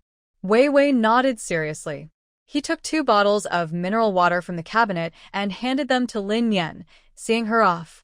Lin Yan and Ding Hai hurried straight to the official agency where Gao Yang worked. Unfortunately, they didn't find Gao Yang. A staff member told them that Gao Yang had been promoted and transferred to a new underground city to handle internal security. The 2 had no choice but to head to the underground city. It's not that Lin Yan is determined to find Gao Yang, but as Lu Zhen said, the authorities really seemed to have no way for her to report the case. She told the staff here about her situation, but all she got was, I will report what you said truthfully, but it will take some time to get a response. That some time might be forever. She doesn't have that much time to waste on this. Before going to the underground city, Lin Yan visited Fat Old Second stall. Fat Old Second, please help me get some clothes and shoes. At least 30 sets. The clothes don't have to be for men or women, medium or large sizes are fine. I want fewer thin ones and more thick ones. For shoes, around size 39. As soon as she saw him, Lin Yan straightforwardly explained her needs. Fat Old Second wasn't surprised by her request, but he was curious about why Lin Yan needed so many clothes and shoes. Wow, Sister Nyen, are you going to be the boss now? That's quite a scale. Lin Yan smiled wryly. Stop joking. I have an urgent need. How quickly can you get this done? Fat Old Second thought for a moment. In about an hour. Fourth brother just bought a batch of old clothes to sell at the underground city. But he paused and added, these clothes were collected from various places. Some might not be very clean. Do you mind? Are you talking about dirtiness in the literal sense, or where they came from? Lin Yan guessed his meaning but still asked. Fat Old Second said, both. The dirt and stains are manageable, but fourth brother is very shrewd. He wouldn't buy anything too dirty. Still, some might have been taken from dead bodies. No one can tell for sure. Lin Yan nodded slightly. All right, I want cleaner ones. At this point, having clothes to wear was good enough. Who cares if they came from the living or the dead? In her past life, if she hadn't taken clothes from the dead to keep warm, she wouldn't have survived. Got it. I'll have someone notify fourth brother to bring the clothes over for you to choose. After saying that, Fat Old Second remembered something else and immediately added, recently, Boss Zhou has been working with the underground city. He got a batch of new quilts. Do you want some? Lin Yan didn't expect Zhou Peng to be so capable. He not only managed to get new quilts, but a whole batch. She smiled and joked, you're really good at this. Where did you learn it? Fat Old Second looked around sneakily, then whispered to Lin Yan, I found it. Huh. Lin Yan tilted her head, looking at Fat Old Second with surprise. It's hard to explain, but our boss Zhou seems to have some kind of lucky streak. Fat Old Second wasn't worried about Lin Yan reporting him. He proudly told her what Zhou Peng had done. He was out running errands and bumped into two groups fighting over supplies. There were many injuries and some deaths.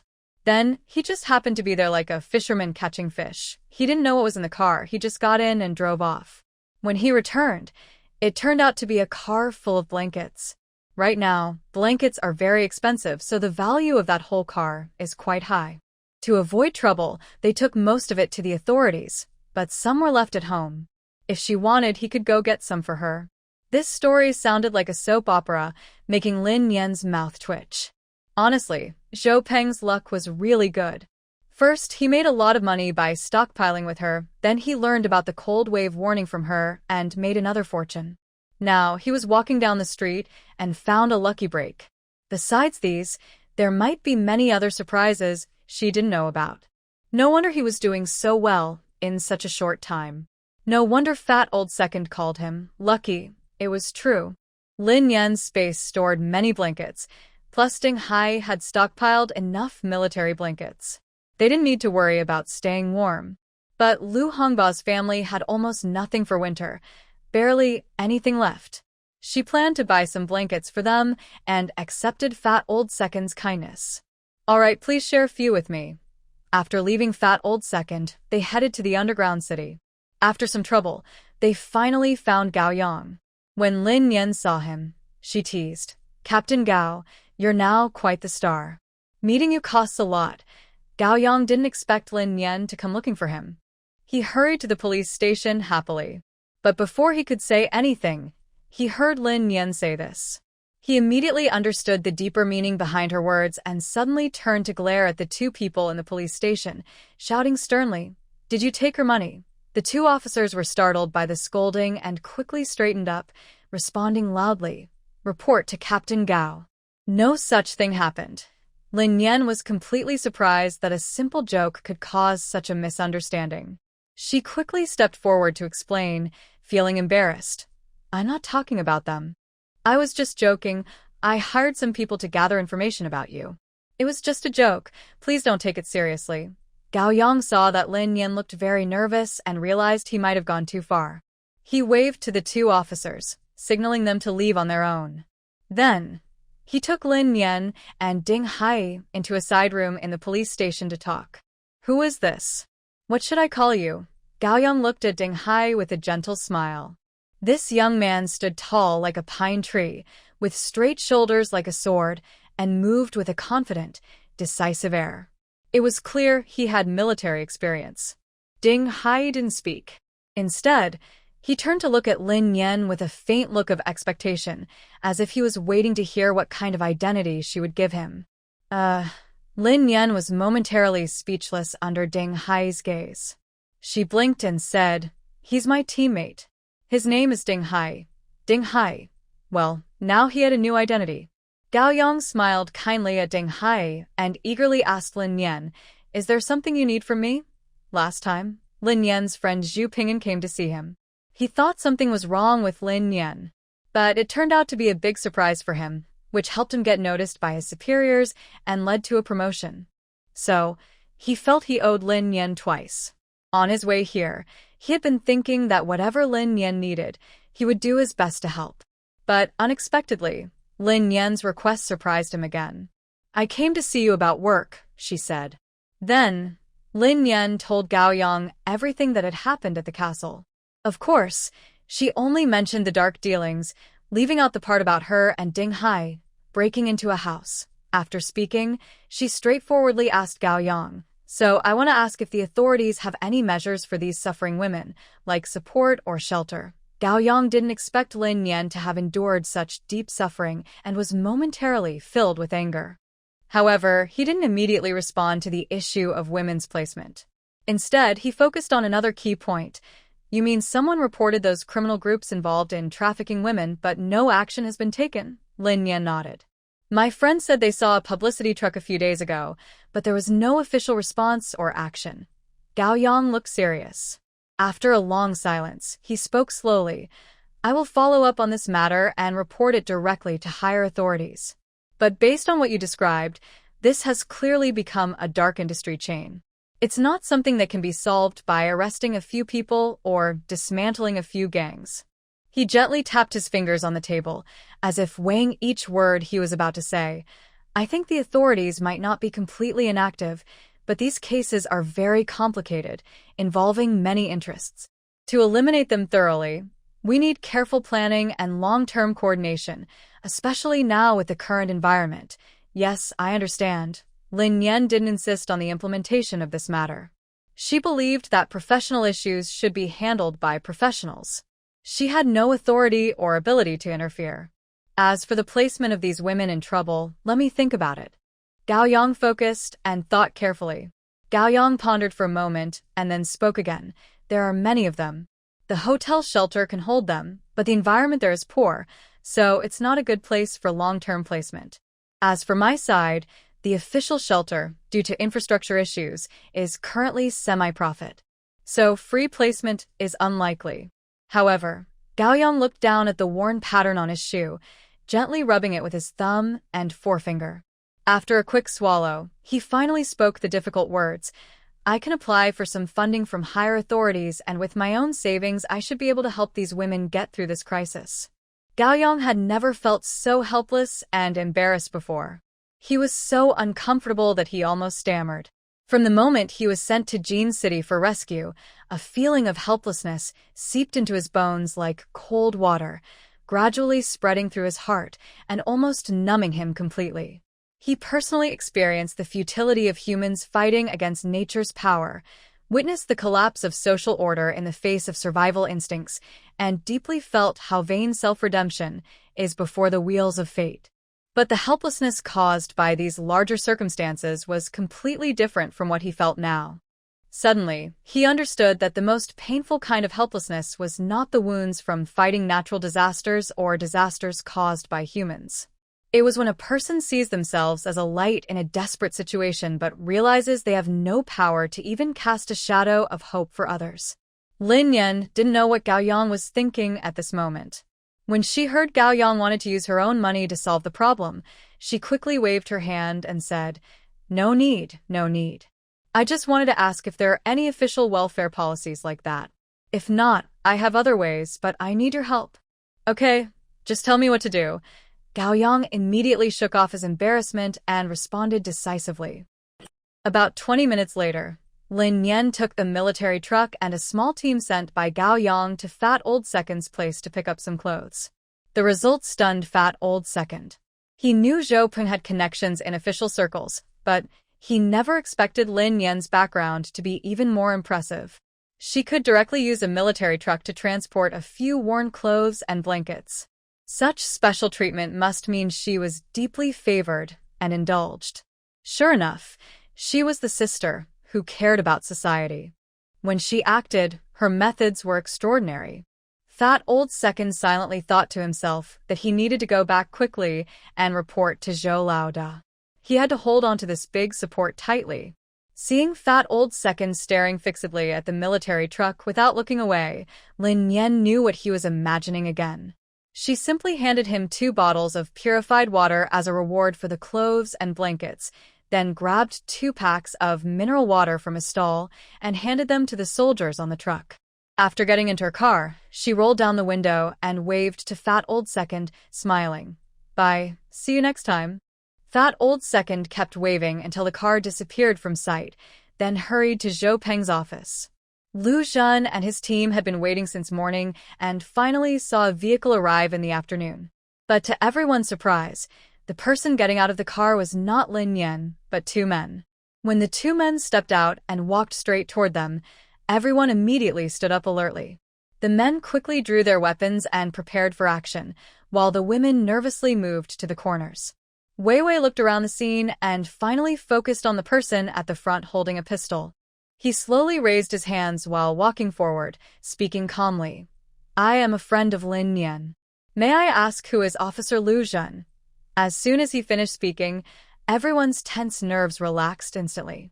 Anyone who could mention both Lin Yan and Lu Zhen at the same time was surely trustworthy. Lu Zhen responded and stepped forward to take his gun. Wei Wei kindly extended his hand to him. "Hello, Officer Lu. My name is Wei Wei. I am the manager of Lingyun District C." Then the 2 chose a quiet spot to talk in detail. While they were talking, a small truck and a military vehicle roared into view. Lu Zhen never expected that Lin Yan not only brought back official personnel, but also genuinely provided clothes and shoes for everyone. What shocked him even more was that the officials directly offered support benefits. Each person received 200 contribution points, including their small group of 5 and Lu Hongba's family. Even the old man's entire family was not left out. Each received 30 contribution points, like sunshine spreading warmth. Such a huge gift made everyone feel like rain after a long drought, bursting with excitement. They cheered, hugged each other. Tears and smiles mixed on their faces, overwhelmed with emotion and unsure how to express their feelings. About 30 minutes later, all the women had finished dressing and lined up by the roadside, ready to follow the military vehicle into the city. At this moment, the woman who had argued most fiercely with Wang Yi suddenly stopped. She turned her head sharply toward Lin Yan and then strode quickly toward her. The woman stood steadily in front of Lin Yan, brushed her messy hair aside, with tears in her eyes, and bowed deeply to Lin Yan. "Thank you." After straightening up, she bowed to everyone present in turn, her voice trembling but clear. "Thank you all. It is you who gave me a second chance at life. My name is Chong Hui. If I ever have the chance to repay you in the future, I will go through fire and water for you." As soon as she finished speaking, she didn't wait for everyone to respond. She turned quickly toward the military card area, her hair fluttering in the wind in small, gentle arcs. Lin Yan looked at the woman's back and instinctively called out. Hearing her, Chong Hui turned around, her eyes full of doubt. But in the next second, she saw Lin Yan raise her arm and wave forcefully at her. "Let's go home," Lin Yan's voice came again. Chong Hui looked at her smiling face, and her eyes suddenly filled with tears. She smiled, raised her hand, and waved goodbye to Lin Yan. She seemed to be surrounded by a warm light, feeling very cozy. Lin Yan stood on the road, watching the military card walk farther and farther away until it disappeared. She didn't want to take her eyes away. Ding Hai frowned slightly and asked with concern, "What's wrong?" Lin Yan's thoughts were suddenly pulled back. She smiled faintly and said, "After solving the most difficult problem, everyone returned to the underground parking lot." Lin Yan didn't expect Wei Wei to easily bring Lu Zhen under his command. She was very curious about what method he used to persuade him. But Wei Wei just smiled slyly and said, I just said one thing, and he agreed immediately. What's so magical about what you said? Lin Yan was even more curious. Wei Wei said, I told him that what Lin Yan encountered this time was a bit tricky, and there might be bigger problems later. I was worried I couldn't handle it alone, so I needed your help. Lin Yan looked sharply at Wei Wei, a faint smile curling at her lips. What do you mean by that? Is the trouble I faced really tricky? Or is there a bigger problem for me? She always felt that Wei Wei's words hidden something, not as simple as they sounded. But Wei Wei didn't give her a direct answer. Instead, he squinted and said with a mysterious look, whatever you think is what it is. He feels the same. After speaking, Wei Wei put his hands behind his back, whistling happily as he walked forward, looking very proud. The righteous hero values loyalty and friendship most. He understands that a life-saving grace should be repaid with all one's heart. Lin Yan was stunned in place. She pointed at Wei Wei's back and then looked at Ding Hai. Do you think I was played? Ding Hai didn't reply, only rolled his eyes sharply at Wei Wei's back. Lu Hongba was very happy when he learned that Lin Yan agreed to take their family along. But when he heard that Lin Yan was planning to arrange a big villa for them, he refused to agree. Just now, Wei Wei had told him that he could also work as a security guard in the villa area, earning 30 contribution points a month, with food and accommodation provided. This made him feel very honored. The only problem was that security guards lived in shared dormitories, and he really wanted to live with his wife and daughter. So, he had to nervously wait for Lin Yan to find him a place to stay.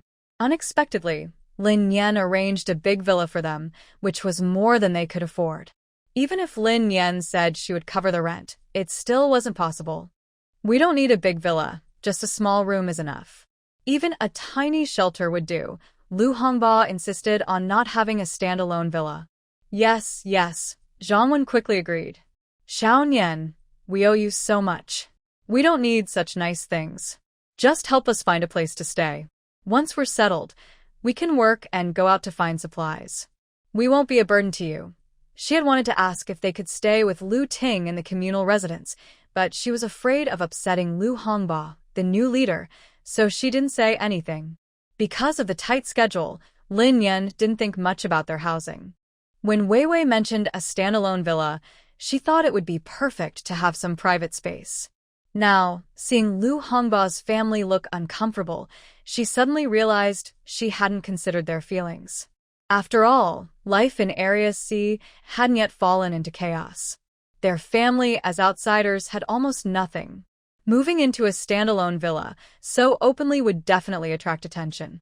And they would also feel uneasy. But if not a standalone villa, where could they live?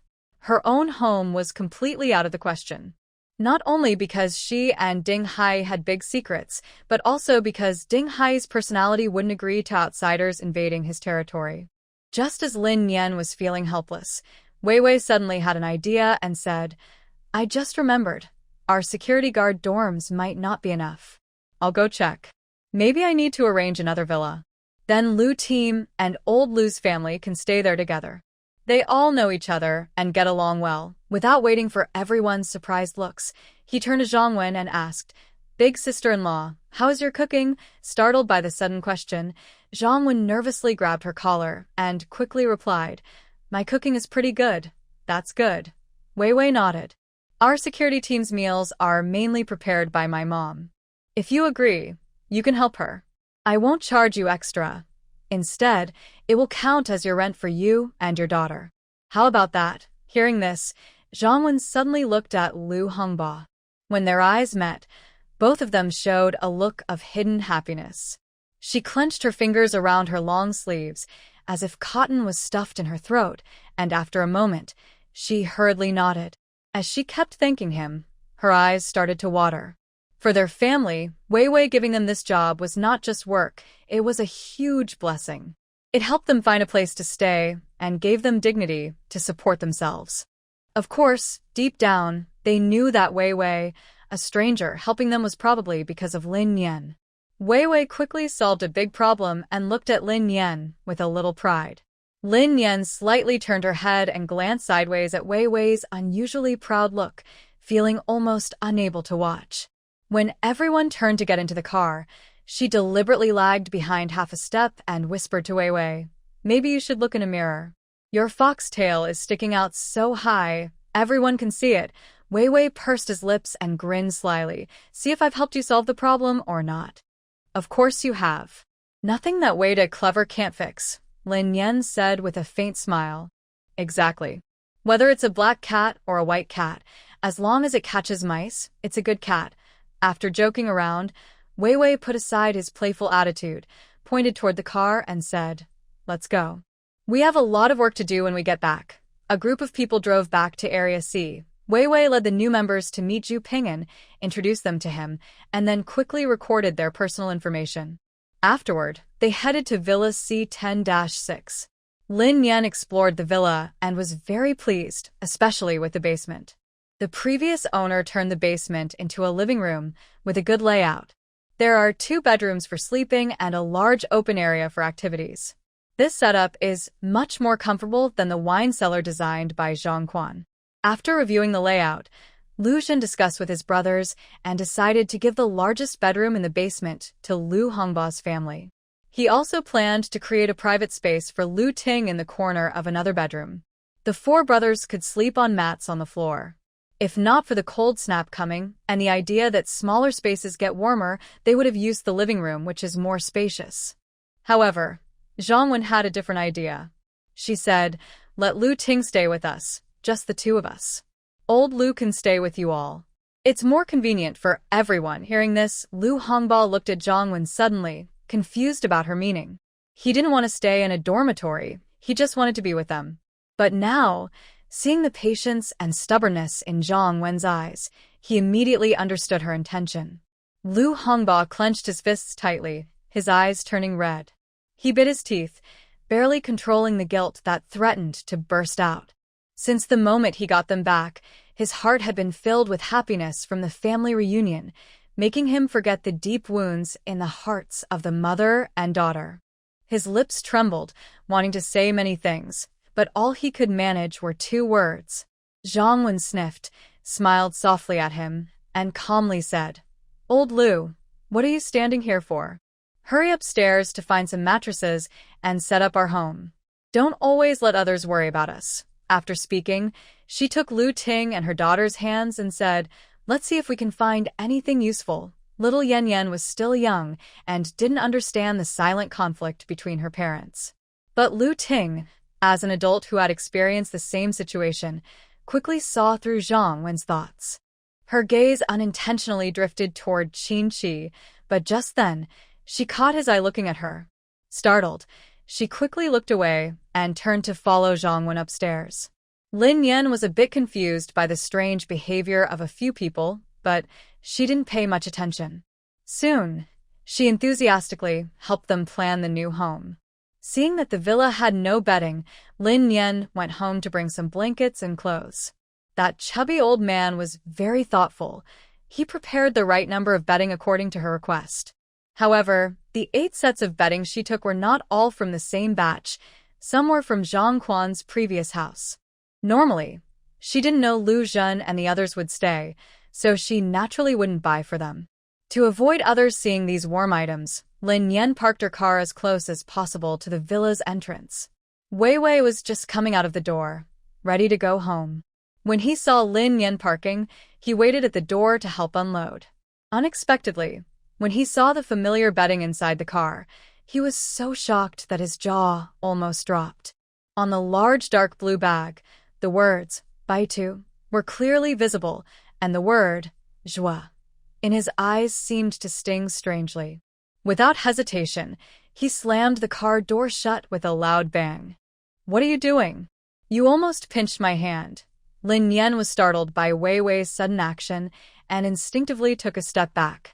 Wei Wei looked around, then leaned in front of Lin Yan and asked urgently, "Where did you get this bedding?" Lin Yan paused slightly at his question, then calmly replied, "I bought it from the official store."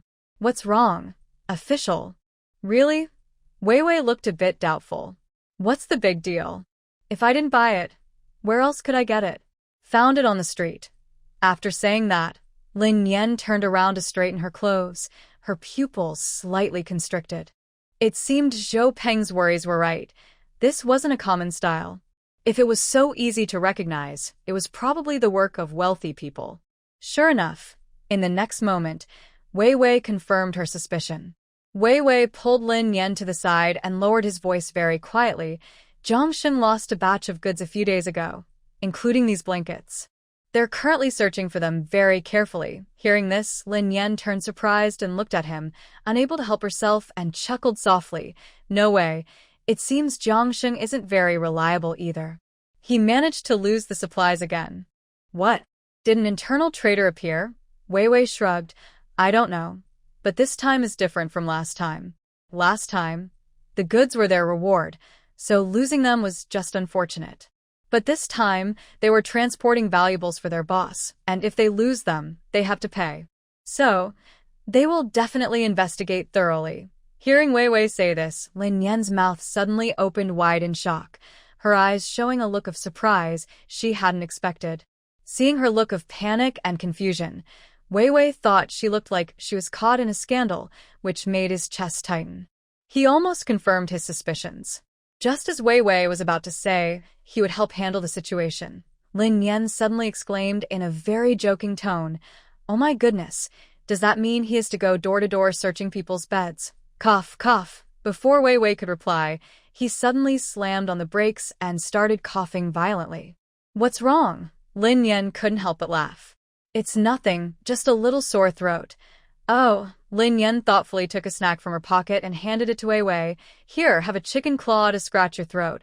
Wei Wei looked at the chicken claw in his hand with a traffic police officer expression, gave Lin Yan a disapproving glance, and asked again, Are you sure you didn't do this? Of course not. Lin Yan glared at Wei Wei and said sarcastically, How can you think I did it?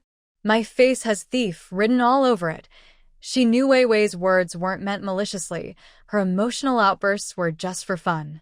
Wei Wei looked at Lin Yan's fiery expression and knew she was joking. He sighed helplessly. I really wish it was you. He put the chicken claw back into Lin Yan's hand with a bitter smile. That was a whole truckload of blankets. At this moment, they're more valuable than gold bars. You don't know how jealous I am of those robbers. It makes me want to try it myself. The overall environment in Area C seems okay now, but in fact it has long been badly damaged. From a safety perspective, the people inside are disorganized and untrustworthy, like scattered sand. External forces are like hungry wolves, watching closely, ready to attack at any moment, risking a double threat of internal chaos and external danger. In terms of resources, the security team relies on brute strength. After some planning, they have managed to recover quite a lot of supplies. But how long will this end of the world last? Will it suddenly end someday, or will it go on forever until total destruction? No one knows the answer. Resources are limited. The more you can gather, the better your chances of surviving in this world. Hearing Wei Wei's words, Lin looked at him with suspicion. For some reason, she suddenly felt like she didn't recognize him anymore. He is completely different from the serious person who used to always talk about justice and big picture on his face. Wei Wei would never have said he wanted to steal supplies from Area A before. You could tell by how committed he was to bringing back those 4 trucks of medicine. You must have been triggered somehow, and now you're awake, Lin said with a faint smile. Wei Wei raised an eyebrow and laughed at himself. Is that so? I used to think that if I just endured a little longer, things would get better. But actually, it's because I could endure that they treat me like this. Lin nodded and gave him a thumbs up to praise him. Lin opened the car door again and reached out to move the bedding. This was bought from the official store. If he can prove these are his, then he's capable, she said. Afterward, she handed a quilt to Wei Wei and carried 2 more beds into the villa. Wei Wei no longer argued about this and quickly helped move the beds. Tomorrow's problems could wait until tomorrow. After a thrilling day and night, Lin, exhausted, returned home. Ding Hai had already prepared dinner. 2 light dishes and a steaming bowl of mixed grain porridge made her very hungry. After eating, Lin took a warm bath and then went to bed early, feeling very comfortable and falling asleep peacefully. In the middle of the night, Lin's fingertips suddenly clenched into a fist inside the bedding. Her consciousness plunged again into a vast, snowy wilderness. The dream's wheels turned back to the third year of the apocalypse in her past life. Inside a warehouse, teammates' spit mixed with snowflakes splattered on her face, and someone pulled her hair, smashing her against a rusty iron pole. "Trash! How dare you steal from me?" The insults and punches hit her, and she felt the taste of blood from the rust in her nose sliding down her throat, but she couldn't make a sound. When a bucket of icy water was poured over her head, she finally let out a broken sob. In the -50-degree air, every drop of water on her body froze into ice, sealing her skin and bones. After venting their anger, they roughly dragged her by the ankles across the snow, throwing her outside the small camp like a dead dog, leaving her alone to face death. Vaguely, Lin Yan seemed to hear a voice. "I'm sorry, I didn't want to either, but it's either you die or I die. I had no choice. Actually, dying early isn't so bad. Ending this miserable life sooner might be good. Yes, ending early is also a kind of luck." But heaven did not agree. When Lin Yan woke up again, she was lying in a small house that still had some warmth. An old man with white hair was the one who saved her. Seeing her wake, the old man kindly said, "Try moving a bit, see if you have any broken bones." Lin Yan obediently tried to move her limbs and slowly sat up. Fortunately, except for her right arm, which hurt so much she couldn't lift it, the rest of her was okay. The old man, wearing half gloves, gently pinched her ulna and radius to assess her injury. "It looks like a bone fracture. Luckily, it's not shattered. Rest and take it easy. Try to keep this arm still." Lin Yan broke out in cold sweat from the pain but nodded firmly. The old man fixed her arm with 2 pieces of wood and tied it up with some torn cloth strips. Then he took a black potato from a simple stove and handed it to her other hand. "Eat this, to settle your stomach." By now, Lin Yan hadn't eaten for a day. Driven by hunger, she didn't care if the potato was black or cooked. She just put it in her mouth and started eating greedily. Later, the old man gave Lin Yan a small bowl of warm water. She secretly drank a lot of the spiritual spring water, and her body recovered quite a bit. She asked the old man, "Why did you save me? In this world where people are often hostile, things that have no value are not worth clinging to, and certainly not worth any effort." She didn't think the old man saved her just because he was kind-hearted. But his answer really changed her view. "Because I have a daughter about your age. We got separated, so I want to do good deeds for her. I saved you. Maybe she will also be treated kindly, caring for others as you do for your own children. That's all it takes." Lin Yan looked at the old man with wide eyes, full of disbelief. He had silver hair, a thin face, dark complexion, and deep wrinkles on his forehead and eyelids, like cracked earth.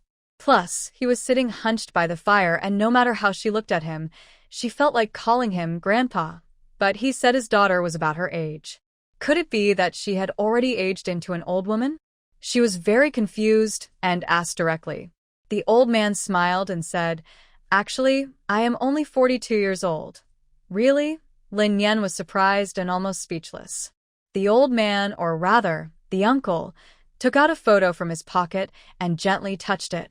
His eyes were full of tenderness. It seemed that after a long time alone, he needed someone to talk to.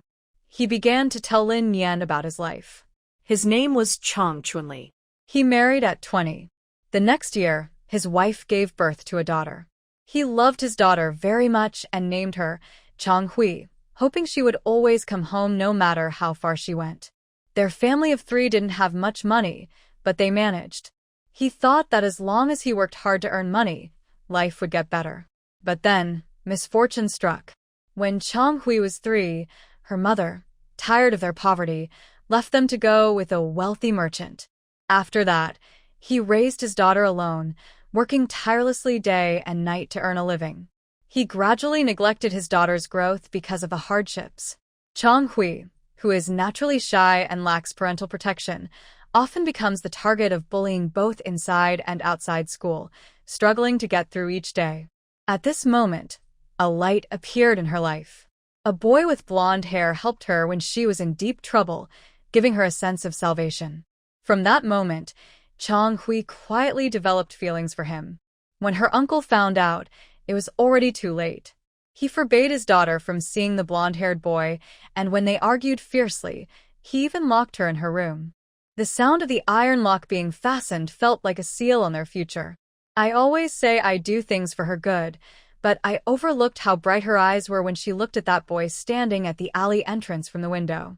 The uncle wiped his tears roughly, full of regret in his words. What happened next? Lin Yan asked. Due to his improper interference, the uncle pushed his daughter further away. Until one day, she ran away with the boy. The uncle went crazy trying to find her, finally catching them outside a rental house one night. However, Chang Hui did not return home with him. She not only broke ties with her father, but also changed her name to Chang Hui. Later, heavy rain fell continuously, and the end of the world quietly arrived. Because he cared about his daughter, the uncle often braved many dangers to deliver supplies, but he never again urged her to come home. He was afraid that if he said one more word, she would move again, and he would never find her. But despite his efforts and caution, Chang Hui still disappeared and never came back. Did she move away? Lin Yan asked cautiously. Uncle Chang looked up at the photo of his smiling daughter on the table. His cloudy eyes suddenly filled with tears, and 2 lines of old tears rolled down his face. He trembled as he finally tore open a long untouched wound. She was sold by that beast, and her life and death are still unknown. When he mentioned the blonde-haired boy, Uncle Chang's wrinkled face twisted and a poisonous hatred flashed in his eyes. So I killed him. Even if I have to be blamed for it again and again, I will kill him.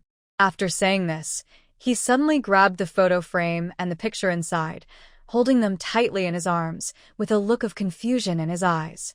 After hearing all this, Lin Yan didn't know what to say. She just sat quietly, staying with him. Later, Uncle Chang often went out and sometimes brought back things for Lin Yan to eat.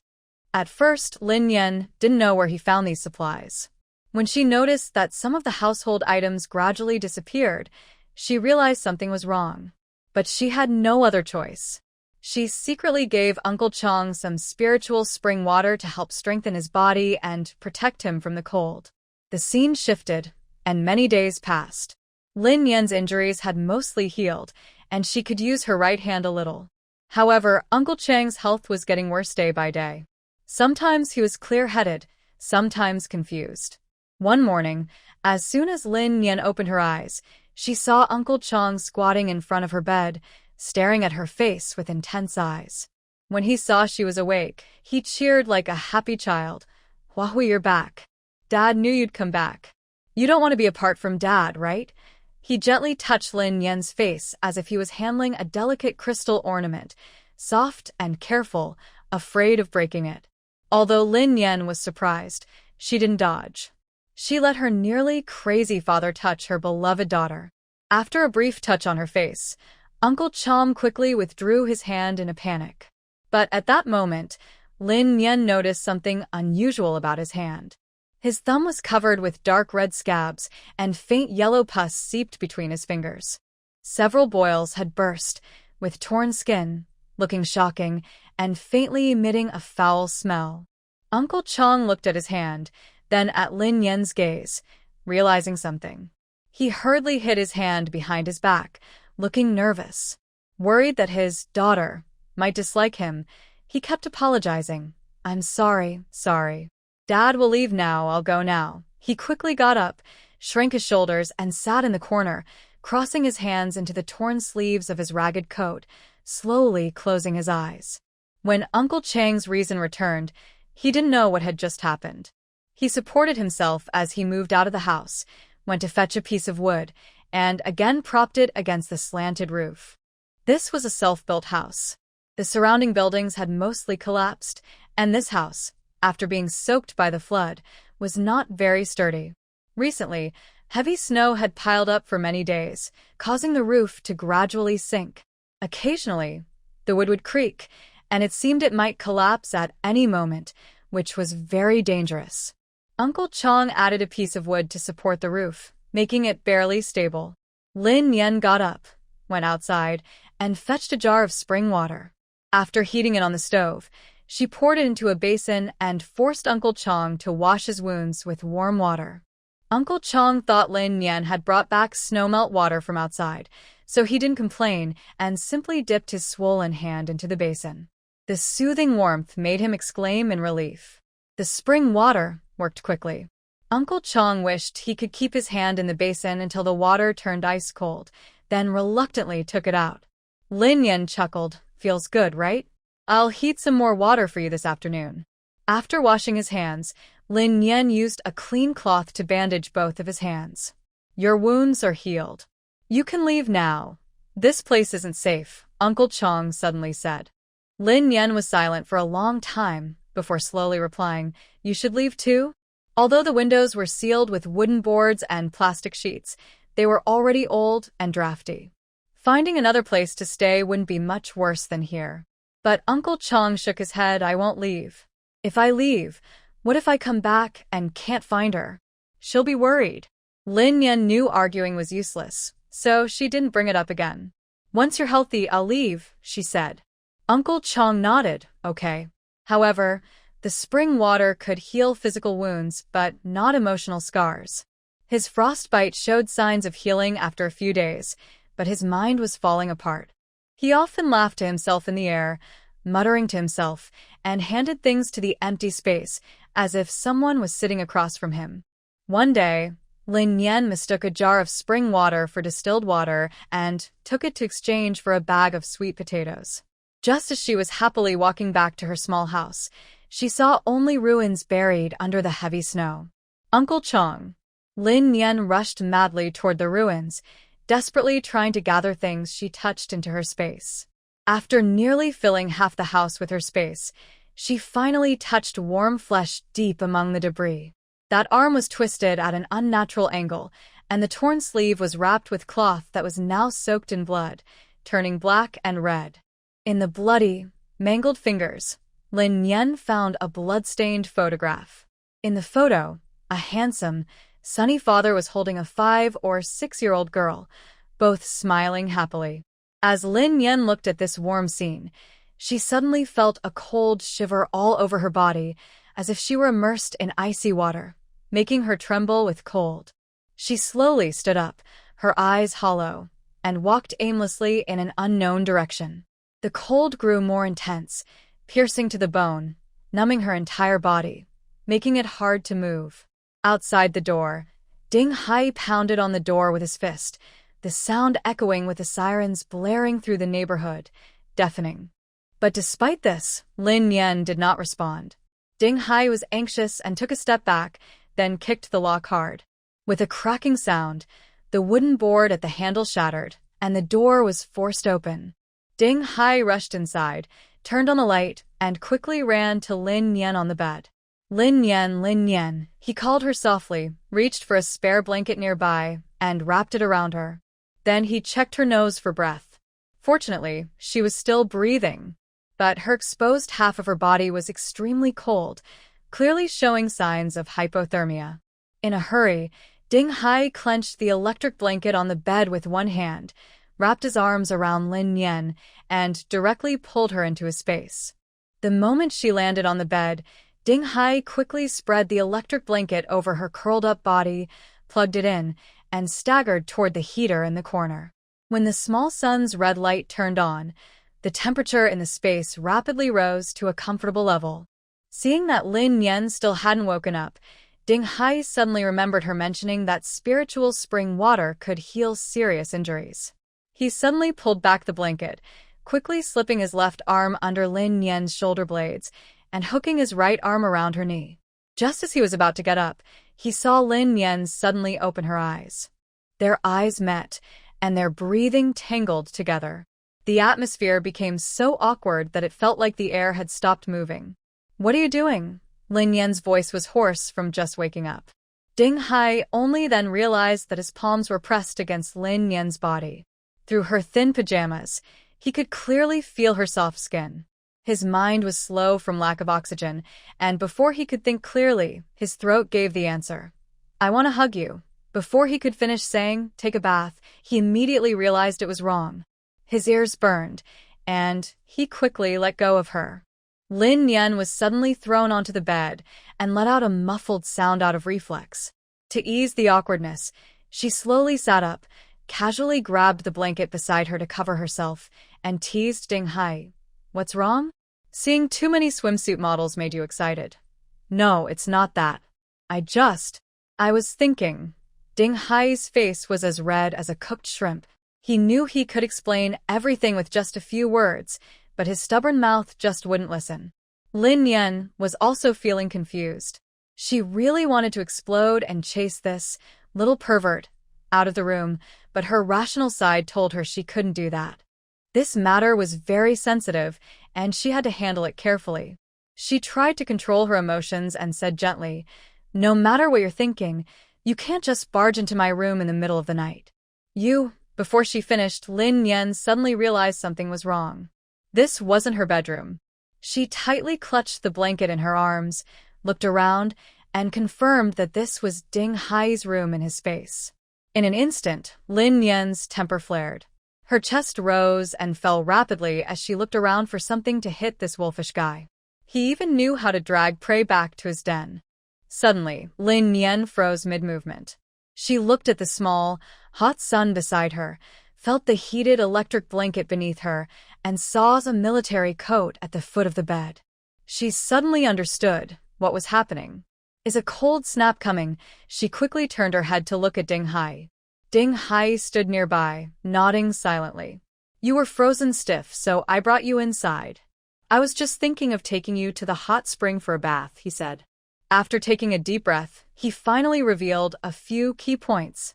After hearing the truth, Lin Yan quickly looked away from Ding Hai's face. She raised her hand and rubbed her sweaty, slightly warm nose, then nodded slightly. We need to leave quickly. Maybe someone will come, she said. The security guards in the villa area patrol day and night.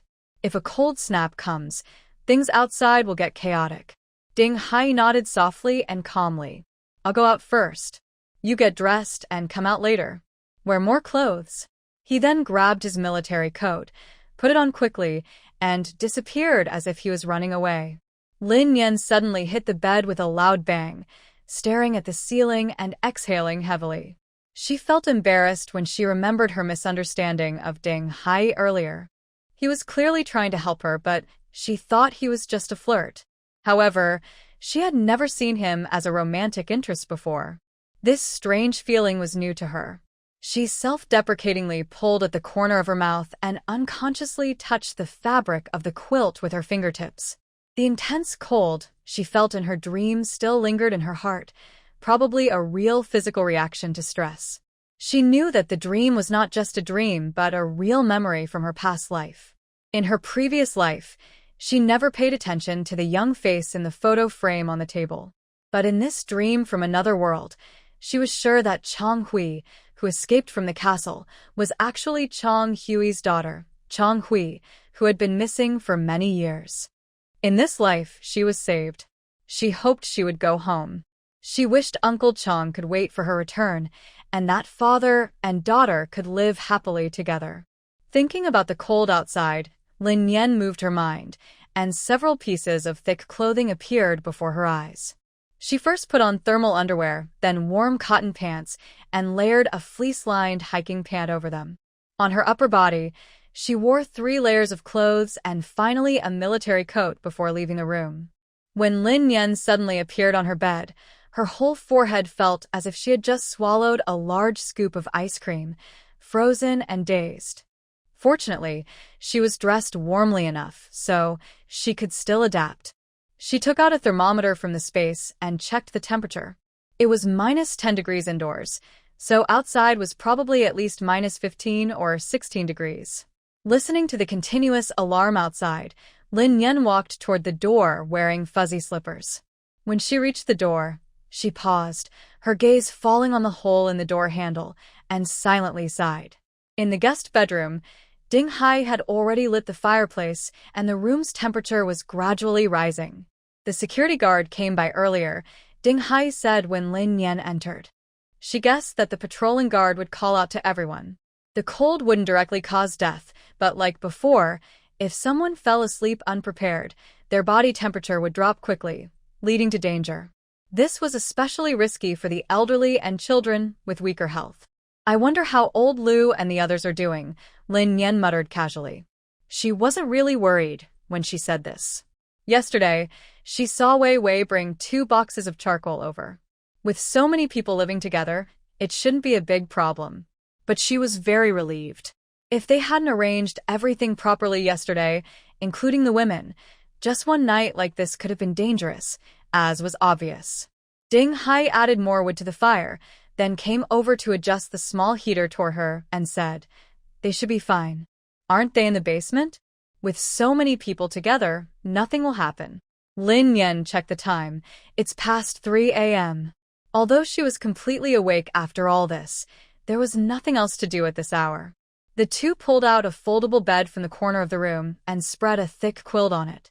Lin Yan took off her military coat and raincoat, then snuggled into the bed. The wood in the fireplace crackled loudly, raising the room temperature to about 7 or 8 degrees above zero. Lin Yan curled up under the down quilt, smelling the faint burnt wood scent, and soon she felt sleepy. "Won't you sleep a little longer?"